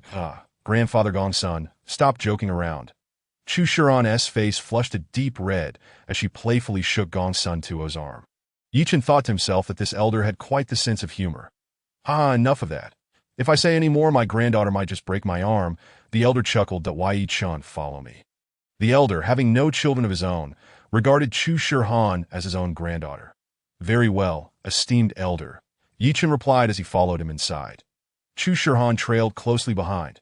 Upon entering the inner room, Gongsun Tuo produced exquisite talisman paper, rich red vermilion, and various materials for inscribing talismans. It seemed Gongsun Tuo was also a master talismanist. Why Yi Chen requested a batch of talisman paper and vermilion. Grandfather Gongsun, why not gift Yi Chen a dozen of your treasured divine brushes? Chu Shihan began to shake Gongsun's arm again. A dozen? Gongsun Tuo's mouth twitched slightly. These divine brushes were not ordinary writing instruments. Each one was incredibly rare and invaluable. Gongsun Tuo had cherished them for decades. Gongsun Tuo chuckled. Shihan, these divine brushes were meant for your future husband. If I give them all to Yi Chen, what will happen to your future husband? Gongsun Tuo winked at Chu Shiran. Grandfather Gongsun, you're at it again. I want to talk to you. Chu Shiran's face turned as red as an apple. This Gongsun Tuo certainly had a knack for humor. Ha, that girl, I'll fetch some brushes for Yi Chen. Gongsun Tuo slowly opened a box from a safe, revealing a dozen ancient brushes, each radiating a powerful aura. Look at all these exquisite brushes. Yi Chen exclaimed in awe. These brushes shimmered with various potent attributes. Fire, ice, wind, thundered at earth. Using different brushes allowed for the inscription of various talismans, that Yi Chen was dazzled by the array before him. Hey kid, quickly tell me, do you fancy my granddaughter Shirhan? Gongsun Tuo's voice reached Yi Chen's ears, low enough that only he could hear, while Chu Shirhan remained oblivious. This was a secret transmission technique. Yi Chen was taken aback, unsure how to respond. Who wouldn't he admire such a beautiful lady like Chu Shirhan?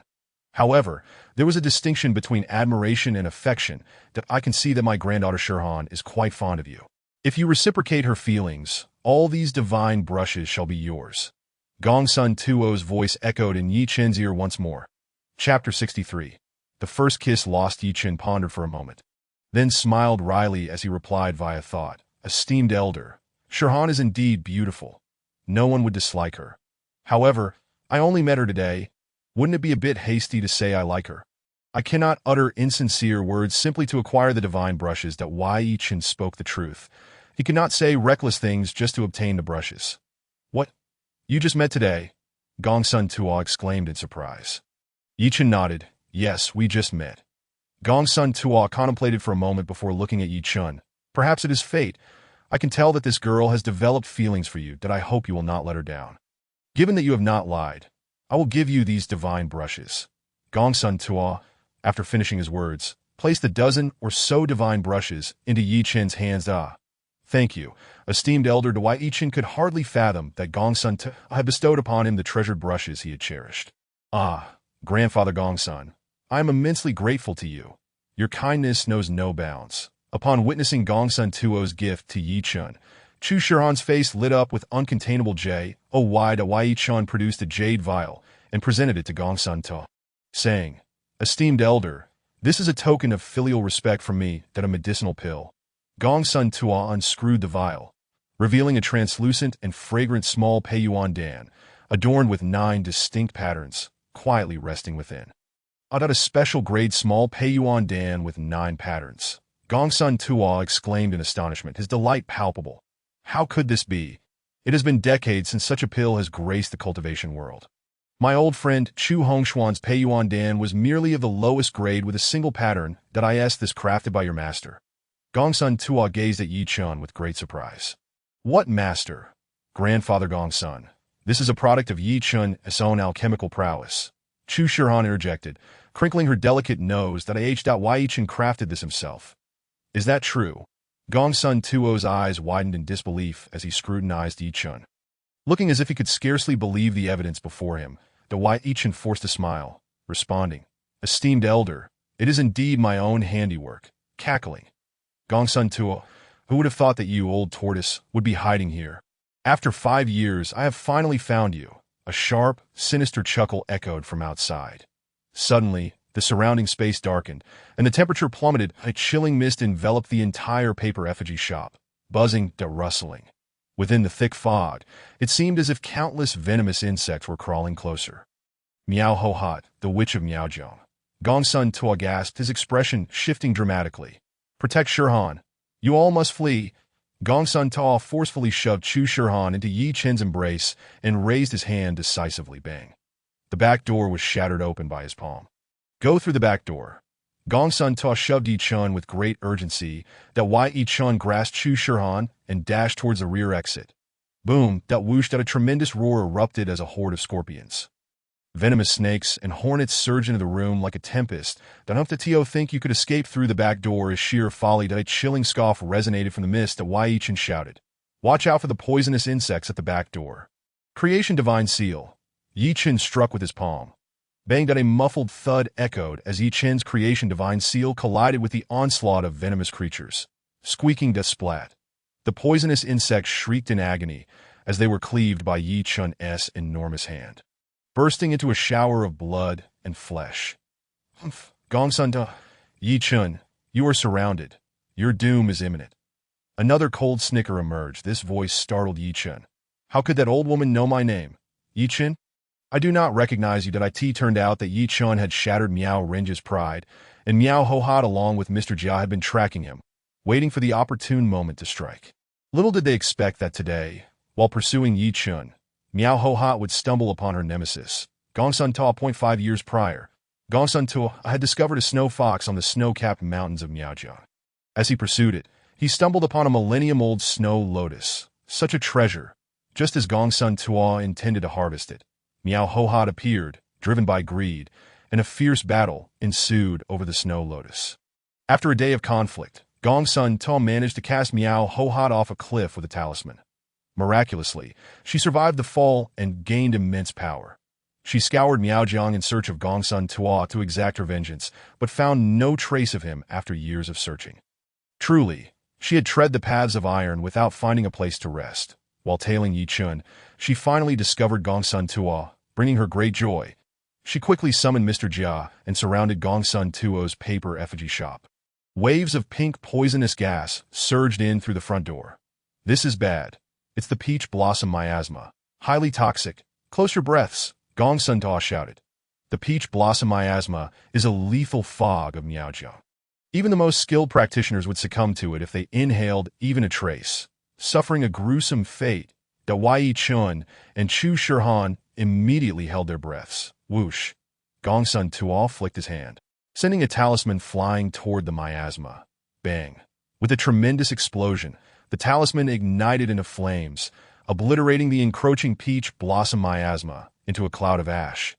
Humph! Gongsun Ta, your fiery talisman is impressive, but can it extinguish my peach blossom miasma? I shall envelop this entire house in it. Ha! Let's see how you will counter it, unless you intend to blow yourself up. Whoosh whooshed, Miao Hohat's words faded, waves of dreadful peach blossom miasma flooded in through the front door. Back door, windows, and roof, rapidly surrounding Yi Chun, Gongsun Ta, and Chu Shihan. With their profound cultivation, Yi Chun and Gongsun Ta could hold their breath a little longer, but Chu Shihan, with her lower cultivation, could endure only a short while before succumbing to the lack of oxygen. This is dire. We must break through. We cannot wait here to perish, Gongsun Ta shouted, suddenly drawing forth a glowing divine brush from his robe, swiftly making a stroke. Summon the spirits. The brush tip gleamed, striking the foreheads of the paper effigy servants and deities. Those vividly colored figures sprang to life, roaring with tremendous might as they charged toward the front door. The weapons in the hands of these paper figures emitted a dazzling light, cleaving through the encroaching miasma. This sight sent shivers down Yi Chen's spine. The paper effigies had come to life. Follow closely. Burst through.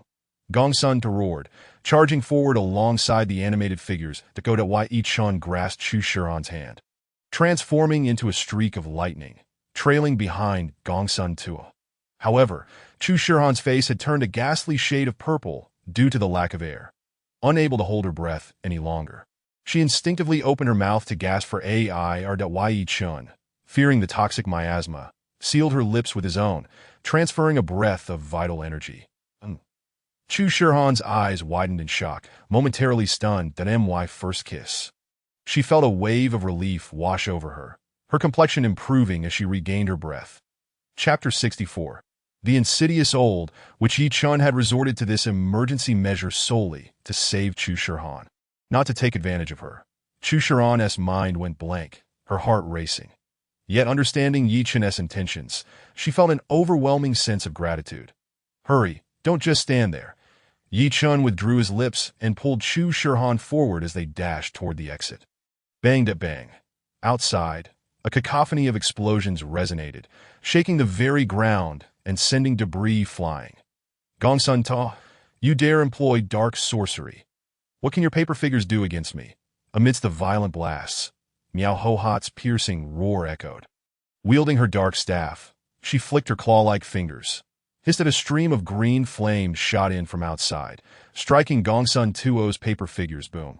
The paper figures erupted into flames, consumed by the raging inferno, turning to ash. However, at that moment, Gongsun Ta and Yi Chun had already burst into the adjacent room, summoned the spirits, Gongsun To bellowed once more, swiftly sketching with his divine brush. More paper figures and deities emerged from within the room, radiating brilliant light and roaring as they surged forth. Among these paper deities were the 8 immortals. Boom! The 8 immortals unleashed a dazzling aura, exuding a powerful celestial presence as they clashed against Miao Hohat S miasma and Peach Blossom miasma. Bang! With a cataclysmic roar, the miasma was shattered into fragments. The shockwave from the explosion collapsed the outer walls of the shop. Amidst the violent explosions, Miao Hohat let out a muffled groan and retreated hastily. What formidable 8 immortals! Whoosh! Seizing the opportunity, Gongsun To, Yi Chun, and Chu Shihan bolted out. The sky cleared, the fog dissipated, revealing a bright expanse. Gongsun Tuo's complexion turned ashen as he coughed up a mouthful of blood.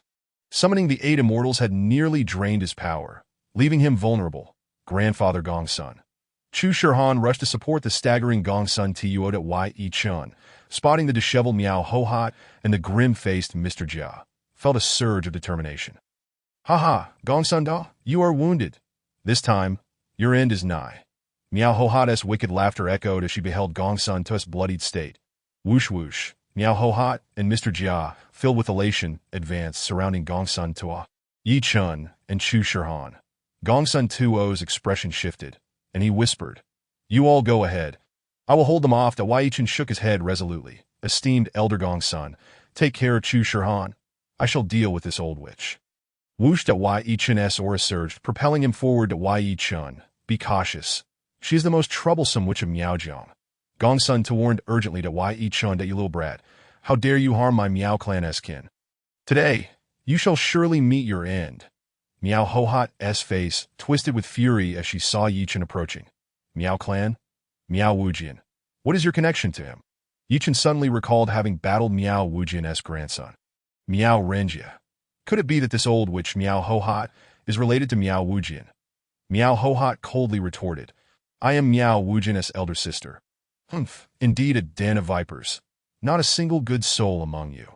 The Miao clan must inevitably be eradicated. Today, this venomous old witch cannot be spared, that I will kill you."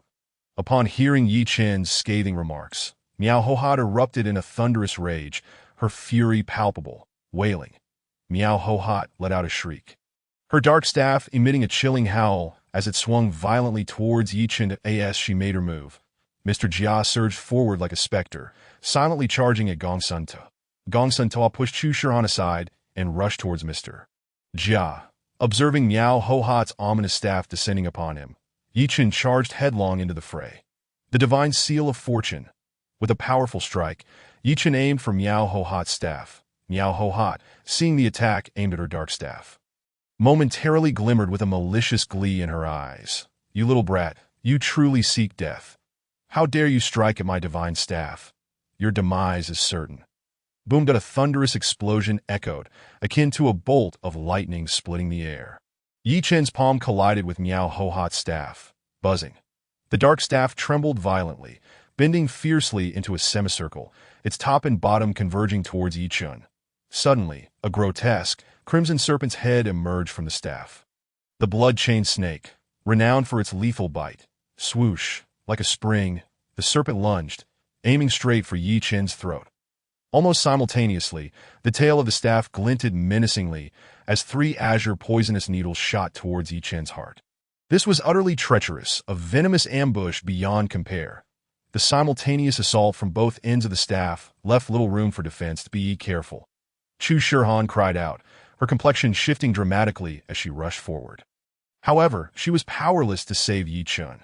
Gongsun To, engaged in fierce combat with Mr. Jia, also sensed Yi Chen's peril, but was unable to extricate himself to assist. He sighed inwardly, realizing Yi Chen's fate was sealed. In this critical moment, Yi Chen's fingers flicked with uncanny precision. Sizzle. Sizzle. 2 blinding arcs of lightning erupted from his fingertips. The arc split into 2 paths. Boom. 1 arc struck the venomous blood-chained snake. Squeal. The serpent was obliterated, reduced to a cloud of black smoke. The other dazzling arc cleaved through the 3 poisonous needles. Crackle. The needles shattered into fragments. The lightning arc my divine pet. Miao Hohat shrieked, her expression transforming with despair. How could this be? Yi Chen had annihilated her cherished serpent, the very creature that had claimed countless lives over the decades. The loss was a dagger to her heart. Chu Shihan, witnessing Yi Chen's triumph over the old witch's serpent and needles, breathed a sigh of relief. The lightning arc, Gongsun Tuo exclaimed in astonishment that Yi Chen was indeed a formidable adept, capable of unleashing lightning arcs with his fingers. What divine skill was this? I will kill you. Miao Ho Hot, now resembling a frenzied demon, charged at Yi Chen with a furious roar. The black staff in her hand emitted dark beams of light, crashing down upon Yi Chen. Almost simultaneously, several emerald-hued serpents slithered from her disheveled hair. Hissing menacingly as they lunged at him, Yi Chen bellowed, a short sword appearing in his grasp. The Godslayer, Yi Chen unleashed the Godslayer sword technique. Boom! A resounding blast erupted as the Yuchong sword radiated brilliant divine light, sweeping through the serpents before cleaving down upon the old, which Miao Ho Hot staff. Chapter 65. Slaying the Foe. All the serpents were shredded by Yi Chen's sword aura, exploding into a mist of blood. A foul stench filling the air. Crack. The ear-piercing sound of metal fracturing echoed. The old witch's dark staff was cleaved in two by Yi Chen's Yuchong divine sword, .h.my staff. Miao Ho Hot screamed, retreating hastily. This old witch could hardly fathom that her staff would be shattered by Yi Chen's short sword. The gleam of Yi Chen's Yuchong divine sword flashed, piercing through the severed staff like lightning, targeting Miao Ho Hot's throat. The speed of the sword light was astonishing, faster than a bolt of lightning. Miao Ho Hot, terrified, gasped and twisted her body desperately to evade the strike. Yet her speed was no match for Yi Chen's prowess. Though she narrowly avoided a fatal blow to her throat, her left arm was not so fortunate. Crack! The chilling sound of a blade slicing through flesh and bone rang out. Miao Ho Hot's left arm was severed by Yi Chen's sword light. Ah! She emitted a heart-wrenching scream, blood gushing forth. Ho Hot, Mr. Jia, witnessing the loss of Miao Ho Hot's arm, was consumed by rage, howling as he attempted to rush to her aid. However, Gongsun Tuo would not allow Mr. Jia to escape. Swoosh, several fire talismans detonated like a torrential storm, bombarding Mr. Jia. Boomed out a series of catastrophic explosions erupted, engulfing Mr. Jia in flames, leaving him charred and staggering backward. Miao Ho Hot, having lost an arm to Yi Chen, descended into madness. I will slay you. Miao Ho Hot transformed into a demonic figure, raising her hand to reveal a jade gourd. Swooshed at a pink mist of poison surged towards Yi Chen. Peach blossom toxic miasma. Should Yi Chen inhale even a trace of this miasma, he would wither into a mere skeleton. This old witch was far too treacherous. She could not be allowed to live to swoosh. Yi Chen flicked his finger. Little Ching. Boom! A thunderous roar erupted as the fueled by fury burst forth, transforming into a dazzling azure flame that surged towards the peach blossom toxic miasma and Miao Ho Hot. The fearsome miasma dissipated into black smoke upon contact with it, carried away by the wind. Ah! You possess! Miao Ho Hot screamed in terror, pivoting to flee. She was well aware of the dread that inspired. But it was too late. The lunge at Miao Ho Hot, instantly transforming her into a massive fireball. Miao Ho Hot's anguished cries echoed as she was reduced to ash, vanishing without a trace that a living being, in an instant, turned to nothingness. Such was truly terrifying Dada. Ho Hot, the Mr. Jia gasped, his face paling. This old wretch realized the potency of Yi Chen's. Yet he remained oblivious to its terrifying nature, capable of reducing a living being to cinders in mere seconds. That I will kill you, Mr. Jia bellowed, charging at Yi Chen. Seizing the moment of Mr. Jia's distraction, Gongsun Tuo unleashed a thunder talisman that struck Mr. Jia hard. Boom! A deafening explosion resounded. Mr. Jia was obliterated by the talisman, his remnants scattering to Yi Chen turned to Gongsun Tuo, chuckling, Senior, your talismans are remarkably powerful. Haha, Yi Chen. I never expected you to be such a formidable adept. Your lightning and are truly extraordinary. Chu Hongxian must have regarded you as a treasure to bestow such upon you. Gongsun Tuo laughed. Clearly delighted, it seemed that Chu Hongxian truly considered Yi Chen as a potential son-in-law. This old man had struck gold, finding such a remarkable grandson dash in dash law to Yi Chen. Are you all right? Chu Shihan rushed over, grasping Yi Chen's arm with concern etched across her features. I am fine. You are so worried about me, Yi Chen replied, noticing the care in her eyes. Chu Shihan shot him a glare. I fear you might be killed by that old hag. Don't worry. Girl, your husband is unharmed. He is a more formidable adept than I. Gongsun Tuo guffawed. Having vanquished the foe Miao Hohat, Gongsun Tuo's spirit soared. Grandpa Gongsun. Chu Shihan approached, shaking Gongsun Tuo's arm. Grandpa Gongsun, that summoning technique of yours. The one that commands those paper figures and horses. Could you teach it to me? Gongsun Tuo's summoning technique was remarkably powerful, and Chu Shihan yearned to learn it. Had it not been for those paper figures disrupting Miao Hohat's toxic miasma, they would have faced grave danger today. Gongsun Tuo shook his head. That technique carries too much energy. It is not suitable for girls to learn. Upon hearing this, Chu Shihan pouted. Forget it, if Grandpa Gongsun doesn't want to teach. We'll take our leave. She feigned to walk away. Girl, wait. You cannot learn it, but your husband can. Gongsun Tuo, who had lived his life without children, regarded Chu Shihan as his own granddaughter. It would be troublesome if she were to sulk and ignore him. Really? Grandpa Gongsun, that you are too kind. Chu Shihan grasped Gongsun Tuo's arm, shaking it excitedly. Stop shaking. If you keep it up, my arm will break. Gongsun Tuo pleaded for mercy. This moment, Yi Chen picked up a jade gourd from the ground. Did Miao Hohat drop this? Holding the gourd, Yi Chen activated his divine peach blossom toxic miasma. This jade gourd contained the toxic miasma, which Yi Chen promptly stored away. Senior, your home has collapsed. This place is no longer habitable. The Miao clan will surely come for you. Yi Chen recognized that after slaying Miao Hohat and Mr. Jia, Miao Wujing would not let this transgression go unpunished. Gongsun Tuo smiled wryly. It seems we must relocate again. Here, take this. Gongsun Tuo handed Yi Chen a talisman and a piece of ancient beast skin as thin as a cicada's wing. Is this a communication talisman? And what is this? Yi Chen inquired, astonished as he gazed at the beast skin inscribed with ancient characters. The communication talisman is identical to the one belonging to Chu Hongxian. It seems that the talisman given to Yi Chen by Chu Hongxian was indeed inscribed by Gongsun Tuo. Should you encounter any difficulties in the future, feel free to reach out to me. This ancient beast skin contains the cultivation method for spirit summoning, which that little girl, Shihan, asked me to pass on to you. Remember, you must never let my granddaughter down. Otherwise, I shall not spare you. With that, Gongsun Tuo vanished in an instant, leaving no trace behind. Grandfather Gongsun.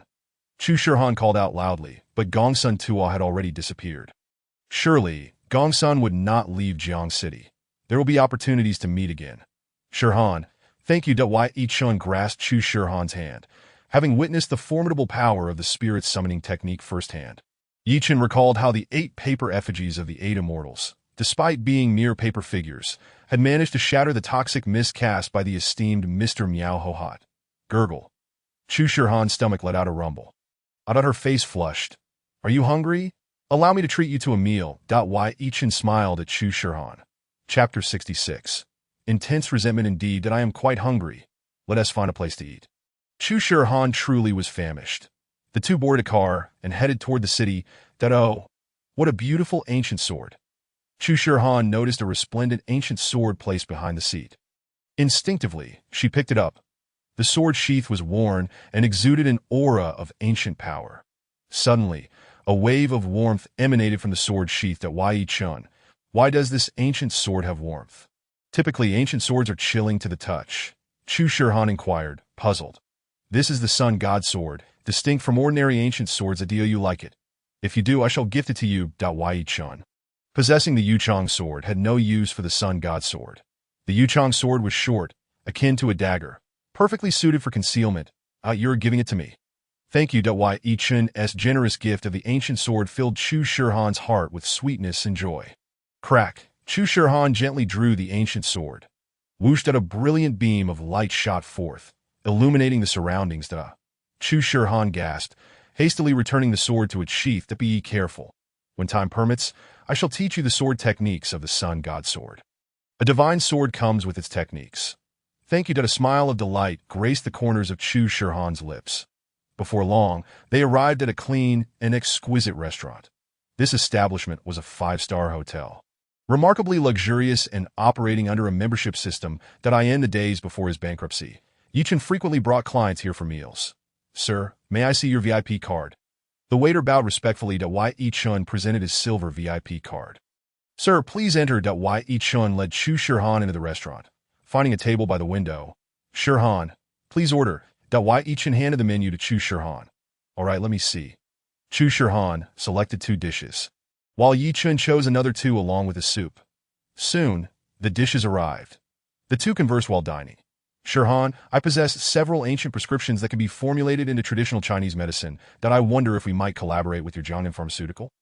Chen aimed to revive his Xingchen pharmaceutical company. You have ancient prescriptions. That sounds promising. What conditions do they treat? Chu Shirhan inquired eagerly. Chen explained. One is a hemostatic scar ointment. Another a facial mask for skin rejuvenation. One specifically designed to boost immunity and suppress cancer cells. And the last is a heart disease treatment. Chen, these are all urgently needed medications in the market. Have the samples been prepared? Once we have the samples, we can validate their efficacy. Chen produced a vial of the hemostatic scar ointment, one of the remaining few after treating Ouyang Jian. This is the hemostatic scar ointment. Currently, it is the only sample available. Let me take a look.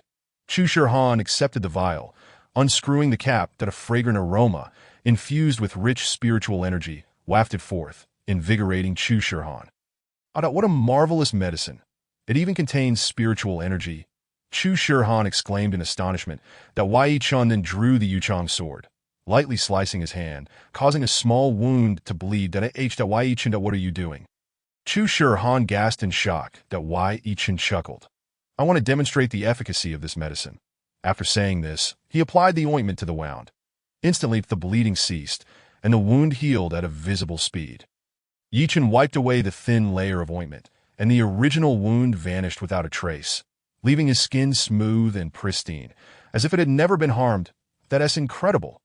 Is this an elixir? Chu Shirhan stared in disbelief. Such a medicine, once produced, would surely be in high demand. That if utilized in battle, it could save lives. Chen smiled. It is not an elixir, merely an ointment, but its effects are remarkable. Ding ding. Chen's phone rang. He glanced at the screen to see an unfamiliar number.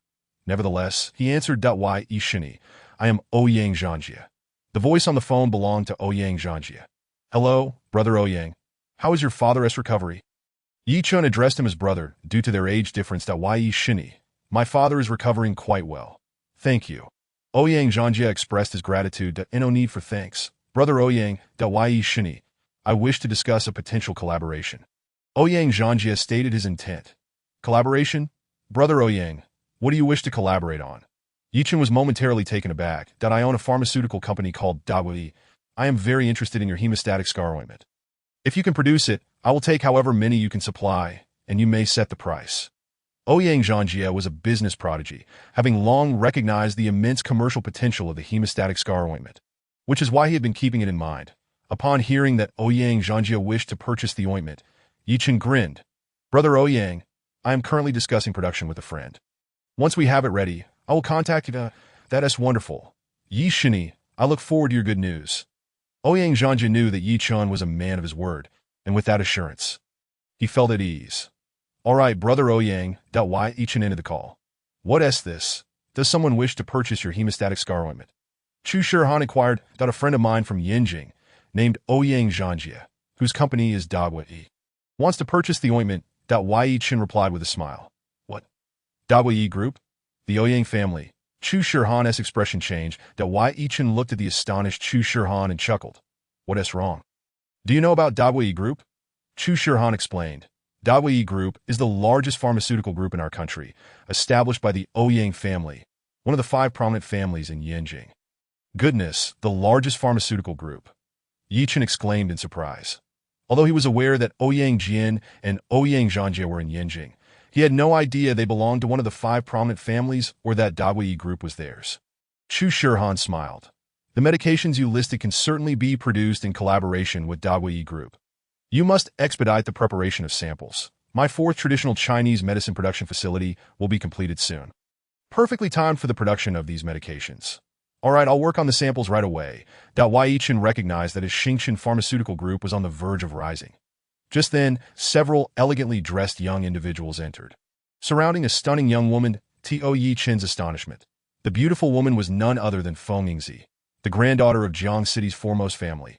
Feng Dechang Yi Chen had encountered Feng Yingzi at the hotel where Zheng Tiankuai resided, where she had previously ridiculed him as a fake doctor.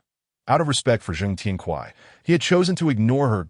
Li Hui, Zheng Tong. Yi Chen noticed Li Hui, his ex-girlfriend, and Zheng Tong trailing behind Feng Yingzi, which caused his brow to furrow in distaste. Why isn't Li Hui with Li Wenbin? Have they broken up? What are Li Hui and Zheng Tong doing with Feng Yingzi at that moment? Li Hui spotted Yi Chen, her body stiffening, her eyes flashing with intense resentment and hatred. Chapter 67. I believe in you. Zhao Wenbin had nearly been beaten to a pulp by Yi Chen, and in his anger he had vented his frustrations on Li Hui, discarding her like a discarded rag. Truth. Zhao Wenbin, being a spoiled rich kid, never truly cared for Li Hui. He merely toyed with her, and once bored, cast her aside. However, Li Hui believed that Zhao Wenbin had abandoned her due to Yi Chen's actions, feeling that the blame fell squarely on him. She harbored a deep-seated hatred for Yi Chen.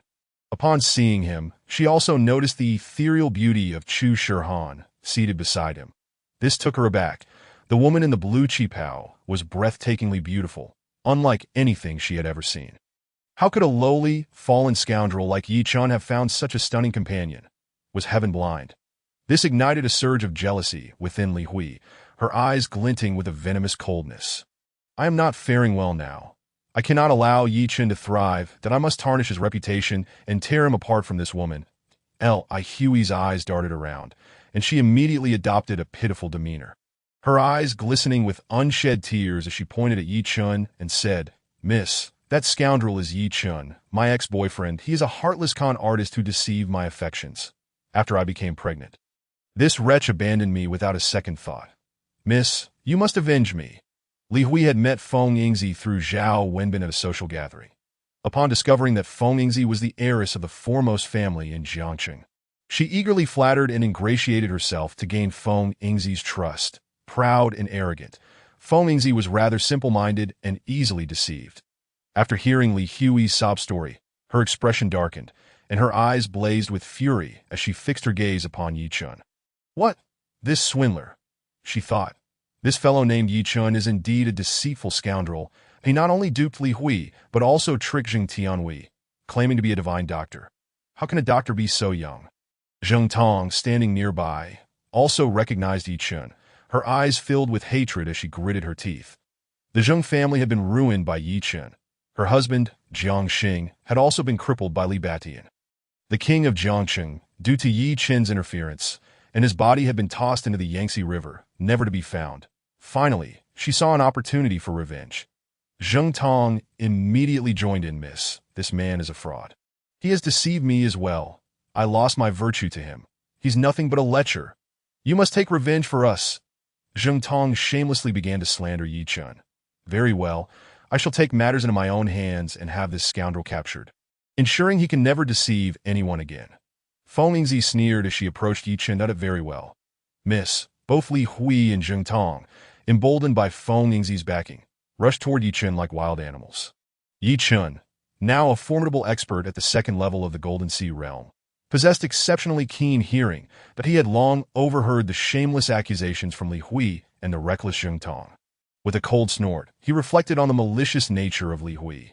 Not only had she betrayed him, but she had also colluded with Zhao Wenbin to orchestrate his downfall.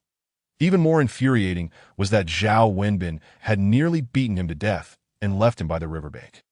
Had it not been for his fortuitous encounter, he would have perished at her hands. Now, this woman dared to ensnare him once more, igniting a fierce desire for vengeance within him. Zheng Tong, too, was unrepentant and utterly shameless. Yi Chen had spared her twice before, but her continued malice was intolerable. Why, Yi Chen, you scoundrel, you deceived Li Hui and Zheng Tong, left us pregnant, and abandoned us. And now you dare to deceive young girls again. You bastard, I will kill you! Li Hui shrieked madly, her fingers curling like claws as they lunged toward Yi Chen's face. This sudden turn of events startled Chu Shihan, who quickly stood up. Many diners nearby, having overheard Li Hui's words, stared at Yi Chen with contempt. reveling in the unfolding drama. But I never would have guessed this pretty boy is such a scoundrel, preying on innocent girls. Good heavens, to leave a woman pregnant and then discard her. How inhumane. This pretty boy really deserves a beating. Let's teach him a lesson. The onlookers eagerly joined in, eager for the spectacle. The Chen sidestepped Li Hui's clawing hands, bellowing, "Get away!"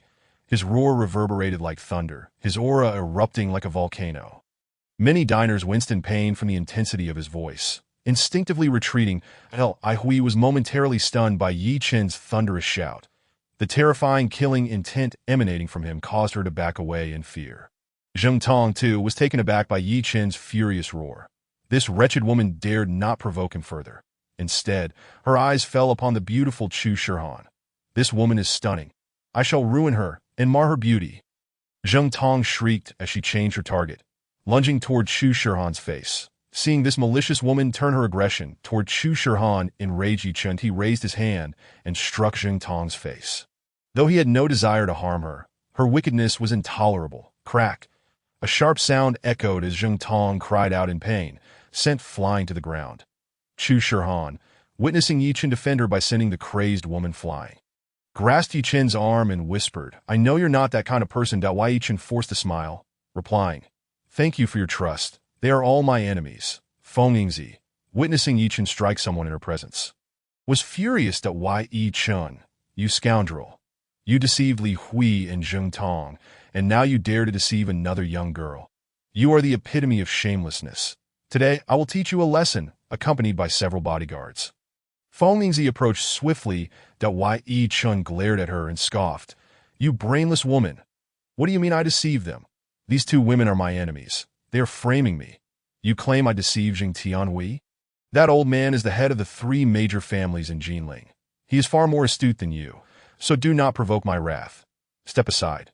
Feng Yingzi, enraged by Yi Chen's insult, turned livid. As the granddaughter of Feng Dekang, the head of Jiangqing's foremost family, she was accustomed to being treated with deference.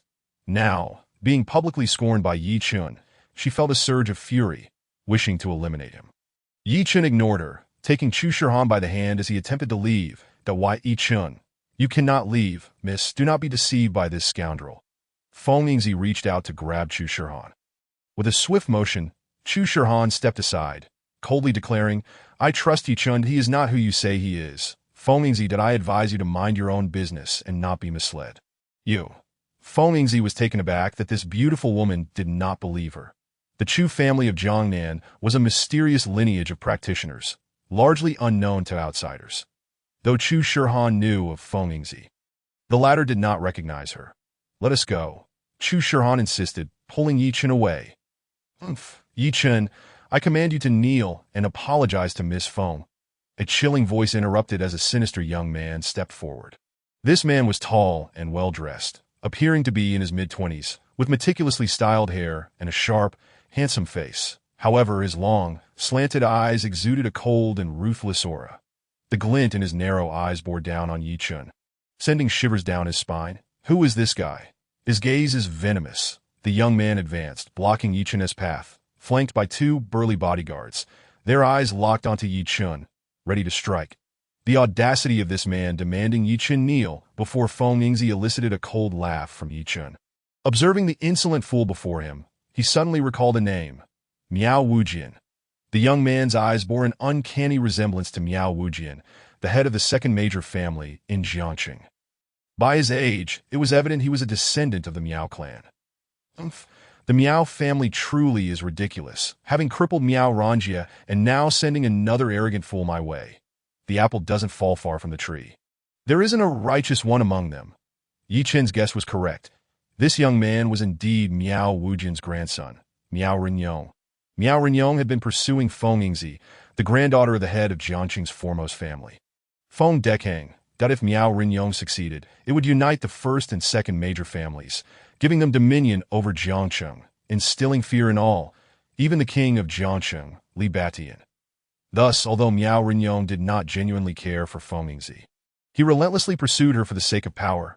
Unfortunately for him, Feng Yingzi had no interest in Miao Renyong. Her affections lay with Shi Yongji of the 3rd major family, the son of Shi Dingjie, who had sinister intentions toward Shi Molin. Now, witnessing Yi Chen insult Feng Yingzi, Miao Renyong saw his chance and stepped forward to block Yi Chen. Why Yi Chen glared at the man, sneering, "Who do you think you are? Get lost." Miao Renyong's face darkened further upon hearing Yi Chen's dismissal. "You foolish dog, I am Miao Renyong. Feng Yingzi is my girlfriend, and you just insulted her. If you do not kneel and apologize, today will be your last." With that, Miao Renyong stepped forward once more, unleashing a powerful aura and killing intent that bore down on Yi Chen like a tempest. The Miao family hailed from the remote Miao region, a mysterious lineage of practitioners rather than mere earthly warriors. Miao Renyong was a prodigy, while Miao Ranjia had fallen into despair, unable to endure the solitude of training. Under Miao Renyong's overwhelming pressure, an ordinary person would undoubtedly crumble and kneel.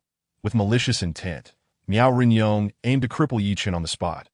However, Yi Chen at the second level of the Golden Sea realm far surpassed Miao Renyong in skill. Upon witnessing Miao Renyong's treachery, Yi Chen immediately recognized him as a cunning and insidious character. Had Yi Chen not engaged in cultivation, he would surely have met his demise today. "You seek death." With a swift and powerful kick, Yi Chen struck Miao Renyong in the abdomen, employing his formidable transformation technique. Miao Renyong was taken aback. Yi Chen had withstood his oppressive aura and murderous intent without faltering. How could this be? Even a formidable martial artist would struggle to endure such overwhelming pressure. Just as Miao Renyong was momentarily stunned, Yi Chen's foot was upon him. Whoosh! The sound of Yi Chen's foot sliced through the air. Exuding an intimidating presence, Miao Renyong's expression shifted. Yi Chen was indeed a master. This individual had consistently looked down upon his cousin Miao Renjia, unaware that Miao Renjia had been rendered incapacitated by Yi Chen. Miao Renyong desperately twisted his body, attempting to evade Yi Chen's impending strike, but his abilities were insufficient. Bang! A dull thud echoed as Yi Chen's foot collided directly with Miao Renyong's dantian. The sound of a balloon bursting resonated as Miao Renyong's dantian shattered under Yi Chen's assault. Ah! Miao Renyong let out a piercing scream, his body soaring like a ragged sack, crashing against the wall before bouncing onto the ground, nearly losing consciousness. You wretched scoundrel. You've shattered my dantian? I will kill you." Miao Renyong howled, his eyes glinting with venomous rage as he clambered to his feet, brandishing a gleaming dagger and charging at Yi Chen. For a cultivator, having their dantian destroyed meant becoming a mere shell of a person. Incapable of any further cultivation, Yi Chen's kick had obliterated Miao Renyong's aspirations of becoming a powerful practitioner. This vile creature, despite having his dantian shattered, still sought to kill Yi Chen. Yi Chen's expression hardened. And with another kick, he sent Miao Renyong sprawling to the ground, his foot coming down with force. Crack! Miao Renyong's legs were crushed beneath Yi Chen's weight. The wretched man let out a haunting wail. Succumbing to unconsciousness, Yi Chen understood that he had forged an unending enmity with the Miao family, and thus he acted decisively. With Miao Hohat and Mr. Jiao deceased, Miao Wujing would undoubtedly seek retribution against Yi Chen.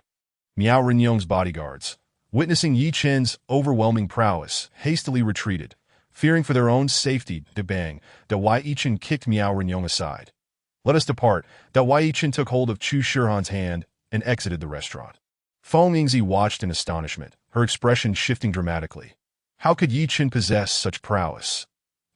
Truly unaware of his own mortality, Yi Chen, you are nothing but a brainless swindler. You have crippled the Miao family's prodigy. How could they possibly spare you? You despicable fraud, your fate is sealed. Yi Chen, you stop right there, that you owe me an apology, done in recompense. Feng Yingzi shouted as she pursued him. Nearby, Li Hui and Jing Tong gazed at the unconscious Miao Renyong, their hearts filled with glee. Yi Chen had offended the Miao family. He would surely meet his end. Yi Chen, should the Miao family seek revenge, immediately inform my grandfather. I will have him assist you. Chu Shihan expressed her concern for Yi Chen's safety. Yi Chen chuckled. Do not worry. I am fine. If I cannot contend with the Miao family, I will certainly call upon your grandfather, and I will also summon your ancestor. With both my grandfathers as your allies, the Miao family cannot harm you. Chu Shihan wrapped her arms around Yi Chen's. Yi Chen parked the car at the roadside, turning to face her, extending his arms. Assuming he intended to embrace her, she felt a wave of panic, her heart racing. She instinctively closed her beautiful eyes, her long, dark lashes fluttering. Would Yi Chen kiss me? Chapter 69. I will strangle you. You foolish melon. Yi Chen gently placed his hand on Chu Shihan's head, whispering, I will impart 2 sword techniques of the sun god's sword to you, that you will teach me sword techniques. Chu Shihan gasped, her face flushing. This rascal, making such a mysterious affair out of sharing a sword technique, ignited her imagination, I thought. Chu Shihan sighed in relief but felt a tinge of disappointment. Did Yi Chen hold any affection for me? Could it be that he already had someone he cared for? The young girl's face turned crimson, her emotions in turmoil. I will transmit the sun god's sword techniques to you to enhance your defensive capabilities. You possess a minor Peiyuan Dan. During this time, you must elevate your strength to avoid trouble from the Miao family. Yi Chen worried about implicating Chu Xian, in her mind. Chu Shihan suddenly absorbed the 2 formidable sword techniques. Apocalypse of the annihilating sun, thank you, she murmured softly. All right, I will escort you home. Yi Chen restarted the vehicle. Yi Chen, you must expedite the creation of the drug samples. I will have the researchers test them immediately. Once they pass, we can proceed with production. Chu Shihan was eager for Yi Chen's new medicine to be manufactured swiftly. Understood, I will prepare them right away. Await my call. Shortly thereafter, Yi Chen's vehicle came to a halt in front of the Jiangnan Pharmaceutical Branch office. Goodbye. Yi Chen. Chu Shihan said, suddenly grasping Yi Chen's arm tightly. Yi Chen winced in pain. Shihan, why are you squeezing me? He gasped, bewildered. If you deserve to be punished. After delivering her retort, Chu Shihan shot him a glare before entering the building. Yi Chen scratched his head, staring at her retreating figure, utterly perplexed. Could such a beautiful girl be so capricious? As Chu Shihan stepped through the door, she turned back, gazing at Yi Chen's bewildered expression. That is your punishment for being a foolish melon. With that, she stifled a laugh. In the distant Miao territory, atop Wuang Mountain, within the Grand Elder Hall, an elderly man clad in a green robe sat cross-legged. Practicing his techniques, his hands continuously forming intricate seals. 9 nether witch fire. He bellowed, the whoosh. As his voice reverberated, 2 streams of green flames erupted from his nostrils. Bang! A tremendous explosion ensued, shaking the earth. The twin torrents of green fire struck a massive boulder, obliterating it into fragments, reducing it to ash. Whoosh! The 2 streams of green flames returned, swelling dramatically into 2 fiery serpents, swirling around the elder. After 50 years, Y9 nether witch fire is finally complete. The elder stood triumphantly, pride etched on his face. With the mastery of the 9 nether witch fire, the position of Grand Elder would rightfully belong to me. Miao Wutian. Bang! A muffled thud echoed as a nameplate inscribed with Miao Hohat's name exploded nearby, releasing a plume of black smoke. The shattering of the nameplate signified the demise of its owner. Sister. The elder gasped in shock. How could this be? My sister is dead. 1 month prior, she had gone to visit their brother, Miao Wujing. How could she possibly have perished? This elder, Miao Wutian, was the elder brother of Miao Hohat and Miao Wujing. Someone must have plotted against my sister. Miao Hohat, that I shall avenge you, dear sister. Whoosh! Miao Wutian transformed into a streak of green light, racing from the outer hall straight to Jiangqing. At Xiaoya Mountain Villa, the Miao family residence. What did you say? My elder sister and Mr. Jia are dead. Miao Wujing's eyes widened in disbelief as he fixated on a figure clad in black, his face turning ashen as he clutched the man's collar. How could this be? Miao Wujing knew that his sister had reached the 1st level of the Golden Sea realm, and Mr. Jia was at the 2nd level. Moreover, his sister possessed the Miao territory's precious peach blossom poison mist and had nurtured various divine insects for decades. How could she die? Cough, cough. Yes, family head, the black-clad man rasped, nearly suffocating under Miao Wujing's grip. Quickly, tell me who killed them. Miao Wujing roared. It was Yi Chen and a woman from Jiangnan Pharmaceuticals. I do not know her name. There was also an old man covered in patches. The black-clad figure quickly replied. Yi Chen? Miao Wujing exclaimed in shock. How could this be? Even if Yi Chen is formidable, he is merely a young man. How could he possibly have killed my sister and Mr. Jia? Miao Wujing bellowed furiously. It was Yi Chen, family head, the black-clad man insisted. Tell me how Yi Chen killed my sister. Miao Wujing demanded fiercely. Family head, it was too far. I could not see clearly. I only saw Yi Chen unleash a divine fire that turned the family head's sister to ashes. The black-clad man recalled, trembling at the memory of that terrifying fire. That divine fire had incinerated Miao Hohat into nothingness in an instant. Divine fire? Miao Wujing's expression shifted. What kind of powerful divine fire could turn my sister to ashes? Where did Yi Chen obtain such a terrifying fire? With his sister deceased, Miao Wujing realized he might not even be able to contend with Yi Chen's divine fire. It seemed he would need to call upon his elder brother. Bad news, family head. Young Master Renyong has had his dantian shattered and his legs broken by Yi Chen. A bodyguard rushed in, scrambling. What did you say? Renyong's dantian was shattered by Yi Chen. Miao Wujing roared, trembling with rage. Miao Renyong was the most talented practitioner in the entire Miao family. At 26 years of age, he had already reached the late stage of the Qi gathering realm. Now, he had been rendered incapacitated by Yi Chen, regardless of whether a martial artist or a cultivator. Once their dantian was destroyed, they became a mere shadow of their former self.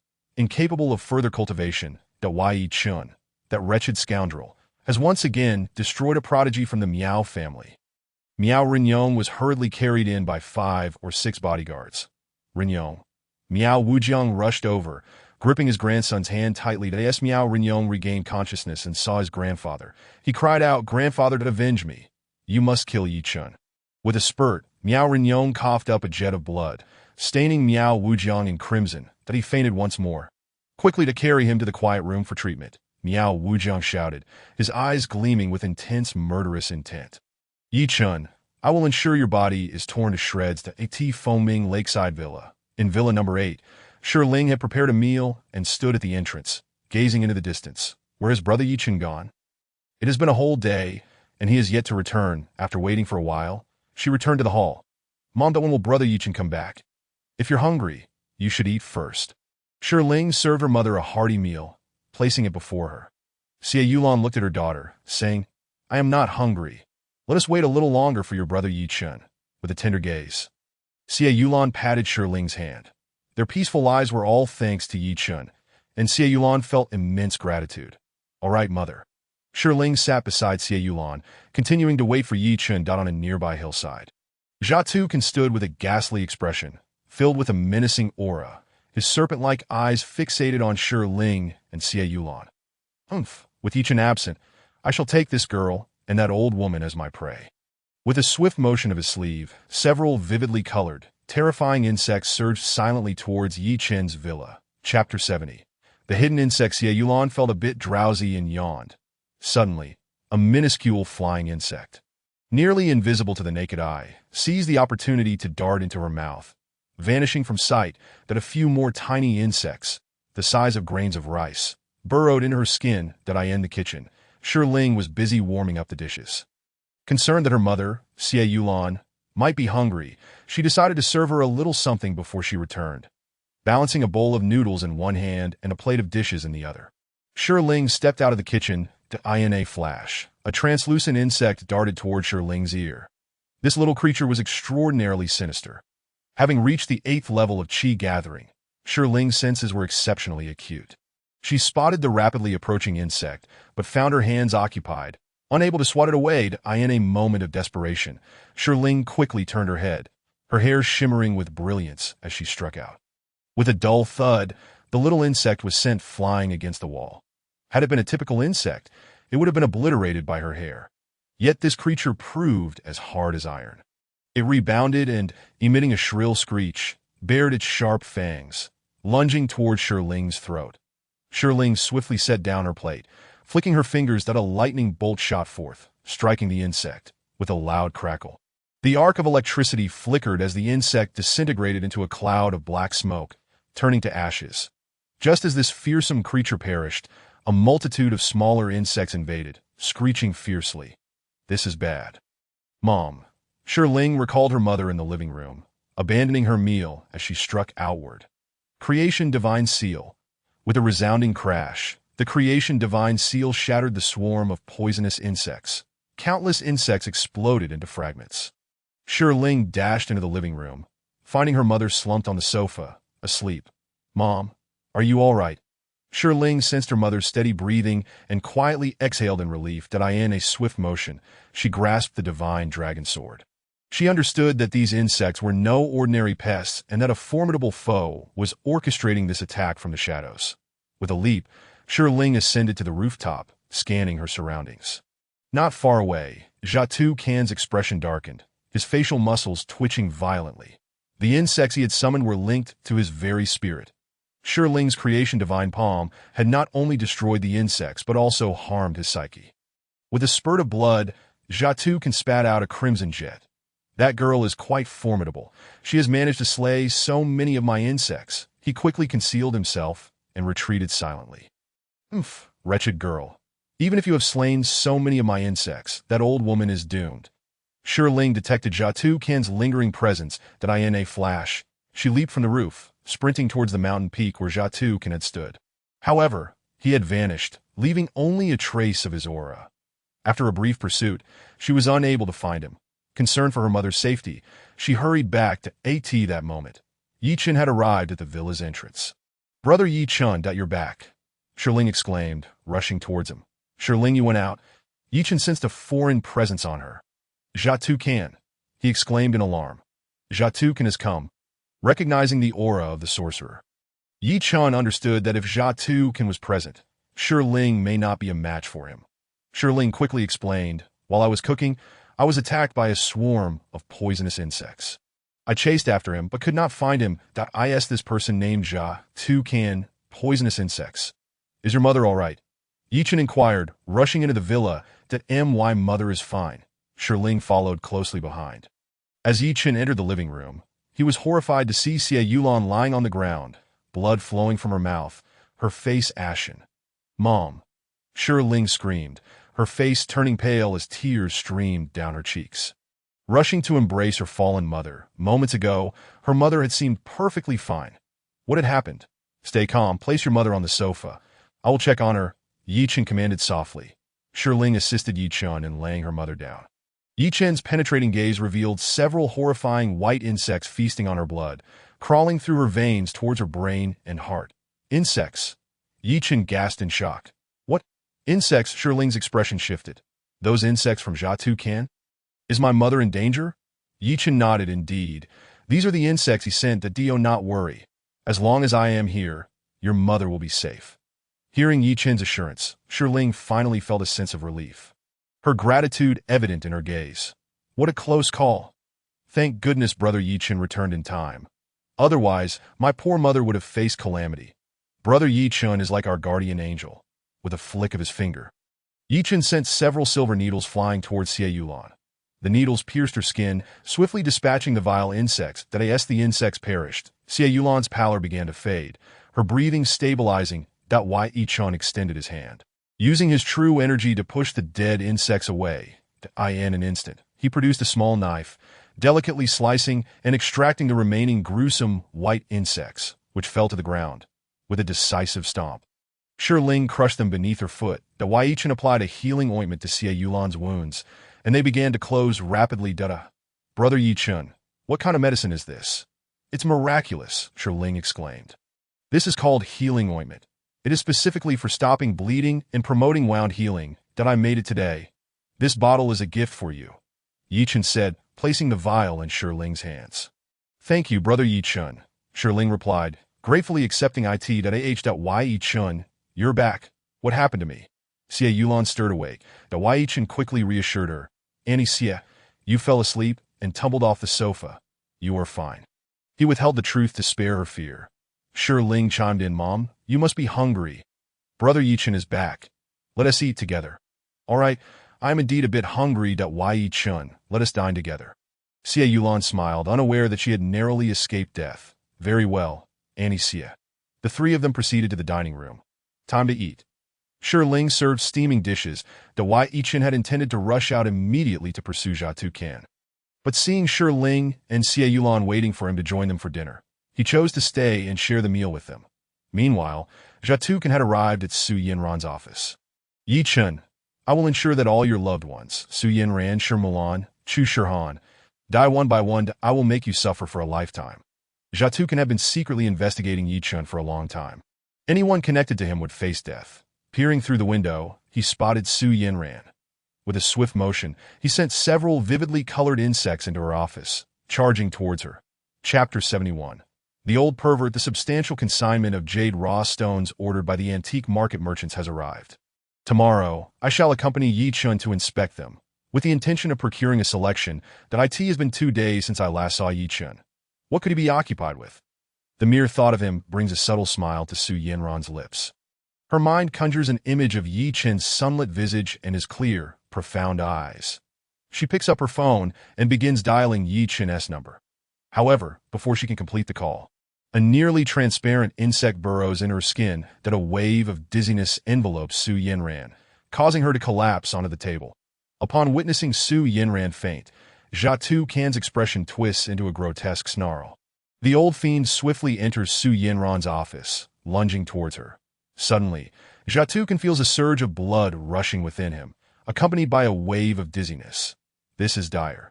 He has suffered a backlash, as the cursed insects he sent to attack Xie Yulan have been destroyed. Jatu Kan gasps in alarm, nearly losing his balance, that it was Yi Chun who rescued Xie Yulan and annihilated my cursed insects. Jatu Kan's rage boils over, his face turning a shade of ashen fury. You have slain so many of my divine insects. Today, I shall take the life of your beloved. Jatu Kan brandishes a sharp dagger, charging at the unconscious Su Yanran, who lies sprawled on the table. The old wretch seizes Su Yanran, the dagger poised at her neck. This woman is breathtakingly beautiful, though Su Yanran has succumbed to unconsciousness. Her exquisite features remain stunningly captivating, that a flicker of awe and greed flashes across Jatu Kan's eyes, that I shall take her back and indulge myself. Haha, Yi Chun, your girlfriend shall be at my mercy. You will surely suffer in anguish. Haha. Jatu Kan cackles maniacally as he sheaths the dagger and drags Su Yanran away into the distance. Meanwhile, Yi Chun has just finished his meal. He turns to Ling and says, "You stay here with Aunt Xie. I need to step out for a moment." Ling rushes after him, handing him the Shenlong's sword, saying, "Brother Yi Chun, take the Shenlong's sword with you." Ling understands that Yi Chun is undoubtedly seeking the necromancer Jatu Kansas. Yi Chun smiles and replies, "I have the divine sword." With that, he retrieves the Yuchong's sword from his pocket, giving it a slight flourish before bursting out of Villa number 8, whoosh, without using a vehicle. Yi Chun follows the trail left by Jatu Kan's aura. After a brief pursuit, Yi Chun realizes that Jatu Kan's direction leads to Su Yanran's office, that a heavy weight settles in Yi Chun's heart. This is bad. Could the old wretch's target be Su Yanran? The thought sends a wave of murderous intent surging through Yi Chun's eyes. Jatu Kan, if you dare to harm Su Yanran, I shall ensure your utter annihilation. Whoosh. Yi Chun's form transforms into a bolt of lightning, racing towards Su Yanran's office. Upon his arrival, he finds the office door ajar, with lingering traces of Jatu Kan and Su Yanran's presence. This is grave. Jatu Kan has taken Su Yanran. Jatu Kan, I shall slay you. Yi Chun bellows in fury, a tempest of murderous energy radiating from him. Whoosh. Following Jatu Kan's trail, Yi Chun pursues with the speed of lightning. At this moment, Jatu Kan, carrying Su Yanran, has not returned to Foaming Lake, but has instead ventured to a nearby cave. This cave serves as Jatu Kan's training ground for his cursed insects. As Jatu Kan enters the cave, the multitude of venomous insects detects his presence. Countless toxic creatures emit high-pitched shrieks as they swarm out from the crevices of the cave, encircling Jatu Kansas. He lays Su Yanran upon an altar. Whooshed, a myriad of venomous insects leap onto Jatu Kan, and, in an instant, he transforms into a grotesque creature, covered in writhing insects, a truly horrifying sight. After a prolonged moment, the swarm gradually settles.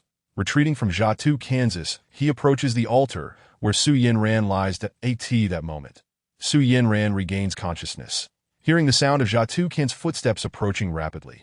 Simultaneously, she detects a nauseating stench pervading the air.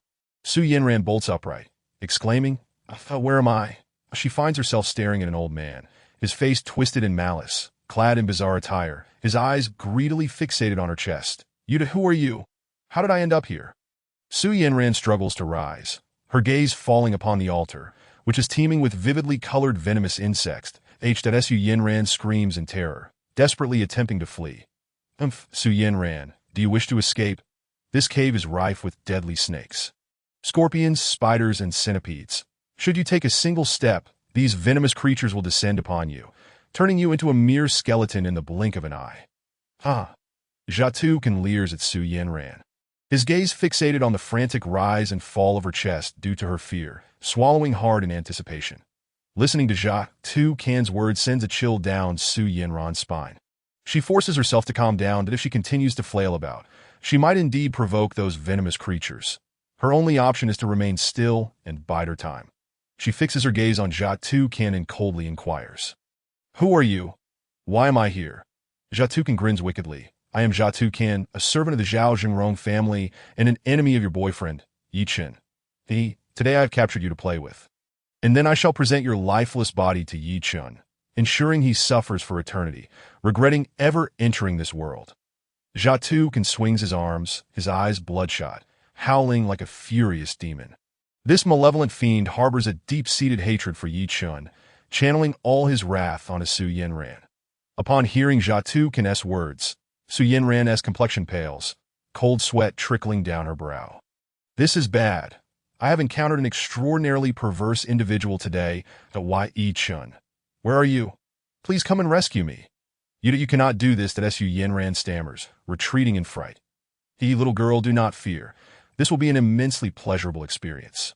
Once you have partaken, you will understand true delight. Jatukan lunges at Su Yanran like a ravenous wolf. Su Yanran desperately evades him. Jatukan, being a formidable practitioner, renders Su Yanran unable to escape his onslaught. Ryup. Jatukan viciously tears at Su Yanran's clothing. Please. Note that Su Yanran fights back with all her might, sinking her teeth into Jatukan's hand. Jatukan lets out a howl of pain. Blood gushing from his hand. "You seek death." Jatukan bellows in rage, slapping Su Yanran across the face. Smack! Su Yanran tumbles onto the altar. "Wretched girl, accept your fate." The frenzied Jatukan lunges at her again. Hissed at Su Yanran's clothing is shredded into tatters by Jatukan's relentless assault. Chapter 72. Transformed into a skeleton. "Get away from me. Go away." Su Yanran fights back with all her strength. Even if it costs her life, she cannot allow this old fiend to succeed. "Humph. Jatukan, you are courting death at this critical juncture." An indignant snort reverberates through the air as Chen bursts in like a whirlwind. Whoosh! A beam of sword light flashes toward Jatukan as Jatukan, being a master himself, senses the sword light slicing toward his back. With a howl, he rolls away to evade the strike. "Who the hell is this? Ruining my plans?" Jatukan exclaims, quickly dodging, only to spot Chen. Why Chen itsu? Jatukan gasps in shock. "How could this brat have tracked me down? I shall kill you." Why Chen's sword light accelerates, pursuing Jatukan like a relentless parasite. Jatukan's face drains of color as he sees the lightning-fast sword light closing in. Terrified, he rolls away with all his might. The formidable sword light leaves him no opportunity to counterattack. Chen's fury reaches its zenith, his divine transformation technique pushed to its limits. Why Chen's sword strikes true, cleaving Jatukan's leg. Crack! The sound of bone and muscle shattering echoes chillingly. "Ah!" Jatukan screams, his left leg severed, blood spraying forth. Upon witnessing his own severed leg, Jatukan is paralyzed with fear, his heart racing in terror. The cursed insects he has cultivated cannot tolerate bloodshed. If they sense the scent of blood, they will go berserk, tearing apart the source of the blood. Clenching his teeth against the pain, Jatukan attempts to chant a spell to quell the frenzy of the insects. But Chen offers him no respite. A flash of sword light slices across his cheek. Why Chen harbors an intense loathing for this old wretch. Had he arrived a moment later, Su Yanran would have faced unspeakable indignity. This time, Chen intends to ensure Jatukan's demise. Crack! The blade cleaves Jatukan's cheek, severing a portion of his tongue, which flops grotesquely onto the ground. Blood erupts from his mouth like a fountain. Wah! Jatukan nearly faints from terror. Chitter, squeak. Countless venomous insects, drawn by the rich scent of blood, immediately go into a frenzy, launching themselves at Jatukan, tearing at him mercilessly. Even the concealed snakes and insects within Jatukan's body can no longer resist the allure of fresh blood, revealing their vicious fangs as they savagely attack him. Jiatu can emits a heart-rending scream, desperately fleeing toward the cave's exit. The whoosh that Wei Chen hurls his sword once more, crack, severing Jiatu Can's other leg. With a thud, Jiatu Can collapses, his legs rendered useless. And in the blink of an eye, he is surrounded by a swarm of ravenous, venomous insects, forming a massive, grotesque mass of writhing creatures. Creak. The chilling sounds of blood-sucking, gnashing, and tearing reverberated throughout the cavern, sending shivers down one's spine. The Yinran da Wei Chen rushed towards Su Yinran da Wei Chen. Upon seeing Yi Chun, tears streamed down Su Yinran's face as she leaped into his embrace. Dante cried out, "I am here. It's all right." Da Wei Chen held Su Yinran tightly, unwilling to let go. To Wei Chen. "Quickly kill that old fiend," that Su Yinran shouted loudly. Da Wei Chen gestured toward the massive mound of toxic insects. Now a grotesque heap. That old fiend is already dead. The writhing mass of poisonous insects revealed faint white bones. The flesh of the mound had been gnawed away completely, leaving only a stark white skeletal frame. The mound could never have imagined that the poisonous insects he had nurtured all his life would ultimately lead to his demise. That it has been devoured. That Su Yinran gasped in shock. "Let us go. We must leave this place at once." That Wei Chen removed his coat and draped it over Su Yanran's shoulders. He swiftly picked her up and dashed out of the cave. Whoosh, with a flick of his finger. They transformed into a dazzling inferno, sweeping through the cavern. The entire cave was engulfed in flames. Squeak. Countless poisonous insects screamed as they were reduced to ashes. The Wei Chen knew that if he did not eradicate these bloodthirsty insects, they could escape into the city and pose a grave danger to the populace. "Thank you to Wei Chen. I'm so relieved you arrived in time. Otherwise Su Yinran clung to Yi Chen's neck. Still trembling with fear, that Wei Chen gazed at Su Yanran, his heart aching. "If only I had come sooner. You wouldn't have been so frightened. With me around, I wouldn't let you come to any harm." Su Yanran lowered her gaze and murmured, "Yi Chen, I would embarrass myself in front of you. You won't look down on me, will you?" Yi Chen replied gently, "Silly girl, to me, you are always the most beautiful. How could I ever disdain you?" "Yi Chen, really?" Su Yinran slightly closed her eyes, resting against Yi Chen's chest, listening to the rhythmic beating of his heart, which brought her a sense of security and happiness. Overcome by fear, weariness, and fatigue, she soon fell asleep. "That my dear, when have I ever told a lie?" Yi Chen softly kissed Su Yinran's forehead. Holding her close, he descended the mountain. That Wei Chen hailed a taxi and returned to the villa at Foaming Lake. Ling stood outside the villa's entrance, and upon seeing Yi Chen's return, she secretly sighed in relief. To her astonishment, Ling noticed that Yi Chen was carrying a beautiful young woman, her eyes widening in surprise. Yi Chen gestured for silence. Ling quickly opened the door. That Wei Chen carried Su Yinran into another guest room, gently laid her on the bed, fed her a small, and then exited the room. Su Yinran had not cultivated, leaving her without the means to protect herself. Since Yi Chen could not remain by her side at all times, he wished for Su Yinran to also cultivate. By this time, dusk had gradually settled. Xie Yulan was already asleep. In the living room, Ling looked at Yi Chen and asked, "Yi Chen Gij, who is that beautiful sister?" Yi Chen replied softly, "She's your sister Su Yinran. The mound kidnapped her, and I saved her. That wicked mound dared to kidnap sister Yinran. How despicable. Yi Chen Gij, did you kill that old villain?" Ling grasped Yi Chen's hand, inquiring eagerly, "Already dealt with." Yi Chen affirmed, "Wonderful. That old scoundrel truly deserved it."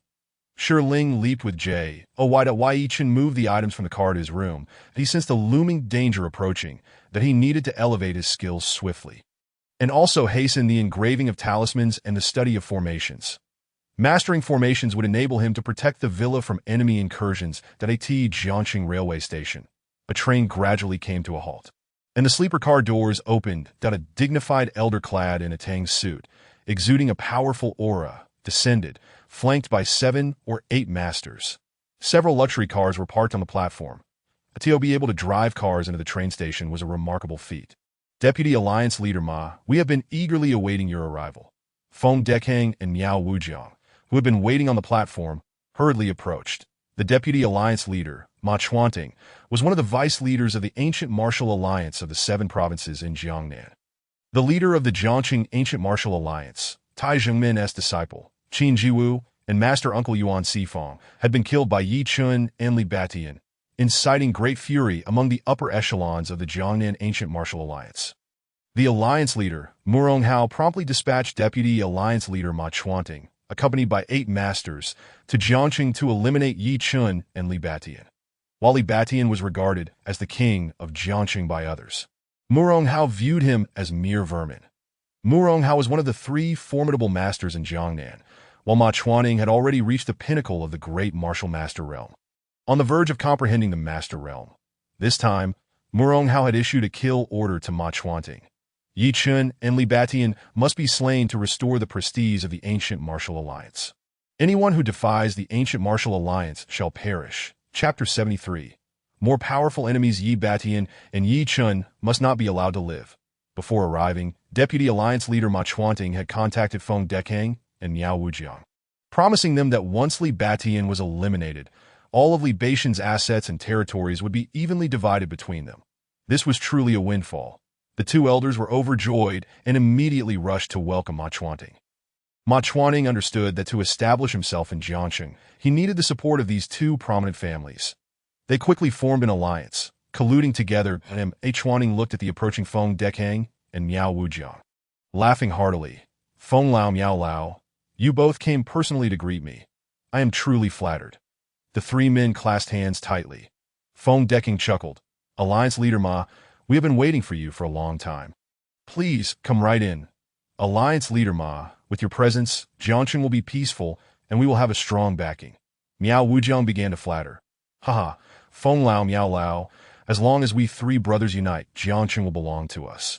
Ma Chuanting laughed heartily, reciprocating the goodwill. Let us go, get in the car, let us give Alliance Leader Ma a warm welcome. The group boarded the luxury cars and drove out of the train station. At Foaming Lake in the Zhao family's mansion, Zhao Jingrong sat in the living room alongside his son, Zhao Shuhai.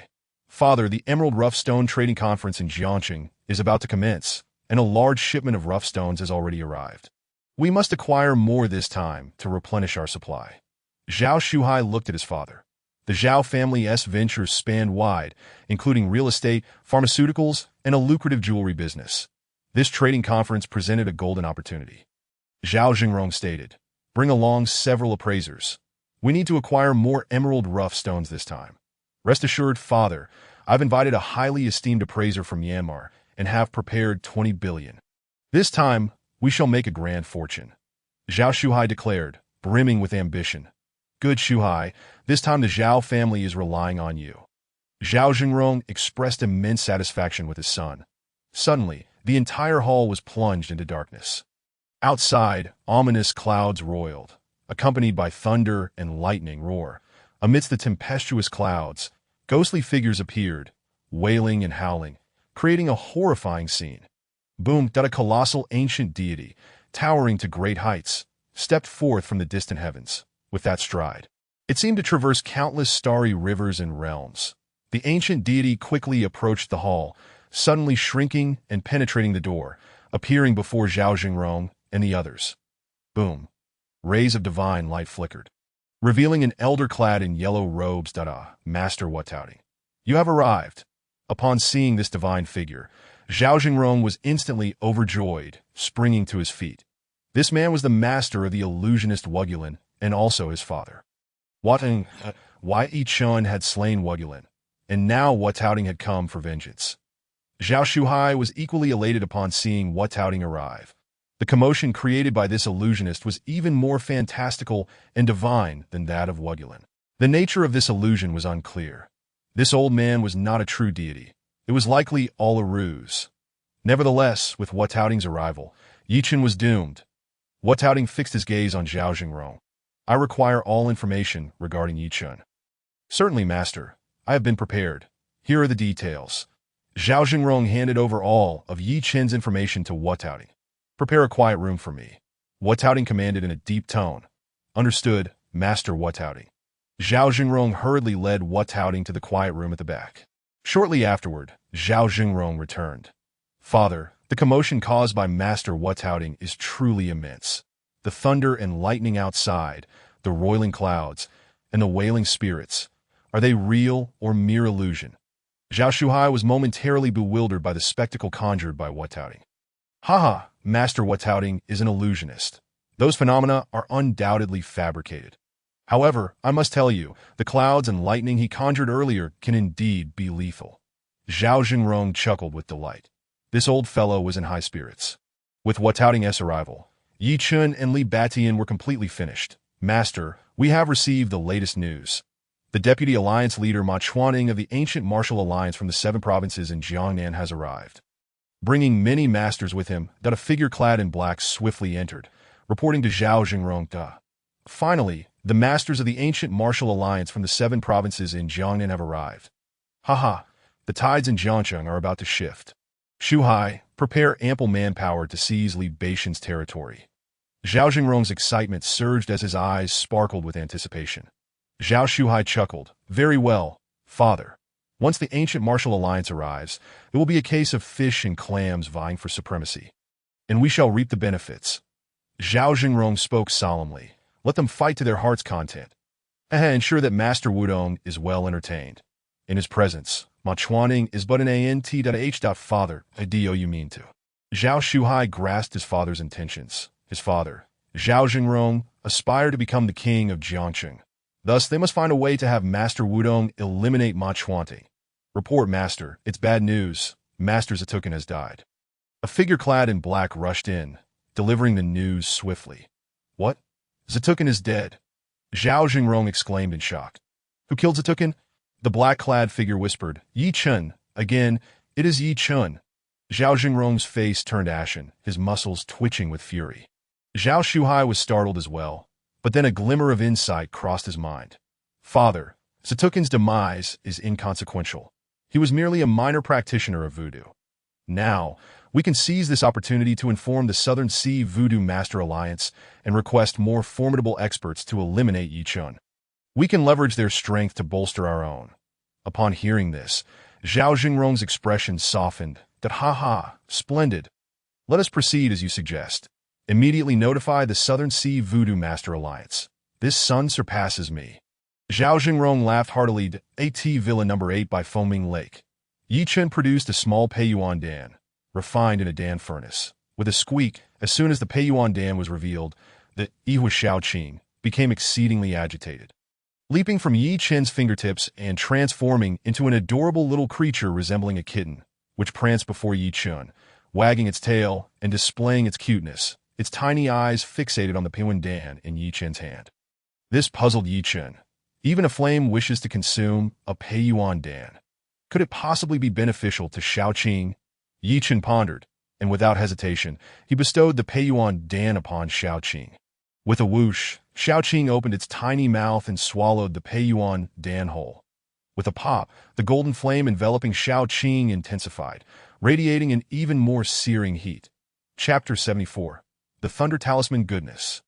After swallowing the Peiyuan Dan, Shaoqing underwent an evolution. This was Yi Chun's powerful trump card. The defeat of the old hag, Miao Hohat, was entirely thanks to Shaoqing's prowess, should Shaoqing grow stronger. Its offensive capabilities would become all the more fearsome. This would provide Yi Chun with an even more formidable advantage. Squeak. After consuming one Peiyuan Dan, Shaoqing continued to gaze at the jade vial in Yi Chun's hand. Here you go. Yi Chun produced another Peiyuan Dan and offered it to Shaoqing. The little creature devoured 5 Peiyuan Dan in succession, its golden aura becoming radiant and its temperature soaring to unprecedented levels. With a whoosh, the little creature transformed into a streak of golden light and returned to Yi Chun's fingertip, appearing to be quite satiated. Yi Chun, unperturbed by Shaoqing, consumed a Peiyuan Dan himself. Indeed, the potency of the Peiyuan Dan refined in a Dan furnace far surpassed that of those concocted in a medicinal pot. As soon as Yi Chun swallowed one Peiyuan Dan, his cultivation within the Gold Sea realm began to ascend. 1.2. Yi Chun advanced to the 3rd level of the Gold Sea realm. Ultimately, he consumed several 8-pattern first-grade Peiyuan Dan. An hour later, his power reached the 4th level of the Gold Sea realm. With no more Dan left, Yi Chun retrieved the Dan furnace, preparing to concoct more. Ling entered. Brother Yi Chun, would you like some water? Ling had not been asleep. She had been diligently cultivating. Possessing keen sensitivity, she sensed that Yi Chun had finished his training and brought him a cup of water. Thank you. Ling. Yi Chen accepted the cup and took a sip before beginning to inspect the medicinal materials. Brother Yi Chen, are you going to refine Dan? Ling's eyes sparkled as she settled beside him. Yes, I am going to concoct some Dan, that if you wish to learn, remain silent and observe, Yi Chen instructed. Upon hearing his words, Ling beamed with joy. Thank you, Brother Yi Chen. She quickly closed her mouth. After saying this, Yi Chen flicked his fingers, summoning the T this moment. The previously azure flames had transformed into a brilliant golden hue, their power intensifying dramatically. Rumbling. The Dan furnace heated up one by one. The medicinal materials were cast into the furnace. Heat, purification, removal of impurities. The Dan patterns emerged. Yi Chen's movements were fluid and graceful, captivating Ling's attention like stars in the night sky. Dan complete. Yi Chen exclaimed, striking the Dan furnace with vigor. Whoosh whoosh, 26 Dan flew directly from the furnace. Yi Chen extended his jade plate, and with a clatter, all the Dan landed upon it. 26 Dan exuded an enticing aroma. Full and round, each adorned with 9 exquisite patterns. Ling stared, wide-eyed. The little girl inhaled, and the fragrance of the Dan rushed in her nostrils. That is so fragrant. Rumbling. Ling's cultivation at the 8th level of the Qi gathering realm surged upward, directly reaching the 9th level. This astonished her, and soon she was filled with elation that, oh my goodness, the potency of the Peiyuan Dan is astonishing. Just inhaling its fragrance allowed me to advance a small level. How incredible is that? Yi Chen perceived Ling's advancement and smiled at her astonishment. The aroma you detect comes from the essence emanating from 26 first-grade Peiyuan Dan. What's so surprising about advancing a small level? As he spoke, Yi Chen prepared 5 Peiyuan Dan and handed them to Ling. Take these. You must advance quickly, that I suspect formidable adversaries will soon arrive. Thank you, Brother Yi Chen. Ling received the Peiyuan Dan eagerly. Tucking them away, Yi Chen looked at Ling, placing a hand on her head, that I will impart to you the knowledge of alchemy, healing arts, artifact crafting, and talismans, along with the 2 techniques of the Solar Divine Sword that I recently acquired. Yi Chen understood that if Ling mastered all these skills, they would greatly benefit her. Rumbling. All of Yi Chen's cultivation knowledge surged into Ling's consciousness. Before long, she absorbed all of Yi Chen's teachings. Brother Yi Chen, Ling was deeply moved that I will now begin inscribing various attack talismans. You may observe. Upon hearing Yi Chen's words, she sat beside him, ready to watch. The Lynx Divine Brush. Yi Chen grasped the Lynx Divine Brush, stating, this brush, crafted from lynx fur, is a dual-element brush for thunder and fire, capable of inscribing talismans for both elements to attack enemies. That I shall first inscribe the Thunder Talisman. Creation Divine Art, Yi Chen shouted, unleashing the full potential of the Creation Divine Art. Streams of golden light flickered from his palm as he gripped the Lynx Divine Brush, activating its properties. Rumbling. The brush's tip erupted with brilliant arcs of thunder and fiery flames. Yi Chen concentrated his formidable spirit, ensuring that the thunder and fire did not ignite the talisman paper. Inscribing, Yi Chen clutched the Lynx Divine Brush tightly, dipped it in the vermilion talisman paper, and began to inscribe the Thunder Talisman. The process required unwavering focus. Distractions were not permitted. Swish, swish. The Lynx Divine Brush danced across the talisman paper, mysterious symbols appearing as the paper shimmered with dazzling arcs of lightning. The entire space was charged with a fearsome aura of thunder and fire. 10 minutes later, a Thunder Divine Talisman was completed. Seal. Yi Chen shouted, executing a sealing gesture with the Lynx Divine Brush. Rumbling.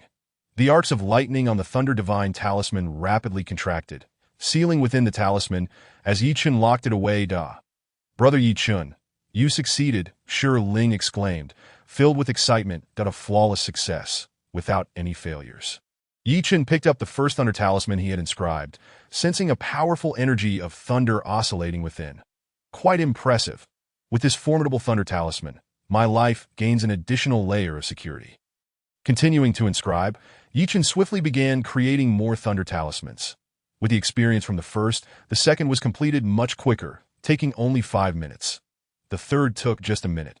After half an hour, Yi Chen had inscribed over 20 Thunder Divine Talismans, along with talismans for the Divine Flame, and thunder-fire combination, that he then retrieved the various divine brushes provided by Gongsun Tuo and began inscribing anew.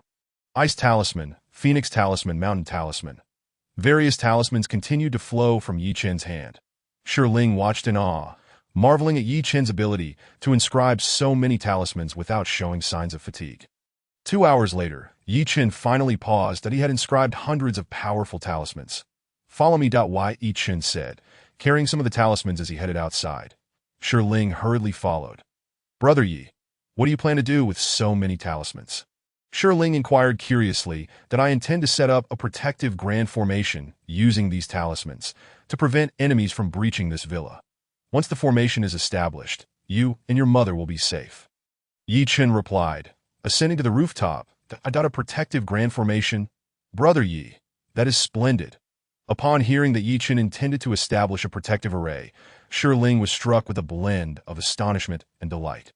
Overwhelmed with joy, with the safeguarding of the protective formation, she felt reassured about her mother's safety when confronted by formidable foes. Shi Ling promptly joined Yi Chen atop the roof. Yi Chen turned to Shi Ling and remarked, "I have imparted the knowledge of formations to you. These talismans can be arranged to create a protective array. Ensure you observe closely." Following his words, Yi Chen began to chant an enigmatic incantation. Whiz, whiz. Talismans of great potency flew from Yi Chen's hands. With a series of splashes, the talismans landed in predetermined positions around the villa. Before long, all the talismans were meticulously arranged by Yi Chen. He formed hand seals and proclaimed with a booming voice, "The array is complete." With a resounding rumble, the entire formation shimmered with light, enveloping the villa in a brilliant electric shield. "Conceal." With a flick of his hand, Yi Chen activated the concealment spell. Boom! All the talismans, along with the dazzling shield, vanished from sight. Well, the formation is set. Should any adversaries attempt to sneak attack, these talismans will immediately retaliate, Yi Chen informed Shi Ling. "Brother Yi Chen, this is wonderful. With the protection of the array, my mother will be safe," Shi Ling exclaimed, filled with immense gratitude towards Yi Chen. "Indeed, Ani's safety is assured. Let us descend. I wish to inscribe some defensive talismans," Yi Chen suggested as they descended from the rooftop and returned to the living room. "Keep these talismans. When it comes time to engage the enemy, simply activate them with your true energy." Yi Chen handed Shi Ling several talismans. "Thank you, Brother Yi Chen," Shi Ling responded hurriedly, carefully stowing away the talismans. Yi Chen then inscribed additional talismans that did not require true energy for activation, which could be utilized for a preemptive strike if they were attacked. With that accomplished, Yi Chen took out the spiritual summoning technique manual gifted by Gongsun Tuo and began to delve into its mysteries. As dawn approached, Yi Chen had unraveled the secrets of the summoning technique. Slowly, he opened his eyes to find Shi Ling watching him intently. "Shi Ling, why do you gaze at me so?" Yi Chen asked with a smile. "Brother Yi Chen, I wish to see you perform the summoning technique," Shi Ling replied. After speaking, she pointed at an ancient painting on the wall. Whoosh! The figures within the painting instantly sprang to life. Stepping down to stand before Shi Ling, "Little girl, you grasped it even faster than I did," Yi Chen exclaimed in astonishment at the sight of the ancient figure. The innate spiritual body comprehends spells at an accelerated pace. "I, Yi Chen, cannot hope to compare," he mused. Brother Yi Chen, I find it amusing and followed along with your study. You wouldn't be upset, would you?" Shi Ling had observed Yi Chen's manual and joined in the learning. "Silly girl, how could I be upset? By mastering this, you not only ensure your own safety, but can also assist me in the future," Yi Chen acknowledged, realizing that Shi Ling's achievements would undoubtedly surpass his in the not-so-distant future. This girl would undoubtedly become a formidable ally for Yi Chen. "That's splendid. Brother Yi Chen, from now on, wherever you go, I shall follow. I will be your protector." Shi Ling laughed joyfully, delighted at the thought of aiding Yi Chen. "Agreed. It is settled," Yi Chen replied, affectionately patting Shi Ling on the head. Yi Chen then recalled the need to concoct the ancient medicinal formulas to present to Chu Xian for testing, and he quickly retrieved the prepared herbs from Xiao Zhichen and began crafting the first beauty-enhancing facial mask. This particular mask was remarkably simple to create. Yi Chen ground all the necessary herbs in a powder and then, in a specific sequence, placed them into a preheated pot to simmer. During the simmering process, He infused the mixture with spiritual energy collected from the air. The efficacy of the concoction hinged upon this energy. In other words, even if the recipe were stolen, those who lack knowledge of spiritual energy would produce a completely ineffective ointment. Half an hour later, the ointment was ready, emanating a refreshing herbal fragrance. Brother Chen, what is this ointment that exudes a cool spiritual aura? Shi Ling inquired, gazing at the nearly transparent ointment. Chen chuckled. It will be ready shortly. For now, do not ask, and soon you shall experience it. After speaking, he took a jade plate, poured some of the ointment evenly onto it with a spoon, and then scraped it with a ruler. Leaving a thin layer of the herbal liquid on the plate, in a brief moment, the liquid dried. Chen used the ruler to lift a nearly transparent thin mask into his hands. Is this a facial mask? Shi Ling marveled at the sight of the herbal film. Indeed, Shi Ling, apply it to your face and see for yourself, Chen instructed, moistening the mask slightly before placing it on Shi Ling's face. How refreshing! My entire face feels cool and comfortable, Shi Ling exclaimed. Remove it after 10 minutes. All right, Brother Chen, dawn is approaching. I shall prepare breakfast. Shi Ling, with the mask still affixed to her face, headed to the kitchen. Chen continued crafting beauty-enhancing masks, producing dozens in no time. Brother Chen, my face. Shi Ling's startled voice echoed from the washroom. This unexpected exclamation startled Chen. Had something gone awry with Shi Ling's face? Was she having an allergic reaction? He rushed over to see Shi Ling gazing excitedly at the mirror. Already stunningly beautiful, akin to a celestial being, Shi Ling's visage had transformed into a porcelain-like complexion after the application of the beauty mask. The small blemishes had vanished, and her skin appeared even more delicate, resembling the translucent white of egg whites, radiating a rosy glow, exceedingly lovely. How does it look? Chen inquired. Brother Chen, your mask is incredible. The blemishes on my face have disappeared, and several dark spots have vanished, and my skin is luminous. I have never seen myself look this beautiful, Shi Ling exclaimed, marveling at her reflection. Silly girl, look at how delighted you are. You are already beautiful. Chen chuckled, affectionately ruffling Shi Ling's hair. Seeing her joy brought a smile to his face as well, for he understood that this beauty-enhancing mask would undoubtedly create a sensation upon its release. I shall check if Sister Yin Ran has awakened, Chen said, carrying 2 beauty masks as he entered Su Yin Ran's room. At that moment, Su Yin Ran had just roused from slumber. Chen, where am I? Did you not sleep all night?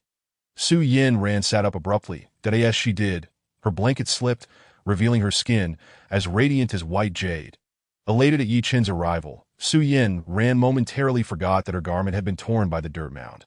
Chen, taken aback by the unexpected sight, instinctively gasped and stepped back, his heart racing. Su Yin Ran also felt a chill and glanced down. With a soft gasp, Su Yin Ran's face flushed crimson as she quickly retreated under the covers. I did not mean to. I shall step out now. Chen stammered, hastily exiting the room. Su Yin Ran, overwhelmed with shyness, felt her heart racing. This fellow is rather endearing, appearing even more flustered than I am. Suddenly aware of her surroundings, she recalled that she had fallen asleep in Chen's embrace on the mountain.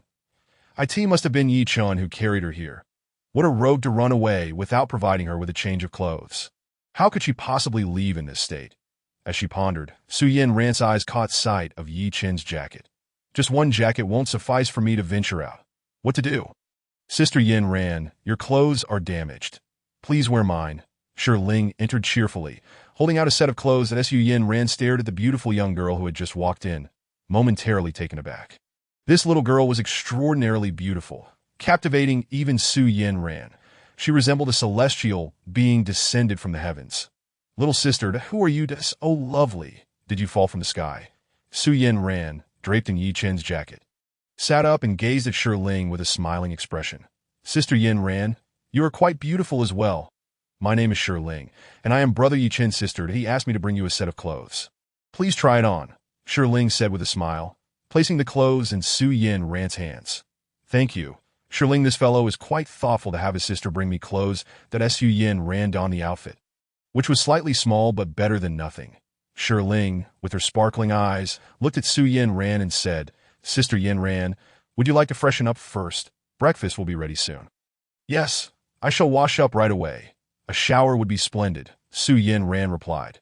Recalling the dirt mound and that odious old man, she felt a wave of nausea, determined to cleanse herself thoroughly. Sister, I will show you to the bathroom. The two chatted as they walked into the washroom that Su Yin Ran stepped in to take a shower, and after she finished, she picked up a toothbrush to brush her teeth. Just then, Yichen knocked on the door and cheerfully entered. Yin Ran, try this facial mask that Yichen offered Su Yin Ran the beauty mask. Sister Yin Ran, brother Yichen invented this beauty mask.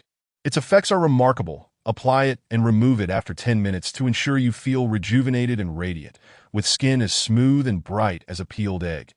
Shiling giggled as she assisted Su Yin Ran in applying the mask to her face. Oh, how refreshing. It feels as though it is emitting coolness. Su Yin Ran gasped in delight. That Yichen smiled. The coolness is just right. It indicates detoxification is taking place. 10 minutes later, Su Yin Ran gazed into the mirror. Ready to remove the mask, Su Yin Ran gazed at her reflection in the mirror. Unable to suppress a gasp of astonishment, I in the mirror. Her complexion was delicate and rosy, radiating a luminescent beauty akin to that of exquisite jade. Particularly striking were her large eyes, now more profound and crystal clear than before, sparkling with a lively spirit. Truly mesmerizing. Is this really me? Little did Su Yinran know that Yi Chan had given her a small Peiyuan Dan, which had transformed her physique. Coupled with a beauty-enhancing facial mask, this had rendered the already stunning Su Yinran even more enchanting. Sister Yinran, you are so beautiful. How do you like this mask? Shiling exclaimed as she beheld Su Yinran's reflection. Immediately captivated, it's truly remarkable. This mask surpasses those available on the market by 1,000-fold. Su Yinran smiled. Dinner is ready. Yi Chen approached Yi Chen. If you were to mass-produce this mask, it would surely be a commercial success. Su Yinran remarked, looking at him. Yinran, I've already secured a manufacturer and will be collaborating with Jiangnan Pharmaceuticals. In the coming days, I plan to reopen my Yi Chen pharmaceutical company. Yi Chen was determined to establish his pharmaceutical enterprise. Jiangnan Pharmaceuticals? Excellent choice, as this pharmaceutical group ranks among the top 10 in the nation. Partnering with them will undoubtedly elevate your Yi Chen pharmaceuticals swiftly. I support you wholeheartedly, Su Yinran said, grasping Yi Chen's hand. Thank you. The group made their way to the dining hall, where Xie Yulan was already seated, awaiting their arrival. Yi Chen introduced everyone to each other. Su Yinran, this is Shiling's mother, Aunt Xie. Greetings, Aunt Xie. Su Yinran promptly responded. Yinran, you are stunning, Aunt Xie exclaimed, taking Su Yinran's hand in awe of her beauty. Su Yinran felt a flush rise to her cheeks and smiled, saying, Aunt Xie, Shiling is even more beautiful. Sister Yinran, how could I possibly compare to your beauty? As they conversed, they settled down for dinner. After the meal, Yichen accompanied Su Yinran to her workplace. They climbed into a pickup truck, and Yichen handed her several facial masks along with 2 neatly folded talismans, instructing her to keep them close. Thank you. Su Yinran tucked away the masks and placed the talismans in her pocket close to her heart. The vehicle made its way towards Xianya Group. Shortly after setting off, Yichen noticed a car trailing them. Someone is following us. There are always those who seek their demise. I shall oblige. Yichen scoffed, activating his vision to discern the situation. An elderly man in black. He saw 2 masked figures clad in black seated within the car. One of these figures was the same elder who had attacked him at the dock on Lake Hart Island using the Ruijin Duan Yupom technique. This black-clad individual had previously warned Yi Chen to avoid Su Yinran.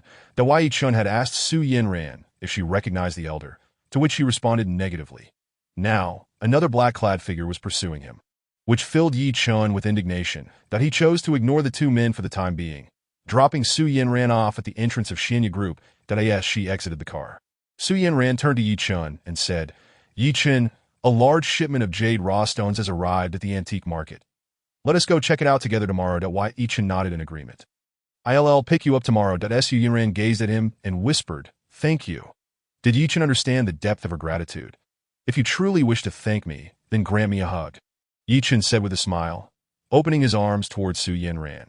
She hesitated for a moment, her cheeks flushing, then extended her arms to embrace him. Yi Chen reciprocated the embrace, tightly, in that fleeting moment. The distance between them seemed to diminish significantly. They could both hear the rapid beating of each other's hearts. From afar, the black-clad elder glared at the scene, his expression darkening with fury, eyes brimming with murderous intent. "Elder, let us eliminate this scoundrel at once," the masked figure growled. The other elder sneered. "We must first ascertain how this Yi Chun has mastered our raging Duanyupalm technique." This elder, known as Wen Xingyu, was a skilled practitioner of the God Palm sect. The other masked figure was Ding Yizhong, an elder of the same sect. Upon discovering that Yi Chun had mastered the Ruijin Duanyupalm technique, Wen Xingyu immediately returned to the God Palm sect to report the situation to the sect leader, Tai Wuji. The sect leader dispatched Elder Ding Yizhong to investigate the matter. Chapter 77.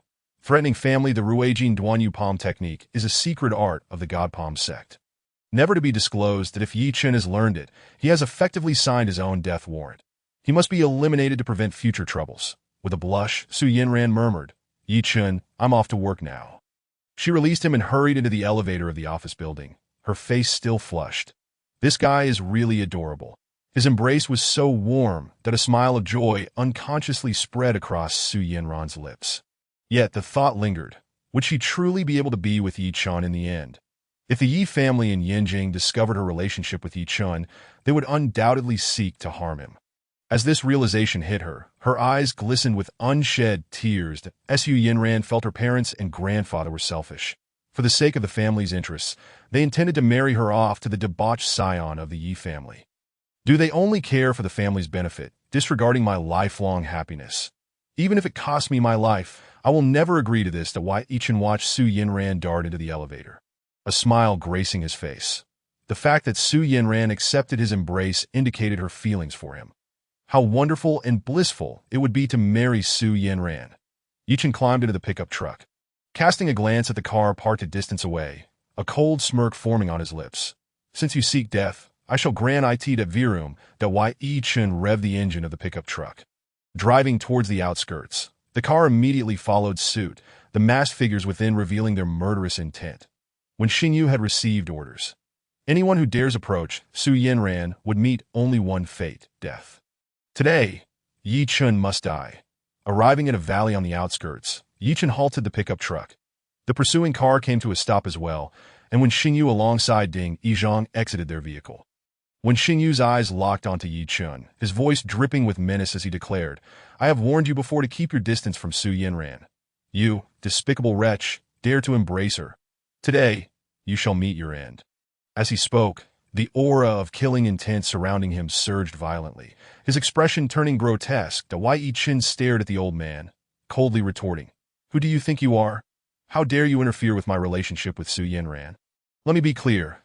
I intend to pursue a relationship with Su Yinran, and I will marry her. What can you do about it?" That you're courting death. When Xingyu was taken aback by Yi Chun's audacity, his rage twisting his features, "I will slay you." Boom. With a thunderous roar, when Xingyu transformed into a whirlwind, charging at Yi Chun. Almost simultaneously, his hands swelled ominously, turning a brilliant jade white, emitting a resonant hum as he struck towards Yi Chun. This old man's attack was delivered with all his might. His palm expanded several times, resembling a small door, shrieking as it descended upon Yi Chun's chest. Yi Chun regarded Wen Xingyu's hand with disdain, scoffing, "Your raging Duanyupalm technique is child's play before me. Behold my prowess." With that, Yi Chun stepped forward, unleashing a powerful shout. Raging Duanyu boomed. Yi Chun's palm surged, becoming nearly translucent, akin to a slab of white jade, with edges radiating dazzling golden light. Yi Chun's palm flipped dramatically, akin to a colossal stone tablet, crashing fiercely against Wen Xingyu's hand. Ding Yizhang, witnessing Yi Chun's Rujin Duanyupalm technique, was struck with disbelief. The mastery of Ruijin Duanyupalm to such perfection. How is it possible? This Yi Chun has reached the pinnacle of the technique. This is bad, when Xingyu is no match for him. "Retreat," Ding Yizhang bellowed, rushing toward Yi Chun. But it was too late. Bang. With a cataclysmic explosion that echoed like thunder, Yi Chun's palm collided with Wen Xingyu's, producing a deafening blast. Amidst the tumultuous sound, Wen Xingyu let out a harrowing scream. Crack! When Xingyu's arm was cleaved off by Yi Chun's strike, Yi Chun's palm did not halt. Instead, it propelled Wen Xingyu's severed hand and arm forcefully against his chest. Crack! Crunch! When Xingyu's chest caved in, his ribs shattered, spitting blood. When Xingyu's body was hurled backward, Crashing against the rocks, Yi Chen pivoted sharply, his eyes fixated on the oncoming Ding Yizhang, a smirk gracing his lips. Do you wish to taste the flavor of my ring duan palm technique as well? Ding Yizhang immediately halted in his tracks. How have you become so powerful? When Xingyu lay on the ground, pointing at Yi Chen with disbelief, Yi Chen's strength had grown immensely, rendering Xingyu utterly defenseless. Yi Chen sneered. You are simply too weak. Your mastery of the Ruijin Duanyu palm is merely at the threshold. Yi Chen's words provoked Xingyu to spit out a mouthful of blood. His eyes rolling back as he succumbed, Yi Chen understood that this black-clad elder posed a significant threat to Su Yinran, that he would not allow any foe to jeopardize the safety of the one he cherished. Thus, he executed his lethal resolve. Do you dare to kill a member of our God Palm sect? The Divine Palm sect will annihilate your entire lineage and slaughter your kin, leaving you to lament your very existence in this world. Ding Yizhang glared with blood-red eyes, roaring threats and insults at Yi Chen. The words of Ding Yizhang utterly enraged Yi Chen, igniting within him a desire to eradicate the roots of his adversaries. Yi Chen harbored an intense hatred for any who dared to threaten his family. All enemies who dared to endanger his loved ones were destined for death. With a thunderous roar, Yi Chen charged at Ding Yizhang like a bolt of lightning. Ding Yizhang was momentarily taken aback. Who was this person? Without uttering a word, he charged straight at him. The divine transformation palm. Yi Chen struck out with a powerful palm towards Ding Yizhang. His colossal hand radiated a blinding golden light. Akin to a golden sun, what manner of palm is this? Ding Yizhang exclaimed in shock, his face contorted with fear. The old man dared not hesitate and bellowed, unleashing the ruinous gold and jade palm to its utmost potential. Boom! Ding Yizhang's hand morphed into a small white door panel, exuding a blade-like cold light as it met Yi Chen's immense palm. Yi Chen sneered. Even if you push the ruinous gold and jade palm to its limits, you are still no match for me. Remember, if there is a next life, let each person bear their own consequences and do not threaten the families of others. Bang! A resounding explosion echoed, as if a thunderclap had struck the air. Yi Chen's divine transformation palm collided with Ding Yizhang's hand, resulting in a violent detonation. Crack! Pft. With a deafening roar, Ding Yizhang's palm exploded into pieces, scattering fragments in all directions. The old man's ruinous gold and jade palm was simply no match for Yi Chen's divine transformation palm. Ding Yizhang let out a wail, his body soaring through the air like a kite with its strings severed, crashing to the ground with a thud, dust billowing around him. The mask on Ding Yizhang's face fell away. Yi Chen swiftly darted forward, planting a foot firmly on Ding Yizhang's chest. Chapter 78. Death by one's own blade. Speak. But who are you? Why have you been stalking me? Why do you prevent my contact with Su Yinran? Yi Chen demanded to interrogate these two mysterious figures in black. Ding Yizhang grinned maliciously at Yi Chen, roaring, I am Ding Yizhang, an elder of the Divine Palm sect, Yi Chen. How dare you associate with Su Yinran? You are doomed. The Su family will not spare you. Haha, you are doomed. The Divine Palm sect? The Su family? Yi Chen had never heard of either before. Not only does the Su family exist, but the family behind Su Yinran is even more formidable. Yi Chen, you have provoked a family you should not have, and before those families, you are but an ant. Prepare for your demise.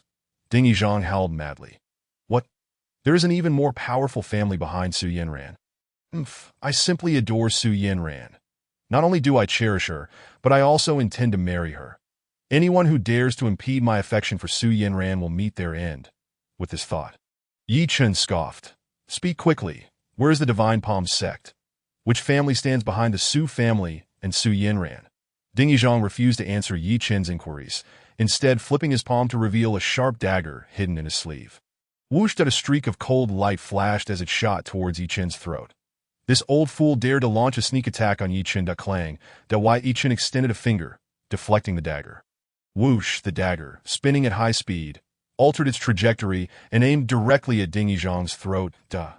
Ding Yizhang, witnessing his own dagger hurtling towards him faster than lightning, was horrified, his face draining of color as he desperately twisted his body to evade. However, Yi Chen's massive foot bore down with relentless force on his chest, immobilizing him completely. Crack! Ding Yizhang's ribcage crumpled under Yi Chen's weight. Pfft. The dagger pierced through his own throat. Ding Yizhang screamed in agony, his body going rigid, eyes rolling back as he met his demise.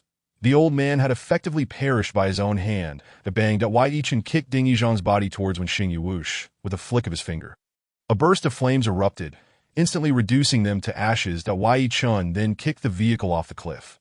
Ding ding, that Wai Yichen's phone rang. That IT was a call from Li Batian in Jiangcheng. Li Batian. What is it? Yichen inquired. Mr. Yi, according to reliable sources, Murong Hao, the leader of the ancient martial alliance across the 7 provinces of Jiangnan, has dispatched Vice Leader Ma Chuanting, accompanied by experts who have already arrived in Jiangcheng. They have announced their intention to eliminate you and me. Li Batian's voice echoed through the phone. Upon hearing this news, Yichen couldn't help but chuckle disdainfully. What a bunch of ancient martial ants. Merely insignificant creatures. Upon hearing Yi Chen's words, Li Batian's spirits soared, laughing heartily. Mr. Yi, let us together dispatch these worthless scoundrels. The Wai Yichen nodded. Wait for me at the Yuhei Garden Villa. Very well. Mr. Yi, I shall await your arrival. Li Batian hung up the phone. Wai Yichen climbed into his pickup truck and sped towards Yuhei Garden Villa. Just as he arrived at the entrance, his phone rang again. The caller was Geng Jinglei. Yichen swiftly answered. Brother, I have gathered 10 brothers. Please arrange a place for us, as we will arrive tomorrow. Geng Jinglei stated. 10 brothers? Excellent. Is there enough money? Have you arranged for their families? Yichen asked in a low voice. There is enough. Everything is arranged. Brother, see you tomorrow. Geng Jinglei hung up. Wai Yichen set down his phone and saw Qing Long and Bai Hu rushing towards him. Mr. Yi, you have arrived. The two greeted Yichen respectfully. Yichen nodded. I am going to meet Li Batian. After saying this, Yichen drove his pickup truck into Yuhei Garden Villa, arriving at the base of Li Batian's building. Li Batian and Ouyang had been waiting for Yichen downstairs. Mr. Daida, you have come up. Mr. Ida, please join us for tea in the living room.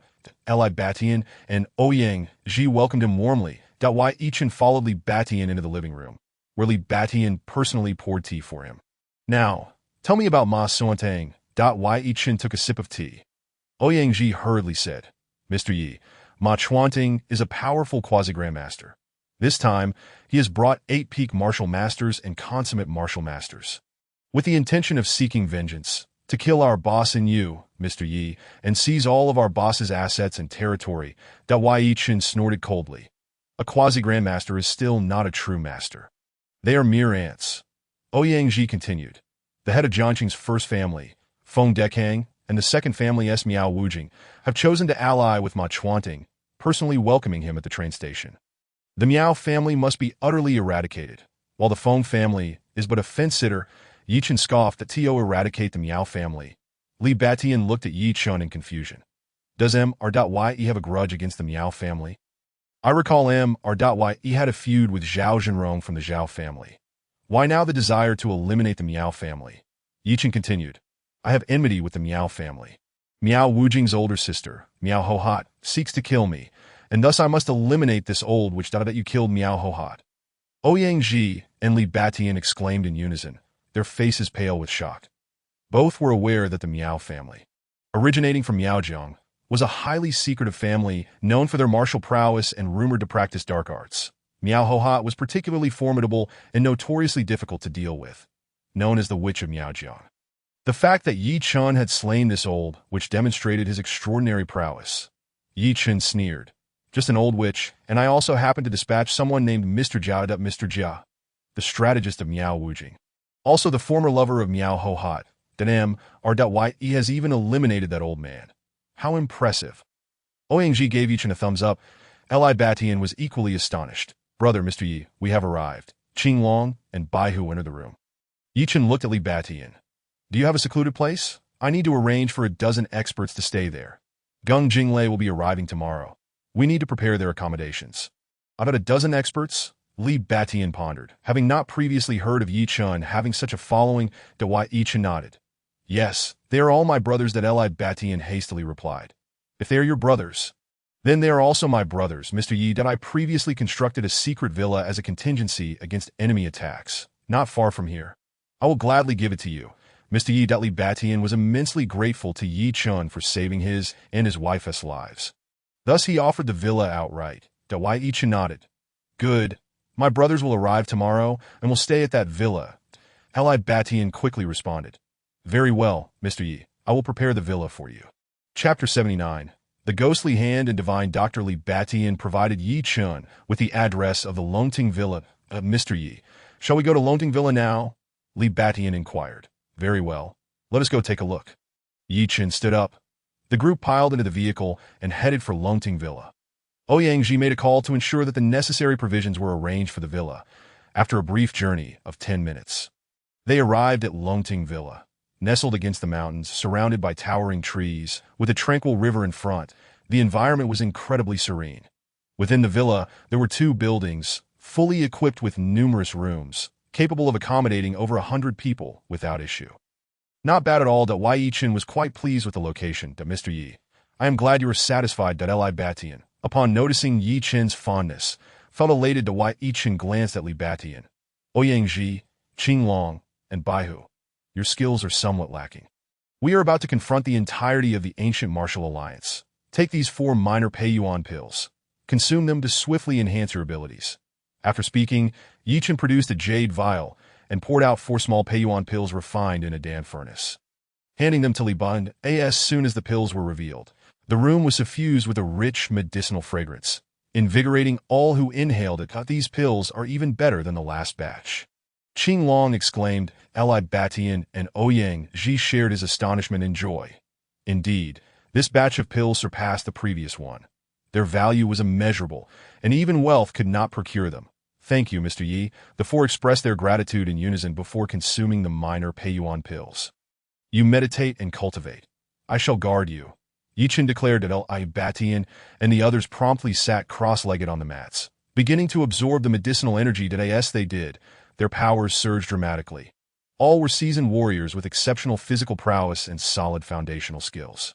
The enhancement through the medicinal energy was rapid. Ally Batian's cultivation soared to the pinnacle of the Grand Martial Master realm, while Ouyangji, Qinglong, and Baihu reached the peak of Grand Martial Master as well.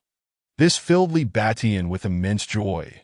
Beyond the Grand Martial Master realm lies the Master level. With diligent exploration, it wouldn't be long before Li Batian brushed against the edges of masterhood. Entering the Quasi-Master realm. Once the 4 consolidated their levels, Yi Chen departed from Longting Villa. Yi Chen was determined to revitalize his pharmaceutical group and intended to seek out Chu Shihan to entrust her with his beauty-enhancing facial masks. He planned to produce both scar-reducing ointment and beauty masks at Chu Shihan's pharmaceutical factory. Yi Chen's vehicle headed towards the Jiangnan Pharmaceutical Building. Ahead lay a bamboo grove. Beyond it stood the Jiangnan Pharmaceutical Building. An elderly man clad in a long robe obstructed Yi Chen's path. Wu Dechuan. Yi Chen furrowed his brow and gradually halted the car. What business did this old man have blocking the road? The last time Yi Chen treated Li Batian's wife, Feng Qinglu, it was this Wu Dechuan who had ridiculed and belittled him. Later, when the Iron Palm sect launched a surprise attack on Yuhui Garden Villa, this old man had discreetly fled. Although Wu Dechuan was reputed as the divine doctor of Jiangnan, Yi Chen held a profound disdain for his character. Yi Chen exited the vehicle. Wu Dechuan, why are you obstructing the road? Seeking to fabricate a mishap? I have no money. You would merely be wasting your efforts. Yi Chen scoffed, glaring fiercely at Wu Dechuan. Upon hearing Yi Chen's words, Wu Dechuan's mouth twitched violently, nearly choking him with rage. What nonsense! I am the divine doctor of Jiangnan, understand? Wu Dechuan glared at Yi Chen, stating, Yi Chen, the elder of the Jinling Wu family wishes to speak with you. Yi Chen paused momentarily upon hearing this. An elder of the Jinling Wu family? I do not know you. Move aside and do not delay my business. Yi Chen had no desire to waste breath with someone of Wu Dechuan's lowly character. A chilling snort resonated, and a sinister-looking elder in a long robe emerged from the bamboo grove, stepping directly in front of Yi Chen. This man had drooping eyebrows, triangular eyes, and a hooked nose, exuding an unmistakably malevolent aura. Bring it forth. This old fellow glared at Yi Chen with a sinister gaze, his eyes glinting with a cold, unsettling light. Yi Chen regarded this sudden apparition with a cold smile. What manner of person are you? You appear as if you've just returned from the grave. The old man's face paled at Yi Chen's remark, and he coldly replied, I am Wu Mai, the Ghost Hand Divine Doctor of the Jinling Wu family. Ghost Hand Divine Doctor Wu Mai. Truly a ghostly figure. What is it that you seek? A glint of coldness flickered in Yi Chen's eyes. You have stolen our Wu family's Tai 5 elements needle technique that I command you to return it to me immediately. Perhaps I might spare your life. Otherwise, that you shall become fertilizer for this bamboo grove. Wu Mai sneered, his gaze fixed on Yi Chen, radiating murderous intent. During the last encounter at Yuhui Garden Villa, Wu Dechuan had witnessed Yi Chen utilize the Tai 5 elements needle to save Feng Qinglu. Igniting his greed, aware he could not defeat Yi Chen, Wu Dechuan had scurried back to Jinling, contacting his well-connected elder, Wu Mai, upon learning that Yi Chen possessed the long-lost Tai 5 elements needle. Wu Mai hastily made his way to Jiangcheng. Not only was the ghost hand divine doctor skilled in medicine, but his martial prowess was also formidable that he was determined to kill Yi Chen and seize the Tai 5 elements needle. Yi Chen, upon hearing Wu Mai's absurd claims, nearly fainted from exasperation that he had encountered shamelessness before, but never such blatant arrogance that Yi Chen snorted coldly, Wu Mai, how dare you call yourself a divine doctor? You utterly disgrace the title. Is there anyone as shameless as you? When did my Tai 5 elements needle become the property of your Wu family? Truly, you are insufferably shameless. Hey, Yi Chen, I advise you to be sensible and obediently hand over the Tai 5 elements needle. Otherwise, I will make your life a living hell. With a thunderous roar, Wu Mai's aura and murderous intent surged tremendously. The air crackled as the ghost hand divine doctor's hand suddenly flickered with a ghostly green lightning, his sharp nails extending ominously. The temperature around them plummeted. The once vibrant bamboo leaves nearby wilted, coated in a layer of pitch-black frost. Yi Chen's pupils constricted. He immediately went on high alert. Clearly, this old man had cultivated a particularly insidious technique. Hence the title Ghost Hand Divine Doctor. As Wu Dechuan saw Wu Mai prepare to attack, he hastily retreated in fear. Yi Chen glared at the Ghost Hand Divine Doctor, sneering, "You intend to forcefully seize it." Wu Mai grinned maliciously. "Hand over the Tai 5 elements needle, or I will kill you." Yi Chen scoffed, "With a washed-up old man like you. You are not even my match. I have no desire to kill. Just leave." Seeking death, Wu Mai howled, lunging at Yi Chen. The air crackled as the ghost hand surged forth, his elongated nails gleaming with a green chill and electric arcs, emitting a shrill wail as they aimed for Yi Chen's throat. Chapter 80. Thunderfire Stone. The ghost hand divine Dr. Wu Mai was notorious for his violent and ruthless nature. This man struck first, seeking to capture Yi Chen. Once he had Yi Chen in his grasp, he would employ countless insidious methods to torment him until he revealed the secrets of the Tai 5 elements needle. If all else failed, he would simply kill him. Wu Mai earned the title Ghost Hand Divine Doctor because he practiced a particularly nefarious art. Regardless of whether the victim was alive or deceased, once they fell into his hands, he could extract their memories using his extremely sinister techniques. The ghostly hand crackled with an eerie green light. Shifting rapidly, the terrifying green glow surged. The sound of ghostly wails filled the air. Countless sharp nails trembled violently, morphing into an array of terrifying spikes that surrounded Yi Chen, targeting his throat, eyes, and heart. Such formidable ghostly hand poison stings. Do you think your spectral tricks can intimidate me? Experience my transmutation divine palm. Seeing Wu Mai take the initiative, Yi Chen let out a cold snort and unleashed his transmutation divine palm. With a swift motion, Yi Chen struck out. His enormous palm shimmered with radiant golden divine light, crashing forcefully against Wu Mai's ghostly hand. A deafening explosion ensued, shaking the ground and sending debris flying. Wu Mai's illusory, ghostly hand shattered with a resounding bang, the green light scattering. The old man's sharp nails were severed. 3 of them snapped off. Blood gushed from his fingers, leaving multiple fissures. Wu Mai staggered backward, regaining his footing after several steps. You are actually a master." The ghost hand divine doctor stared at Yi Chen with a mixture of shock and rage, his face paling significantly. Yi Chen cast a disdainful glance at Wu Mai, coldly stating, "I told you, you are merely an old fool. You still covet my Tai 5 elements needle? You are delusional." Although Yi Chen spoke with bravado, he was inwardly astonished. This old fellow was indeed formidable. His transmutation divine palm had not been enough to kill him. Wu Mai's eyes gleamed with malice as he fixed his stare on Yi Chen. "Since you seek death, I shall send you home to die." With a ferocious roar, the old man began to wildly gesture with his hands. Boom! The old man's hands morphed into a series of bizarre seals. Waves of black mist and green light surged violently, enveloping the surrounding space in an instant that a cacophony of ghostly wails erupted from the depths of the black mist and green light. Amidst the dense blackness, ghastly green eyes emerged, glaring ominously as these ghostly eyes opened. They unleashed countless beams of eerie green light, striking toward Yi Chen like lightning.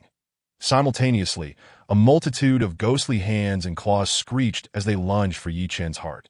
The moment these terrifying ghostly eyes appeared, Yi Chen felt dizzy and disoriented, as if he were caught in a web of illusions. This is bad. It's dark sorcery. Yi Chen bit his tongue sharply, the intense pain jolting him back to reality. Break illusion, divine eye.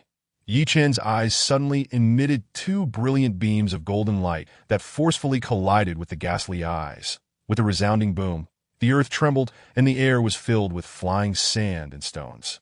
Countless terrifying green eyes, emanating a ghostly glow, were shattered into pieces by the golden light of Yi Chen's broken illusion divine.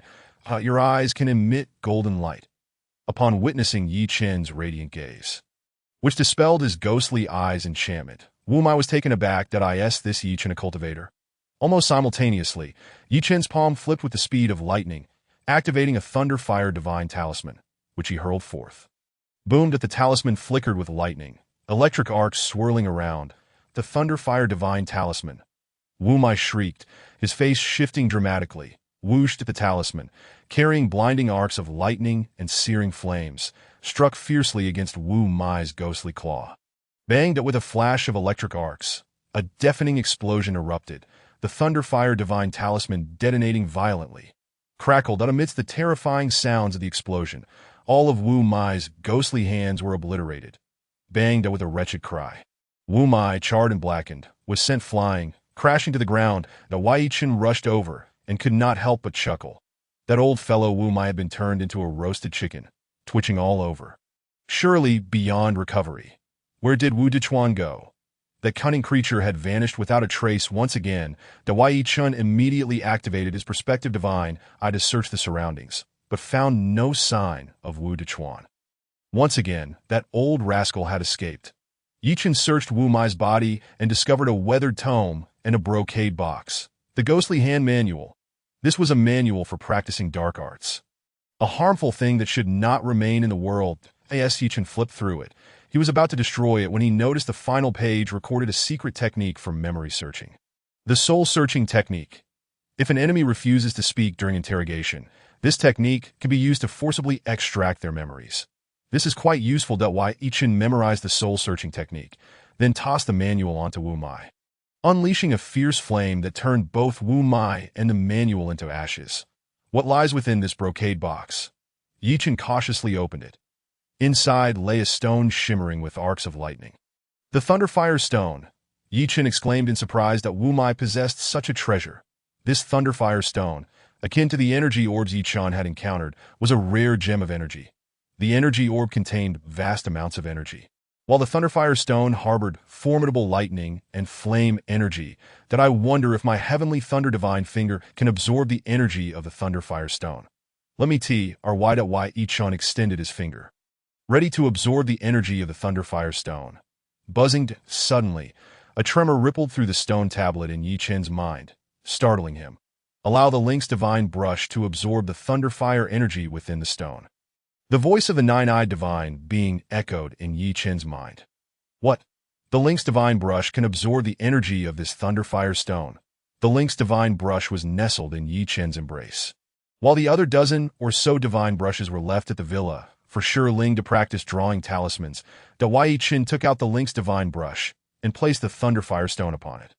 Buzzing, that the Link's Divine Brush vibrated as if it had discovered something marvelous, exhibiting signs of joy. What? Does this Link's Divine Brush possess consciousness? That cannot be. Divine tools are the only artifacts that possess awareness. Although Yi Chen's Fish Intestine Divine Sword, Sun Divine Sword, and Divine Dragon Sword were powerful, none bore consciousness, thus not qualifying as divine tools. Chapter 81. The Golden Armored Heart-Eating Bug, a true divine tool, possesses combat prowess far exceeding that of the three divine swords. Suddenly, A thought flashed through Yi Chen's mind. What if I could refine these three divine swords into divine tools, granting them their own consciousness? They would then be capable of autonomous flight and proactive attacks against enemies. In the realm of cultivation, treasures are classified as divine tools, spirit tools, and magical treasures, with further distinctions in levels. Low, medium, high.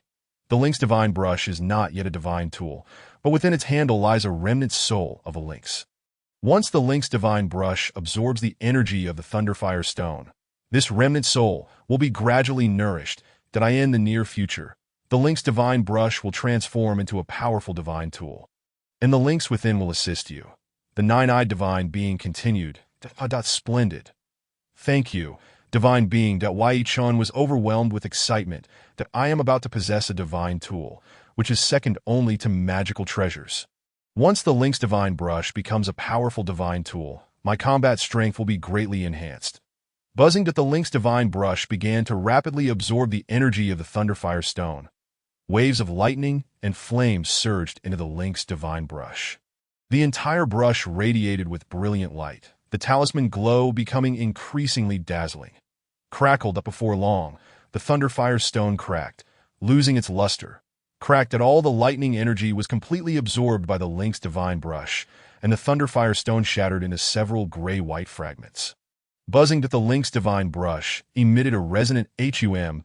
Yi Chen sensed a powerful life force within the brush, as if it were slowly awakening. Think that a remnant soul of a lynx was hidden within this brush. Could this lynx be a divine beast? If it is a divine beast, that would be extraordinary. How exciting! Yi Chen stowed away the lynx divine brush and boarded a freight vehicle, heading straight for Jiangnan Pharmaceuticals. Upon arriving at the entrance of Jiangnan Pharmaceuticals, Yi Chen saw Chu Shihan and her grandfather, Chu Hongxian, tending to a beautifully arranged bonsai. On the small tree hung several blue fruits adorned with mysterious patterns. Semi-transparent in appearance, blue crystal fruits. Yi Chen exclaimed in astonishment. The Chu family possesses such spiritual fruits. Upon noticing Yi Chen's arrival, Chu Shihan and Chu Hongxian quickly paused their work. Yi Chen, you're here. Chu Shihan greeted him with a smile. I just arrived. Yi Chen replied, approaching with a grin. Yi Chen, you actually recognize the blue crystal fruit? Chu Hongxian observed him with surprise. I do recognize it. The blue crystal fruit is a primary ingredient in refining the divine spirit pill. The divine spirit pill can strengthen and solidify a cultivator's primordial spirit, enhancing its power, and can also elevate a person's spiritual consciousness. Is this tree ill? Yi Chen noticed that the leaves of the blue crystal tree were yellowing, and the few blue crystal fruits appeared shriveled, as if they were about to drop. Yes, Yi Chen, this blue crystal tree was not easy to acquire. Please take a look at what is wrong with it. Chu Hongxian urged anxiously. All right, let me see. Yi Chen bent down to closely examine the blue crystal tree. Yi Chen, you can treat trees too. Chu Shihan was quite astonished. Yi Chen chuckled. I am quite the polymath. I can refine pills, forge items, and treat both people and trees. Upon hearing Yi Chen's words, Chu Shihan laughed, saying, You really know how to boast. It's not boasting. You'll see shortly. Yi Chen continued to carefully inspect the blue crystal tree. The leaves were neither blackened nor scorched, and there were no spots, indicating it was not infected by a virus. However, the leaves were yellowing, and the fruits were shrinking. Could it be root rot? Let us check the roots of the blue crystal fruit. Perspective Divine Eye. Yi Chen secretly activated his Perspective Divine Eye, peering at the roots of the blue crystal fruit tree. The Perspective Divine Eye penetrated the soil, revealing the roots of the blue crystal fruit tree. The roots appeared healthy, not rotting. What is that? Yi Chen noticed mysterious black substances clustered around the tree roots, resembling remnants of the tree. Upon closer inspection, he realized it was the excrement of a heart-boring bug. The blue crystal tree had been infested by the heart-boring bug. This bug was exceedingly cunning. It had entered through the soil at the base of the pot and stealthily drilled into the trunk from the roots, gradually devouring the heartwood.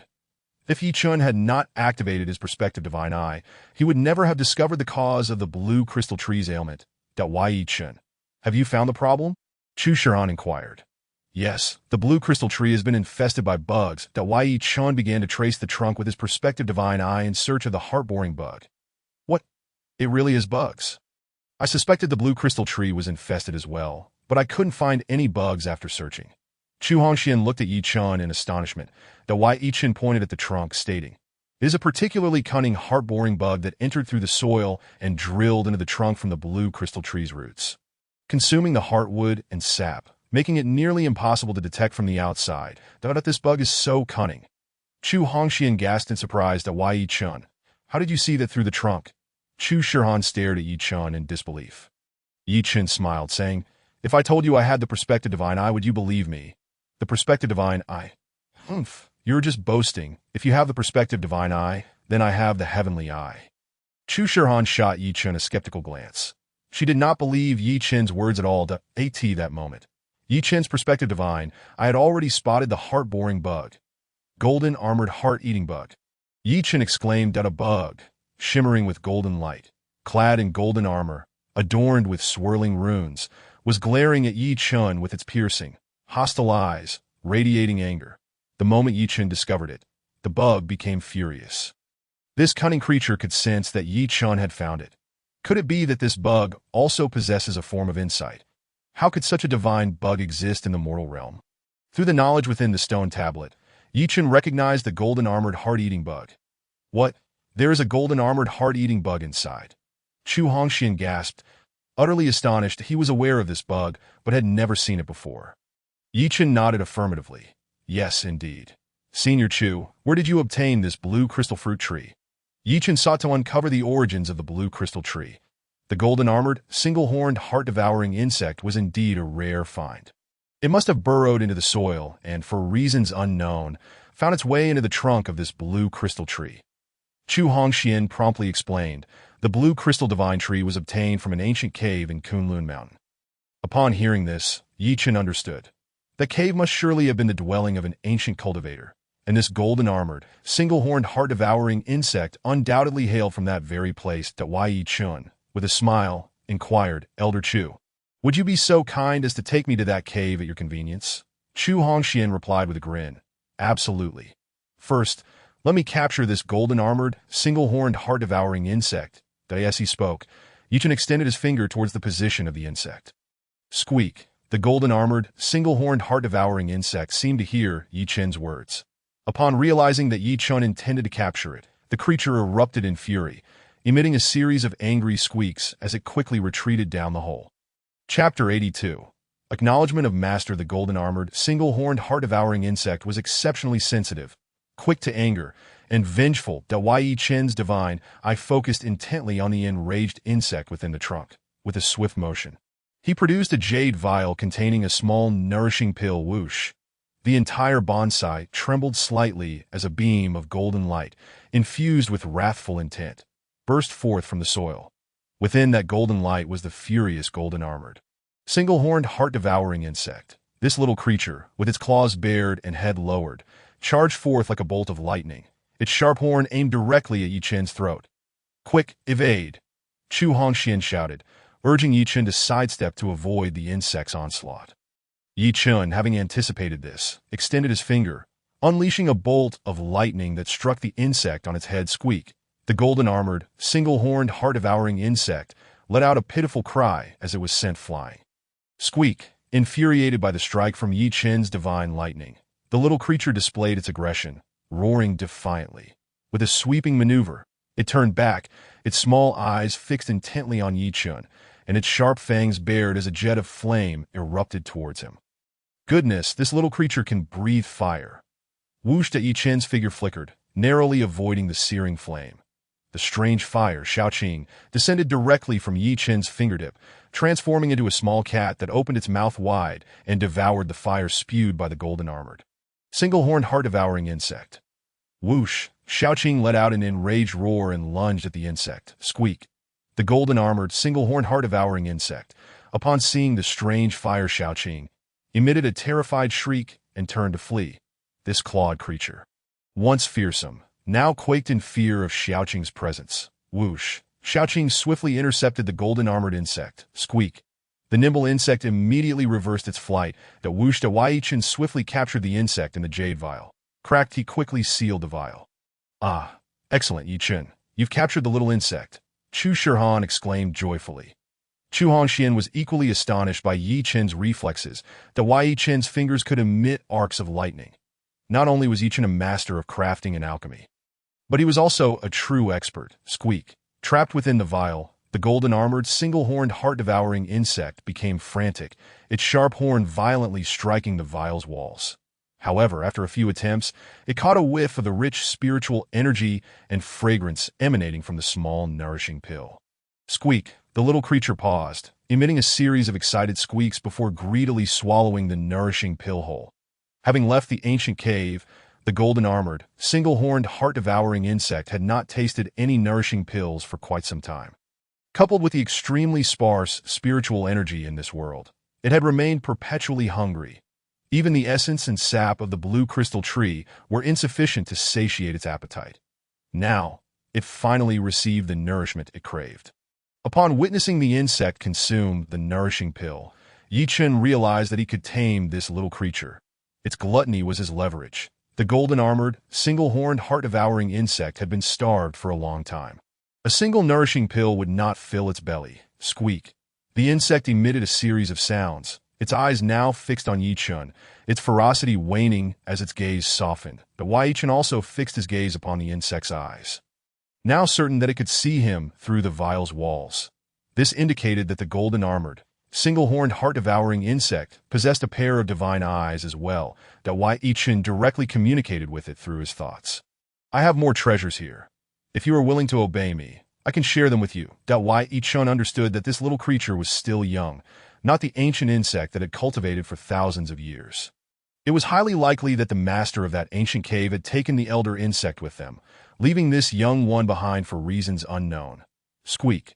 The golden-armored, single-horned, heart-devouring insect sensed Yi Chen's intentions and eagerly nodded. Yi Chen opened the vial's cap, whooshed at a flash of golden light, and the insect flew onto Yi Chen's hand, its eyes locked onto him. Whooshed at a strand of transformative divine energy materialized on Yi Chen's fingertip. Squeak. Upon seeing the transformative divine energy, the golden-armored insect squealed in excitement, overwhelmed by joy. This divine energy was far more precious than the nourishing pill that a single sip would greatly benefit the little creature. With its mouth agape, it attempted to consume the divine energy, but Yi Chen swiftly retracted it like a lightning bolt. If you desire this transformative divine energy, you must pledge your allegiance to me. Yi Chen was aware that such divine insects were often temperamental and difficult to tame. Fortunately, this golden-armored, single-horned, heart-devouring insect was still a juvenile, its mind not fully developed, providing him with an opportunity to subdue it. Without a vow of allegiance, once it matured, it would certainly resist control. Any cultivator who made such a vow would face the wrath of heaven should they betray it, suffering divine retribution, leading to their demise. The little golden-armored insect hesitated for a moment before nodding its agreement. This little creature had been alone for many years and yearned for a master who could provide sustenance. Squeak. The little one began to utter its vow of allegiance. Thunder rumbled that Yi Chen instantly felt a connection between himself and the golden-armored, single-horned, heart-devouring insect. Very well. Here you go. Whooshed at a beam of transformative golden light flew toward the insect. Thank you, master. The little one's thoughts resonated in Yi Chen's mind. Haha, splendid. The little one acknowledges me as its master. Crack. The golden-armored, single-horned, heart-devouring insect eagerly swallowed the transformative golden light. Squeak. The little creature joyfully spun around in Yi Chen's palm. Yi Chen. You managed to tame this little insect. Chu Shihan gazed in astonishment at the tiny creature nestled in Yi Chen's hand. Chu Hongxian was equally taken aback. The golden-armored, single-horned, heart-devouring insect was not a creature of this world.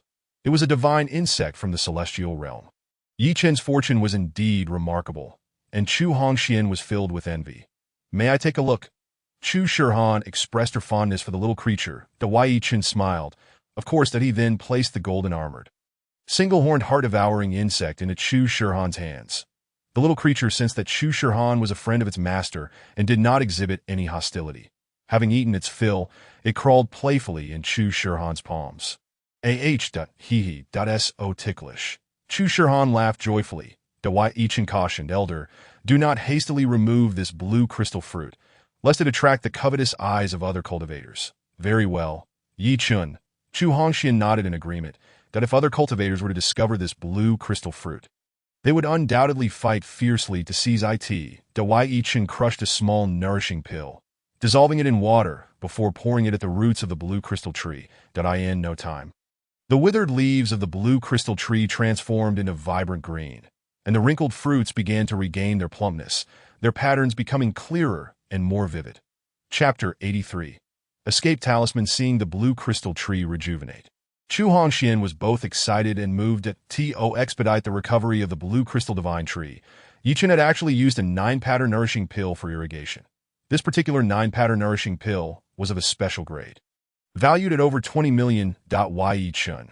Once the blue crystal divine fruit ripens, all the fruits on the tree will belong to you. Chu Hongxian expressed his gratitude. Thank you, Elder Chu, that I will provide you with the formula for the divine consciousness pill. Please gather the necessary materials quickly, as I wish to use the blue crystal fruit to concoct the divine consciousness pill once it matures. Afterward, I will present you with several of these pills. Yi Chen wrote down the formula and handed it to Chu Hongxian. Chu Hongxian, immensely excited, took the formula and quickly tucked it away. Very well, Yi Chen, I shall prepare right away. The divine consciousness pill was an even more precious elixir than the nourishing pill. This pill could strengthen a cultivator's primordial spirit and enhance their divine consciousness, that a robust primordial spirit would enhance a cultivator's ability to control magical artifacts and their resilience to attacks. When one's divine consciousness reached a certain level, it could project outward, allowing them to perceive events from dozens or even thousands of miles away, as well as penetrate countless illusions. Thus, the divine consciousness pill was exceedingly rare. Chu Hongxian promptly relocated the blue crystal tree to his office. Little one, go find your master, Chu Shihan said as she handed the golden-armored, single-horned, heart-devouring insect back to Yi Chen. Whoosh! The little creature burrowed into Yi Chen's pocket to rest. Yi Chen, have you prepared the various medicines? Chu Shihan inquired. Yi Chen produced a beauty-enhancing facial mask and said, I have prepared a single type of beauty mask for you. Do give it a try. Allow me to apply it for you. Yes, he spoke. He carefully moistened the mask with a bit of water and gently placed it on Chu Shihan's face. Instinctively, she closed her beautiful eyes. Chu Shihan felt the warmth of Yi Chen's hand and the masculine breath he exhaled, causing her cheeks to flush and her heart to race like a startled deer. After 10 minutes, when you remove it, you shall witness the effects, Yi Chen remarked with a smile. All right, Yi Chen, Chu Shihan replied in a voice so soft it resembled a whisper.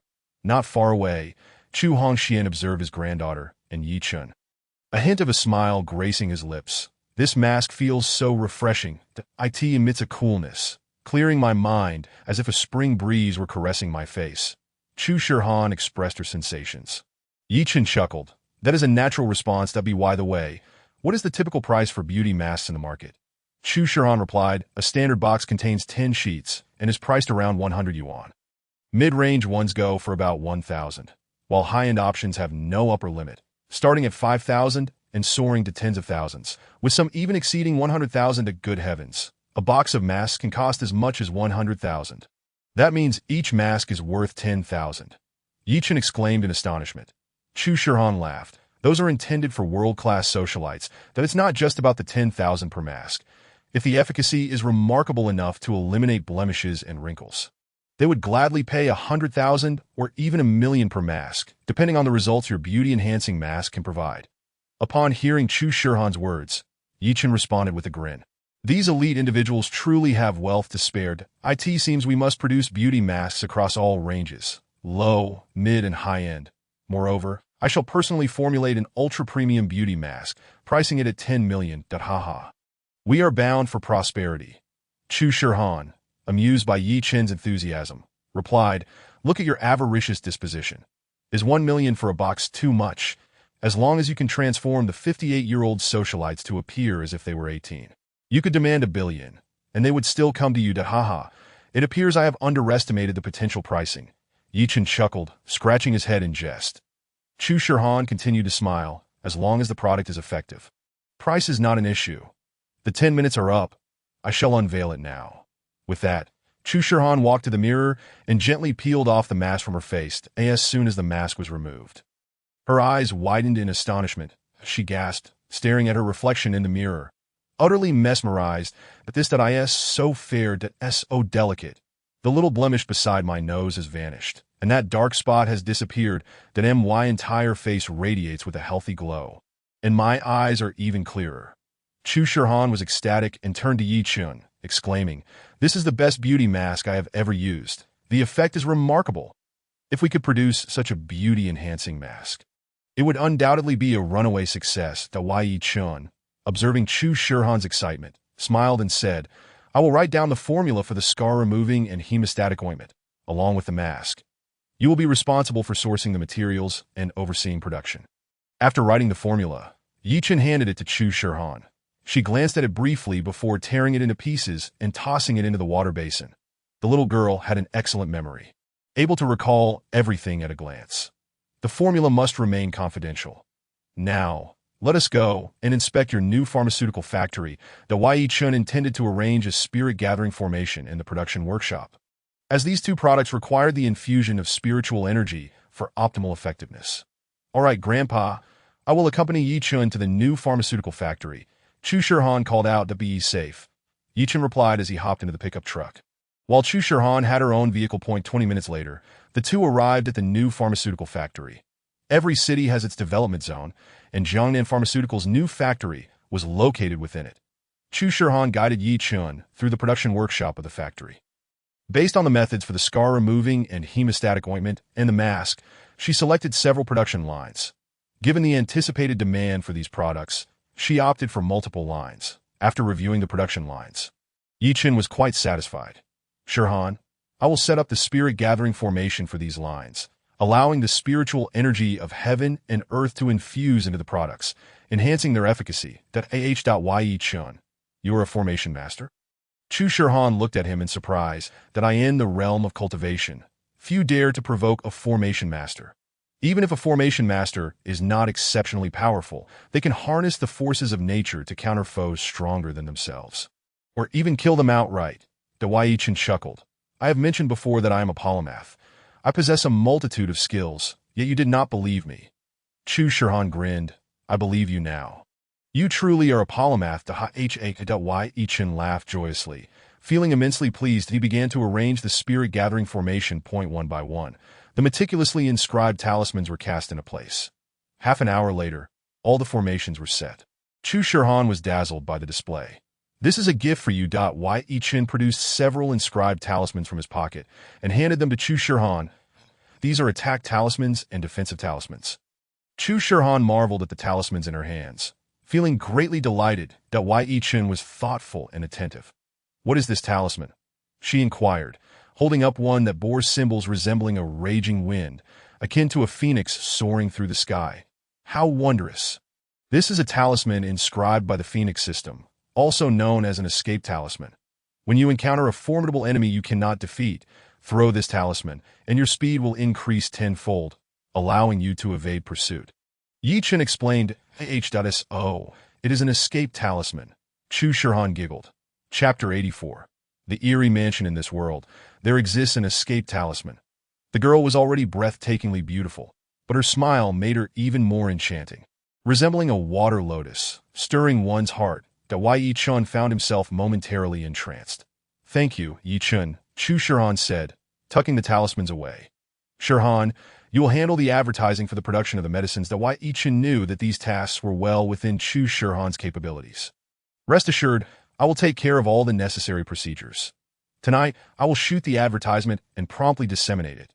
The renowned first-tier actress, Xiao Lingling, happened to be filming in Jiangxing, and she was a close friend of Chu Shirhan. "All right, Shirhan, I appreciate your efforts." With Chu Shirhan's assistance, Yi Chun felt at ease. After bidding farewell to Chu Shirhan, he began preparing for the reopening of Yi Chun Pharmaceuticals. The pickup truck headed toward the storefront of his pharmaceutical company. Not far away, on a rooftop, a blurred and twisted figure was constantly shifting. The illusion master, Wu Tuding, gazed with eerie green light, fixated on Yi Chun and Chu Shirhan. "This girl is remarkable. Her body is of pure Yin constitution, which would greatly benefit my illusion mastery, that I must find an opportunity to capture her for dual cultivation." Wu Tuding's eyes blazed with a green light, resembling a devil. Suddenly, the space around him warped. and he vanished without a trace. As Yi-Chen drove the pickup truck, he felt an instinctive sense of unease. He instinctively glanced toward the hilltop, but saw nothing. The vehicle rounded a bend and entered the city center. "Someone is kidnapping children. Please save my child." Blocked that van. A piercing scream echoed through the air. Yi-Chen saw a disheveled woman rushing toward him, shouting desperately. A van sped away in the distance. In broad daylight, how could such a heinous act occur? These vile scoundrels deserve no mercy. Yi-Chen swiftly turned the vehicle around and pursued the fleeing van like lightning. The speeding van made a sharp turn and darted into an alley. Just as Yi-Chen's pickup was about to follow, a female driver blocked his path. Once the panicked woman moved her vehicle, Yi-Chen's truck surged into the alley. The narrow, winding alley was difficult to navigate.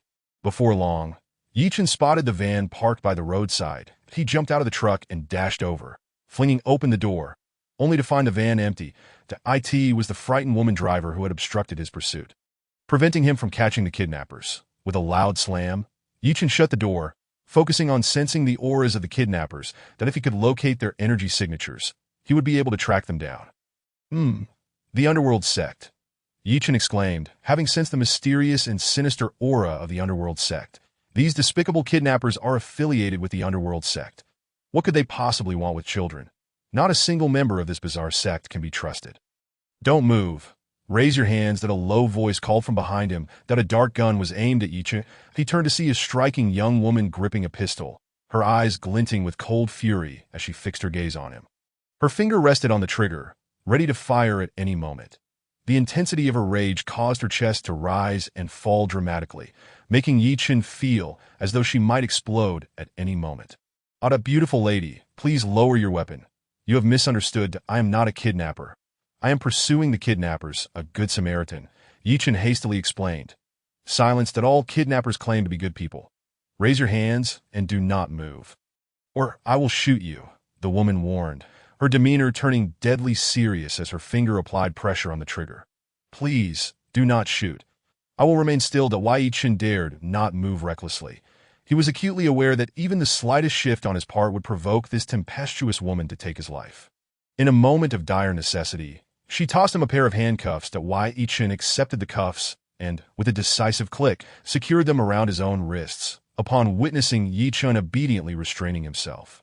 Xiao Yanan, the captain of the Jiangqing criminal investigation team, felt a surge of relief wash over her. In recent days, the Jiangqing Public Security Bureau had been engulfed in turmoil due to several reported cases of missing children. This alarming situation prompted the Bureau's leadership to summon Xiao Yanan to personally oversee the investigation.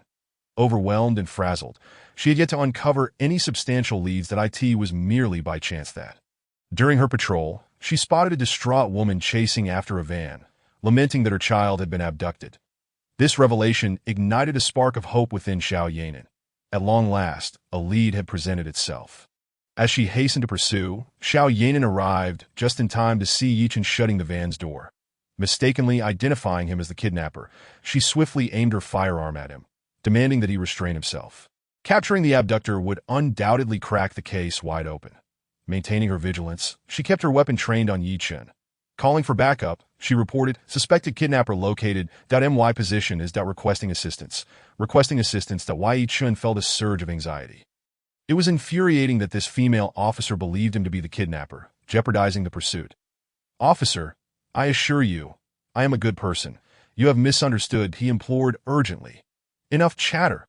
Get on the ground now," Xiao Yanan barked, her gun unwaveringly aimed at him. Reluctantly, Yi-Chen complied, slowly lowering himself to the ground.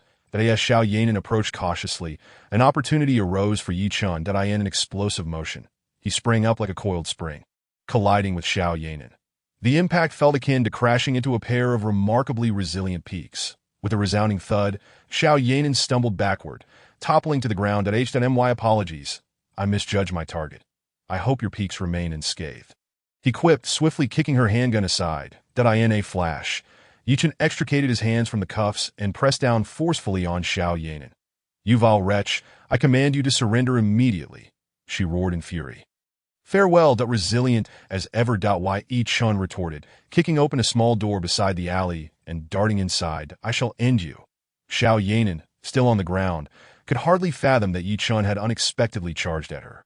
Pinning her down, the pain in her chest was excruciating. "I will kill you," she bellowed, grasping the handgun nearby and frantically pulling the trigger at Yi Chen's back. Click that the hammer struck, yet no bullets emerged.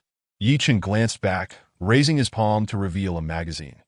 "Right here, you dim-witted woman," he declared, then vanished in an instant. "Stop, you wretched scoundrel!" Xiao Yanin exclaimed in rage, scrambling to her feet to pursue him.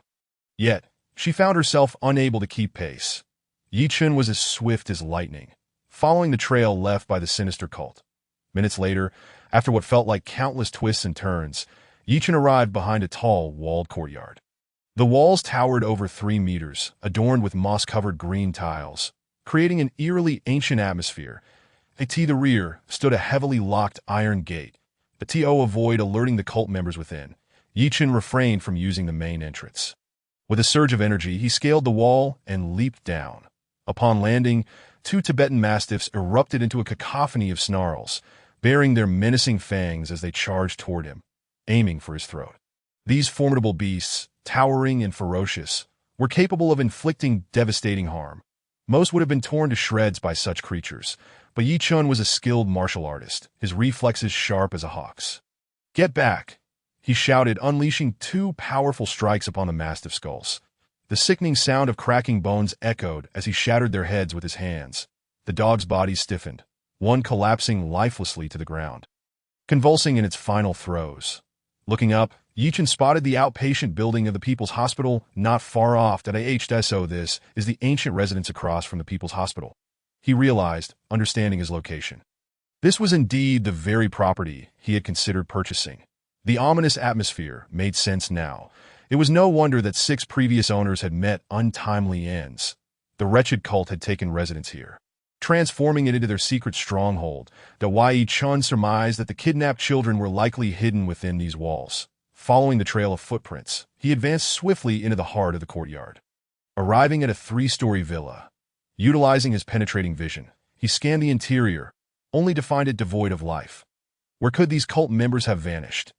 Not a single room bore witness to their presence. Could they be hiding underground? As he prepared to search below, he suddenly spotted a figure clad in black emerging from a basement. "Ah, the entrance lies right there. They're indeed holed up in the basement," he thought, determination surging within him. "Today, I shall dismantle your lair." In a flash, Yi Chen lunged forward. The black-clad figure, startled by his sudden appearance, opened his mouth to scream. But before a sound could escape, Yi Chen struck with precision, delivering a blow to the man's neck. The figure crumpled to the ground, weakened. Yi Chen then landed a punch to his lower abdomen, shattering his energy center. With the black-clad figure incapacitated, Yi Chen disregarded him. Charging down the basement entrance, the stairs descended into a surprisingly expansive space, containing numerous rooms, one of which glowed with light. Yi Chen approached stealthily, employing his enhanced vision to peer inside. Within the room sat an elderly man dressed in black, flanked by 3 similarly attired individuals. This elder was none other than Gu Qingxian, dispatched by Fan Jinshuan, the leader of the Jiangqing branch of the cult, to oversee the collection of spirit children. After days of searching, they had finally gathered 10 spirit children, destined to be secretly transported to the cult's mountain hideout for a sacrificial ritual that very night, though we must remain vigilant. Once we escort these 10 spirit children away, our mission will be complete, and we can finally indulge ourselves, Gu Qingxian remarked with a satisfied smile. "Indeed, elder. After the tense period we've endured, it is a relief to have gathered the children. Once they are gone, we can truly unwind." One of the black-clad men laughed boisterously. "Elder, since those 2 girls we captured perished so quickly, why not let me fetch a couple more for us to enjoy? After all, the spirit children are already gathered," another dark figure suggested with a sinister grin. "Yes, elder, we have been cooped up for too long. It's time for you to also have a little fun," a third man chimed in, looking at Gu Qingxian with eagerness. After a moment's contemplation, Gu Qingxian replied with a sly grin. "Make haste, bring back 2 young ones, and once we have our fun, dispose of them quietly to avoid drawing attention." This vile group had occupied this place for years, responsible for the demise of countless young women. Yi Chen's blood boiled with rage as he listened, his teeth grinding in fury. That moment, As one of the black-clad figures exited the room, Chen delivered a swift kick to his energy center. The man let out a pained scream, crashing against the wall before crumpling to the ground. With a flick of his fingers, Chen summoned a small azure flame, engulfing the man in a fiery blaze. The figure writhed in agony, screams echoing through the AI. Jiu Qingxian and the other two black-clad men were taken aback, witnessing their comrade transformed into a raging inferno. "This is bad. We've been discovered," Gu Qingxian shouted in alarm. With a powerful kick, Chen burst through the door, charging into the fray. "Who are you?" Gu Qingxian stammered. Recognizing the young man exuding an aura of lethal intent, in a flash, Gu Qingxian brandished a gleaming blue poison blade, while the other two figures circled Chen, ready to engage to death. Chen did not waste a moment conversing with these beasts. With a swift motion of his hand, a glimmer of cold light flashed, and the Yuchong sword appeared in his grasp. "God of death," Chen roared, brandishing the Yuchong sword towards a man clad in black before him. The black-clad man was utterly unprepared for Chen's rapid assault. Terrified, he hastily retreated. However, his speed was as sluggish as that of a snail compared to Chen. Whoosh! Suddenly, a chill enveloped his neck, and he found himself spinning in disorientation, confronted by a headless corpse that spewed blood in a ghastly manner. The decapitated body was unmistakably his own. In a panic, he attempted to scream, but his mouth would not open, plunging him into an abyss of darkness. Splat. The man who had transformed into a fireball was reduced to ashes. "I will kill you," Jiu Qingxian, witnessing Chen eliminate two of his subordinates without hesitation, was consumed by rage, his face contorted with fury. Whoosh! The old man wielded a sinister blue poison dagger, emitting a piercing shriek and a foul odor, slicing towards Chen's throat like a venomous serpent striking. This dagger was smeared with lethal poison, capable of ensuring Chen's instant demise with just a single cut. As the old man made his move, the black-clad man behind him grinned wickedly and raised his hand. PFF'd out a flurry of poisonous needles, swirling with dark energy, shot towards Chen's back like a tempest. Chapter 86. The enigmatic Xinquan bag. Both Gu Xinqing and the black-clad man were cunning and treacherous, their cooperation seamless in their ambush against Chen, leaving him vulnerable to their assault. The numerous poisonous needles launched by the black-clad man were all coated with deadly toxins, designed to seal the throat upon contact. Chen let out a thunderous roar.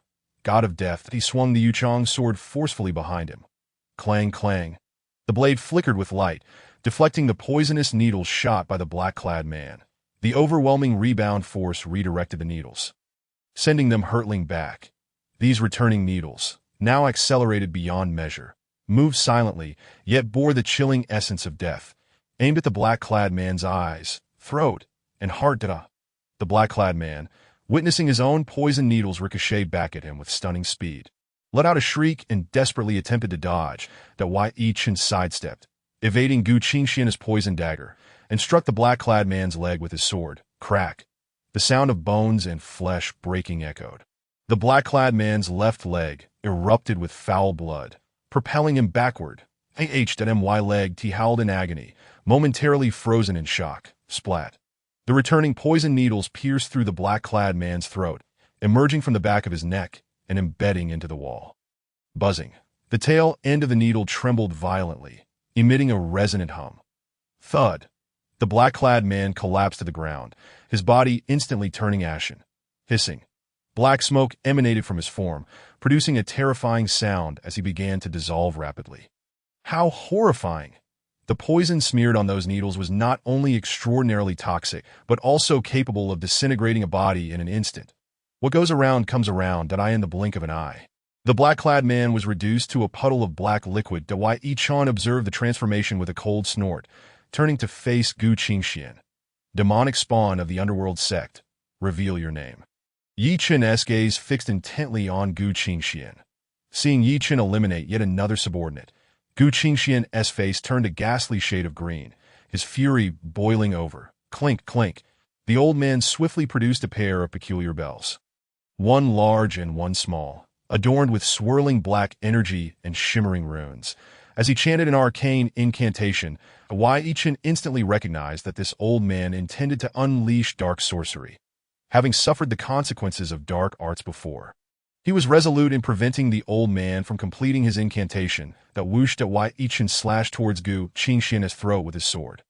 However, Gu Qingxian was remarkably agile, and with the aid of his sorcery, his form darted away like a specter, narrowly evading the Yuchang's sword. Aware that Yi Chun aimed to interrupt his chant, Gu Qingxian hastened the pace of his incantation. Clink, clink. The eerie bells emitted a jarring buzz. The moment the sound resonated, Yi Chun felt an overwhelmingly terrifying force attempting to violently tear at his very soul. These dreadful bells were specifically designed to assault the spirit that Wai Yi Chun roared, break the illusionary eye. Boomed, a resounding explosion erupted as beams of brilliant golden light shot from Yi Chun's eyes, striking the bells in Gu Qingxuan's grasp with ferocious intensity. Bang point, one of the smaller bells shattered on impact from Yi Chun's golden light, while the larger bell remained unscathed. Gu Qingxian, witnessing the destruction of one of his soul-capturing bells, was consumed by rage, nearly spitting blood.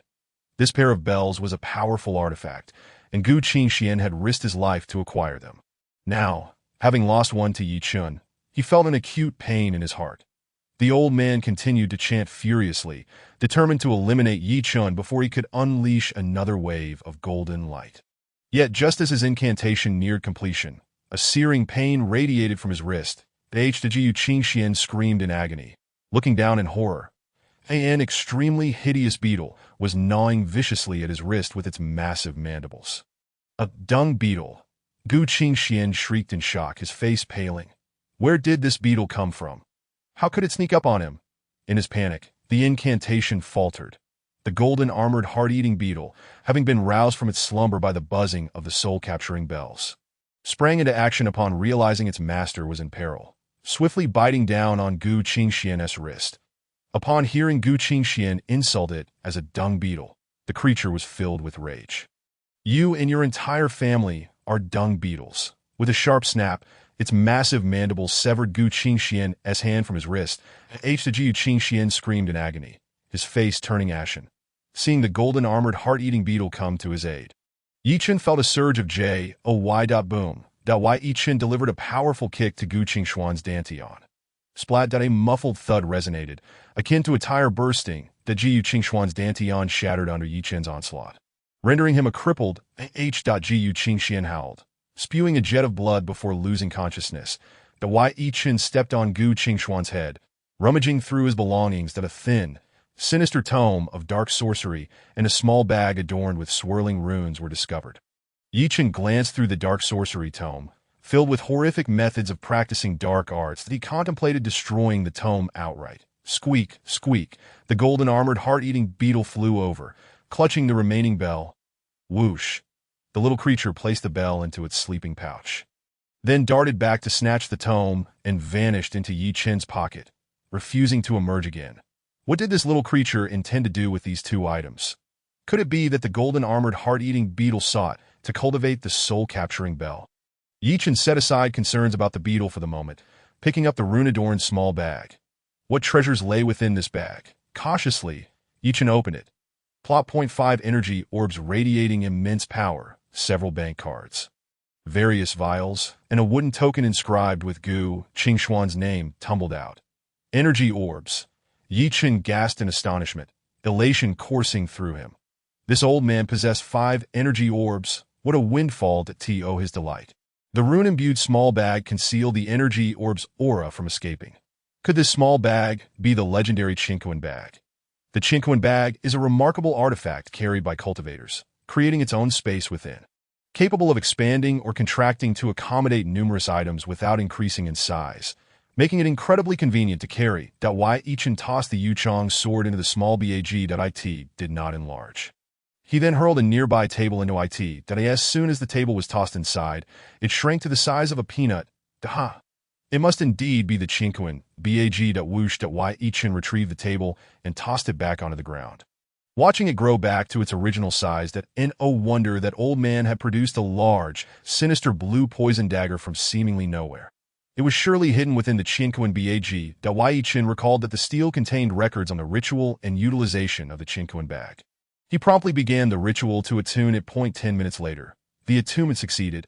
and the Qingquan bag became Yi Chen's treasure, but he placed his belongings into the Qingquan bag, leaving behind Gu Qingxuan's identity token and bank cards. Incinerating the rest, Dawai Yichun stored the Qingquan bag and stepped firmly on Gu Qingxuan's nose. Chapter 87. Self-inflicted misery. The excruciating pain jolted Gu Qingxian awake. Instantly, he felt an overwhelming weakness throughout his body. This is bad. My Dantian is shattered. Having his Dantian destroyed meant he could no longer cultivate, rendered a mere husk of his former self. You bastard! How dare you shatter my Dantian? I will kill you. I will kill you, Ji Qingxian. Having devoted his life to cultivation, could not accept his newfound status as a cripple. His eyes locked onto Yi Chun, his face pale and trembling, his expression twisted in madness. Resembling a demon as he howled furiously, baring his teeth in a crazed attempt to bite at Yi Chun's calf. The old man had lost his mind, his sanity slipping away, Dawai Yichun shifted his foot, placing it firmly on Gu Qingxuan's face that if you wish to die, I shall grant your wish. With a sudden exertion of force, Yi Chen's large foot pressed down, producing a series of ominous cracks. Gu Qingxuan's head contorted rapidly, the sound of his skull echoing ominously as if it were on the verge of shattering. His crimson eyes bulged outward, resembling those of a lifeless fish, threatening to burst forth if Yi Chen applied even more pressure. A piercing scream escaped Gu Qingxuan's lips as he was engulfed in excruciating pain. His vision clouded with stars, and a wave of dizziness overtook him. The intense agony jolted this elderly man from his frenzied state, wrapping him in a chilling aura of impending death that gripped his very essence. In an instant, Gu Qingxian sensed the presence of the grim reaper looming before him. Should he continue to resist Yi Chun, the latter would undoubtedly crush his skull without hesitation. That a profound terror pierced through Gu Qingxian, causing him to feel as though his very soul was shattering, compelling him to concede, it is better to live in disgrace than to die with honor. Even the lowly insects strive for survival, and this old man had no desire to meet his demise. Spare my life, that spare my life, that Gu Qingxian cried out hoarsely, desperately pleading for mercy. Had he not begged for his life, Yi Chen might have held a modicum of respect for his spirit. However, witnessing this old man crumble into a spineless wretch, Yi Chen's disdain for him deepened. Nonetheless, despite his contempt, Yi Chen was not inclined to kill him just yet. This old fool had been rendered powerless and would no longer be able to commit evil deeds. That why Yi Chen intended to force Gu Qingxian to lead him to the children they had abducted. If you wish to live, take me to those children you kidnapped, Yi Chen commanded coldly. All right, they are all locked in the innermost room. Please release your foot, or I shall be crushed beneath it. I will take you there immediately. Gu Qingxian completely capitulated. Dawai Yichun lifted his foot, issuing a terse command. Hurry and lead the way. Gu Qingxian struggled to rise from the filthy water, guiding Yi Chun towards the innermost room. After passing through 3 doors, Yi Chun was suddenly enveloped by a chilling, mournful aura emanating from one of the rooms. The entire corridor grew frigid, a sinister wind swirling around them. Eerie black mist surged forth from the room, accompanied by the anguished wails of vengeful spirits, young women whose lives had been cruelly extinguished by Gu Qingxian and his accomplices.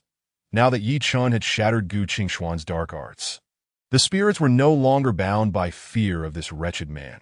The opportunity for revenge had finally arrived.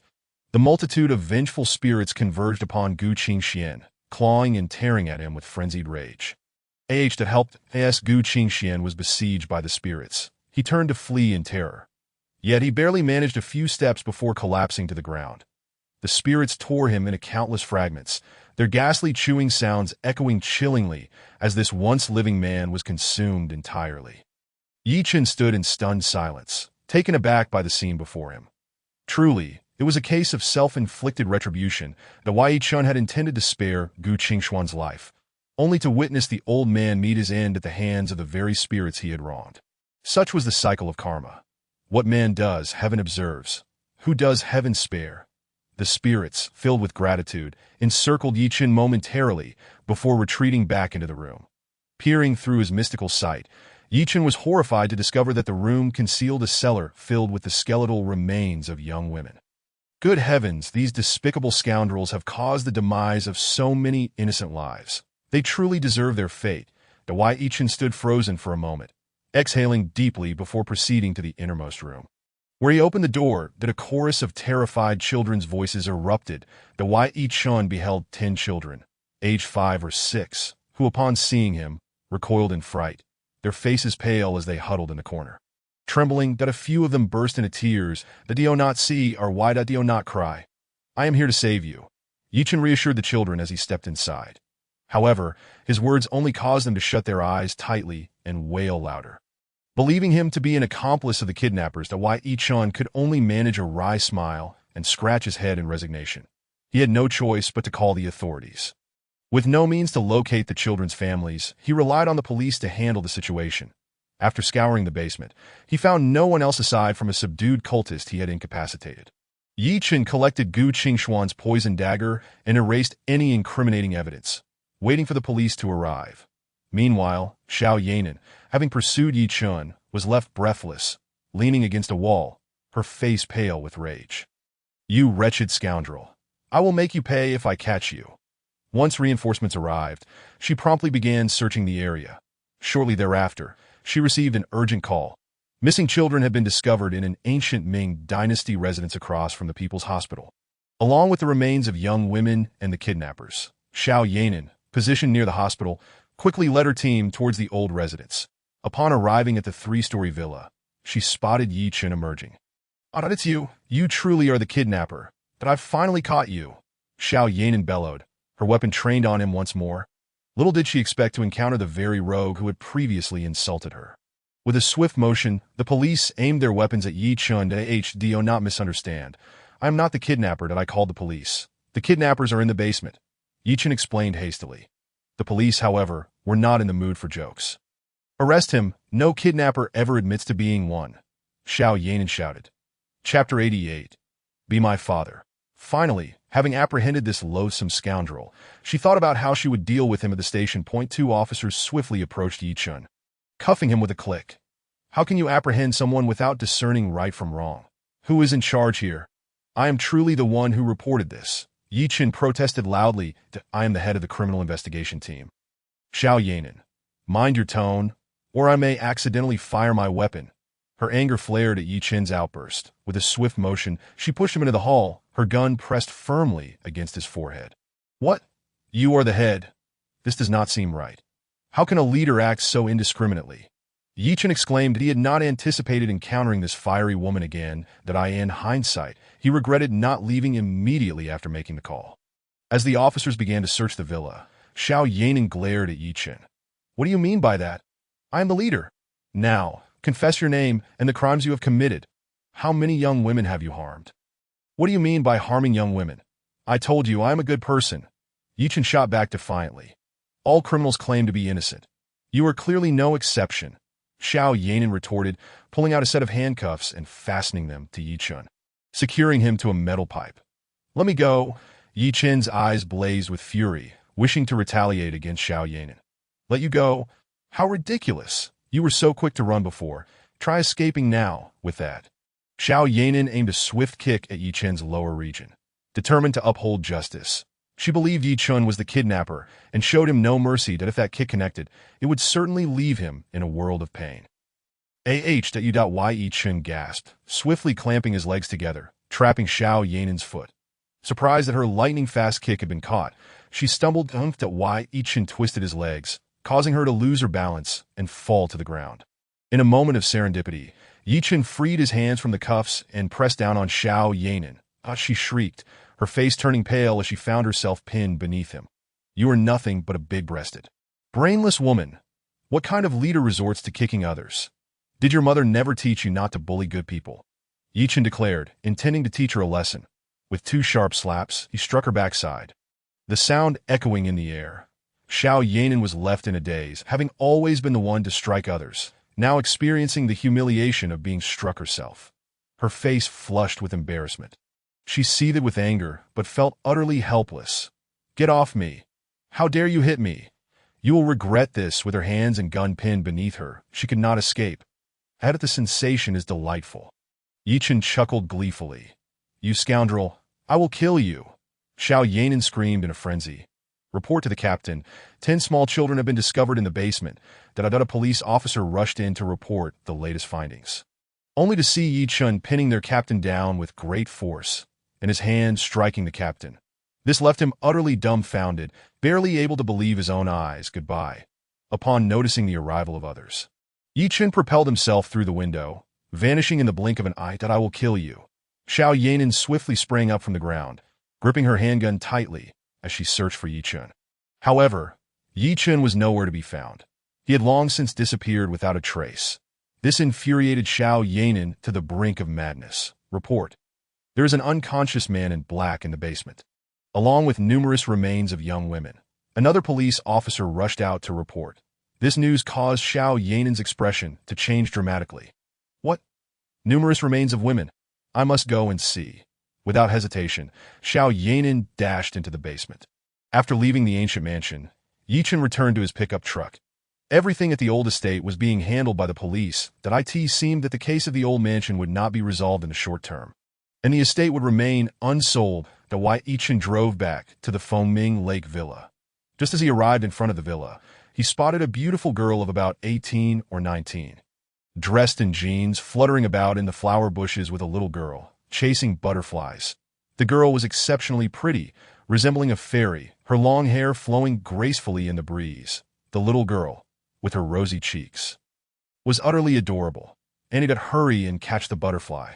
The little girl, with her large, beautiful eyes, gazed at the butterfly in the air, waving her small hands excitedly.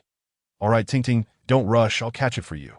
The lovely girl, Shimo Lan's younger sister, Shi Xiaoqiong, sprang into action with her long legs, using a net to swiftly attempt to catch a pink butterfly. Yet, the pink butterfly proved to be quite nimble, fluttering its wings and spinning away into the air. Auntie is a fool. Hurry, that pink butterfly I want is about to fly away. The little girl, dressed in a beautiful white dress, cried out amid the flowers. Shi Xiaoqiong was frustrated that she could not catch the pink butterfly. Ting Ting, I'll help you catch that butterfly. Whoosh. As Yi Chen spoke, he leaped gracefully into the air, extending 2 fingers to snatch the pink butterfly effortlessly. Uncle can fly.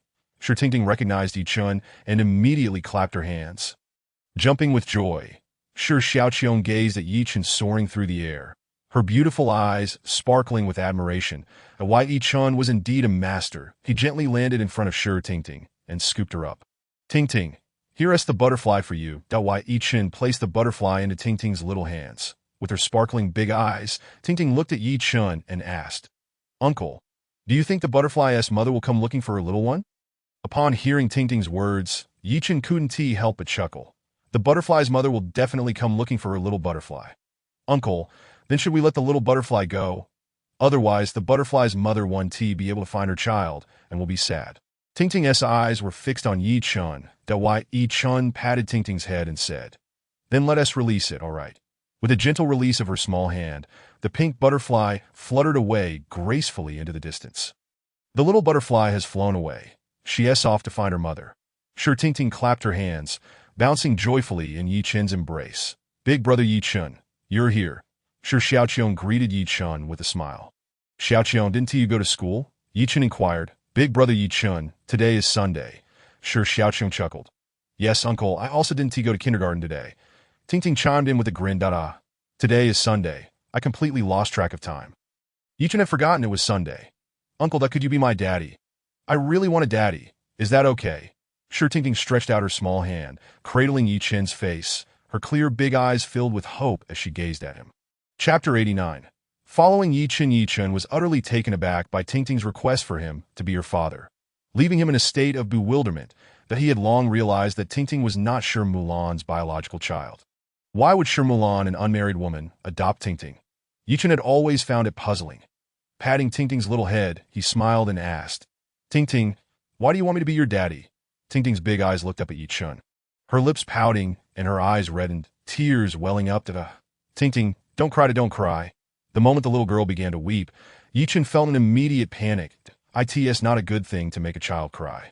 Boo-hoo. Zhang Xiao from our class always says I'm a wild child without a daddy. Boo-hoo. Uncle, if you become my daddy, you can take me to kindergarten, and Zhang Xiao who won't call me a wild child anymore.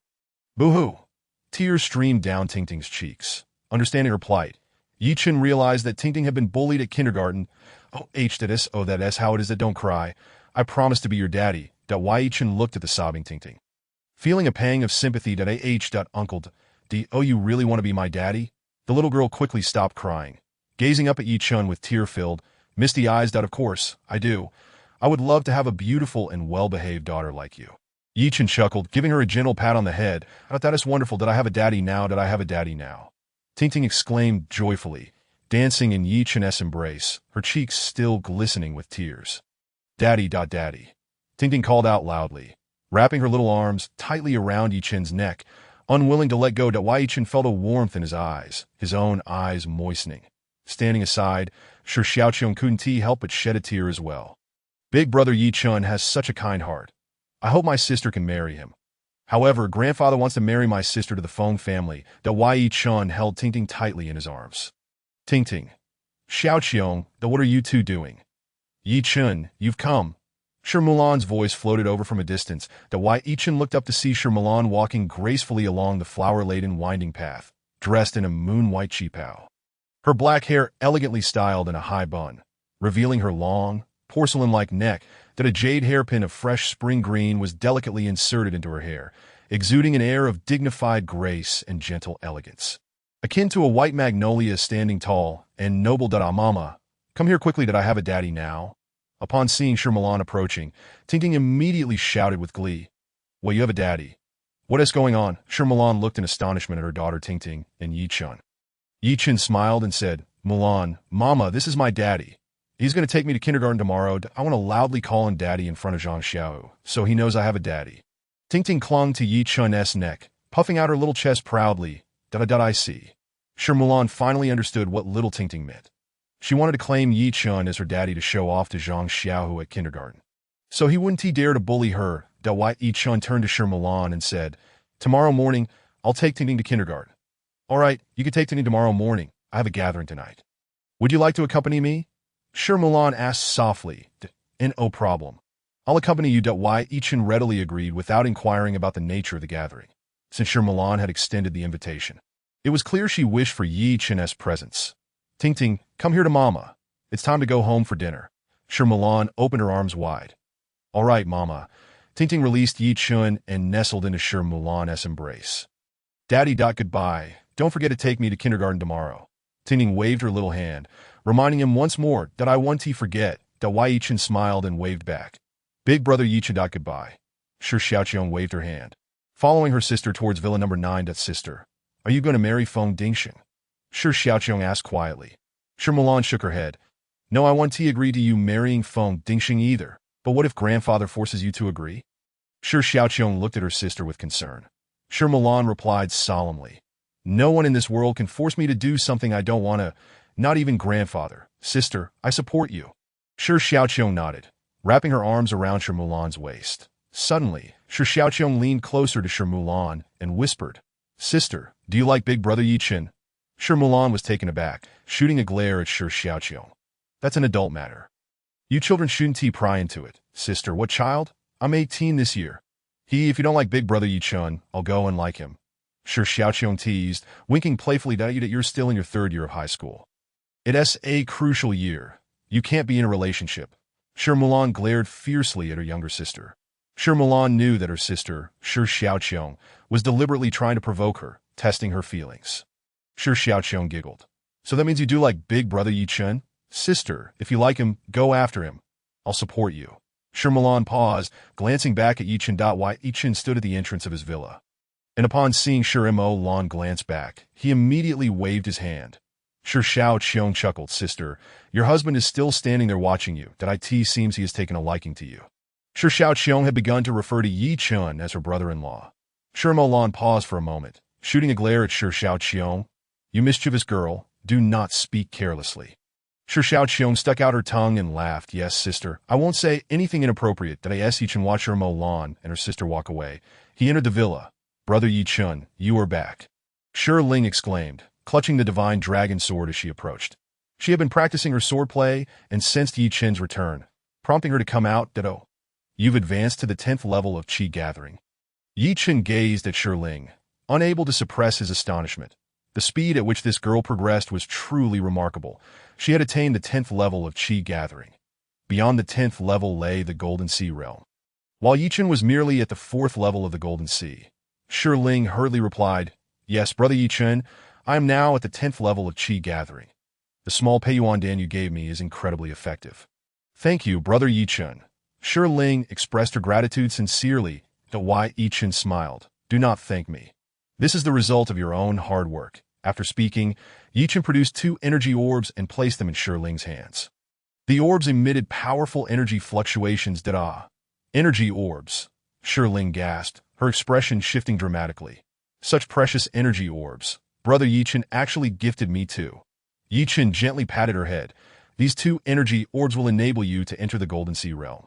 Shi Ling stowed the orbs away, whispering, "Thank you, Brother Yichen." Yichen retreated to his room and settled onto the sofa. What kind of gathering was Shirimo Lan attending tonight? Why did she want me to accompany her? He decided not to dwell on it for now and focused on his cultivation, intending to discover the details later. Yichen sat cross-legged, consumed a Peiyuan Dan, and continued his practice on a nearby hill. Wu Tu-tung's eyes were fixated on Yichen's villa, filled with shock. Energy orbs, innate spirit body. Wu Tu-tung was astonished.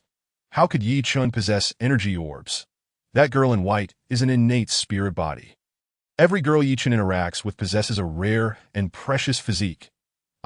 Wu Tu-tung, must have that girl in white. Chapter 90. The Divine Hammer of Creation. Wu Tu-tung's eyes turned red with greed as he involuntarily swallowed hard. This old fellow was waiting for the right moment. Once Yichen departed, he would see Shi Ling after swallowing 2 Peiyuan Dan in quick succession. Yichen finally elevated his power to the 6th level of the Golden Sea realm. He felt his entire dantian transform into a brilliant golden hue, his true energy surging like a raging sea, generating towering waves filled with immense power and overwhelming pressure. Within the sea of his dantian, a vague shape resembling a grain-sized golden core began to take form. Beneath the Golden Sea realm lies the Golden Core realm. Once Yichen's dantian materializes a golden core, his combat prowess will ascend to new heights. Suddenly, the steel in his consciousness vibrated, revealing the second move of the Divine Hammer of Creation. The Divine Hammer of Creation. The second move has finally emerged. Yichen was overwhelmed with excitement. The second move was an earth-shattering fist technique. Could a fist technique also be considered a palm technique? This steel truly defies logic. The Divine Hammer of Creation possesses immense destructive power. One punch can obliterate everything. Yichen immediately began to comprehend its intricacies. Half an hour later, Yichen's fist emitted a thunderous hum. As golden arcs of lightning flickered across its surface, the violent aura of destruction filled the entire room. Yichen refrained from testing this move indoors, fearing it might cause the entire villa to collapse. As the evening sky gradually darkened, Yichen rose, donned an elegant designer's suit, and exited his room. "Brother Yichen, you look so handsome in a suit. Are you going out?" Shi Ling, who was diligently engraving talismans, quickly stood up. The table was adorned with numerous meticulously crafted talismans, each radiating a powerful aura, which surprised Yichen. Shi Ling's skill in talisman crafting had reached a level comparable to his own. This little girl truly possessed remarkable talent. "Am I only handsome in a suit? I believe I look good in anything." Yichen puffed out his chest and winked. Shi Ling couldn't help but chuckle. "Brother Yichen, you are quite vain. Are you going out on a date?" she asked with a playful grin. "Shirimo Lan invited me to accompany her to a gathering. I'm off now," Yichen stated, heading toward the underground garage. "Brother Yichen, do you like Shirimo Lan?" Shi Ling inquired with wide, innocent eyes. Yichen hesitated. A fleeting image of Su Yin flashed through his mind. Children should not speak carelessly. "Hurry and continue engraving your talismans," Yichen replied, waving his hand dismissively. Beep beep. Yichen drove his Maybach to Villa number 9. Upon arriving, he spotted Shirimo Lan, elegantly dressed in evening attire, smiling at him. She looked noble and exquisite. Yichen parked in front of her and stepped out to open the car door for her. "Shirimo Lan, you look stunning today. You are truly like a regal queen. Please step inside." Yichen bowed slightly in an inviting gesture. Shirimo Lan couldn't help but chuckle at Yichen's compliment, responding, "I have no desire to be a queen. I am simply an ordinary woman." After saying this, she lowered her head and entered the car. Yichen closed the door for her and returned to the driver's seat. "To Chuyang Grand Hotel. Shirimo Lan instructed that as you wish." Yichen replied. What kind of gathering are you attending today, Mo Lan? He inquired while driving. It is a monthly elite youth talent exchange gathering in Jiangcheng. One could say it is a matchmaking event for young people. Sure, Mo Lan's voice was subdued. A matchmaking event. Do wealthy individuals like you still need to participate in such things? Yi Chen's heart skipped a beat. Was Sure Mo Lan going on a blind date? Not entirely. The young attendees must hail from the top 10 families and influential clans in Jiangcheng. The ultimate goal is to network and exchange ideas. Sure Mo Lan explained quietly. In reality, prior to this event, the Sure family and the Feng family had already conspired together. The Sure family intended to betroth Sure Mo Lan to the future heir of the Feng family, Feng Decheng's grandson, Feng Dingsheng. Although Feng Dingsheng was not a playboy, he was ruthless and cunning. Sure Mo Lan held deep-seated disdain for the treacherous Feng Dingsheng, believing that a man should be honorable and heroic. To maintain her family's reputation, Sure Mo Lan felt compelled to attend the gathering and would decide her course of action at that time. However, she would never agree to marry Feng Dingsheng. Mo Lan, you are so exceptional. There must be many who admire you. Tell me, is there someone you fancy? Yi Chen asked with a smile, glancing at Sure Mo Lan. She shook her head but then nodded, only to shake her head again. Seeing her indecision, Yi Chen chuckled. Mo Lan, it seems you are uncertain. Sure Mo Lan sighed. I've never been in a relationship, so of course, I'm uncertain in a way. You've never dated anyone? Yi Chen exclaimed in disbelief. Sure Mo Lan nodded. Her proud nature made it difficult for ordinary men to capture her interest, and with the pressures of work, she had not considered that aspect of life. Shouldn't you consider dating? Yi Chen smiled at her. Dating? With whom? Sure Mo Lan was taken aback. Whoever you like, pursue them boldly, Yi Chen encouraged with enthusiasm. Upon hearing this, Sure Mo Lan felt a flutter of anxiety in her heart. As they approached Chaoyang Grand Hotel, Yi Chen slowed the car down to 8T Foming Lake Villa. Wu Tu Tung, seated atop the mountain in meditation, saw Yi Chen leave the villa and felt a surge of excitement. Haha, the opportunity has arrived. Fortune favors me. With that, Wu Tu Tung transformed into a streak of green light, hurtling down the mountainside toward Villa number 8. Meanwhile, Sure Ling continued her talisman engraving. Suddenly, she sensed an intense wave of danger approaching. Not good, an enemy is near. With a swift motion, Sure Ling grasped the divine dragon sword and transformed into a streak of white light, instantly appearing on the villa's rooftop. She spotted a strange green light racing toward her like a tempest. Within the green light, an ominous old man clad in tropical attire brandished a bizarre staff, his eyes glinting with a demonic ferocity. Sure Ling let out a cold snort and raised her hand. Two Thunderfire Talisman, crackling with lightning arcs, hurtled toward Wu Tu Tung. The Wu Tu Tung, moving at extraordinary speed, had his eyes locked onto the villa and would never have anticipated that Sure Ling would suddenly appear on the rooftop and launch two powerful Thunderfire Talismans at him. Boom, boom. The two talismans struck Wu Tu Tung's green light with the force of heavenly thunder, creating a cacophony of explosive sounds. The ground trembled, dust and debris swirling in the air. Amidst the terrifying explosions, Wu Tu Tung let out a muffled groan as he was sent flying. Chapter 91. The Wild Man. The two Thunderfire Talismans thrown by Sure Ling had been meticulously crafted by Yi Chen using the Link's divine brush, sealing away formidable lightning and fire energies, their power beyond what an ordinary person could withstand. The old fellow, Wudong, was utterly unprepared for the sudden onslaught of two Thunderfire Talisman thrown from the rooftop by the young girl. Sure Ling, his singular focus on capturing her propelled him forward with remarkable speed. By the time he registered the fearsome talismans, it was far too late for him to evade their wrath. With a thunderous boom, Wudong was blasted, his hair disheveled and his face smeared with soot. Despite his formidable prowess, he narrowly escaped death, yet his appearance was thoroughly disheveled. Truly, he had met with a misfortune, letting out a furious roar. Wudong scrambled to his feet, his gaze fixed on the source of the explosion. That a glint of malice flashed in his eyes as he spotted Sure Ling atop the roof. So it is you. You wretched girl, daring to ambush me. I shall capture you without fail. Wudong howled, his body enveloped in a surge of emerald light, transforming into a streak of green lightning as he lunged viciously toward Sure Ling. However, as he reached the front of the villa, he inadvertently triggered the array set by Yi Chen. With a resounding explosion, akin to a thunderclap, several bolts of lightning, each as thick as a finger, roared forth with a hissing shriek, striking Wudong directly. Wudong emitted a shrill scream, propelled away like a ragged sack, crashing to the ground. The array. Wudong screeched as he hastily rose from the earth that on this clear sunny day.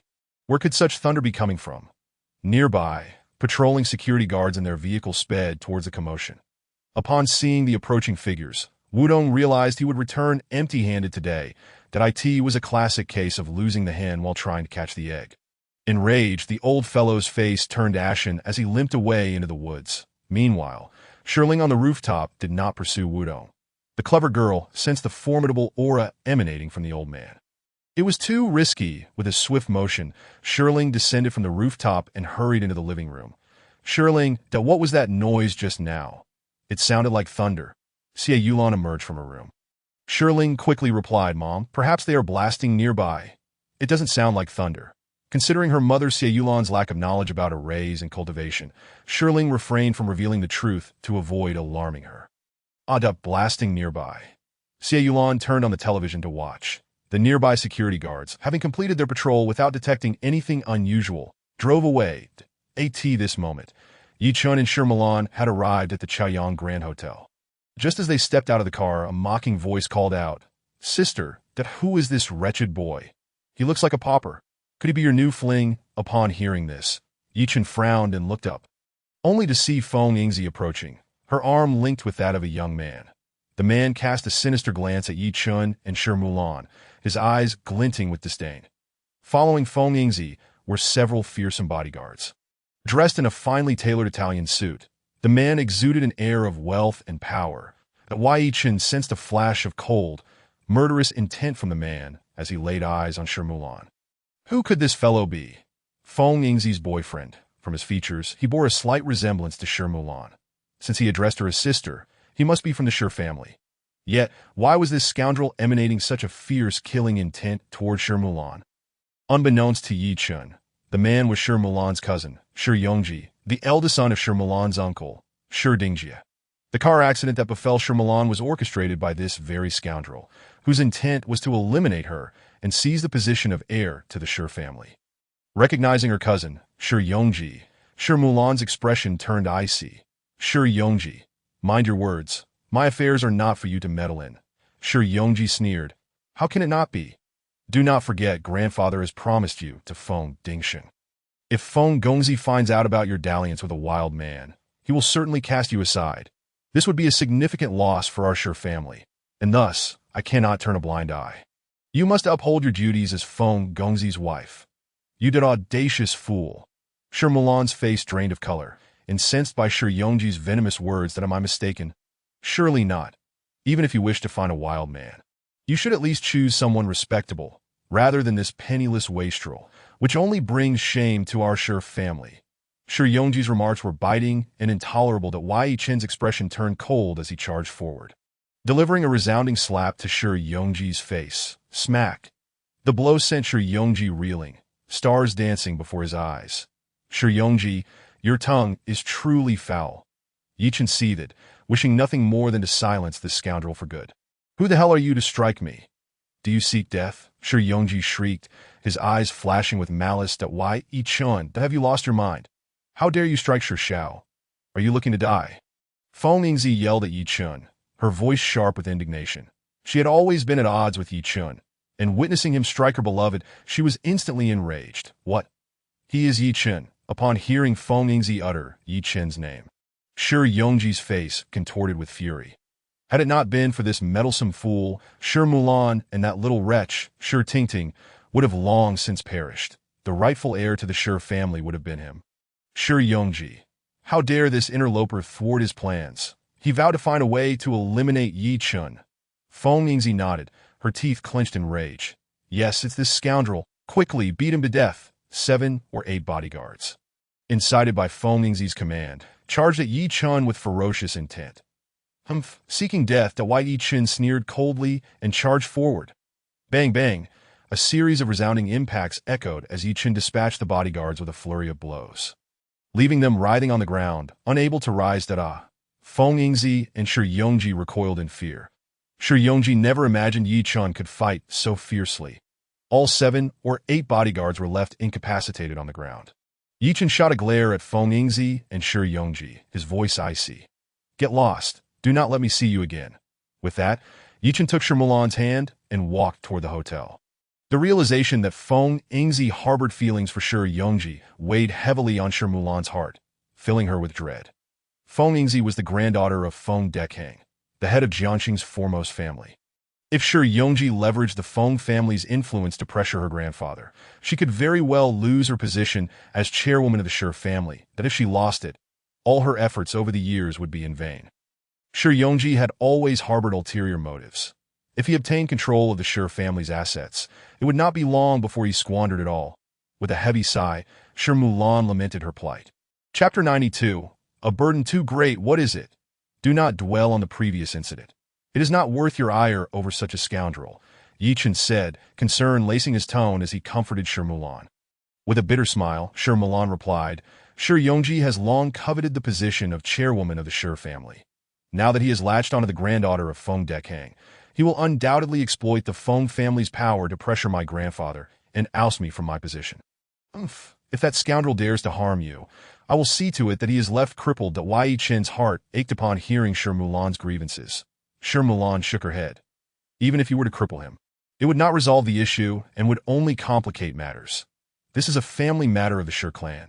I shall handle it myself. Yi Chen gazed at Shi Mulan. You may find this difficult to resolve. I noticed Shi Yongji's eyes held a terrifying killing intent when he looked at you. That recent car accident may well have been orchestrated by him. Yi Chen was genuinely concerned for Shi Mulan's safety. In the future, I will ensure to bring more bodyguards with me. It is not merely the fear of theft, but the dread of being targeted. Yi Chen took Shi Mulan's hand in his. A gesture of reassurance. Thank you, I will be cautious. Seeing the concern in Yi Chen's eyes warmed Shi Mulan's heart. Here to keep this close, Yi Chen produced 2 talismans, placing them in Shi Mulan's hand. Having commenced her own cultivation, she could sense the potent energy radiating from the talismans. Thank you, Yi Chen. Shi Mulan accepted the talismans, tucking them away securely. The two entered the elevator, while Shi Yongji's gaze bore into Yi Chen and Shi Mulan's retreating figures, his eyes shimmering with a chilling malice akin to a venomous serpent. Shi Mulan, Yi Chen, today marks your end. After uttering these words, Shi Yongji dialed Feng Dingxing's number. Brother Feng, I have some unfortunate news for you. Just now, I saw your Shi Mulan hand in hand with a young man named Yi Chen, appearing quite intimate and affectionate. After delivering this message, Shi Yongji hung up the phone. That he knew that this single remark would easily trigger Feng Dingxing. A veritable powder keg. Feng Dingxing was the heir apparent of the Feng family, the grandson of Jianqing's foremost clan leader, Feng Dekang. With the Feng family's might, it would take but a mere finger to crush Yi Chen effortlessly. Ha! Once Feng Dingxing learns of Shi Mulan's association with Yi Chen, he will undoubtedly fly into a rage. Yi Chen is as good as dead. Yi Chen and Shi Mulan arrived at the grand hall where the gathering was being held. The spacious and brightly lit hall was ablaze with lights, filled with dashing young men and beautiful women, all engaging in polite conversation while raising their glasses of red wine. That a server approached with a tray laden with glasses of red wine. Yi Chen took a glass and offered it to Shi Mulan. Thank you. Shi Mulan, blessed with innate beauty, has now, through her cultivation, become a paragon of grace and elegance. As she stepped into the grand hall, all eyes turned towards her. How exquisite! The gaze of the men, fervent as the sun, ardently followed Shi Mulan, yearning for her to acknowledge their presence. A mere smile from her would be deemed an extraordinary stroke of fortune and bliss. Conversely, the women's glances brimmed with intense jealousy. Why must fate bestow such beauty upon Shi Mulan? Why does she seem to receive all the good fortune? Mr. Shi, greetings. That Mr. Shi, that you grow more beautiful by the day. Many approached, eager to greet Shi Mulan, their eyes gleaming with sycophantic smiles. That it was common knowledge that the Shi family was to ally with the Feng family through marriage. Should the foremost Feng family and the third-ranked Shi family unite, no rival would stand against them in Jiangqing, not even the formidable Wang Li Batian. Shi Mulan smiled gracefully, engaging in conversation with the crowd. Many gazes lingered on Yi Chen, who stood beside her. Who is this young man? He had not been seen before. Suddenly, Yi Chen felt 2 piercing auras of animosity directed towards him from afar. Following the source of the hostility, he spotted Miao Rinyong and Miao Renjie. Their faces twisted with resentment as they glared at him. The Yi Chen had previously dealt a severe blow to these two, and although they had healed through secretive means, the shadow of that incident would forever haunt them. Their hatred for Yi Chen was palpable, a desire to confront him simmering just beneath the surface. However, on this particular day, Miao Rinyong and Miao Renjie gritted their teeth and refrained from making a scene. Yi Chen paid them no heed. "Young Master Feng is here," that a voice rang out, causing a stir in the hall, soon followed by a hush. All eyes turned forward, and Yi Chen followed suit, that a group of strikingly handsome men and women surrounded a tall, elegant gentleman as he approached. This man, in his late 20s, emanated a formidable presence, his eyes sparkling with a cold, piercing brilliance. However, he bore slightly high cheekbones and thin lips. This was Feng Dichong's eldest grandson, Feng Dingsheng. Feng Dingsheng had long arrived, waiting for Mulan in the VIP room. He had already taken notice of her beauty, yet Mulan's proud demeanor kept him at bay, her indifference to his affections leaving him vexed. Recently, the head of the Shi family, Shi Kunlun, had unexpectedly proposed a marriage alliance, intending to wed Mulan to Feng Dingsheng. Upon receiving this news, Feng Dingsheng was elated, as if in a dream. Today presented an opportunity. He had prepared a bouquet of roses and candles, intending to propose to Mulan. However, a recent phone call from Shi Yongji ignited a blaze of jealousy within him. The woman he cherished was openly flirting with another man. Everyone knew that Mulan was as intended, and her blatant betrayal felt like a public affront to his dignity. That no, Feng Dingsheng could not allow himself to be humiliated. The Feng family could ill afford such disgrace. His face darkened, and he immediately dispatched someone to gather all pertinent information about Yi Chen.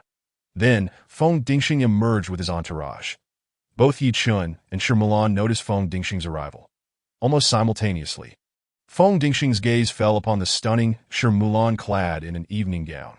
His eyes brightened, a flicker of intense greed crossing his face. That a man of countless experiences, he had wooed many women. Yet Mulan had always eluded him. Just as she seemed to be within his grasp, another had intervened. This indignation was something Feng Dingsheng could not swallow. "Mulan, that you have arrived." Feng Dingsheng smiled, taking a bouquet of fiery red roses from a beautiful girl beside him and stepping toward Mulan. "Mulan, 999 roses dedicated to you." Upon finishing his declaration, he extended the roses toward Mulan and attempted to embrace her. Mulan frowned slightly, not accepting the roses and stepping back to evade him. Feng Dingsheng found himself embracing thin air, the roses tumbling to the ground. "Young Master Feng, I cannot accept your roses." Mulan's expression turned icy as she coldly replied, Mulan has actually rejected Feng Dingsheng's roses and embrace." Many gasped in astonishment. Could it be that Mulan did not harbor feelings for Feng Dingsheng? Her public rejection would undoubtedly place him in an awkward position. Laughter erupted among the onlookers. This was bound to be entertaining. Numerous women gazed at Mulan with disbelief and confusion. What an audacious woman! Was her mind clouded? Rejecting Feng Dingsheng, the heir of Jiangqing's foremost family, the epitome of wealth and charm. If young Master Feng were to profess his love or propose to me, I would undoubtedly accept without hesitation. Feng Dingsheng's countenance darkened, a storm of rage brewing within him, yet he quickly masked it with a smile. "Mulan, what do you mean by this? Everyone knows you are my fiancé, a proposal initiated by your grandfather, Shi Kunlun, to our family. Let us not engage in theatrics. Come back, give me your hand, and let us join the banquet."